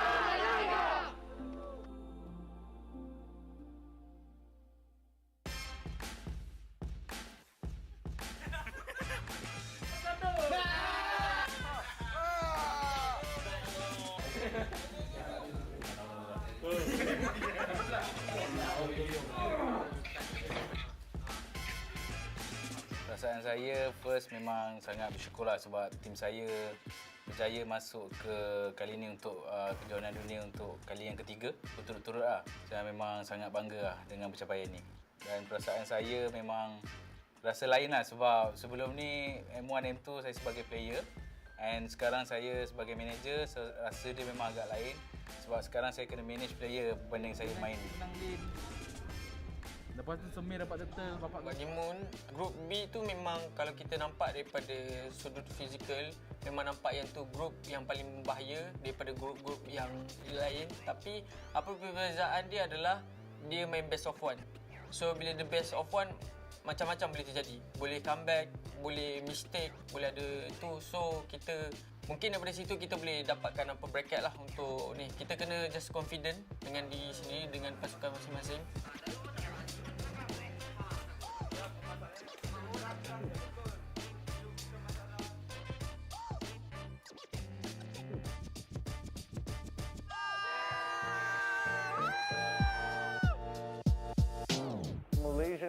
Malaysian meta is very chase the dopamine sort of meta, you know? Whatever makes you feel really good about yourself at the end of the day. We like to be flashy, of course. Everybody likes being flashy. But more importantly, I think it's becoming more refined in a sense where we're not as afraid to try out new things. We're not as stubborn following a very limited meta. We want to start pushing out of it. We've taken a lot of inspiration from both Indonesia and as well as Philippines, and we're starting to weed out what we like and don't like about their metas to come up with our own. It just pushes the limit of Mobile Legends in terms of meta, in terms of players' mentality, in terms of stamina. There's a lot of aspects to it, and I feel like it actually shows you that this is how you'd be a professional player. Para pendapat, apakah meta Malaysia? Kami ada meta sendiri tak? Actually kita ada tim TODAK lah. Apa yang saya nampak contoh macam unik, dia bawa high loss side ataupun tank XP. Basically kita orang yang bawa dulu. Jungler tank pun kita bawa dulu and then ditiru oleh yang lain. Benda tu, dua meta ni adalah meta yang susah untuk dibawa. Bukan semua orang boleh guna. Tim tertentu ataupun player tertentu saja yang boleh bawa meta-meta ni. Untuk improve prestasi diorang sebelum M3 ni, mental diorang kena jaga. Sebab dulu saya jadi player pun mental memang sangat teruk sebab susah nak jaga mental dekat sana. Sebab dengan kuarantin, dengan penat apa semua, tempat yang sama saja training. Mental, lepas tu bagi saya untuk improve lagi kena lebihkan training untuk M3 kali ni. Kalau ditukar, kalau ditukar pun kan. Because I play for Malaysia, I feel very happy lah. But it's like need to win also lah. Cannot lose too much lah. That's why I try my best to give Malaysia something. I feel a lot pressure from it. Kalau dia nak berdepan, yang penting aku tak nak berdepan.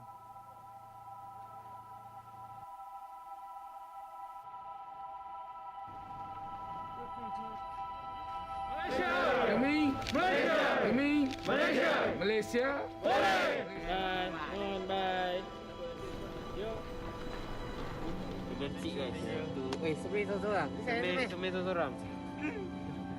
Any training now? First day quarantine.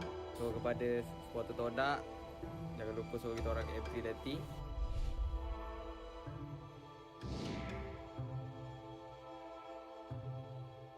This is the Mobile Legends Bang Bang M3 World Championship.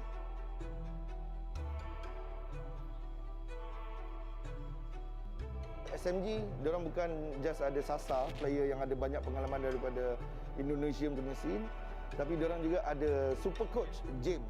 M1 dia tolong RRQ dapat nombor 2. And then M2 dia still tolong RRQ juga. And then RRQ pun dapat banyak championship MPL dekat Indonesia. And then this time around dia tolong SMG. 5 season SMG dapat nombor 8. This season SMG dah dekat grand final. So kita dapat nampak significant change and improvement yang James bawakan. And then for TODAK pun diorang ada banyak nafas baru. Ada Momo, ada Yums. And then diorang ada analyst. So diorang dapat pelbagaikan lagi gameplay diorang. Dan Angka yakin dua-dua tim ni boleh pergi sangat jauh dekat M3. Apa dia? Hello, 1 2 3 1 2 3 1 2 3. Slow dong, aku pergi slow sikit. Bye. Bye-bye. See you tomorrow.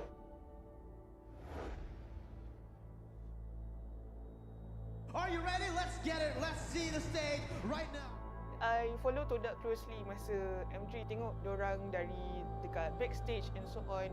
They are very chill person. They are very chill player. Kalau waktu Onyx PH, if I'm not mistaken, Onyx PH group stage, waktu tu BO1. Waktu tu memang ada macam salah faham sikit and ada macam pergaduhan sikit between, if I'm not mistaken, Moon and Fomes. And Moon pun cerita pasal benda ni. And then, tapi yang I sangat suka diorang ni, for example, okay, I bagi you 2 minutes, gaduh, dah, that's it. Masuk stage, it's a new journey, it's a new momentum, it's a new mindset. Susah tau untuk you shifted in a very small amount of time, daripada you macam gaduh, marah, semua emosi dekat sini, and then you nak shift kepada new mental, new team, new momentum.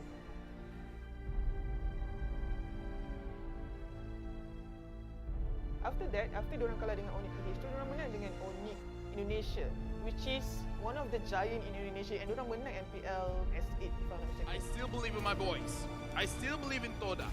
Go with the TODAK Langgar style.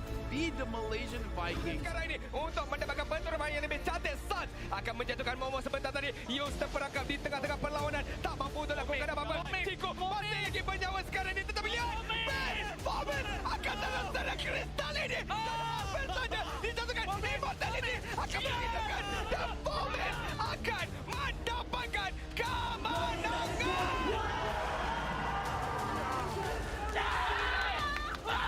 Satu kemenangan yang cukup penting. Fomes berjaya untuk membawa pasukan Malaysia bermain di kawasan upper bracket. TODAK suka buat orang sakit jantung Suka sangat. And kita, to be honest, kita pun tak tahu. Kalau menang, menang. Kalau kalah pun tak apa. But how did they make the comebacks was really surprising. And it's not just in Malaysia itself, Indonesia, Philippines, and even the NA servers. They didn't expect TODAK make such a comeback. Like against TODAK esports. They made a strict push just like that.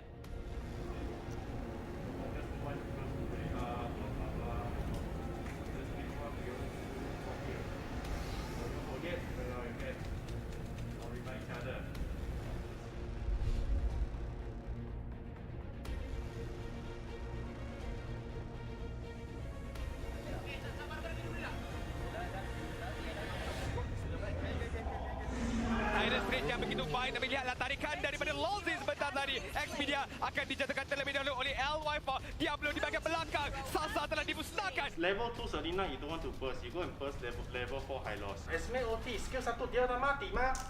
Terus ini pun apa? Saya agak terkejut juga sebab tengok daripada bracket team SMG, sebenarnya SMG lagi senang untuk go to next round. Tapi SMG yang turun ke lower bracket dan tak layak. So saya agak terkejut lah dengan prestasi SMG. Am I surprised today that they got eliminated so early? I can say not surprised because that's the very first time entering international or world championships, except for Long and Sasa. The rest, they're very fresh to this.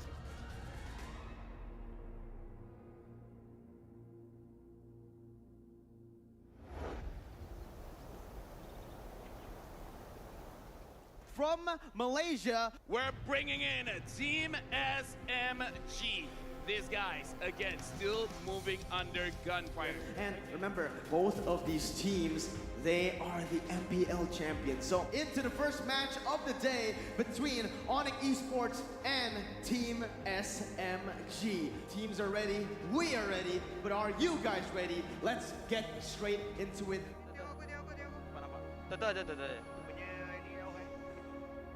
Okay, aku naik balik. Aku cover atas balik.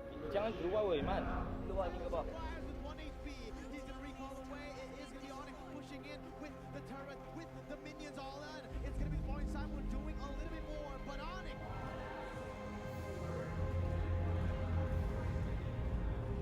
I do believe Team SMG kena terciduk dulu supaya diorang boleh bangkit dengan lebih baik.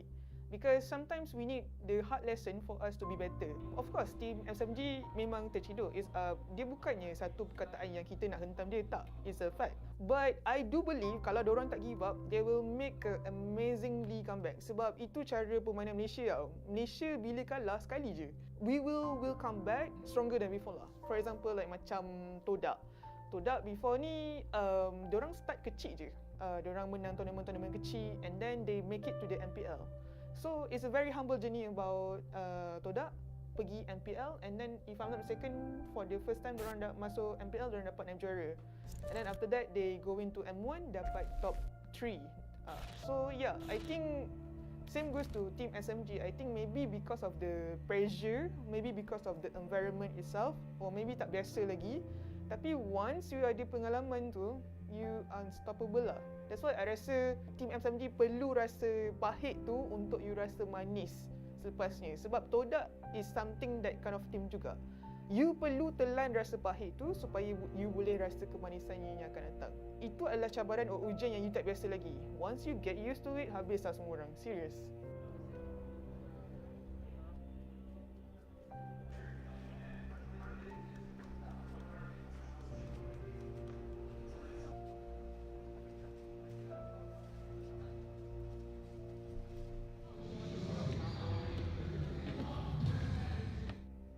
Representing MPL Cambodia, see you soon. That's gonna be a few more stats put in. Kiko guys have held. The juggling. In goes Oob. He's a monster kill and it's over. See you soon. Takes game number 1. The yells and the screams. See you soon. Tak ada Kagura yang dalam bus kan. Tak, tapi sebelum tu dia tak ada kasi je kan? Sebelum tu. Ada dia camping dia memang. One, the base is the target, and just like that, we're going to game 3. TODAK still alive. He's punching through. That's gonna be the vengeance. That's gonna be the counter inferno. Not enough. Kiko guys knocks him out. 2 down. See you soon. That's gonna be the target of Momo. Down goes Kiko guys, but down goes the base.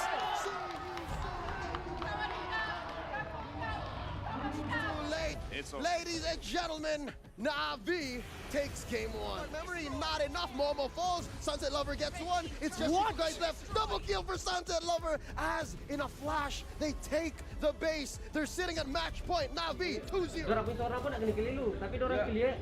Dorang lagi untung, dorang dapat tower. Aku rasa better kita ban je dah. Ataupun kita break taken tu. Kalau dia bawa bom That's gonna have to pull out their best skills. They have to bring out that Langar style. Game number 4 gonna go over to the Malaysia squad. TODAK goes 2-2, and they're targeting the base right now. Ladies and gentlemen, TODAK moves on. From Singapore, it's gonna be EVOS SG. Can't do anything. GG. Well played to EVOS SG. So game ketiga bagi saya outdraft lah. Draft tak berapa kena untuk dengan gameplay yang kita nak main.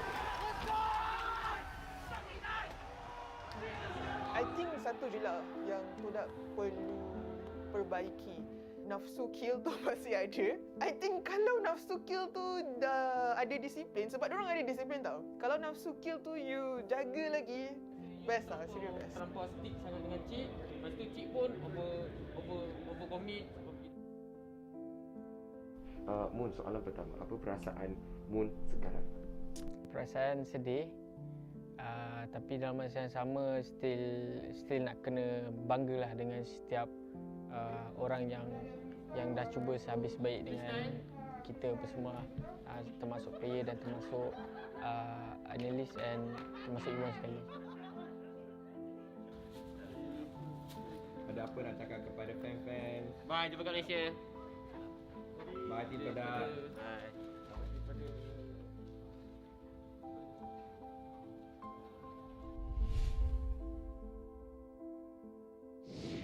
Pada pendapat Bossy, kami ada meta sendiri tak? Saya rasa ada daripada tim TODAK juga, sebab tim TODAK sendiri, Ciku, dia hybrid tau. Dia boleh buat mage, dia boleh buat tank, dia boleh buat fighter, semua tu jadi jungler. So itulah meta yang daripada Malaysia sendiri. Meta hybrid yang boleh guna semua jurus sebagai jungler. Sekarang ni diorang ada Hazim. Hazim adalah penganalisis yang tak ada background kompetitif. Maksudnya dia tak pernah masuk tournament and so on. It shows that kalau you rajin study, you rajin analisis orang lain, and you rajin minta ilmu dengan orang, sebab dia kata dia tengok coach yang luar, dia belajar cara coach lain, belajar macam mana buat meta semua.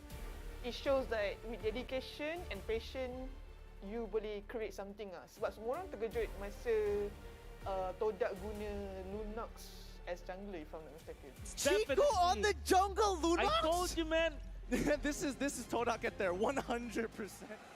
Meta Malaysia dulu kita selalu dikenali sebagai orang yang suka adapt dengan meta, especially dekat Philippines dan juga di Indonesia. But right now, kita sendiri pun dah develop our own meta di mana kita quite rely on memakai marksman dan juga support untuk support kepada marksman itu and make the marksman strong at the late game and then try to win the game. So our meta is more focusing on helping or contributing dekat marksman supaya dia boleh, orang kata istilah fat, get the more items, get the level and power spike yang dia perlukan untuk win the game. So in terms of developing the meta, ramai orang cakap kita tiru say Indonesia ataupun Philippines. Part of it is true for certain teams. Ada beberapa team dekat Malaysia, diorang very innovative. Orange is very innovative, TODAK very innovative, as well as Geek Fam, diorang very innovative. But the thing about meta is, bila kita try tiru orang, kadang-kadang benda tu tak jadi. So, this is where the process begins. Kita tengok for inspiration and then we try. And then based on the try and error, kita tengok what works for us and apa yang tak okay untuk kita orang. And then you make adjustment dekat situ. So, walaupun kalau kita awal-awal ambil meta orang lain, but through trial and error, dia akan jadi identity kita sendiri. Meta special yang Malaysia selalu gunakan untuk kalahkan banyak tim daripada luar is kita punya split push meta. Split push meta kita paling kuat dekat Southeast Asia yang aku boleh kata. And then TODAK is one of the best team yang boleh mainkan meta ni dengan baik. No way! Are you serious? Oh no! Is this how it ends? Is this how it ends? That's an unstoppable streak for us. But guess what? Chico! I think semua orang mungkin akan setuju dengan benda ni, termasuk pro player.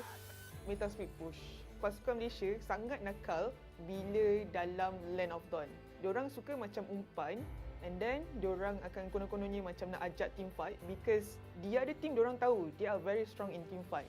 Tapi sebenarnya bila for example TODAK nak engage, kita orang bukannya nak engage untuk team fight pun. Kita orang maybe just nak macam nakal, melakukan tipu daya so that the other person buat speed push. So I do believe benda ni, meta ni daripada dulu lagi, pada Asia Science, MYA. I think TODAK pun pernah buat sekali masa dekat M3.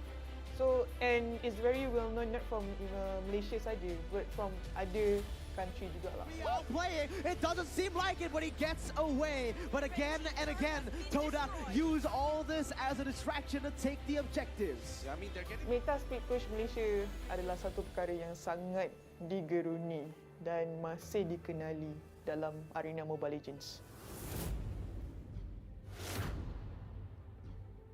Dulu kita tak ada dismantle coach, but now banyak pasukan yang bawa coach and analyst or even their own manager sendiri pun akan turun padang, orang kata, untuk berikan yang terbaik kepada pasukan mereka, menunjukkan day by day or season by season MPL is getting bigger and is getting more and more competitive.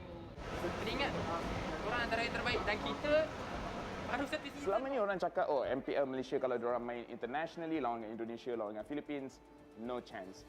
But even in M1 kita boleh tengok tim TODAK dah jadikan Malaysia the top 2 region during M1. During M2 again TODAK membawa Malaysia kepada level yang tinggi.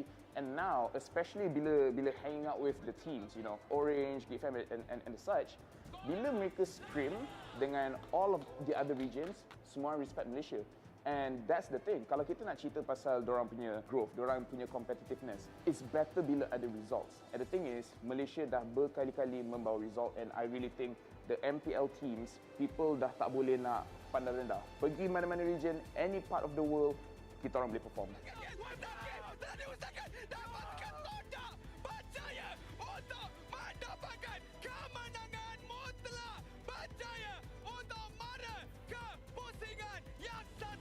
I think dari segi gameplay, we need to study a lot. When we talk about meta, most effective tactical available meta is actually a trend. Dalam this patch, what is the trend and how we can counter it, and you can be creative about it. Here we go. We're seeing the Lolita coming out of Shark once again with a 66.7% win rate. It's only come out literally 3 times from Shark and as well as JPL. Oh, they have done it! North America take another game!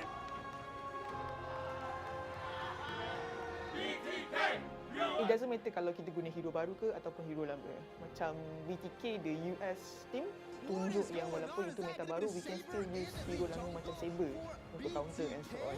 And most importantly, retakes are great. The retakes, he finally gets hit by the last hit on the sweep, and it also final. So, I think for Malaysia team sebenarnya kena study. Kalau you tak ada coach, kalau you tak ada analisis, memang you kena buat sendiri. And then second, kalau dah famous, jangan ada superstar syndrome lah, because itu yang akan buat you macam lupa diri lah.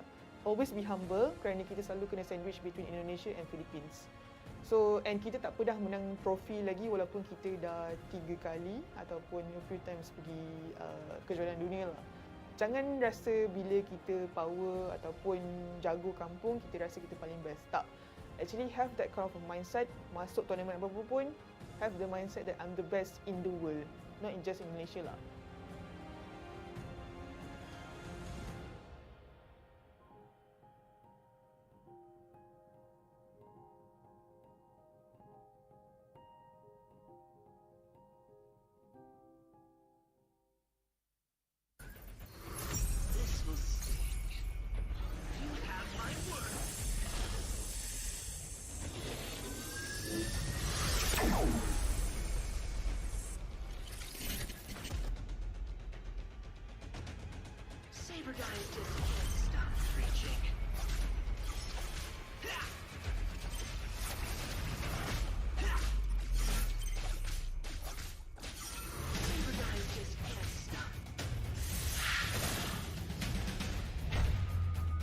Hey, that purple thing looks cool.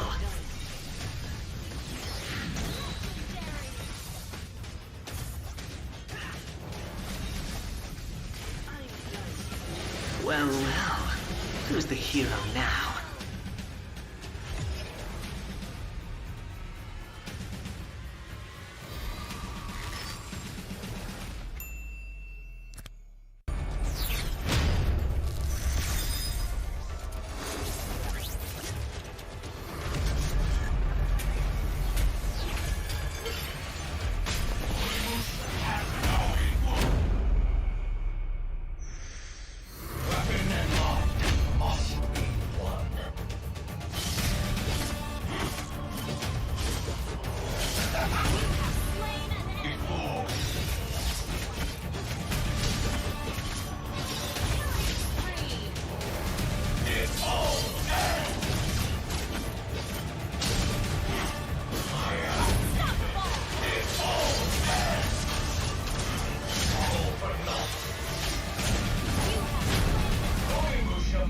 all weapons, let alone despair.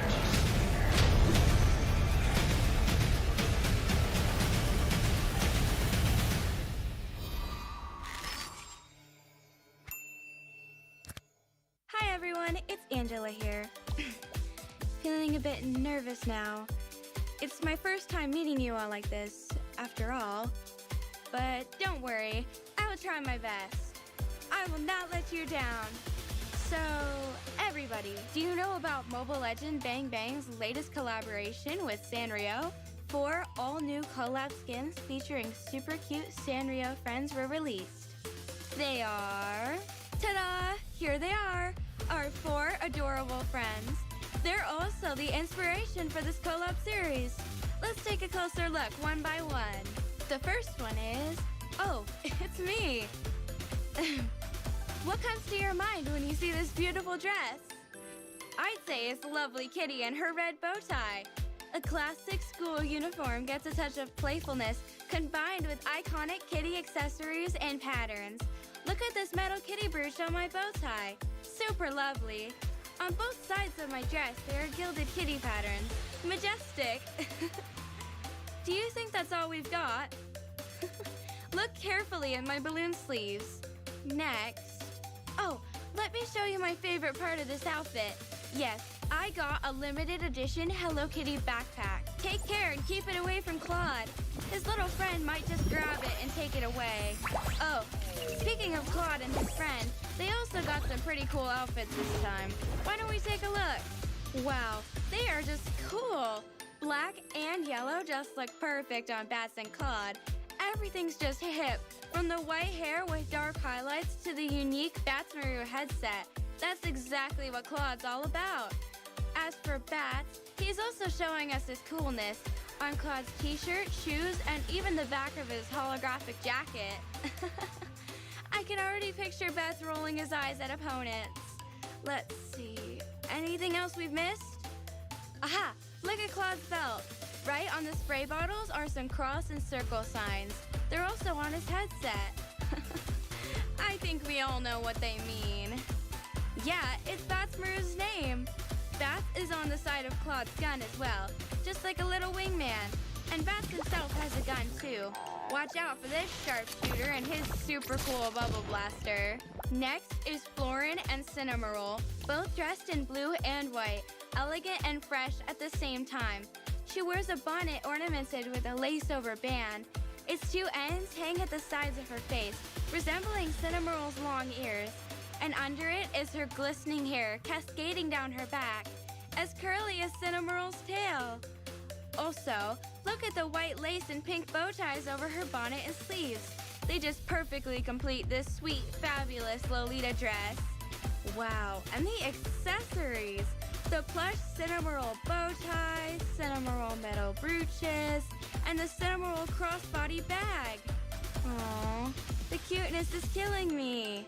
Last but not least, the finishing touches of the collaboration. Chunga is here. This time she becomes the little artist, and the outfit is just right for her. The beret, exactly the same kind as Piran's. Her hair tied up with a Piran hairband. That's what a pro does. The painter apron has Piran's face on it, neat and cute.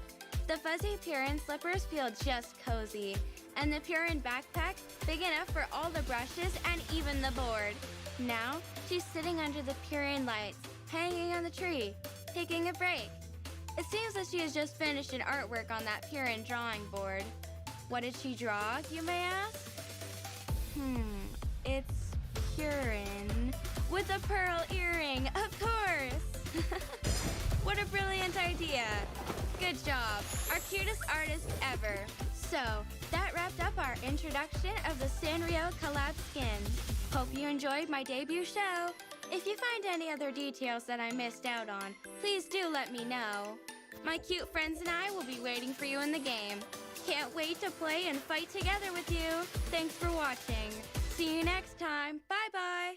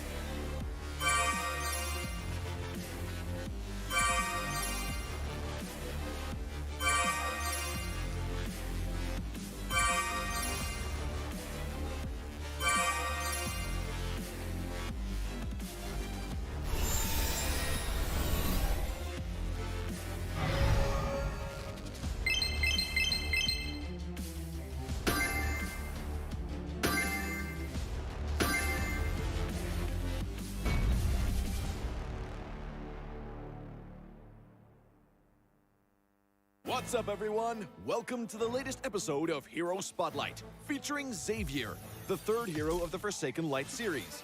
Xavier is a ranged mage, boasting superb sustained damage. With his unique skill set, he can extend his attack distance almost infinitely and enhance his power each time he lands a skill shot on an enemy.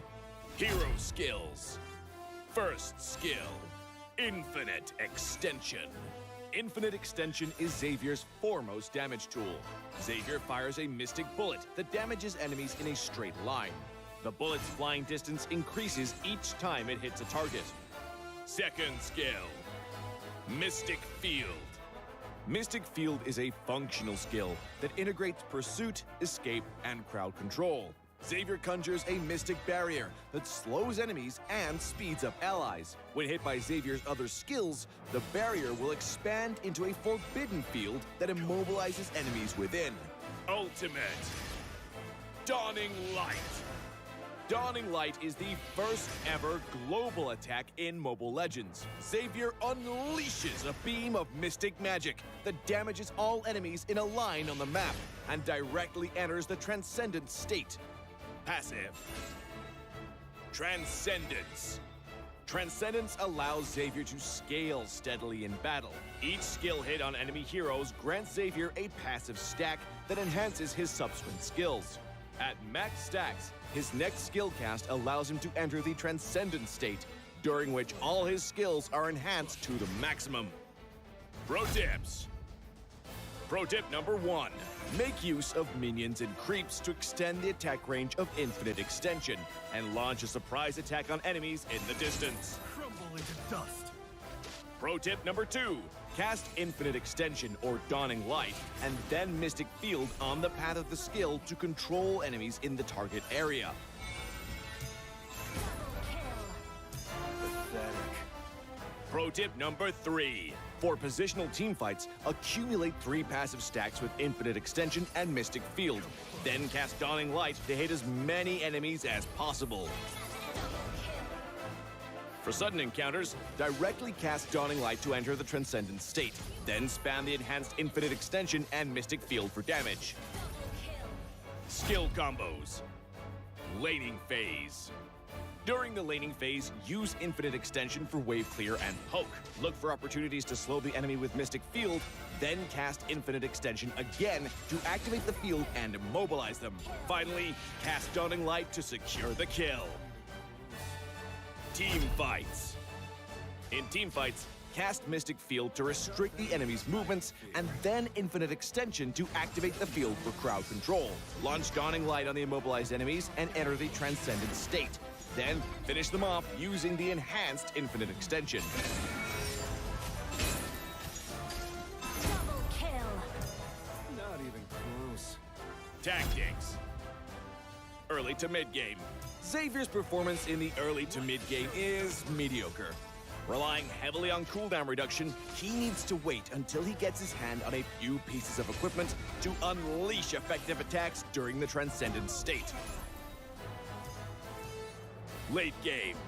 Xavier's damage will skyrocket in the late game. Once with sufficient cooldown reduction, he can easily enter and extend the Transcendent state and chuck out the enemies with his enhanced skills.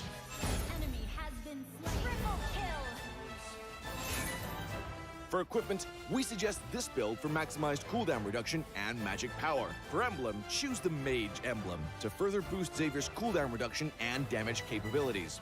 As for battle spells, Flicker is recommended to make up for Xavier's lack of mobility. Well, that's our new hero, Xavier, the Defier of Light, coming on March 22nd. And until next time, we'll be seeing you in the Land of Dawn.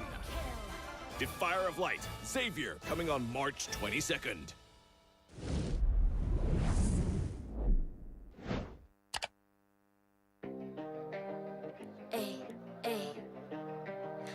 I'm a rock star. Yeah, rock star. Ay, ay, ay. I'm a rock star, baby. I'm a rock star. I'm a rock star. I'm a rock star. I'm a rock star. Panggil aku rock star. Ini kejohanan kita semua orang rock star. The rock rockstar, kita buat saja gaya kita. Makin panas apinya sudah membara. Macam mana pun ku menempuh segala demi negara, ku buat semua bangga. Step into my world, you know I'm always in my zone. You know I got my team, no I'm never alone. Bring out my best, buat yang terbaik. Jadi juara perlahan kita naik. Aku nak push, naik-naik jadi lebih bagus. Jadi hero, ku ada skill. Berapa banyak musuh aku dah kill. Ramai cuba mencapai, cause they envy me. Tiap game aku pasti jadi MVP. Easy. I'm a rockstar, baby, I'm a rockstar. I'm a rockstar, I'm a rockstar.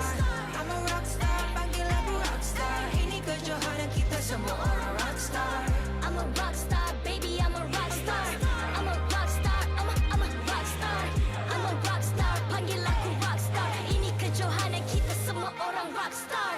Tengok nanti siapa yang juara. Ni peluang kita bawa pulang piala. This is my game, this is my time. Menang semua, everything will be mine. Kalau jatuh kau pasti kembali. Bangun balik ku tegak berdiri. Kuatkanlah tenaga, ganjaran diperoleh. Ni kejohanan kita, Malaysia memang boleh. Rise up to the top, kita buat bersama. Semangat kita kuat di bawah satu bendera. Hey. I'ma go hard for the win. Win. On the battlefield till the end. I'm trying to beat the greatest anyone has ever seen. Stand by, I'm coming in for the win. I'm a rockstar, baby, I'm a rockstar. I'm a rockstar, I'm a rockstar. I'm a rockstar, panggil aku rockstar. Ini kejohanan kita semua orang rockstar. I'm a rockstar, baby, I'm a rockstar.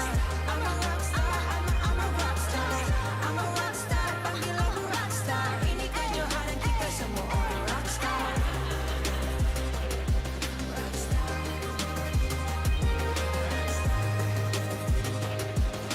Ini kejohanan kita semua orang rockstar.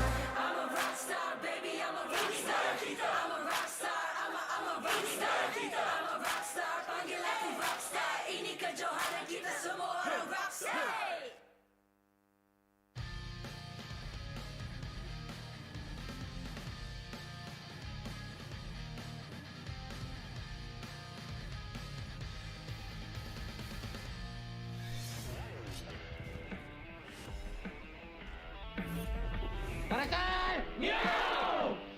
IGN Kuja dan peranan saya dalam tim Karakal adalah coach. Nama saya Muhammad Nur Hadim bin Yusuf. Saya jungler dan umur saya 17 tahun ni. IGN saya ialah Im. Saya bermain mid laner untuk tim Karakal. Nama saya Herwin bin Barudin. IGN saya Ciwing dan peranan dalam Karakal saya akan jadi tukang tengok lah. Jalan cerita permulaannya join Karakal ni memang dah lama dibincangkan dan baru season ni kita orang bergerak. Dan sekarang baru kita orang dapat untuk capai maklumat sendirilah untuk kita orang join daripada bawah qualifier dan kita dapat main MPL. Memang dah lama plan. Kedua yang layak ke MPL Malaysia musim ke-9. Ni spesies-spesies macam Karakal. Karakal 1, Karakal 2. Ini Karakal biasa punya lagi. Alright, jom kita check. Lok Zaraki cari. Macam mana saya untuk describe tim ni? Okay, untuk Karakal ni boleh dikatakan semua player kurang cakap besar. Bersyukur sebab tak ada masalah ego ataupun star syndrome yang dalam tim Karakal ni tak ada so far.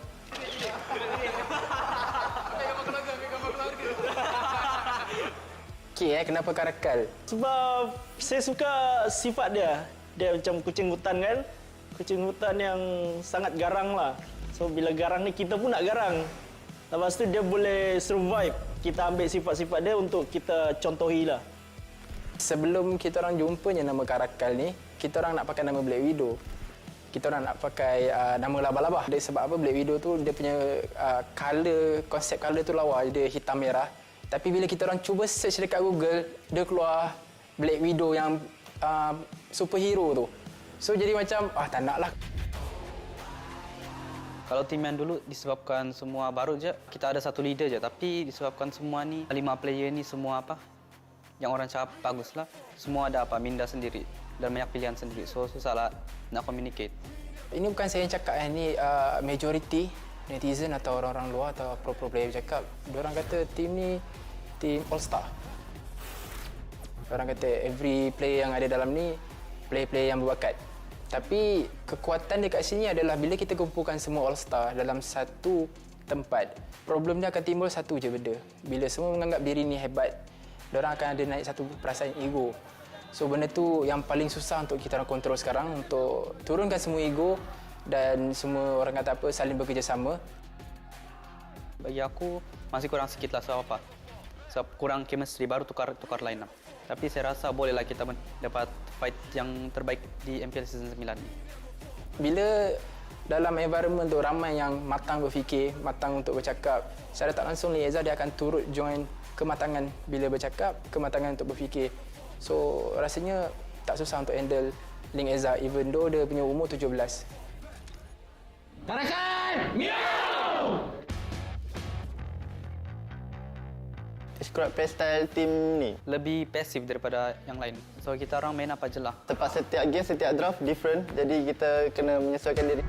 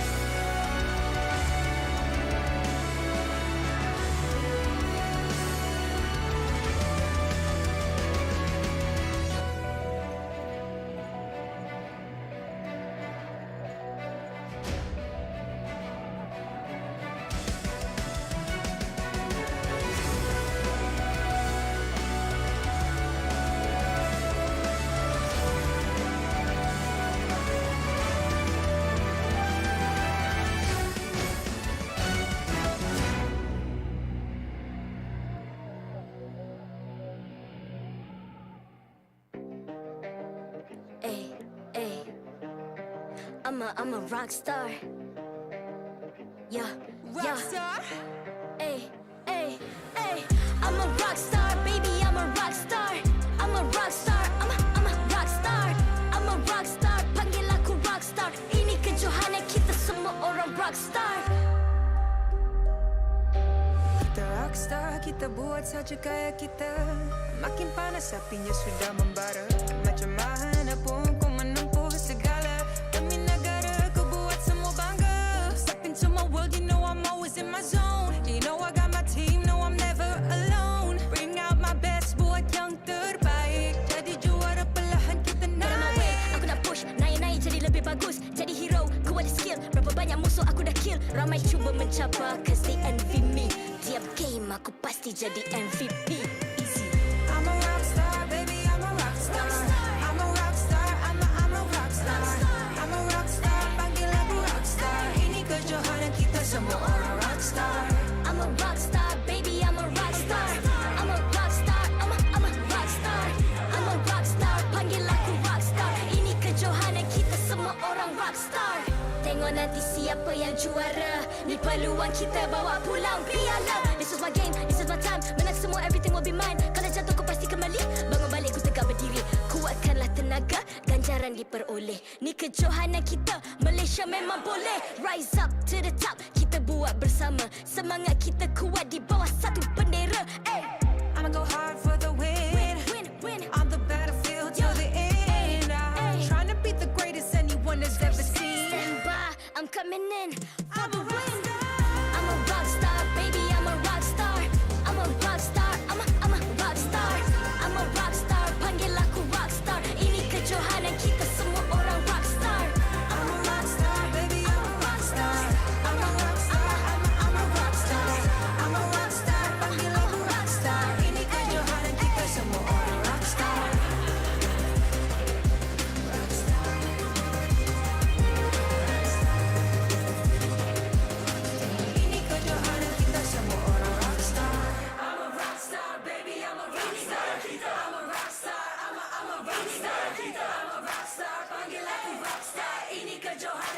semua orang rockstar.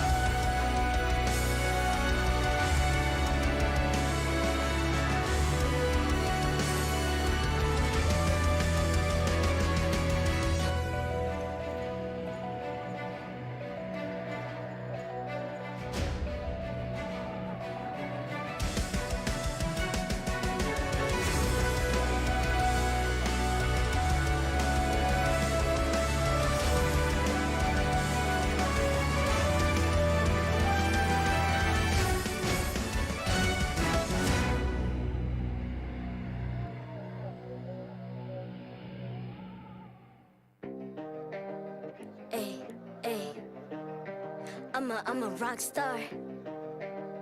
Yeah, Rockstar? Ay, ay, ay. I'm a rock star, baby. I'm a rock star. I'm a rock star. I'm a rock star. I'm a rock star. Panggil aku rock star. Ini kejohanan kita semua orang rock star. Kita rockstar, kita buat saja gaya kita. Makin panas apinya sudah membara. Macam mana pun kau menempuh segala. Demi negara kau buat semua bangga. Step into my world, you know I'm always in my zone. You know I got my team, no I'm never alone. Bring out my best, buat yang terbaik. Jadi juara perlahan kita naik. Get on my way, aku nak push. Naik-naik jadi lebih bagus. Jadi hero, ku ada skill. Berapa banyak musuh aku dah kill. Ramai cuba mencabar cause they envy me. Tiap game aku pasti jadi MVP. Easy. I'm a rockstar, baby, I'm a rockstar. I'm a rockstar, I'm a rockstar. I'm a rockstar, panggil aku rockstar. Ini kejohanan kita semua orang rockstar. I'm a rockstar, baby, I'm a rockstar. I'm a rockstar, I'm a rockstar. I'm a rockstar, panggil aku rockstar. Ini kejohanan kita semua orang rockstar. Tengok nanti siapa yang juara. Ni peluang kita bawa pulang piala. This is my game, this is my time. Menang semua, everything will be mine. Kalau jatuh kau pasti kembali. Bangun balik ku tegak berdiri. Kuatkanlah tenaga, ganjaran diperoleh. Ni kejohanan kita, Malaysia memang boleh. Rise up to the top, kita buat bersama. Semangat kita kuat di bawah satu bendera. Ay. I'ma go hard for the win. Win. On the battlefield till the end. I'm trying to beat the greatest anyone has ever seen. Stand by, I'm coming in for the win. I'm a rockstar, baby, I'm a rockstar. I'm a rockstar, I'm a rockstar. I'm a rockstar, panggil aku rockstar. Ini kejohanan kita semua orang rockstar. I'm a rockstar, baby, I'm a rockstar. I'm a rockstar, I'm a rockstar. I'm a rockstar, panggil aku rockstar. Ini kejohanan kita semua orang rockstar.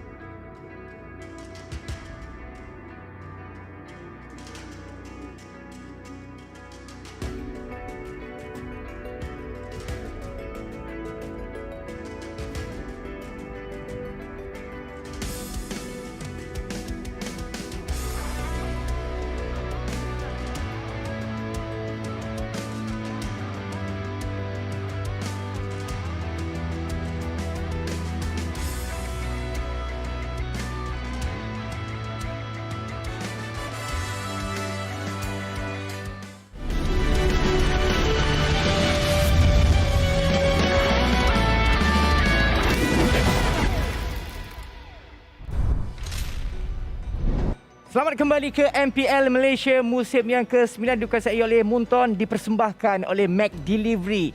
Samsung sebagai telefon pintar rasmi kita, raikan bersama dengan Nescafe dan juga gaming bersama dengan Cadbury Zip. Dan sekarang kita bertiga kat sini, kat sini bersama dengan Sif dan juga Syamilo.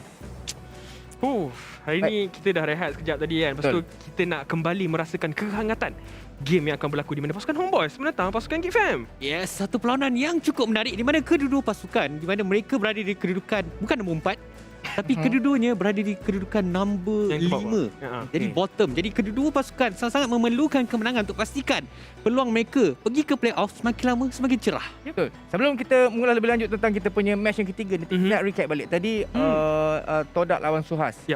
Okay, SUHAZ dah dapat 1 mata. Okey, manakala MAB sebelum tu tadi dah dapat 2 mata. So sekarang ni HomeBois boleh dikatakan duduk dalam kedudukan yang sangat bahaya.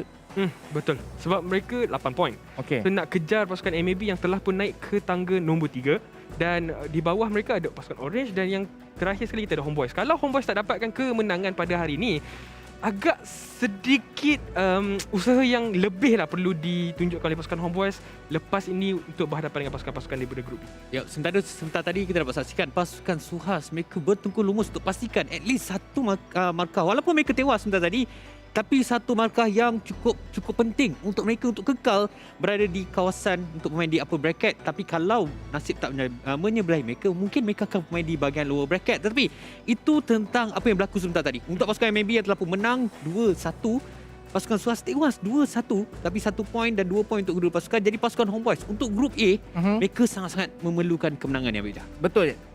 Nak tak nak mereka kena buat sesuatu, memang kena all out.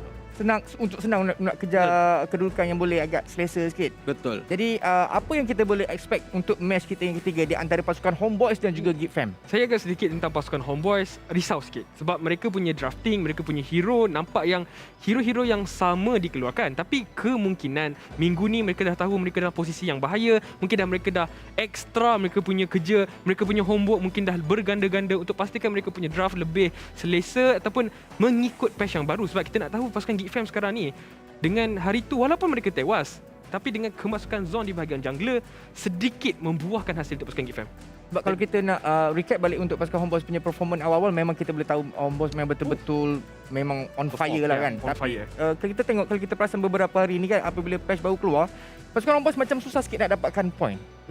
Ya, itu yang berlaku. Tapi seperti yang dikatakan oleh Syamilo, mereka seperti dah predictable apa yang akan dilakukan oleh pasukan HomeBois. Tapi kalau kita bercakap tentang pasukan Geek Fam pula, yes, sebelum ni game terakhir mereka tewas 2-1 dengan kemasukan zone di bahagian jungler, dan apabila Maima bermain di bahagian gold lane, nampak sikit mereka seperti ada arah tuju cara untuk main. Mungkin kalau diasah komposisi chemistry atau untuk kelima-lima pemain daripada pasukan Geek Fam, saya tak terkejut sebenarnya kalau hari ini mereka boleh menang lawan HomeBois. Macam mana pula dengan Syamilo? Rasanya? Okey, kalau saya pula, saya rasa ada harapan lagi untuk pasukan Geek Fam memenangkan game ni kalau pasukan HomeBois still main dengan cara yang sama, draft yang sama. Kalau HomeBois ada adjust sikit dekat mereka punya drafting, ataupun mungkin mereka dah adjust mereka punya strategi gameplay, rotation mereka, mungkin agak sedikit sukar untuk pasukan Geek Fam memenangkan game tersebut. Tapi walau bagaimanapun, saya predict, bagi saya sendiri, untuk prediction saya, Geek Fam mungkin akan menang 2-1. Okey. Saya bagi terus. Dan itulah yang kita, untuk game yang ketiga Ya. 2-1 untuk game yang ketiga pasti. Ya. Baik, jadi kita sama-sama tengoklah macam mana HomeBois dengan Geek Fam, apakah yang mereka akan tunjukkan. Sebab saya tahu memang HomeBois ke Geek Fam memang kena tunjukkan sesuatu untuk game yang ketiga ni, Syamilo. Betul? Sebab diorang bukan perlu tunjukkan sesuatu, sebab mereka juga mempunyai fanbase yang besar. Jadi mereka sangat-sangat memerlukan sokongan daripada penonton yang datang dekat venue. Jadi sebelum kita masuk, sebenarnya saya nak terima kasih lah kepada penonton-penonton yang sanggup datang bersama-sama dengan kita dekat venue untuk pastikan pasukan mereka menang pada hari ini. Jadi kalau ada penonton, sorak sikit nak dengar. Tapi walau macam mana pun nak bergurau lah. Kita ada benda yang penting kita nak bagi tahu. Jangan lupa untuk berbelanja RM50 di McDelivery dan dapatkan 6 ketul Mac Nugget secara percuma. Bukan tu je, anda juga boleh menang skin tau. Tapi pastikan anda masukkan kod MPL Rewards. Ada S, kita dah berapa kali tekankan supaya kod tu kena betul. Kalau tak nanti rugi. Betul. Order simpan time more. Jangan makan tengah hari. Esok lah. Kalau order sekarang, makan kejap lagi. Lepas Esok. tarawih boleh makan nugget. Pastikan order masa waktu nak buka lah. Tapi selalunya first day dimaafkan. Tapi tak apa. Sekarang ni Sif, mungkin kita dah ready untuk kita punya coin toss. Silakan. Ya, seperti biasa kita akan terus pergi ke pentas utama kita bersama-sama dengan MLBB, diikuti dengan dua wakil daripada kedua pasukan, di mana untuk pasukan daripada HomeBois kita ada Saiful yang akan mewakili pasukan mereka, dan untuk pasukan daripada Geek Fam kita ada Lil B, di mana seperti yang anda dapat saksikan, Saiful yang akan memilih hits dan juga Lil B yang akan memilih tails. Dan seperti yang anda dapat saksikan, coin toss ini dibawakan khas oleh Cadbury, Zip, dan MLBB akan melakukan tugas dia untuk kali yang terakhir pada hari ini. Dan nampaknya terus saja pergi kepada tails, dan pasukan Geek Fam akan memilih first pick, di mana percentage untuk pasukan Geek Fam memenangi first pick adalah 17%. Risau sikit lah sebenarnya. Risau kenapa tu, Samilo? Sebab 17% tu sebenarnya satu jumlah yang sangat sedikit untuk mereka, dan banyak sebenarnya mereka perlu lakukan. Mereka kena pastikan yang first hero mereka tu adalah hero yang betul-betul worth it untuk guna. Baik, sekarang ni kita dah ready rasanya untuk match kita yang ketiga. Jadi untuk kita punya BM caster, please take it away. Welcome everybody to the final best of 3 of today. We saved the best of last for last, of course. My name is Getting Q. This is Sadafa. You guys are watching the English broadcast of the MPL-MY Season 9. And we can't wait to get right into it. But first of all, we got to thank our audience. We have a beautiful stage behind us. All thanks to our sponsors here today for making it happen. The official gaming chair, Secret Labs, our partner in esports, TikTok, esports charts, EGG, and not to forget our co-organizers, ESI, for making it happen. Yep, once again, ladies and gentlemen, thank you very much, all of you, for joining us here at MPL-MY. We've already had a slew of really impressive games in the MPL Season 9 Week 7 day number 2, but there's going to be one last one. And if you guys think you know who is going to be the winner of this final series, make sure to join our MPL Predictor Challenge. Just write down in the comments which team you think is going to win, include your server ID, your game ID as well, and you stand a chance to win some rewards. Don't forget that hashtag as well, hashtag MPL Predictor, and you guys stand a chance to win the Ruby Edwise skin. Guys, if you are a one-trick in Ruby, and if you saw the previous matchups and want to be part of the Ruby clan, you know what to do. It's as simple as that.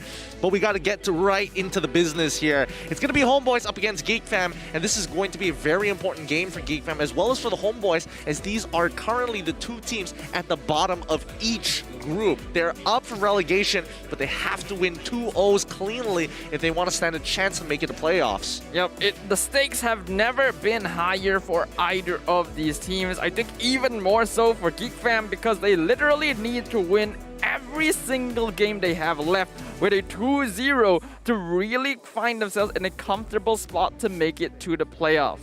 HomeBois, they still have another week after this, and I still think that they're very much capable of pushing themselves to get into the playoffs at the very least. It looks like at the end of the day, that -8 deficit really hurt them since they were unable to get 2-0s throughout their previous matches. But I think it's time to bring out HomeBois and Geek Fam right onto the stage. Let's bring them out!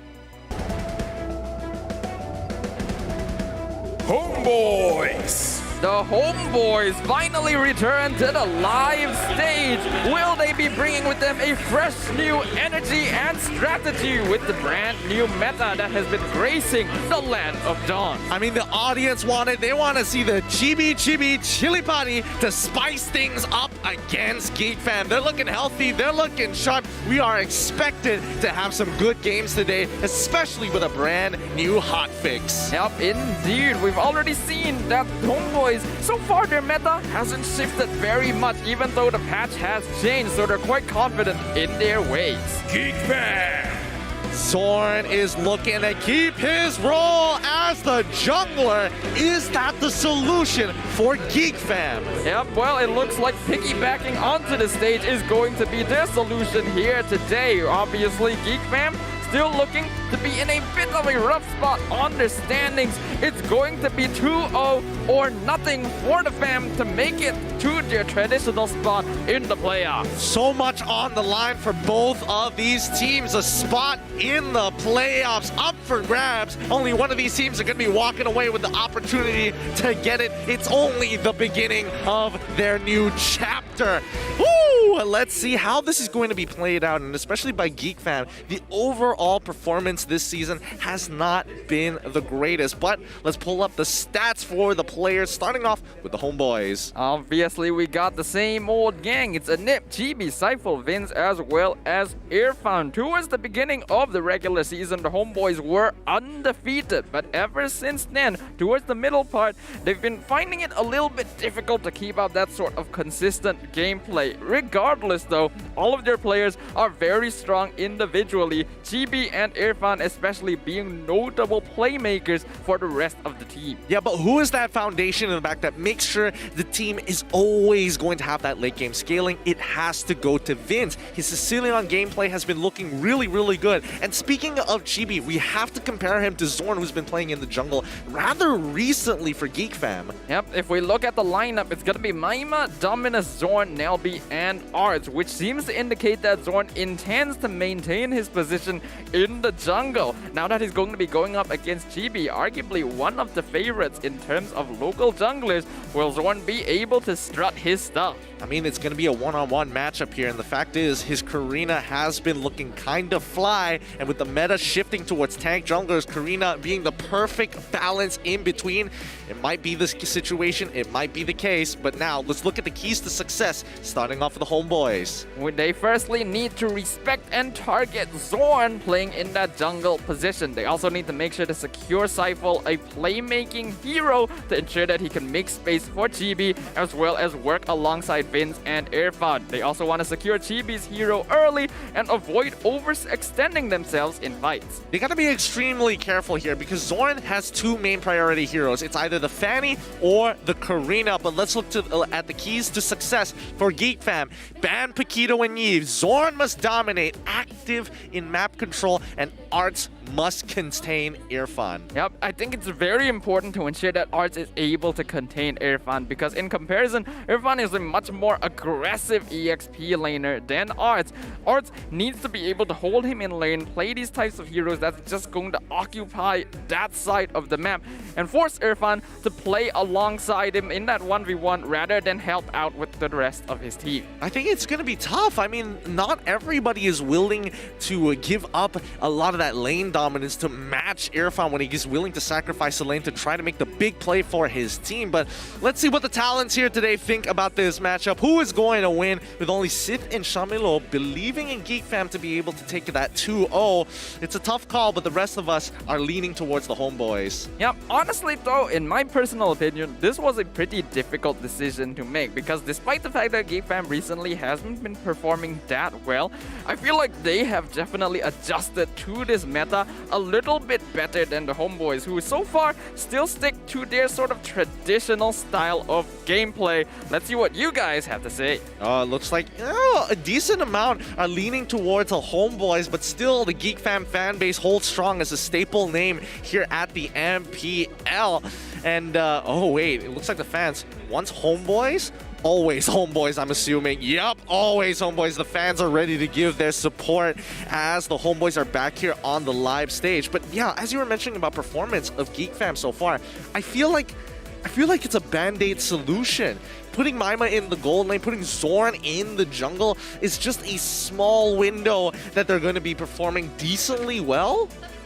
But if you guys want to perform a little better than decently well, perhaps consider looking into MPL-MY Season 9's official smartphone, the Samsung Galaxy A52s 5G, a brand new smartphone with a sleek design that will truly provide you with the awesome gaming experience you are looking for to grind up to that mythical glory. Yep, guys, make sure you're able to cop yourselves one today, and you will see the difference in your own gameplay. You're gonna get your friend saying, whoa, that's pretty sick. And you'll tell them, nah, it's just an awesome gaming experience. Yep, overall, if you guys want to impress your friends, that's exactly what you want to do. But with 10 seconds ticking down on the clock before the first draft of the day, it will be very interesting to see what kind of strategies and metas both these teams will be bringing in, because with all the cards on the table and 2-0 being a necessity for both these teams, we'll find out how this first draft goes. Yep, Geek Fam going to be on the blue side with HomeBois on the red side, and I think it's a good option that Geek Fam generally wants to take the blue side, considering that HomeBois has an overwhelming win rate on the blue. That is true. Geek Fam gonna be starting off the draft by getting rid of the Selena. An interesting choice considering that they are on the blue side, and this would usually be a hero you'd want to consider picking up firsthand. But I suppose since they're going to be playing a slightly different style this time with Zorn in the jungle, they're not going to be going for that for now. Yep, it looks like Gushin is being tapped upon. Give it to me, I want it so badly. And I mean, it is the famed and very staple signature hero, Pocket Pick, coming from Dominus. Man, he really wants it. You can literally see his hand just mass tapping right there. He's getting some wrist exercises done on the stage right now. But continuing on with the ban, he is actually still doing it. Yep, he's going to wait until the very end. They want to get rid of Hilda. He's just like, no, I'm on Gushin. I don't care what phase it is. Just give it to me, boys. Boys, trust. You got to give me the Gushin. This game is basically over at this point. But now they ban out the Hilda, and I think they want to hold up Masha for themselves. I'm assuming that's going to be the case. Masha obviously so far has been shown to be a very oppressive early game roamer that should serve to help out in this Zorn versus Chibi matchup. HomeBois are going to need to keep an eye out on this. So far, they've already banned out the Valentina, which is pretty normal. We can see that there's some consideration for the Fanny as well. Yeah, I think it's tough because the keys to success that we saw earlier, if they're really going to target Zorn, they have to get rid of the his big hero pool, right? It's going to be Karina and as well as Fanny being the two main staples that we've seen so far. Unless Zorn is capable of playing something else in the jungle, which I'm very interested to see. I'm expecting HomeBois to use the rest of their bans to get rid of Karina as well. Karina would make a lot of sense here. As for Geek Fam, what do they want to be concerned about right now? Looks like they are hovering over the Masha themselves, which is interesting considering they are on the blue side. But I suppose when you consider the fact that Nelby is most likely going to be playing in that roamer position, I don't think this is a hero he's particularly familiar with. I think it's generally okay. I mean, Nelby, we've seen him play the support position before. Enchanter types are usually his go-to. HomeBois now have to make the decision with 32 seconds left on the clock. What are they going to be focusing on? Ooh, they ban out the Boxia, leaving Karina up for Geek Fam. Yep, looks like they are concerned about the potential Zorn tank jungle, so they're going to get rid of one of the more oppressive and more obvious options for him to start off with. But there are still plenty of options. The Hylos jungle still available. Karina jungle, as you mentioned earlier, still good. We've even seen the Kufra jungle in the past. So I don't think Zorn is going to be wanting for any options here. Geek Fam gonna start off with the Yeet. Yep. Looks like we're not going to see Dominus on his Gushin just yet. But going over to the priority for HomeBois, what are they going to be looking to play here? Because again, we know that Geek Fam, they've got their Band-Aid in Maima, who's just an overall well-rounded gold laner, especially since marksmen have been heavily focused on that side of the map. Well, I think that HomeBois, for Anip in particular, Beatrix is still good. Yeah, this is actually going to be a very interesting matchup to watch out for in the gold lane. Maima versus Anip. Certainly not a dynamic we've had the chance to witness, so this should make quite an impact overall in the team strategies for both sides. As you highlighted, the Beatrix still going to be open. What will they choose to prioritize here? HomeBois, they lock in the Angela Ling combo. All right. So they want to make sure with Ling, they are able to scale, and they can even supersize him with the help of the Heart Guard to make him pretty much indestructible in a lot of these situations. But I think it's all right. It doesn't tell too much about their overall composition. They just know that somebody is going to get some extra protection. Geek Fam now holds priority. They have 2 picks for themselves within this first phase. Are we going to see Zorn's jungle just yet? Is he going to go for Karina, or are we expected to see him actually play some form of tank? on another note as well, since we already see the Angela Ling combo, Geek Fam could go for the counter by locking in the Esmeralda or even maybe the Yin, since it directly counters the Heart Guard by separating the heroes from one another. Instead, going to go for the safer option, locking in the Grok as well as the Brody. Yep, I mean, now that they kind of know what's happening, for the HomeBois in particular, I think it's interesting to see how Anip is actually going to deal with this, right? Because Brody has some very clear counter matchups, and HomeBois taking the initiative and selecting Esmeralda first, saying, hey, you're not going to steal away our shields. And Geek Fam has to be totally okay with this. Priority being maintained by HomeBois as they look into the second part of the draft. They need to start looking for EXP laners that counter this Esmeralda. I'm honestly really surprised they let the Esmeralda through because it's such an obvious counter to the Angela and also a hero that Irfan can be quite terrifying on. So Geek Fam allowing that through means that they have plans to deal with it. I'm assuming that they're going to allow this Grok to go into the EXP lane, and that would put up an okay performance against the Esmeralda, but still a bit questionable from me. Yeah, Dyroth gets banned out for the side of HomeBois, very understandable. Hyper-aggressive, extremely lane-oriented, and dominant. He bullies out a lot of the tanks, and especially those who are trying to brick wall the EXP lane. Doesn't stand too much of a chance against Dyroth, to be honest. Literally no EXP laner is able to 1v1 this hero. They always need some help, so that is not ideal for the HomeBois. They will ban it out. Wouldn't be surprised if they were to get rid of something like the Paquito as well, just to ensure that Irfan will have no problem going up against Arts and can start roaming around to contribute to team fights overall in the mid game. Yep, and now we look at Geek Fam, right? What do they want to ban out? They're probably going to be thinking about getting rid of the Beatrix, focus down on the gold lane, make sure that Anip is really uncomfortable so that Maima is going to have a good time. Popo and Koopa is also a pretty good shout. Sun is a little iffy, but I think it's good enough for Maima to just be able to break that tier 1 and then look to rotate. Karina going to be a final ban coming out of the HomeBois. You already mentioned this earlier, but it looks like it took them a little bit more time than expected to finally lock this down. So Zorn is not going to be able to play on this hero today. As for Geek Fam, are they going to continue banning out Marksman here against a Nip? Considering they have the Brody, it would still have a bit of a difficult time against the Popol and Koopa, against the Clint, maybe even the 1-1. But looks like Popol and Koopa going to be the choice here. Yep, they're trying to even out the matchups for Maima's lane so that he can try to go 50-50 and try to dominate Anip inside of it. So now HomeBois get first pick on the red side for the second phase. What are they going to be looking for? They're still technically missing a mage at this stage of the game. Lilia doesn't sound too bad, but they don't have a real answer on getting on top of specifically Yve or canceling out that ult. In which case, a backline mage that does have some crowd control would probably be ideal for the HomeBois. Maybe something like a Cecilion or even a Kagura would not be a bad matchup in the mid lane. But HomeBois do have to be careful because the Ling and Esmeralda will take some time to scale up. So they do need some early game options. Ooh, instead, they're going to wait for Geek Fam to show off their entire composition before deciding here, depending on Vince being the backbone of the team, to be able to cover multiple ways of dealing with Geek Fam's comp. So instead, they're going to give that 50-50 mechanical matchup of Clint versus Brody. I love watching this matchup because it's so mechanical. It's all about the way that they trade. And the first person who dies in lane, basically, GG well played, the laning phase is over. Yep, absolutely. Both heroes are very strong in the early game and have a good amount of range to poke out their opponents. So I honestly could not ask for a better matchup to witness this Maima versus a Nip 1v1.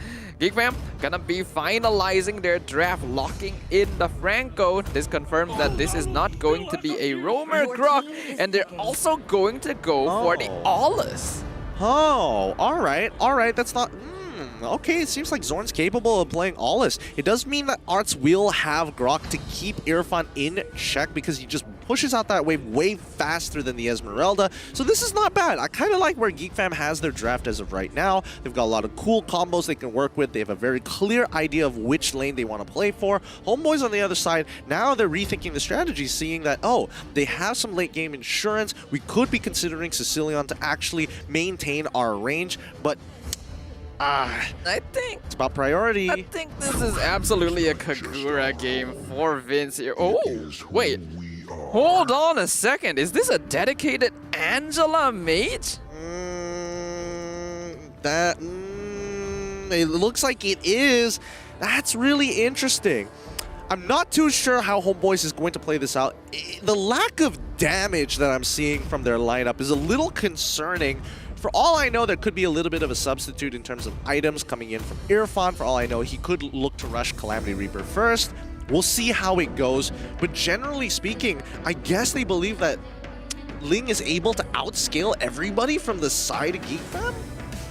I think from what we've seen of the hero's performance, Ling is going to be very strong in the late game nowadays. I personally am quite curious to see whether or not it can match up against an Aulus once he hits that level 12. But having a look at the lineups once again, Geek Fam going to have a really tanky front line and really great scaling with the Aulus and the Eve, whereas HomeBois going for a bit of an unorthodox lineup, having a dedicated Angela mage as well as the Atlas to roam around and create space for the Ling and Esmeralda to scale up and take over the late game. Welcome everybody to our final best of 3 of the day. It's gonna be Geek Fam up against the HomeBois. Once again, we're seeing Nelby getting that first initial hit onto Seifel. Seifel is not gonna be very useful for a majority of this game, so Nelby taking full advantage of the fact he's gonna try and chunk him out early, and by the time that Iron Hook is up, hopefully it can force Chibi to use a Retribution.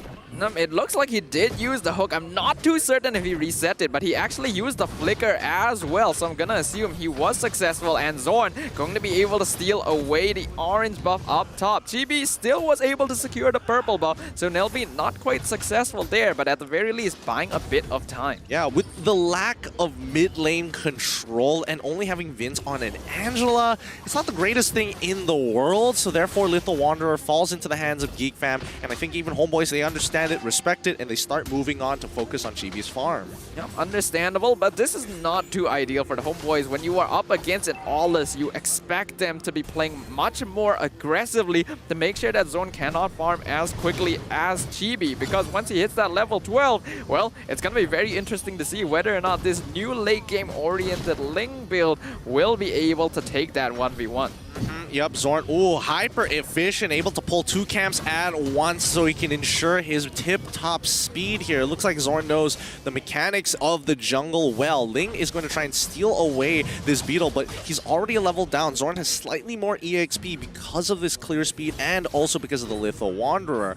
Stealing away the orange buff has been great, but Chibi only slightly behind. It's great for Zorn, not that great for the HomeBois. The HomeBois gotta be careful about this right now. Having this Atlas Angela mid lane combo is definitely going to be much less oppressive than the Franco Eve. And now Arts and Nelby being quite annoying. Seifel trying to scout out the turtle pit. Yep, real world manipulation's already coming out, but Chibi absolutely dominates the Retribution fight, steals the first one. Dominus might be in some trouble here. Chibi is going to secure first blood as well as the Heart Guard goes on towards Irfan's side. Well played by the HomeBois. A very good first maneuver, but man, the timing. Chibi just knew that he could get in with a Divine Sword as well as a Retribution to chunk out the turtle and secure it. It's going to be very difficult to out-retry timing the master of neutral objectives himself, but Chibi will be able to secure that, and first blood bounty going over to the HomeBois. They catch out Dominus, who used the real world manipulation to buy time for his team to escape, but I really do feel like the moment that turtle got stolen, Dominus should have started running away as soon as his teammates were out of trouble, because he just stayed in that bush for way too long. Yeah, now earlier we did see that Anna was slightly ahead of Maima in lane, but I think that's only due to the turtle. Nothing has really escalated in their lane. Nobody is able to get a kill. They're just focusing on pushing the waves and minimizing the damage, knowing that both Nelby at any time, Vince with the Heart Card could eventually just save Anip's life. So I think that's why Maima is a little hesitant in a lot of these trades. Arts now going to get chunked out, forces out the flicker. Chibi already doing a fair bit of damage. He's completed his Wind Talker, so that does confirm this will be the late game auto attack style of Ling rather than the more traditional assassin style that was more popular before the recent patch. Oh, okay, so now that both waves are gone, it's very clear now that Anib does have quite a significant EXP lead against MyMA. At some point, we must have missed that out, a certain trade that forced MyMA to recall back into the recall back to base. I would have liked to have seen that, but hey, you can't catch everything here. There's too much going on as HomeBois continuing to play the cross map. Overall, I think Clint will have an easier time against Brody. It's still 50-50 if both players are just as mechanically skilled. Clint is just a little bit easier to execute simply because his passive has much longer range than Brody overall. Yeah, but he's got to be careful, right? Now, once again, the turtle is going to be contested for. Syphil looking with this perfect match. Oh, they're zoning out Zorn. It's looking great, but now they've already got the bloody hunt, and it's going to be Brody who secures the kill on towards Ling's side. They're going to start retreating. They've got what they want. The real world manipulation is already gone, but it's going to be the undying fury from Zorn that's chunking out Irfan, buying so much time for the team. He can't afford to die like this, but it's becoming quite a problem. MyMA wants the kill. They're going to give it over to him.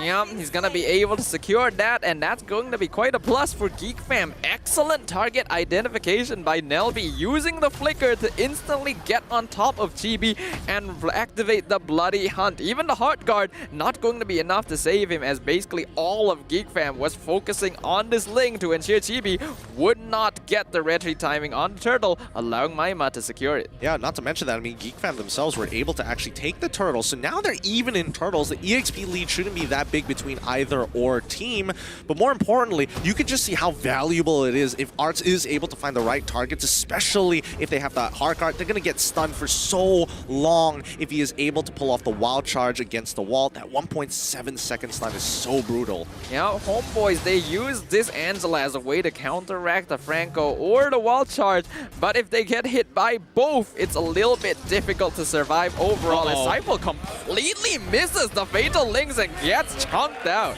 Oh no, that means that Geek Fam is going to get ahead. They want to break MyMA's tier 1 tower. That way they can unlock him and get him down to the bottom side, because Arts can only do so much against Irfan except literally just wave clear.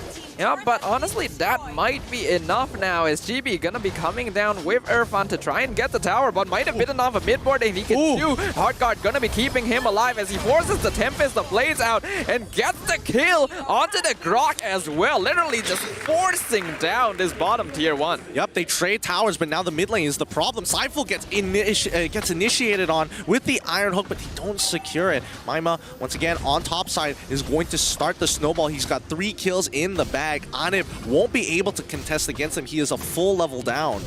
Yeah, we can see while Zorn is a level now on Chibi as well, going to be able to secure another turtle and is starting to reach quite close to that level 12 power spike. So HomeBois, they have to be quite careful. They're ahead in terms of farm, but MyMA's having a very good game and Zorn isn't too far behind. Yeah, now the question is the lane swap going to happen? Ooh, first...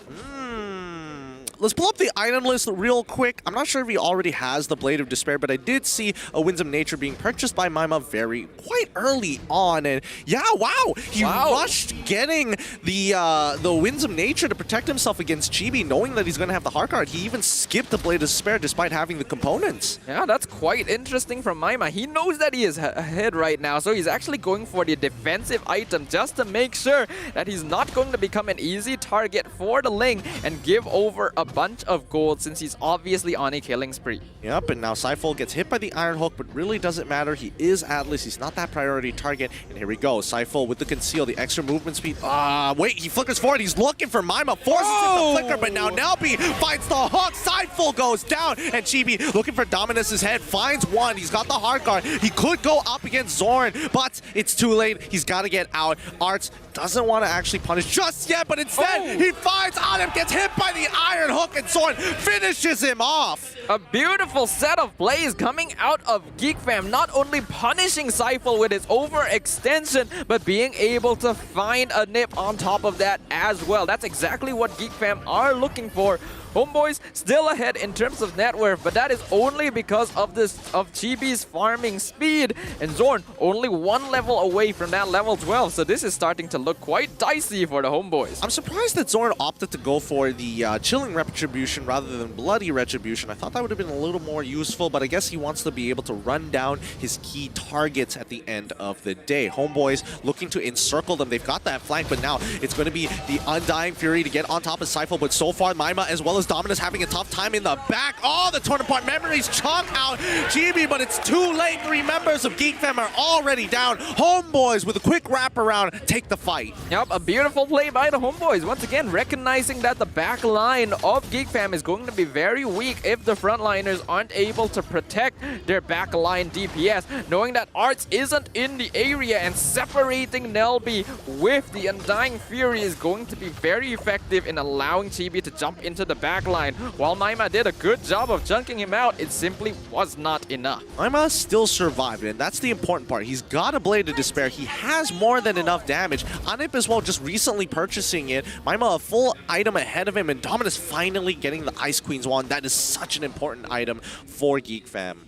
Dominus, unfortunately, still having a pretty rough game. Chibi's primary target is going to be this Eve in the back line simply because she doesn't have a lot of ways to escape. Not even the Flicker, she decided to go with the Purify, which makes Dominus a very obvious first target. This means that Geek Fam have to be more careful in defending the real world manipulation because that is an ability that will allow them to really dish out the damage. Yep, and now you can see just how quickly Anip will be able to take this turret without any issues here. Chibi does initially get caught out by Arts' Wild Charge, but doesn't really matter. Still, Chibi is still alive and Heart Guard is available. Torn Apart Memories comes out, Anip gets chunked, but he's able to heal back off of the wave. His Lord-empowered minions are a little frustrating for Geek Fam, but they're not losing too much off of it. HomeBois continue to extend their lead 4.7k into the game. HomeBois are now recognizing that at this point of the game, Geek Fam are much stronger in a team rather than as individual heroes, which is where HomeBois are going to overpower them. Because of that, they're using their additional mobility and durability to simply split push across the map, forcing Geek Fam to have to respond very slowly because they're forced to move as a 5-man so as not to get caught out by Chibi. Yeah, and they don't have the protection of their outer turrets. Only mid lane is still holding strong, but even then it's got minimal HP left. HomeBois can break it pretty much at any time.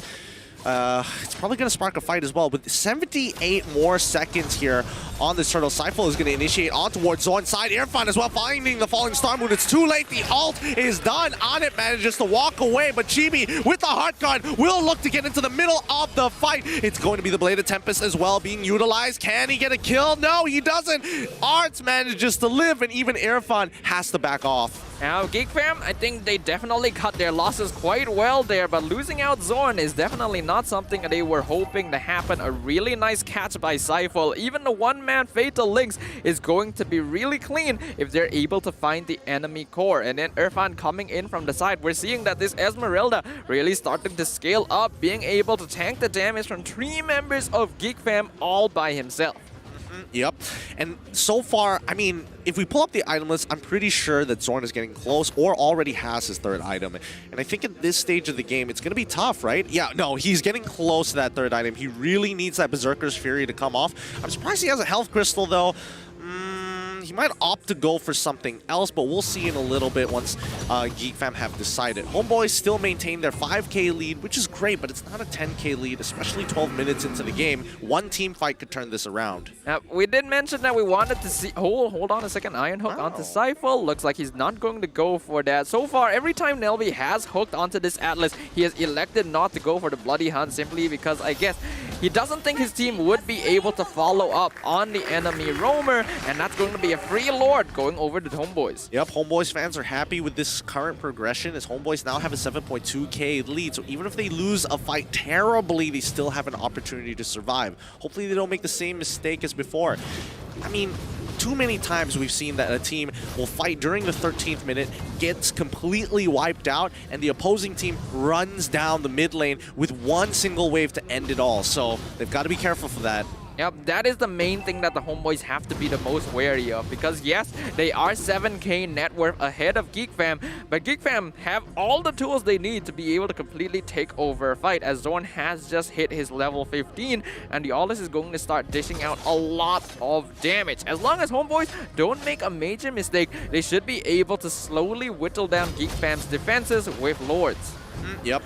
Mid-tier 2 still holding strong, but with these Lord-empowered minions, it's not going to hold for very long, as now they're looking for inhibitors as they want to crack it open. Bot side getting close to low. They've already got mid lane pushed as well. They guarantee one inhibitor down on bot, but the next wave is going to come on through, and hopefully that just means mid inhibitor too. HomeBois want to see if they can get one more inhibitor, because waiting for another Lord just to get one more tower is not ideal in terms of the pacing they want to maintain this game at. But it is still more risky to try and force down an objective when you don't have enough of a distraction for the rest of Geek Fam. They recognize that Zorn is going to be dishing out a lot of damage now that he has hit max level, and simply do not want to take the risk. Yep. Anip is now in position where he can actually play the game, right? I mean, Maima had this huge snowball on his hands, but so far the game has been pretty stagnant from either side, only managing to get 1-for-1 trades overall, but nothing really substantial. HomeBois have been slow rolling their economy and now have a 9.2k lead at 14 minutes into the game. Anip, with a Winds of Nature, is going to put him in a very good spot to 1v1 Maima. Yep, and Chibi just recently got an immortality as well, which will allow him to play much more aggressively. Iron Hook finds Cypher yet again, but still not the target that Nelby is looking for. 40 seconds until the next Luminous Lord is up, and Chibi will start this push on that top side, with bot continuing to get shoved in. These are good and ideal situations for the HomeBois. Let's see if they can end this, because in most cases, if a team has already had a 10k gold lead pre-17, it looks to be GG well played, as Geek Fam, they've got their core items, but they don't have as many situational items as HomeBois. Yep, another 15 seconds up before the next Lord is going to spawn, and this is going to allow HomeBois to take a lot of objectives. Just in terms of farm, we can see how far ahead they are of Geek Fam, and Zorn even forced to go for the Winter Trunkian as a defensive option just to make sure he's not bursted down by Chibi. Don't know if it's going to be enough though. I guess they know that he's going to be the main target, right? So this is his best bet to kind of counter all the types of damage that HomeBois have. Having a Winds of Nature alone just might not be enough. Nelby opens up the map, and same as goes for Arts. They want to get on top of this Lord, but now GB jumping straight into the backline. He's looking for Dominus as his first target. Maima flickers out of there. Dominus is down, and even Nelby cannot deal with the damage that Anip actually has. They run them down one by one. Oh, Maima, he probably should have committed to the recall. He corrosive strikes Airfine and loses his life for it. It's going to be the Unyielding Fury coming out, but the wrong way. They're all dead. Arts is the only one standing, and HomeBois have a clean way to jump right at the enemy crystal. Yep, HomeBois, they don't need to wait for the Lord anymore. It's only Arts to defend against them, and it's going to be so easy for all of them to just DPS down the crystal and take game 1 against Geek Fam. Very, very clean macro play overall from the side of HomeBois. As soon as they got their 4.6k gold lead, they never let it go. Well done to the HomeBois. Yep, really good identification of their power spike, as well as taking advantage of vulnerabilities in the Geek Fam lineup. I think overall the entire game, Nelby was never able to really catch anyone off guard, simply because Cypher was doing such a good job of matching the Franco's tempo. Not more so. Dominus barely got to play the game. Half the time his real-world manipulation isn't even utilized because he gets jumped on by Ling so many times. And with that hard guard, it's basically impossible to actually peel him off. Puppet on a string, on top of the fact that he's getting love-tapped every single time. I feel bad for Dominus, I'm not gonna lie. Yep, we also mentioned before the game we wanted to see the late game 1v1 between the Aulus and the Ling ever since the new patch made Ling lean more towards the late game.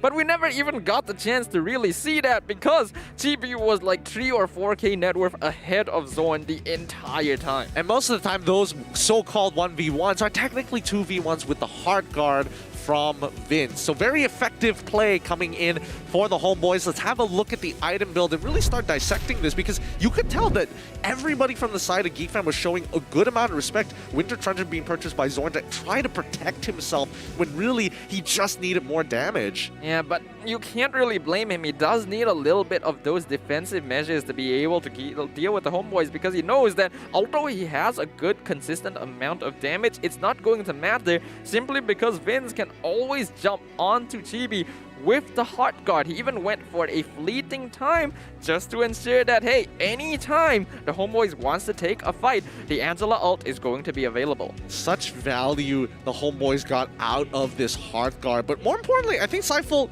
first couple of failures for the engagements with the perfect match didn't work out. He really learned his lesson afterwards and continued to focus all of his resources on looking for dominance or arguably even Zorn. Yep, I like looking at the builds overall as well. We can see that Irfan actually went for a very defensive option, only really getting the Enchanted Talisman as an offensive item, and then getting the Brute Force Breastplate, the Dominance Ice, Radiant Armor, and Blade Armor, just to make him basically unkillable by the side of Geek Fam. Yeah, it's tough. I mean, anybody who's playing in tanks can understand being unkillable is such a powerful tool. You can disrespect enemy space, and more importantly, if we look at Anip's side, he's actually supplementing their damage. Oh, you can keep on fighting. I've already bought the Thunderbelt to actually give you that bit of slow, and if they try to jump on me, I got Winds of Nature. You have nothing to worry about. Yep, this was a pretty rough game for Geek Fam. They ended up with only 5 kills in their pocket, and all of that was in the early game, mainly by Maima. He was doing a good job going up against Anip in the lane, but once the advantages from the rest of the map started leaking into his lane, it was pretty rough. MVP for this match is going to go over to Chibi on the lane.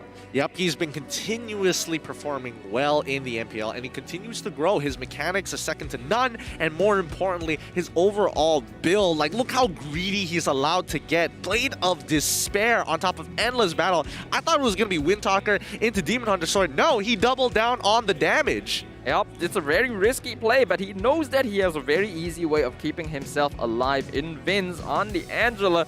So it looks like GB put a lot of faith in his team, and that paid off quite a bit. If you're willing to be greedy and you're able to truly make full advantage of that, then these kinds of strategies will work out really well for you. Oh boy, I don't know. Game 2 is not looking good for Geek Fam. I mean, they had an okay draft overall. They just never were able to push their agenda utilizing Maima. It's just really unfortunate. We can have a look once again at that previous game in the highlights brought to you by the Samsung Galaxy A series.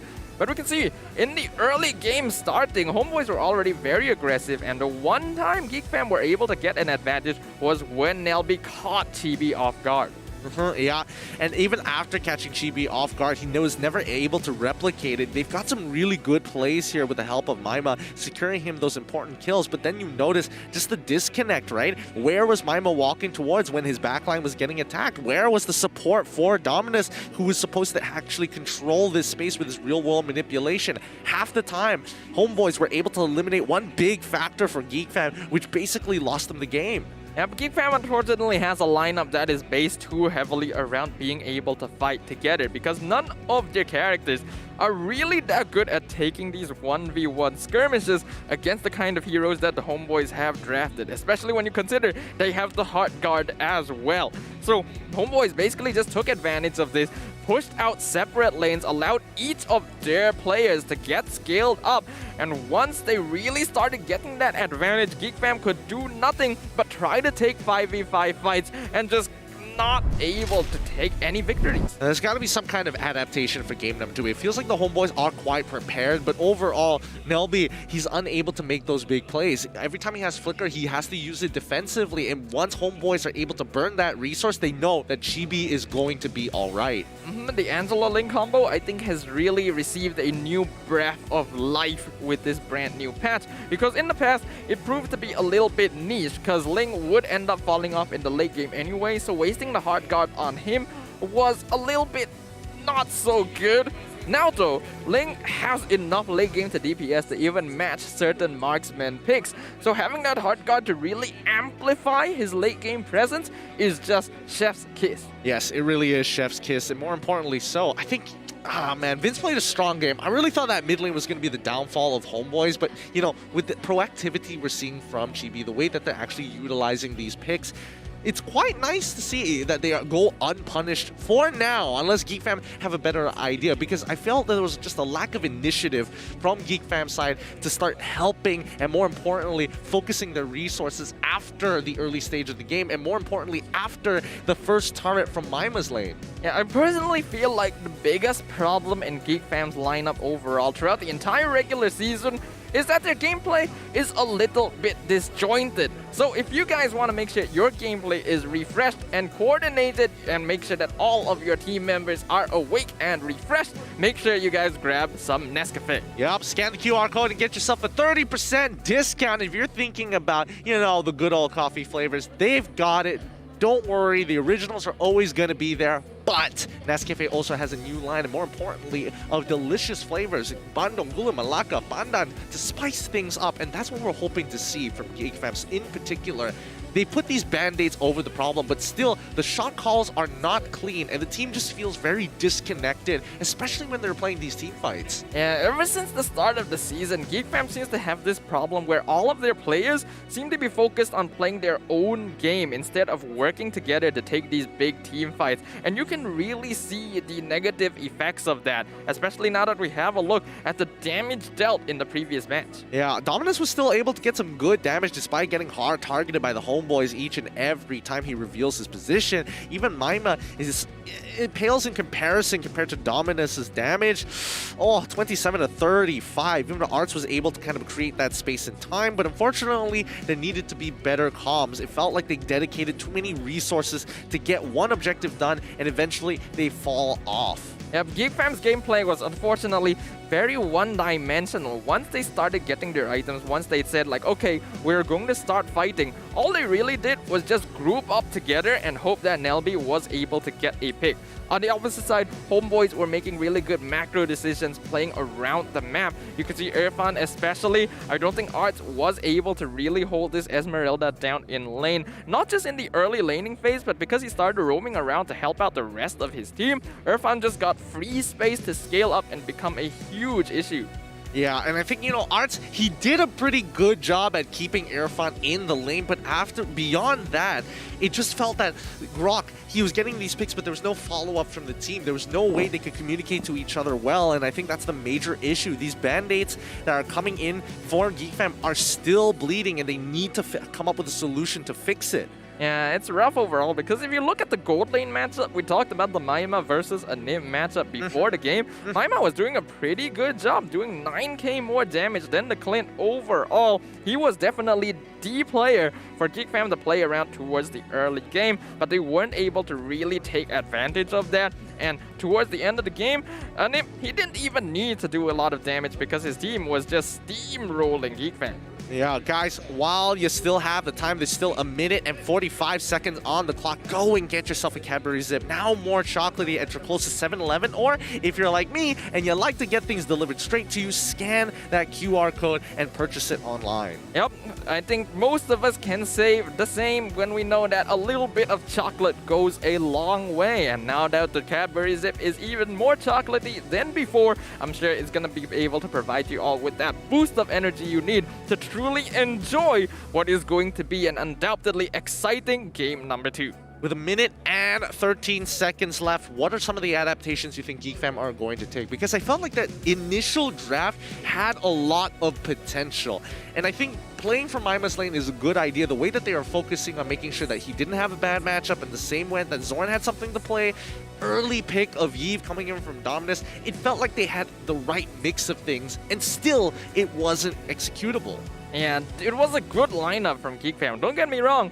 But yeah, as you mentioned, the execution just turned out to be the problem there. I think if Geek Fam really wants to take advantage of their strengths, they need to draft out heroes that will naturally gain lane priority, heroes that are fairly independent and are able to take 1v1 skirmishes without relying too much on the assistance of another team member, and that'll allow their more individualistic styles of gameplay to shine through. Yeah, and I think especially for Nelby, they do need to put him on an Enchanter support right now because it's a lot riding on him, especially since he is playing the Franco. Yes, is he hitting hooks? Absolutely, but he is not opening and more importantly not peeling for the rest of his team. It feels like he's a little out of his depth in that aspect, so hopefully we get to see Matilda, Raph, something along those lines. But with the counter completed, that means that the draft for game number 2 has begun. HomeBois now going to be on the blue side, very dangerous because they have a pretty high win rate in their first pick. Geek Fam playing on the red side now has really high stakes riding on this game because if they lose this match, it is basically guaranteed that they are not making it to playoffs. Oh, so much on the line here. Hopefully they're not disheartened by that first initial loss and Geek Fam can find the motivation to keep moving forward. HomeBois, they've banned out Fanny. Geek Fam respond by getting rid of the Valentina. These are expected picks, but you can tell that HomeBois, they've done their research on Zorn, right? They understand, hey, if you're going to play Aulus, you're going to have to wait till level 12 before you are relevant. So they got rid of his previous top picks. The Karina in the second phase, the first phase Fanny, and now they are just targeting him again. They are following the keys to success. Yep, HomeBois are just not going to allow Zorn to have access to really easy to play early game junglers that have the ability to be aggressive and invade alongside their roamer, because they know as long as they can secure that early game against them, they will have no problem at all. You're trying to do this too frequently, and now Dominus, he's been put in time out for a bit after requesting a little too much to get his signature hero, but he doesn't care. He still wants it. Give it to him. Somebody give it to him. I'm curious to see how Geek Fam is going to draft, actually, especially when it comes down to the bans. The Masha ban, fairly understandable here. Do they also want to get rid of the Hilda, though? I don't think Hilda has proven to be enough of a problem to any team, basically, to want to ban it out in the first phase. No single player has really showed that, hey, I am really scary on the Hilda, so I'm pretty sure that we're not going to be seeing that today. As for HomeBois, it is pretty common for them to ban out something like the Phobias at this point, but looks like they're gonna go for the 1-1 instead.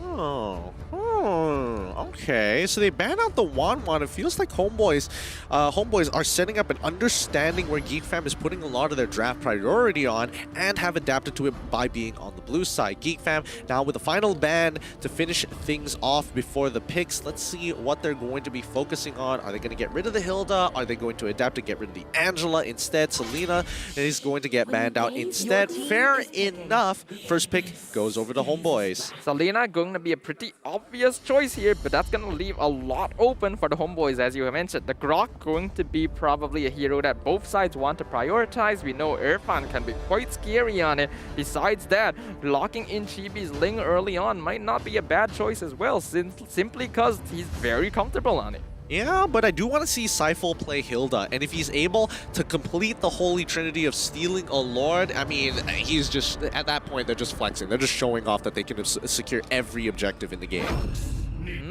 Looks like they are instead going to be locking in the Baxia to start things off. They want to go with something more of a flex pick that is capable of countering some of the more common pickups that we might see from Geek Fam. Yep, Esmeralda does pretty poorly. Uranus does poorly against it. More importantly so, let's see whether Angela is even a consideration for Geek Fam at this point. Even Raph isn't going to get as much of a heal with Baxia. Oh, but Geek Fam don't care. They're just going to take the Angela as well as the Dairoth. Okay, actually, this is not a bad start coming out of Geek Fam. Yes, the Angela is countered by the Baxia, but it is still very effective at protecting one member of the team. And locking in the Dairoth will allow them to really start melting through the armor of some of these tankier heroes. Not to mention, putting it in the EXP lane means that Geek Fam are guaranteed to have lane priority. Out of sheer curiosity, do you think Zorn knows how to play Dairoth in the jungle? I wouldn't be surprised, honestly. It'll be interesting to see. We can speculate about it, but let's see the rest of the composition. HomeBois is going to be locking in the Yve, a really powerful pick, especially with the amount of control you have. Beatrix, a common pick for the HomeBois, and it looks like for now, we don't know when or how this Baxia is going to fit into the composition. It could still be in the Roamer EXP or in the jungle position, but HomeBois, they've got their dedicated carries, right? I mean, they've got the Beatrix, they've got the Yve. I'm guessing that Baxia is being held up specifically for the EXP and as well as the jungle. So I still actually personally, in terms of Chibi, Irfan, and Saiful, I feel like Saiful is the most likely player to pick up the Baxia, so I'm pretty sure while they picked it first to be a sort of flex, HomeBois most ideally want this to be a roamer Baxia to try and create space for the AoE damage coming out of the Yve and the Beatrix. Yep, and Geek Fam now just kind of stealing HomeBois' Game 1 composition, making sure that they can abuse the Angela combo. I'm curious to see how much value we're going to see out of Baxia with the Toys Poissons and just the natural passive he has to cut down shields as well as health regeneration. Maybe it makes a really big difference, maybe it doesn't. We'll find out. Yeah, I think so far this is pretty smart coming out of Geek Fam. They already see that the Angela Ling combo works, so why not pick it up for themselves? Alongside a Derov means that they're going to have a lot of damage. They just need to avoid being caught out in the real world manipulation.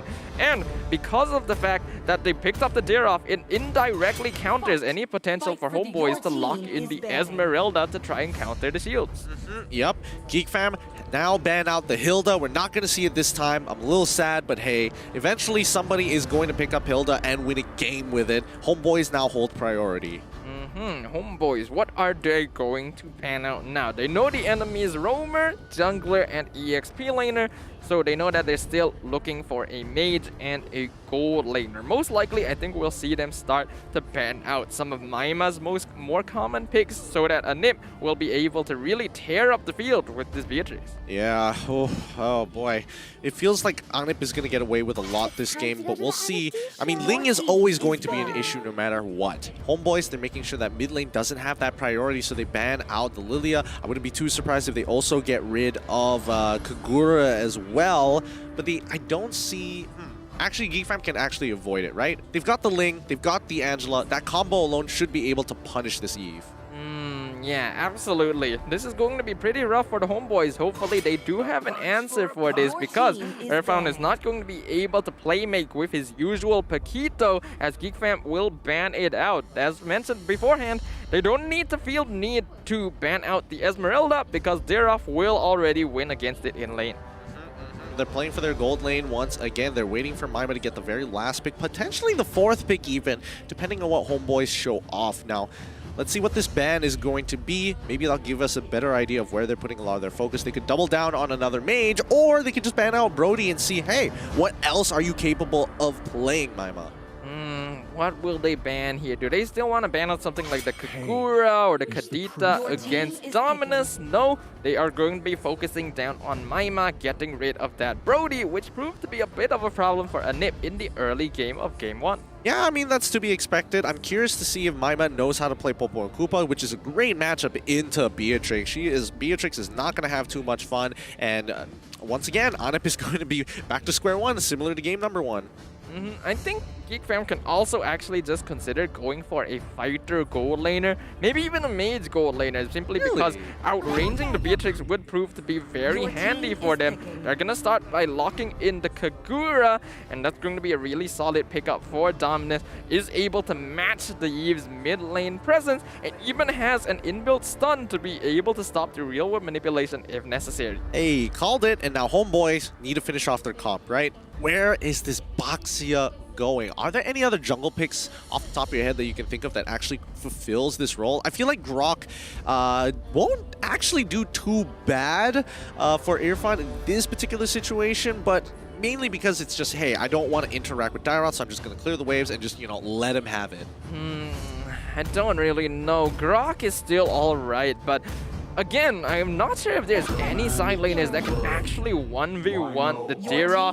They are still going to be locking in the Grok after all, and also the Cho. So I guess this is a jungle Baxia. Okay, that's not too bad here. So Wait, they also locked in the jungle Baxia. I mean, they could technically switch it up if they wanted to. Well, I'll give it the benefit of the doubt for now. Let's look over at Geek Fam and see how they're going to finish off their composition. They're still missing a gold laner here. Brody is gone. Popo Koopa is open. Melissa also does pretty well against Beatrix. What else? Wan is banned out. Clint is pretty good too. If 1-1 wasn't banned out, that would definitely be the ideal choice for Geek Fam right now. They need something that would be able to deal with the potential Way of the Dragon engage and has ways of removing themselves from danger in the real world manipulation. I suppose in that case, the safest option would be Popoling Koopa that is able to attack from a distance and has a solid matchup against a nip on the Beatrix. And if they really need to, at least they have another way of stopping the real world manipulation with the I'm Angry. I'm okay with Geek Fam's composition so far. HomeBois, it's going to be a little bit more difficult to execute, and yes, it is going to be Irfan on this Cho and Seifel on the Grok. Okay, I think Cho is probably one of the few EXP laners that would actually be able to somewhat deal with the Jiraf simply because he can just go in, get the Ji Kundo combo and Shinpo out without having to take extended trades. Overall though, I do actually like Geek Fam's combination here a little bit more because of the damage potential that it is able to output. As we prepare to enter game number 2, HomeBois going to have a really solid tanky front line and Cho to be able to catch people out for the Beatrix and the Eve. But Geek Fam, they're gonna have a lot of DPS, massive amounts of scaling. They don't have a front line, but if HomeBois dies first, then who needs one? The Land of Dawn will find out whether or not Geek Fam will keep their hopes of making it to the playoffs alive. All right, with HomeBois on the blue side, Geek Fam on the red. Let's get this show on the road. And I'm so worried for Geek Fam right now because all of this is riding on whether or not they can win their individual lanes. And they technically should. I mean, Kagura is able to bully Vince out. You can see Dominus, he's just walking up to his face saying, hey, come, take a trade with me, knowing that Nelby can top him up. Yep, the early mid lane for the side of Geek Fam should be quite strong, but Seifel also has quite a lot of wave clear, so I think HomeBois should have no problem matching it up overall. But something that is curious here is that Finns on the Eve has elected to go for Sprint as his battle spell. I think it's a pretty good idea. It helps him reposition fast, and more importantly, so if he does have Flicker, it's a little too long, right? Because Zorn essentially is going to chase him down with his Ling and try to get the Bladed Tempest on top of him. If he flickers, yes, that's great, but he wants to have a battle spell up more often than not, and I think Sprint is a pretty good answer. Yep, Seifel so far being quite annoying, not going to be able to steal any camps away from Zorn, but as long as he can delay him as much as possible, he should be fine. Another interesting thing as well is that Irfan is going for Killing Spree instead of Concussive Blast, so this is a damage choke. He wants to go for the full 1v1, and I can understand why Art's backed away at level 1, making sure he doesn't take a bad trade. Bottom side, however, they're going to have to continue to play on their own. Angelus still isn't 4. I'm pretty sure Chibi just stole that purple buff from Zorn. Oh boy, that's going to slow him down. It's not the worst thing in the world, but hey, I mean, what works is going to work for now. They don't have to worry about Zorn for the time being. That's going to be pretty rough for Ling after all. Without the purple buff, he's basically half a hero, especially in the early game when he doesn't have a lot of items just yet. This should allow Chibi to very easily take this first turtle of the game. And they've already cleared up the entire jungle. Zorn literally cannot find anything to farm. He's not even level 4. He can technically go for the River Crab if he wants to hit his level 4, but no, he's going to double down on playing for the side laners. And there we go. That's tier 1 already destroyed 2 minutes in towards this game. Now, topside Arts having that 1v1 against Irfan. Irfan just minimizing that damage, but still being able to help clear that wave. He's got 50% HP on that siege turret, already destroyed the mage minion, and now it's going to be Geek Fam trying to maintain control over the map. I think it's pretty impressive that Irfan has been able to not only maintain the 1v1, but actually push Arts back. And oh my god, Chibi actually stole his orange buff again. He's now 2 levels up on Zorn. Zorn right now, he doesn't have the most efficient clear in the world. I think his jungle pathing is a little scuffed, but there's nothing much you can do about it, right? He's just waiting for the purple. Once it comes back up, he's 3 levels down, by the way. And Chibi, if he wants to force a fight, he absolutely can. it looks like from what we can see, there has been a lane swap. Art's going to be going in the bottom lane, MyMA taking the top lane, because it looks like the Daroff is actually having quite a bit of difficulty against this damaged Cho. So MyMA is just taking it over, knowing that it should be safer for Arts in the bottom lane as the tier 1 has already been taken. Yep, honestly, I think it's pretty good, right? Because you want to see MyMA continuously bullying Anip, and if Anip has to force recall here, he's going to miss out on a couple of minions, and Arts, he's totally fine down here by himself up against Irfan. Yep, but MyMA gonna get targeted by Chibi. Hard guard comes out, but the real one manipulation gonna instantly take him out, and the wild charge going to just push up the Angela and allow a secondary kill to the HomeBois. They should have seen this one coming. I mean, Dominus noted that the mid lane was already missing. Where in the world is Zoran? He's on bot side, but it's already been cleared up, and unfortunately, Chibi is going to outclass him in his main role. GB already 3 levels up on Zorn. The first blood bounty being taken by the HomeBois, and they're in a very comfortable spot. 1.8k net worth lead, 4 minutes into the game. The turtle is going to be up yet again. But Geek Fam are in no position to contest it simply because of how behind their Ling is. Yep, Irfan does get a Blade of Heptases, which could put Arts in significant danger here. This first item could potentially get him one shot if he accidentally walks too close to a bush, and it so happens to have Irfan's name on it. Turtle gonna easily go over the Chibi once again, as we can see that Anip is doing a good job of holding the top lane against 4 members of Geek Fam. Syphol going to miss the wild charge, but forcing out the flicker, and the Guardian's Barrier gonna force Nelby out. The Way of the Dragon finds him inside the real world manipulation, as Nibiru's Passion going to do a lot of damage to both Anip as well as Dominus. They pick up 3 for free. Yep. Oh boy, I think this game is kind of over here for Geek Fam. I feel like HomeBois at this stage of the game, Zorn is just way too far behind it. Every single time he depends on this purple buff, he's losing that pressure, and it is costing him MyMA's life every single time. Nelby even trying to help out MyMA. They need to start playing for these side laners, especially since they have such an advantage in the picks alone. But I think it's a little too late. Bennett's Rage is going to clear that wave with a 3k gold lead 5 minutes into the game. If HomeBois can actually extend it to an 8k lead by 8 minutes, I think it's going to be GG well played. Yeah, but HomeBois has been moving around much more coordinated compared to Geek Fam, and Arts might be out of position here. Wild Charge going to pick him up. Wave the Dragon. Hard Guard going to keep the Daroff alive for now. Flicker will get him out. Real Manipulation going to be wasted as well, and the movement speed from the Hard Guard will save the Daroff at the very least. Oh, that's huge. Zorn, unfortunately, he tries to go and play on the opposite side of the map, but Anip protects that core ball, making sure that Zorn is going to continue to get oppressed by Chibi. A quick conceal coming out from Syphol as he rotates to the top side. MyMA does not have a turret to protect him. Oh no, it gets cancelled. It's over. MyMA's dead.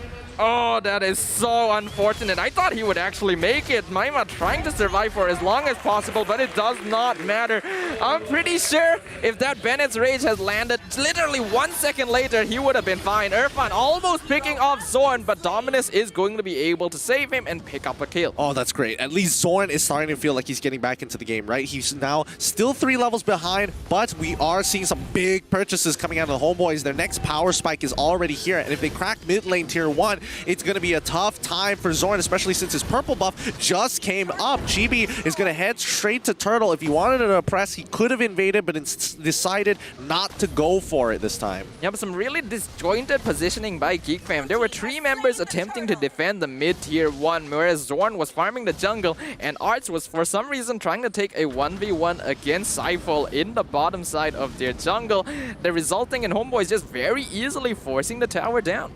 Yep, at this stage of the game, Chibi, oh my goodness, he already has a Sky Guardian's helmet. Nobody even has any ways of stopping his heal. He can literally tank the damage all day and not care. The tier 2 is dead. MyMA takes a huge shot coming in from Anip's Renner, and Syphol now in some trouble, but it doesn't really matter so far. Zorn with the Hard Guard will try his best 1v4 as he walks away and manages to dodge Nibiru's Passion. Yeah, Zorn is going to survive that, but that is going to be Hard Guard wasted once again, and LB, unfortunately, unfortunately, he is not going to have the fleeting time yet. So that means that HomeBois will be free to make aggressive plays for the next few moments. Yep, I mean, technically, if Irfan wanted to, he could have gotten rid of it, but they want to just supercharge on it. He's going to get another turret for himself. He is so chocked up full of gold. 2 kills in his bank account on top of 2 turrets. 3 turrets, actually. He's got so much gold. You can see Chibi, he already notices Zorn on the turtle pit, and he knows that literally this Link cannot do anything to him. There's only 2 members of HomeBois up against 3 in the top. What? As now, I don't even know how Seifel actually landed that wild charge. Maima will be able to flicker away, but gonna get blocked by the wall. Vince right on top of him as the power of nature. Gonna be doing a lot of damage. Maima gonna survive as the stun from Koopa will chunk out Vince, but the Nibiru's passion gonna force away the Angela. 4 turrets that Anip has in his back pocket. 6.6k at 8 minutes, which actually technically is not that bad for Geek Fam. It means that they're still holding strong, but it's not enough. So big of a lead, and continuously Zorn is unable to catch up to Chibi at this very stage of the game. Still 3 levels down, unable to get his own purple buff. And I mean, Nelby, he just got his fleeting time as well. This next upcoming Lord is going to seal the deal for HomeBois, and they're going to end the game by the 13th minute. That's what Geek Fam wants to try and avoid. As long as they can delay the game somewhat and not throw too much advantage more at the HomeBois. They do have some late game scaling with Dominus and Zorn, as long as he can eventually catch up. But it's going to take such a long time that I'm pretty sure HomeBois are just going to be upping the tempo to ensure Geek Fam never reaches that stage. I mean, HomeBois at this stage of the game is forcing Geek Fam into 4v5 situations. Zorn is basically unable to play, and he's trying his best to find any sort of farm across the map, but Chibi continues to mirror him and zone him out from as much of it as possible. I think we have to note as well that Chibi has just purchased a Twilight armor, so he's actually going for a slightly greedier build, emphasizing more on damage than defense, simply because he knows how far ahead he is compared to Geek Fam. Yep, it's going to help protect him against the crit damage from Maima, and most importantly, the crit-oriented hero Zorn on this Ling. This is, I don't think he's going to win that 1v1, I'll be perfectly honest with you, but HomeBois will now take the final outer turret to seal the deal. Yeah, just to provide some clarification, Twilight armor doesn't actually have the crit reduction anymore. They moved that over to the blade armor. It is now exclusively a damage-based tank item that deals magic damage based on your HP. Real world manipulation already dropped down. My bad. It looks like a lot of things have changed since my time. I'm feeling way older than I should be, but this is a brutal and depressing game for the for Geek Fam, as HomeBois now looking to try and end this, getting another inhibitor. They're trying to throw all the stuff. They managed to do so, but it's not enough. Dominus ends up dying, and even Zorn trying to get a wombo combo. They're just too tanky, and Vince, the sprint value is too good. Instantly, HomeBois are 10k ahead of Geek Fam. It's a 5v2. Way of the Dragon onto Arts. They're just focusing on the crystal. Arts will be able to find the kill in return, but it does not matter as they're just going to chunk it down. Chibi doesn't even mind tanking the damage because they know that they have won, and with their victory ended Geek Fam's hopes of making it to the playoffs. GG, well played to the HomeBois as they continue to fight hard to survive in Group A and avoid relegation. And we only have to congratulate the journey for Geek Fam for putting everything into these final games. Oh, it's a terrible sight, but HomeBois, they need to survive. It's competition, and they still are able to fist bump. Congratulations to these competitors. It's time for the HomeBois mic check. Dah gigit. Pakai tu zone. Aku ambil zone. Nice guys. Lot. Ada. Aku dapat. Santai guys, aku ada sprint. Aku ada sprint guys. Don't worry about me. Aku lihat tengah. Dah won. Anga. Jaga Franco. Ada. Tengok Dora kan masih komit. Ngah. Tengah. Okey. Okey, nice guys. Ambil dapat tak? Dapat. Bla. Direct sana. Direct sini. Tu link. Don't nak. Aku ada sprint. Nah. Okey, aku balik region boleh tak? Boleh. Okey, takkan tak boleh. Ni. Jangan masuk bagi atas, bagi atas. Cibi kali bottom, Cibi. Buka bush. Satu ni. Okey, Ipan tolak bawah. Okey, sekarang ni trio mid mana trio mid? Korang trio mid, Bak Sia dekat Lord, aku boleh spray juga tahu bawah. Okey, sebab Nanti tu open. Jangan okey. Yeay. Alhamdulillah guys. Alhamdulillah. 3 markah yang cukup ditunggu oleh pasukan HomeBois berjaya dikutip oleh mereka pada malam ini. Anda sekalian bersama saya Sid selaku stage host dan ditemani saya adalah Saiful daripada pasukan HomeBois. First of all, Saiful, tahniah 2-0 untuk pastikan pasukan HomeBois semakin lama semakin naik di dalam grup A. Tapi untuk kita mulakan sesi temu ramah ni, Saiful, apa perasaan dapat kalahkan pasukan Geek Fam 2 berbalas kosong? Perasaan sangat gembira sebab dengan keadaan kita orang yang sangat kritikal, so kita orang main dengan dalam keadaan pressure. So sedikit sebanyak bagi kita orang lega sikit lah dapat menang 2-0. Yes, dan esok ada lagi satu match. Jadi bercakap tentang match pada esok, apakah persiapan pasukan HomeBois memandangkan masih lagi ada perlawanan untuk minggu ini? Persiapan sama je macam yang kita orang dah prepare seminggu ni, yang kita orang bermain dengan orang cakap update to the patch lah. So kita orang akan pakai hero yang takkan boleh disangkakan oleh enemy. Alright, dan bercakap tentang draft, kita dapat saksikan hari ini pasukan daripada Geek Fam berjaya untuk pasukan daripada HomeBois berjaya untuk menewaskan pasukan Geek Fam. Daripada patch yang terbaru, adakah pasukan HomeBois dah bersiap sedia untuk menggunakan patch yang terbaru ni?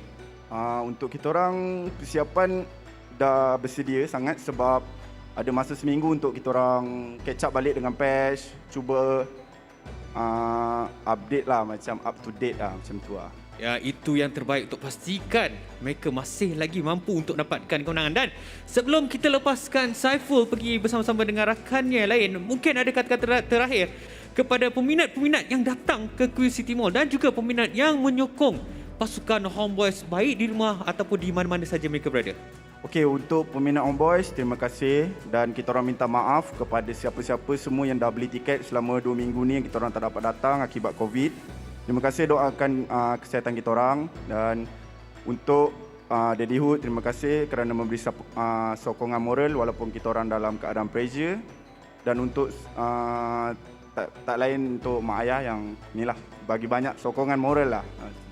Alright, yang penting malam ni dah menang. Alright, esok perkara lain. Alright, jadi saya ingin ucapkan terima kasih kepada Saiful kerana sudi bersama-sama dengan saya. Untuk game terakhir ataupun post show kita yang terakhir, saya akan serahkan kepada Syamilo, Abeja dan juga Gideon Q. Itu dia kemenangan yang cukup bermakna untuk pasukan HomeBois. 2 berbalas dengan 0. Sekarang ni Abeja bersama dengan Syamilo. Ya, dengan Gideon. Okey, apa khabar Gideon? Alright, jadi tak adalah gurau je. Baik, tadi kita tengok tadi game kedua daripada HomeBois memang diorang betul-betul bagilah. Memang tak simpan dah ni.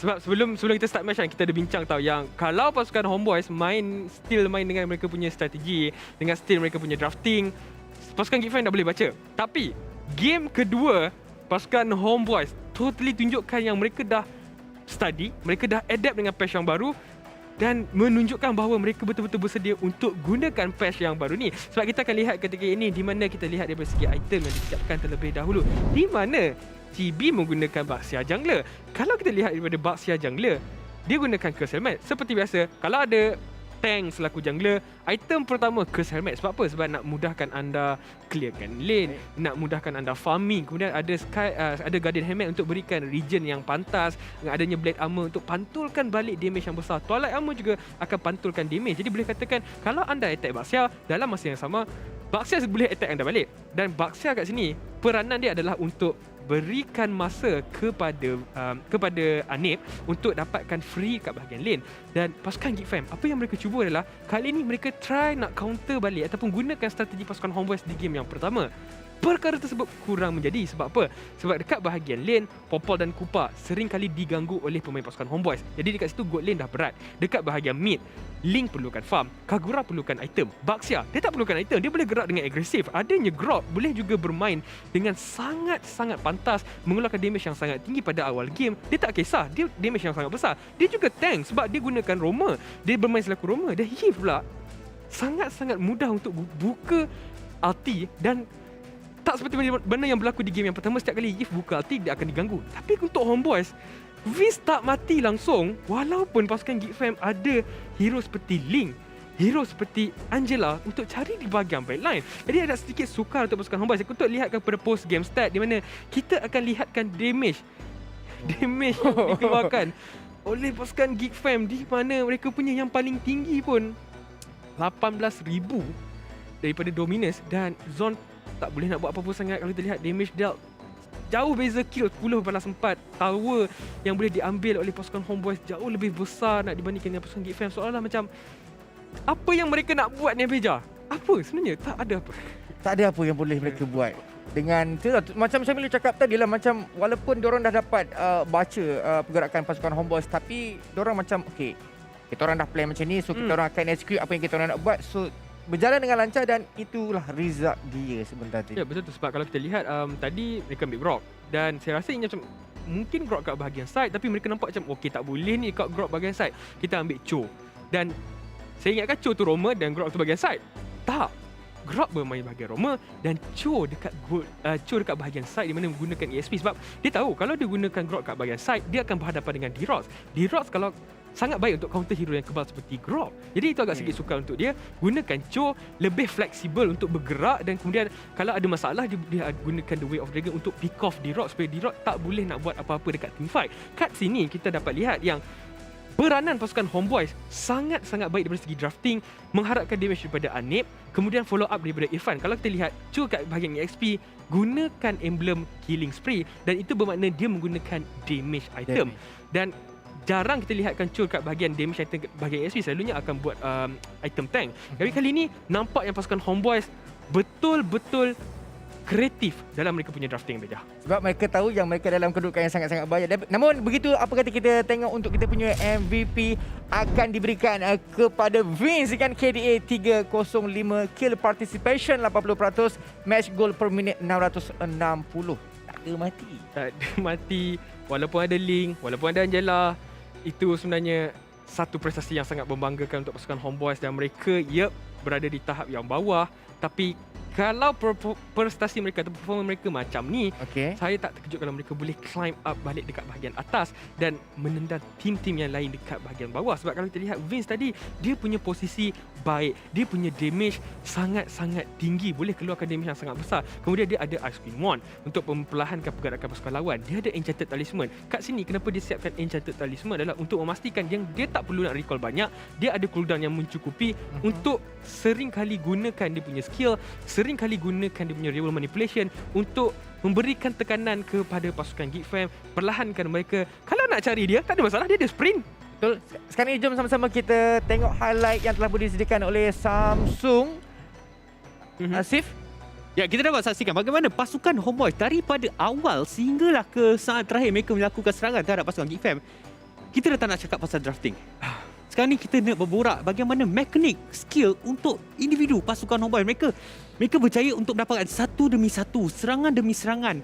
Setup yang begitu cantik menyebabkan kenapa pasukan HomeBois di game yang kedua ni seperti tiada tandingan. Betul tak Syamilo? Betul, sebab kalau kita lihat tadi ataupun kita dengar dekat bahagian mic check, saya berikan satu di mana anda semua kalau nak jadi tim yang hebat, anda perlukan shot caller. Dan shot caller, kalau nak tengok contoh yang baik, kat sini pasukan HomeBois kita ada Saiful. Saiful punya command, dia punya decision membantu pasukan HomeBois tahu kat mana yang mereka perlu pergi, kat mana yang mereka perlu dapatkan bush, kat mana mereka perlu start war, siapa yang perlu ada dekat team fight. Jadi boleh katakan dekat sini pasukan HomeBois ada seorang yang boleh beri command, dan sebenarnya dia macam inilah. Walaupun star dekat pasukan HomeBois ni jungler semua, tapi Saiful is the best. Baik, sekarang jom kita tengok untuk kedudukan kumpulan di grup A. SMG, SUHAZ, MAB dengan 13 poin, Orange Esports, HomeBois 11 poin. Untuk grup B pula kita tengok Red Esports, TODAK, RSG, Team Karakal dan juga Geek Fam. Kita tengok tu HomeBois dah 11. MAB 12. 11, 12, 13, 14. 12, 13, 14. Membezakan. Grup A dah lama rancang. Yes. Kita je lalan. Wow. Okay. So ini bermakna mungkinlah kita akan terkejut beberapa hari ni. Kita tak tahu, mungkin ada banyak surprise yang bakal kita saksikan. Dia start terkejut dekat grup A ni, Orange boleh menang 2-0, 2-0. Betul. Dia start pada tu, wow. Sebab kalau kita lihat untuk 4 ataupun 5 minggu yang pertama, semua saya rasa semua setuju. Saya setuju. Mana pasukan daripada grup B, pasukan ataupun grup yang cukup maut. Masuk je, nak masuk bulan puasa ni, grup A menunjukkan grup A yang lagi sengit. Lihat, perbezaan 1 poin di antara tempat yang kedua sampai dah tempat yang kelima antara satu sama lain. Dan apabila pasukan HomeBois, lagi mereka dah menang 2-0, mereka dapat 3 markah yang cukup penting untuk pastikan mereka sebenarnya kalau tak dibendung, kemungkinan mereka yang masuk ke peringkat upper bracket. Saya setuju dengan apa yang saya katakan sebentar tadi, tapi itu tak menghalangkan semangat mereka. Mereka sering kali akan tunjukkan prestasi yang baik. Kalau tak silap saya, pada 2 minggu yang lepas lah, pasukan HomeBois punya prestasi macam kurang sikit sebab mungkin mereka punya strategi dah kena baca, mereka punya drafting dah senang predict. Kena COVID. Jadi lepas pada tu mereka kata, okay guys, kita betul-betul dalam fasa yang sangat kritikal. Kita nak tak nak, training kita kena lebih. Training mungkin lepas ni sampai sahur mungkin. Ini boleh kata pasukan HomeBois mereka dah Not bad. Biarlah saya bayar dulu. Tapi pasukan HomeBois takut lupa.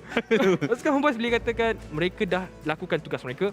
Dan seperti apa yang Saiful katakan tadi, mereka dah dapatkan mereka punya drafting yang boleh mengejutkan kembali pasukan lawan. Lagipun seperti apa yang Syamilo cakap tadi, pasukan HomeBois dah pun orang cakap dah adapt dengan meta sekarang. Sebab kita tengok Chibi tadi selalunya main assassin. Betul. So hari ni kita tengok match yang ketiga ni Bazia jungler. So itulah result dia tadi.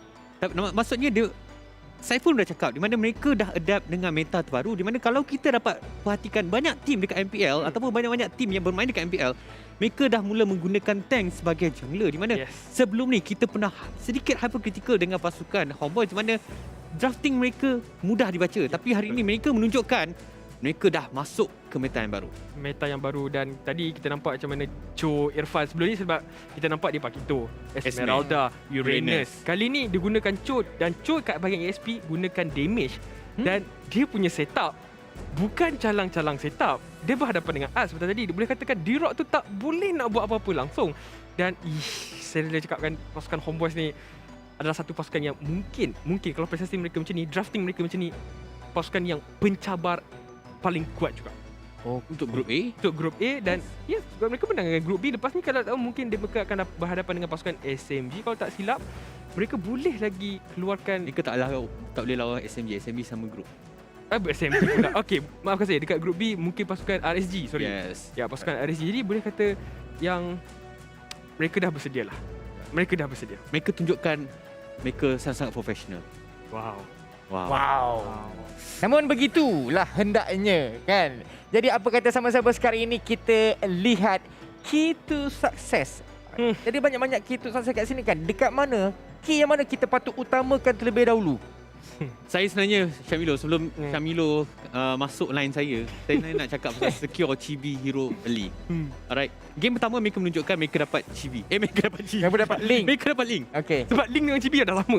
Sebab sama. Kita tak tahu sekarang dah asal Terengganu.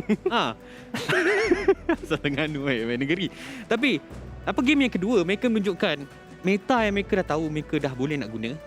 Mereka terus dapatkan baksia terlebih dahulu. Tapi daripada keempat-empat poin ni, bagi saya securekan chibi punya hero untuk pastikan mereka mampu untuk bergerak untuk berlawan dengan pihak lawan. Kat sini mereka punya key to success yang pertama, respect dengan target zone. Sebab mereka tahu yang shot caller pasukan Geek Fam yang utamanya adalah zone. Kalau zone mati terlebih dahulu, ini akan memudahkan kerja mereka untuk mengucar-kacirkan formasi pasukan Geek Fam, dan mereka dah kalau mati jadi shot caller dah kurang berkesan kat situ, dah tak ada shot caller. Ini mudah untuk mereka bergerak dengan lebih bebas. Dan kalau untuk playmaking hero untuk Saiful, banyak kali kita nampak Atlas tadi. Dia bermain Atlas dengan sangat-sangat baik. Dia punya setup pun boleh katakan dia tahu cara yang sesuai dan dia punya command, sekali lagi saya ulang, command dia antara the best untuk MPL Malaysia. Dan yang keempat, avoid overextending, di mana tadi kita nampak dekat kita dengar dekat bahagian match check dia cakap apa, mana trio mid.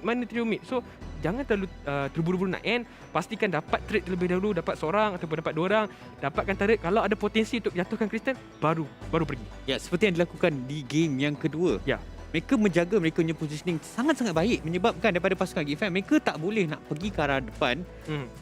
Pasukan HomeBois menggunakan kelebihan tersebut di mana mereka jaga posisi mereka dengan begitu baik, seperti yang dikatakan oleh Syamilo, dengan adanya setup yang boleh dilakukan oleh Anip menyebabkan pasukan HomeBois jangan overextending, menyebabkan mereka lagi senang untuk menewaskan pasukan Geek Fam. Bagi saya game yang cukup mudah untuk mereka. Disiplin dan professionalism. Kalau tak nak kena comeback, jangan overextending. Betul. Dan profesional. Yes, betul. Jadi kita pun dah tengok match yang ketiga sebentar tadi. Apa kata kita tengok untuk untuk kita punya jadual perlawanan hari esok. Match yang pertama kita ada SMG melawan pasukan Red. Orange Esports melawan Karakal. HomeBois akan menentang pasukan RSG.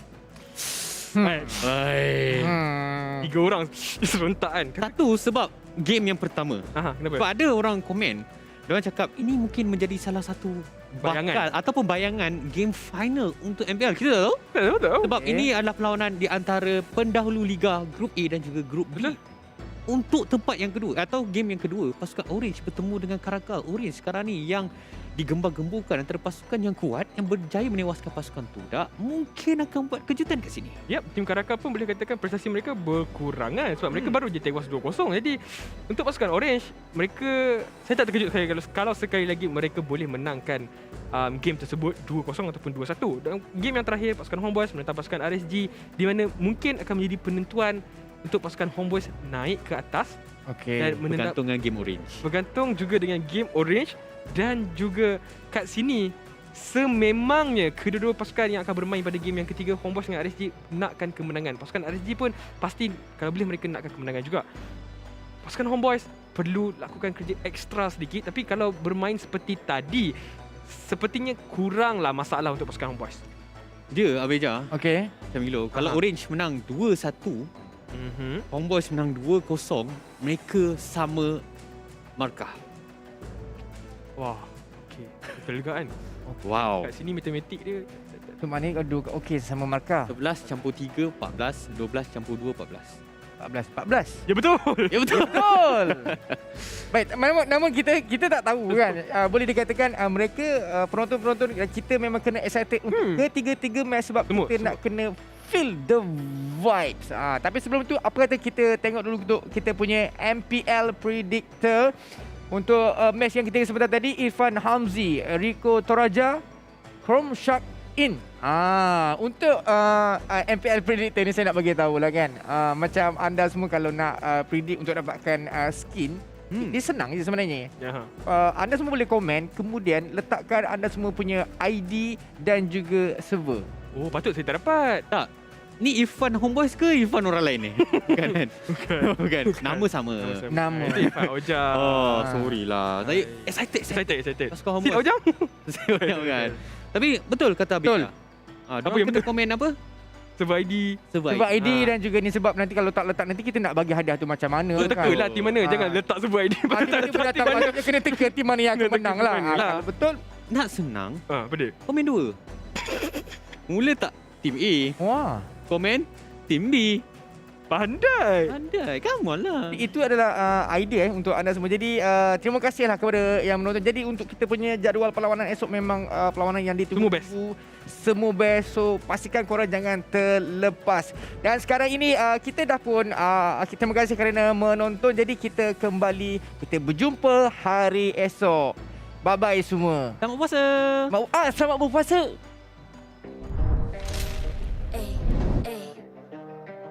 I'm a rock star. Yeah, rock star. Ay. I'm a rock star, baby. I'm a rock star.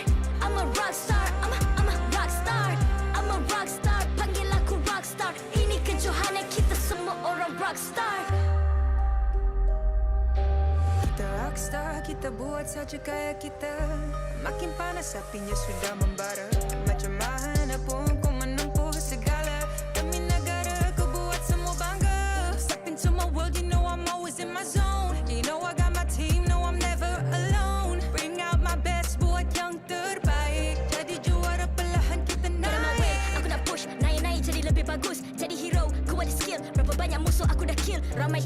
cabar cause they envy me. Tiap game aku pasti jadi MVP. Easy. I'm a rockstar, baby, I'm a rockstar. I'm a rockstar, I'm a rockstar. I'm a rockstar, panggil aku rockstar. Ini kejohanan kita semua orang rockstar. I'm a rockstar, baby, I'm a rockstar. I'm a rockstar, I'm a rockstar. I'm a rockstar, panggil aku rockstar. Ini kejohanan kita semua orang rockstar. Tengok nanti siapa yang juara. Ni peluang kita bawa pulang piala. This is my game.